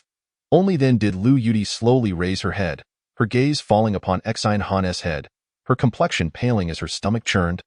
Though she suppressed her revulsion, Exine Han had indeed pursued Lu Yudi, but she had never acknowledged him. However, he had skillfully wielded public opinion as pressure, often walking alongside her as if he were her boyfriend. At this moment, Lu Yudi felt no sorrow, merely dread, for tomorrow would bring a final ultimatum. If she did not agree to become his woman, he would force her hand. Chapter 101. Night Raid. Gao Shengtian leapt onto a table, proclaiming, Brothers, our teacher Chu and classmate Xia are still at the nearby court. We cannot let them freeze. I suggest we go fetch them. As for the boys, never mind, kill. Chu Lu and Xia Mingyue were also the dreams of many boys. They should never have been allowed to leave. The boys began to prepare for action, with over 30 fierce girls joining in, as if to show the women across the way what they were made of. Once ready, the boys took shovels to clear a path through the snow. Ensuring that no one would slip, their preparations far surpassed those made by the girls. Lu Yudi peered through the window, watching Gao Shengtian and the others march towards the court. Her thoughts conflicted. She neither wished for his demise nor wanted him to survive. If Gao Shengtian perished, others would inevitably rise. If he lived, she might still have a chance. Over 50 individuals reached the court's entrance, discovering that the doors had been left ajar. Even Su Fu likely never anticipated that Gao Shengtian would take such a bold risk to invade. Inside the warehouse, everyone was resting, utterly unaware of the impending ambush, and now, it was the early hours of the morning, leaving everyone exhausted. Teacher Chu, wake up. Chu Lu, in a daze, felt someone calling her, the voice eerily reminiscent of Gao Shengtian. At the thought of him, she opened her eyes, only to find his face alarmingly close. Shua. Gao Shengtian pressed a finger to his lips, a knife poised against Chu Lu's delicate throat, causing her to feel the chill of the blade. As she surveyed her surroundings, she realized that Gao Shengtian's men had encircled them. With a swift motion, Gao Shengtian signaled, and the boys plunged their sharp knives into the chests of their slumbering classmates. The victims awoke in shock, attempting to scream for help, only to have their mouths covered, their limbs too frozen to move. Xia Mingyue seemed to catch a whisper of the chaos, slowly opening her eyes to the ghastly scene. Gao Shengtian's terrifying visage looming nearby.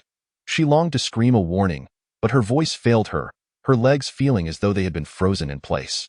Ah, you're awake, Mingyue. Xie Mingyue gasped, feeling blood return to her limbs, and cried out, Su Fu, Gao Xingtian is attacking. At her shout, Su Fu and Jiang Shan gradually opened their weary eyes.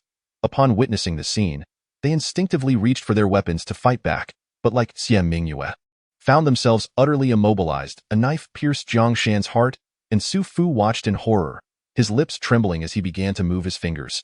Jiang Shan, looking at Su Fu, seemed to convey a silent message of regret. Brother, I cannot continue this fight. With a final gasp, Jiang Shan breathed his last, and the boys turned their attention towards Su Fui. In that critical moment, Su Fu seized a knife nearby and slashed. He cut through his opponent's throat, blood splattering across his face.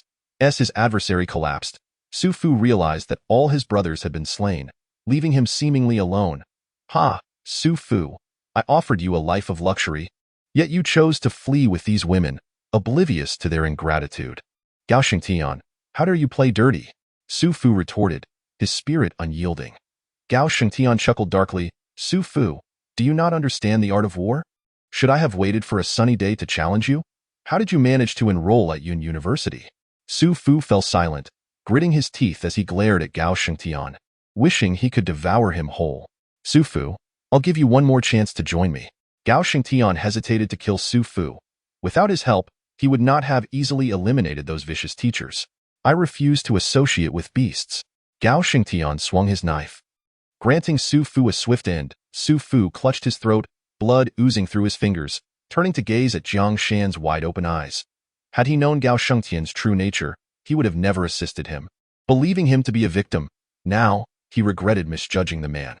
All the boys around Su Fu were slaughtered on the spot, while several wounded had succumbed to the cold without needing a blade.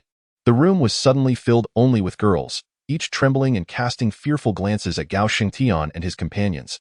At this moment, a formidable woman who had arrived began to speak. Shunge, let us warm them up a bit, lest they be unable to stand. A girl, standing at about 1.70 meters, jested, her weight reaching 160 pounds, a veritable tank. Gao Xingtian chuckled. Let the brothers join you. A mix of men and women makes the task less arduous.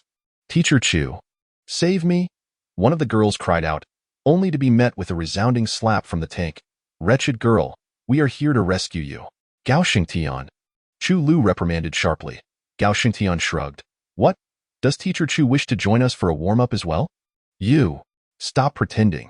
You can hardly save yourselves. But the brothers are more than willing to assist Teacher Chu. As Gao Xingtian spoke, Chu Lu glanced at the surrounding boys, her eyes filled with a venomous disdain that seemed to wish for their demise. Please. Teacher Chu, I still wish to seek your guidance in my studies. And Xiaoya, refrain from looking at me with such disdain.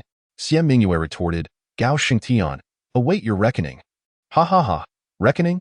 I intend to relish myself before that day arrives. With that, Gao Xingtian sauntered to the door. I will count to 3. If you two do not emerge, then do not bother coming out. 1, 2. Chu Lu held Xie Mingyue back, pressing against the door. Teacher Chu, do take us along. Yeah, save me. Gao Xingtian laughed coldly, his gaze conveying to Chu Lu that they were in no position to save anyone else. As the warehouse door slowly closed, Chu Lu and Xie Mingyue felt a profound sense of despair. It's not as if they are dead. They merely need to be taught a lesson for their betrayal. Gao Xingtian reached out to pat Xie Mingyue's head, only for her to swiftly hide behind Chu Lu. With a sigh, Chu Lu remarked, Gao Xingtian, you are not inherently bad. Why must you act in this manner? Ultimately, it was Gao Xingtian and Su Fu who had saved them all. Otherwise, some girls would have fared far worse. Chu Lu and Xie Mingyue had gradually witnessed Gao Xingtian's dark transformation, culminating in Su Fu's departure. Everything I do is for survival. Xie Mingyue retorted sharply, No. Your actions are merely to prove yourself, to gain Lu Yudi's admiration. Ha ha ha, Mingyue understands me well. Chu Lu sensed that she and Mingyue were nearing their end, destined to become playthings for those boys. Yet, if Gao Xingtian could have a change of heart, perhaps there was still hope. Chapter 102. Wait a moment, my brother Tang will soon achieve a triple kill. Such thoughts from Chu Lu were overly naive, while Gao Xingtian might reconsider. The other boys had no intention of doing so. They would eliminate Gao Xingtian and then select a new leader to continue this wretched existence. At 2 in the morning, Gao Xingtian returned to the library with his group. The path littered with several new corpses, as there would always be those who unwittingly brushed against the snowflakes. Liu Yudi sat apart from the crowd, her gaze fixed on Xie Mingyue and Teacher Chu. Indeed, they had been captured by Gao Shengtian. Brothers, choose who you want. Gao Shengtian shouted jubilantly, as if celebrating a festival, and the boys cheered with delight. Who wouldn't want to follow such a leader in this apocalyptic world? With meat to eat and women to toy with? Of course, the best spoils were reserved for the leader. Gao Shengtian brought Xie Mingyue and Chu Lu over to Liu Yudi. You three think it over. I truly hope you will consent. He leaned in slightly, whispering, in front of so many brothers and sisters, do not make me lose face, or you will come to understand my methods. With that, Gao Shengtian produced 3 bottles of mineral water, along with toast, and even a Snickers bar for each. This is the treatment afforded to women of the leader. With that parting remark, Gao Shengtian turned and left to join his brothers in merriment. The 3 women sat in silence, contemplating the food laid out before them. Chu Lu reached for a Snickers bar. Eat, for how can we fight without strength? Xie Mingyue nodded and began to eat the water and bread, truly starving. Liu Yudi merely sipped her water, remaining silent, closing her eyes to rest. What would tomorrow bring? No one knew, and where could they flee? Even if they escaped the snow, the weather would surely freeze them to death. The sounds of merriment in the library gradually diminished, leaving only the girls weeping, exchanged for water and food and warmth. Yet they were undoubtedly mocked by other girls, who taunted, if you have the ability, don't eat. If you dare, rush out and die. Afraid of death is no shame. That night, the snow fell heavily, and by dawn, the entire world was blanketed in snow, with drifts reaching knee-high, extinguishing any thoughts of venturing out for supplies. They could only wait for the snow to cease. Yet the snowfall seemed to have lessened significantly, not as ferocious as the night before, truly an unprecedented sight. The expressway entrance of Yunhai City, an apocalyptic RV plowed through the snow with ferocity, the accumulated snow unable to impede its progress. Inside, it was as warm as spring, overflowing with a riot of colors. As it entered the outer ring road, the few remaining people in the surrounding high-rises gazed in shock at the vehicle traversing the road. Could it be a rescue team? No, we are the slaughter team. In the library, everyone gradually rose to claim their breakfast. The girls typically received 1 piece of bread and a cup of water, while the boys enjoyed a more sumptuous fare, including bread, peanuts, and a marinated egg. The sight of the marinated egg made the girls swallow hard, while the boys teased, if you want an egg, come and eat it. Truly shameless, Xie Mingyue muttered under her breath. Chu Lu and Liu Yudi remained silent, pondering how to navigate the day ahead. As footsteps approached, they needn't think twice to know who it was. Your breakfast, Gao Shengtian announced, placing small boxes on the table. 3 bottles of mineral water and 3 salted chicken legs. In such dire times, having salted chicken legs to eat was nothing short of miraculous. Look at them, then look at yourselves. Is there still any need for consideration? Gao Shengtian personally opened the bottles of mineral water, almost feeding the chicken legs to Liu Yudi. Gao Shengtian, it's not too late to turn back now, Chu Lu urged again, as if this were the only option left. Could the 3 women truly stand against this horde? Gao Shengtian patted Chu Lu's shoulder, only to have her brush him off. Teacher Chu, what does returning mean? Where can I go back to? It is you who should reconsider. I will give you half an hour. My patience is wearing thin. With a tap on the table, Gao Shengtian strode into the outer hall.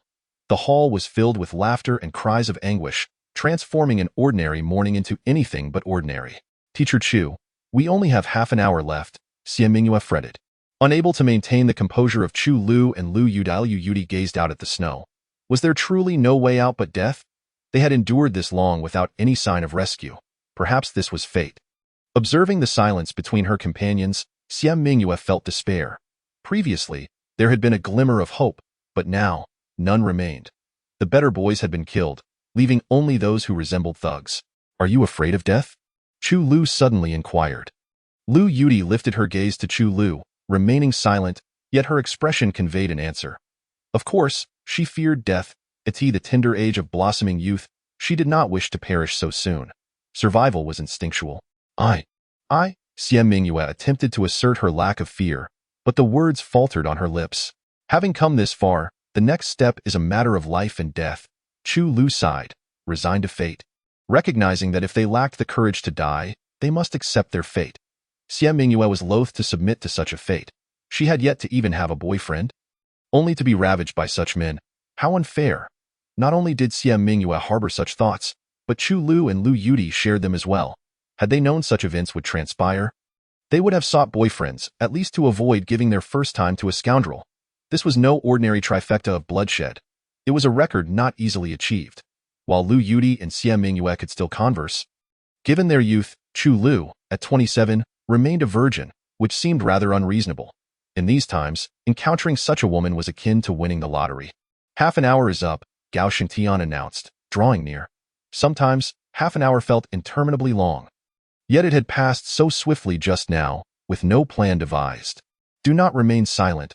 React a little. The brothers are waiting for me to lead you." Gao Shengtian leaned forward, hands on the sofa, grinning menacingly. The three women sat motionless, inciting Gao Shengtian's irritation. "Teacher Chu, do not make me drag you by your hair. It will not be a pleasant sight for you, nor will it reflect well on me." "No need for you to drag me." Chu Lu recognized Gao Shengtian's capability to carry out such threats. It was inevitable they would have to go over there. So why choose a painful path? Xie Mingyue watched Chu Lu advance, her gaze vacant. Had teacher Chu truly given up? Lu Yudi rose at that moment as well, and upon witnessing this, Gao Shengtian's smile grew even wider. It seemed this was Lu Yudi's first time heeding his words. This was a promising beginning. Chapter 103. What kind of game is this in an apocalyptic world without a system? And you? Gao Shengtian turned to Xie Mingyue. She trembled, slowly lifting her body from the room. "If only you had listened sooner, you would have known that the outcome was inescapable." He reached out as if to caress Xie Mingyue's face, provoking her defiance as she launched a kick at him, determined to thwart his advances. After enduring so many days of deceit and treachery, Gao Shengtian remained ever vigilant, effortlessly evading Xie Mingyue's crippling kick. "What a fine leg, I must say. I certainly wish to have some fun with it later." "Pervert. My perversion is contingent upon your attitudes." "Let us not squander time," Gao Shengtian urged Xie Mingyue forward towards the center. That moment, all the classmates turned their attention this way. After all, witnessing the downfall of the school's three beauties was indeed a spectacle. What good was good looks if they were merely akin to the other girls? Did they truly believe their golden veneers held any value? "Silence, I have an announcement to make," Gao Shengtian proclaimed, bearing a countenance akin to a groom basking in the joy of his nuptials. "Brother Sheng, there's no bridal chamber here. We must make do with the hall," came a jest. "Ha ha ha, Brother Sheng, don't be shy. Can Brother Sheng handle it?" The boys erupted into laughter. Yet Gao Shengtian seized a knife and swiftly dispatched one of the classmates. Gasping, he declared, "Whether I can handle it is none of your concern." With a flicker of his gaze, the boys fell silent, not daring to utter a sound. "Chattering is permissible, but do not jest at my expense," Gao Shengtian warned, his voice low and commanding. A leader devoid of respect would inevitably face rebellion. Covered in blood, Gao Shengtian exuded a formidable presence, as if his act of killing was intended to instill fear not only in others, but also to demonstrate to Chu Lu and her companions that murder was a commonplace affair in this realm. Presently, Gao Shengtian resembled a groom clad in crimson. "From this day forth, she shall be..." Before he could finish, a boy entered, prompting all eyes to turn towards the unexpected visitor. If Gao Shengtian was notorious for being a sycophant, then this newcomer was infamous for wearing the green hat of betrayal. During their military training in freshman year, he had been publicly dumped by his first love, who swiftly sought solace in the arms of a wealthy heir she had known for less than a week. The heartache he endured was undoubtedly unbearable for any man of sound mind. Yet, he had persevered. Many thought him dead, but he had returned, seemingly clad in some protective gear, daring to venture out. "Yifeng, you still alive." Gao Shengtian, having never interacted with Yifeng, was nonetheless familiar with the tales of his misfortune. Even Chu Lu had heard whispers about him, yet for Yifeng to confront Gao Shengtian alone was a folly. Yifeng shook off the snow clinging to him and scooped up some from the ground, forming it into a snowball, a gesture that sent the crowd recoiling in fear. This snowball was no ordinary play. It could prove fatal to anyone it touched. Lu Yudi's gaze fell upon Yifeng's gloves, uniquely styled. How could he possess such items? How had he survived these past days? Yet, Yifeng did not throw the snowball but instead spoke softly, "I am here to find someone." At that moment, a girl in the crowd began to retreat, her eyes wide with panic, for she realized Yifeng was searching for her. "Who are you looking for?" Gao Shengtian instinctively presumed Yifeng intended to steal a woman from him. But how could he, a mere individual, dare to do so? Yifeng's gaze swept over Xie Mingyue and her companions before he stated, "I am looking for Su Qing." Gao Shengtian was momentarily taken aback. Who was Su Qing? Could she be the very girlfriend who had betrayed him? Su Qing is here, suddenly cried a girl, revealing a pale-faced Su Qing, attempting to flee but being ensnared by the other girls, who were eager to witness the unfolding drama. Su Qing was thrust to the forefront, collapsing to the ground. Gao Shengtian's expression darkened. This was his territory, and for someone to demand a person so brazenly was a blow to his pride. Brother Shang, please don't hand me over to him. Su Qing pleaded, clinging desperately to Gao Shengtian's leg, for she knew he was not coming with benevolent intentions, but rather with a thirst for vengeance. Gao Shengtian furrowed his brow, glancing at Yifeng, and stepped onto Su Qing's back. What is all this noise about? Yifeng showed no reaction to the scene before him. Yudi sensed that Yifeng was far from simple. He carried a backpack, and if her suspicions were correct, it was filled with supplies. Who had bestowed upon him such courage to come here alone to demand a person? Chu Lu shared similar thoughts, intrigued by the source of Yifeng's equipment.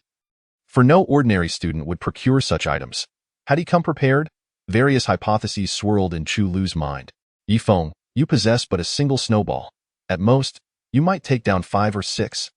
But the rest will reduce you to a mere pulp. Do not doubt my words. Yifeng raised an eyebrow, casting the snowball to the ground. Who said I intended to use the snowball to kill you? His audacity astounded even Xie Mingyue. Was he truly posturing? Or was this genuine bravado? You've got guts. Gao Shengtian chuckled, having previously admired Su Fu's audacity, now encountering another who seemed less of a fool. Why, Yifeng replied coolly, hand her over, and I may consider sparing you. Suddenly, a lackey brandishing a knife stepped forward. Yifeng, do you fancy yourself a character from a novel, coming here to show off? You think we won't kill you? I'll slice you down right now. The blade arced towards Yifeng's crown. Yet he remained unperturbed, sidestepping just in time for the blade to glide along his clothing. With a powerful punch to the lackey's gut, the sheer force left him bent over. Speechless, Yifeng seized the lackey's head and twisted it with a sickening crack. The crowd gasped. What a ruthless display! In comparison to Gao Shengtian's wild antics, this was sheer elegance, devoid of any unnecessary theatrics. Gao Shengtian, I will say this once more. Hand her over, or you shall face death. Gao Shengtian's face twitched, having witnessed his lackey's demise. His own reputation crumbled, rendering his prior display of murder meaningless. You can have her, but you must offer something in exchange. Gao Shengtian insisted, desperately attempting to salvage a sliver of dignity, lest he lose control over the boys. Yifeng wasted no words, extracting a pack of white elephant instant noodles from his backpack. This will suffice for her. He tossed it towards Gao Shengtian, who caught it with a swift motion. Sufficient. Take her, he declared, kicking Su Qing forward. She scrambled to her feet and fled, but Yifeng's fist was already upon her, striking her back with claws outstretched, ripping her spine from her body. Ah! The scene left even Gao Shengtian wide-eyed. Xie Mingyue covered her eyes in horror. While Chu Lu and Lu Yudi watched, their faces drained of color. Yifeng was 100 times more ruthless than Gao Shengtian. At least Gao Shengtian merely toyed with women, never having taken a life. Yet this Yifeng was no saint. The anguished wails echoed throughout the library, and not a soul dared to breathe. Within a minute, a spine lay neatly beside the scene, and Su Qing was painfully extinguished. Following such an act, Yifeng appeared unperturbed, calmly wiping the blood from his hands and donning his gloves once more. Allowing you to live until now was an act of mercy. With that, he stepped on Su Qing's head, prompting the crowd to avert their gazes in horror. How brutal! The betrayed boy had transformed into a veritable demon. Yet none knew how Yifeng had navigated the scorn of his peers. Enduring countless taunts, contemplating suicide numerous times, all due to that wretched woman. She had brazenly executed him before the entire freshman class. Now, he returned the favor. Faced with the formidable Yifeng, Gao Shengtian suddenly sought to ally with him. Yifeng, would you care to stay? If you hand them over, I might consider it. Yifeng gazed indifferently at Xie Mingyue and her companions. Today's visit was not solely to eliminate the wretched woman, but also to claim them. If he could ensure they bore his children, his power would only grow. Lacking a system, how could he dare to navigate this apocalyptic world? Gao Shengtian had not anticipated such lofty demands, yet he was left with no choice but to concede. Chu Lu and Xie Mingyue are yours. Lu Yudi is mine. What delusion leads you to believe I am bargaining with you? Yifeng showed no reluctance. These 3 women were his prize. The fairest in the school, while the others were mere placeholders. Gao Shengtian understood now, his grip on the knife tightening. Today, one of them would fall. The three women felt a deep sense of resentment. Having been reduced to mere commodities for the Min-S contest, Yi Feng was no saint either. Brothers, whoever kills him will claim Chu Lu. Chu Lu's expression darkened. It seemed her pride had taken a hit. The boys erupted with excitement. Who wouldn't want to possess Chu Lu? Kill him? Yi Feng scoffed. A swarm of ants dared to challenge him. Just as the atmosphere grew tense, the back door burst open once more. Damn it! It's freezing. In rushed Tang Zhe, shivering, and both sides turned to him, bewildered by yet another entrant. Tang Zhe had not anticipated the scene that awaited him. Classmates, hold on. I'm here to find someone. What? Another search? Was he also hunting the traitor?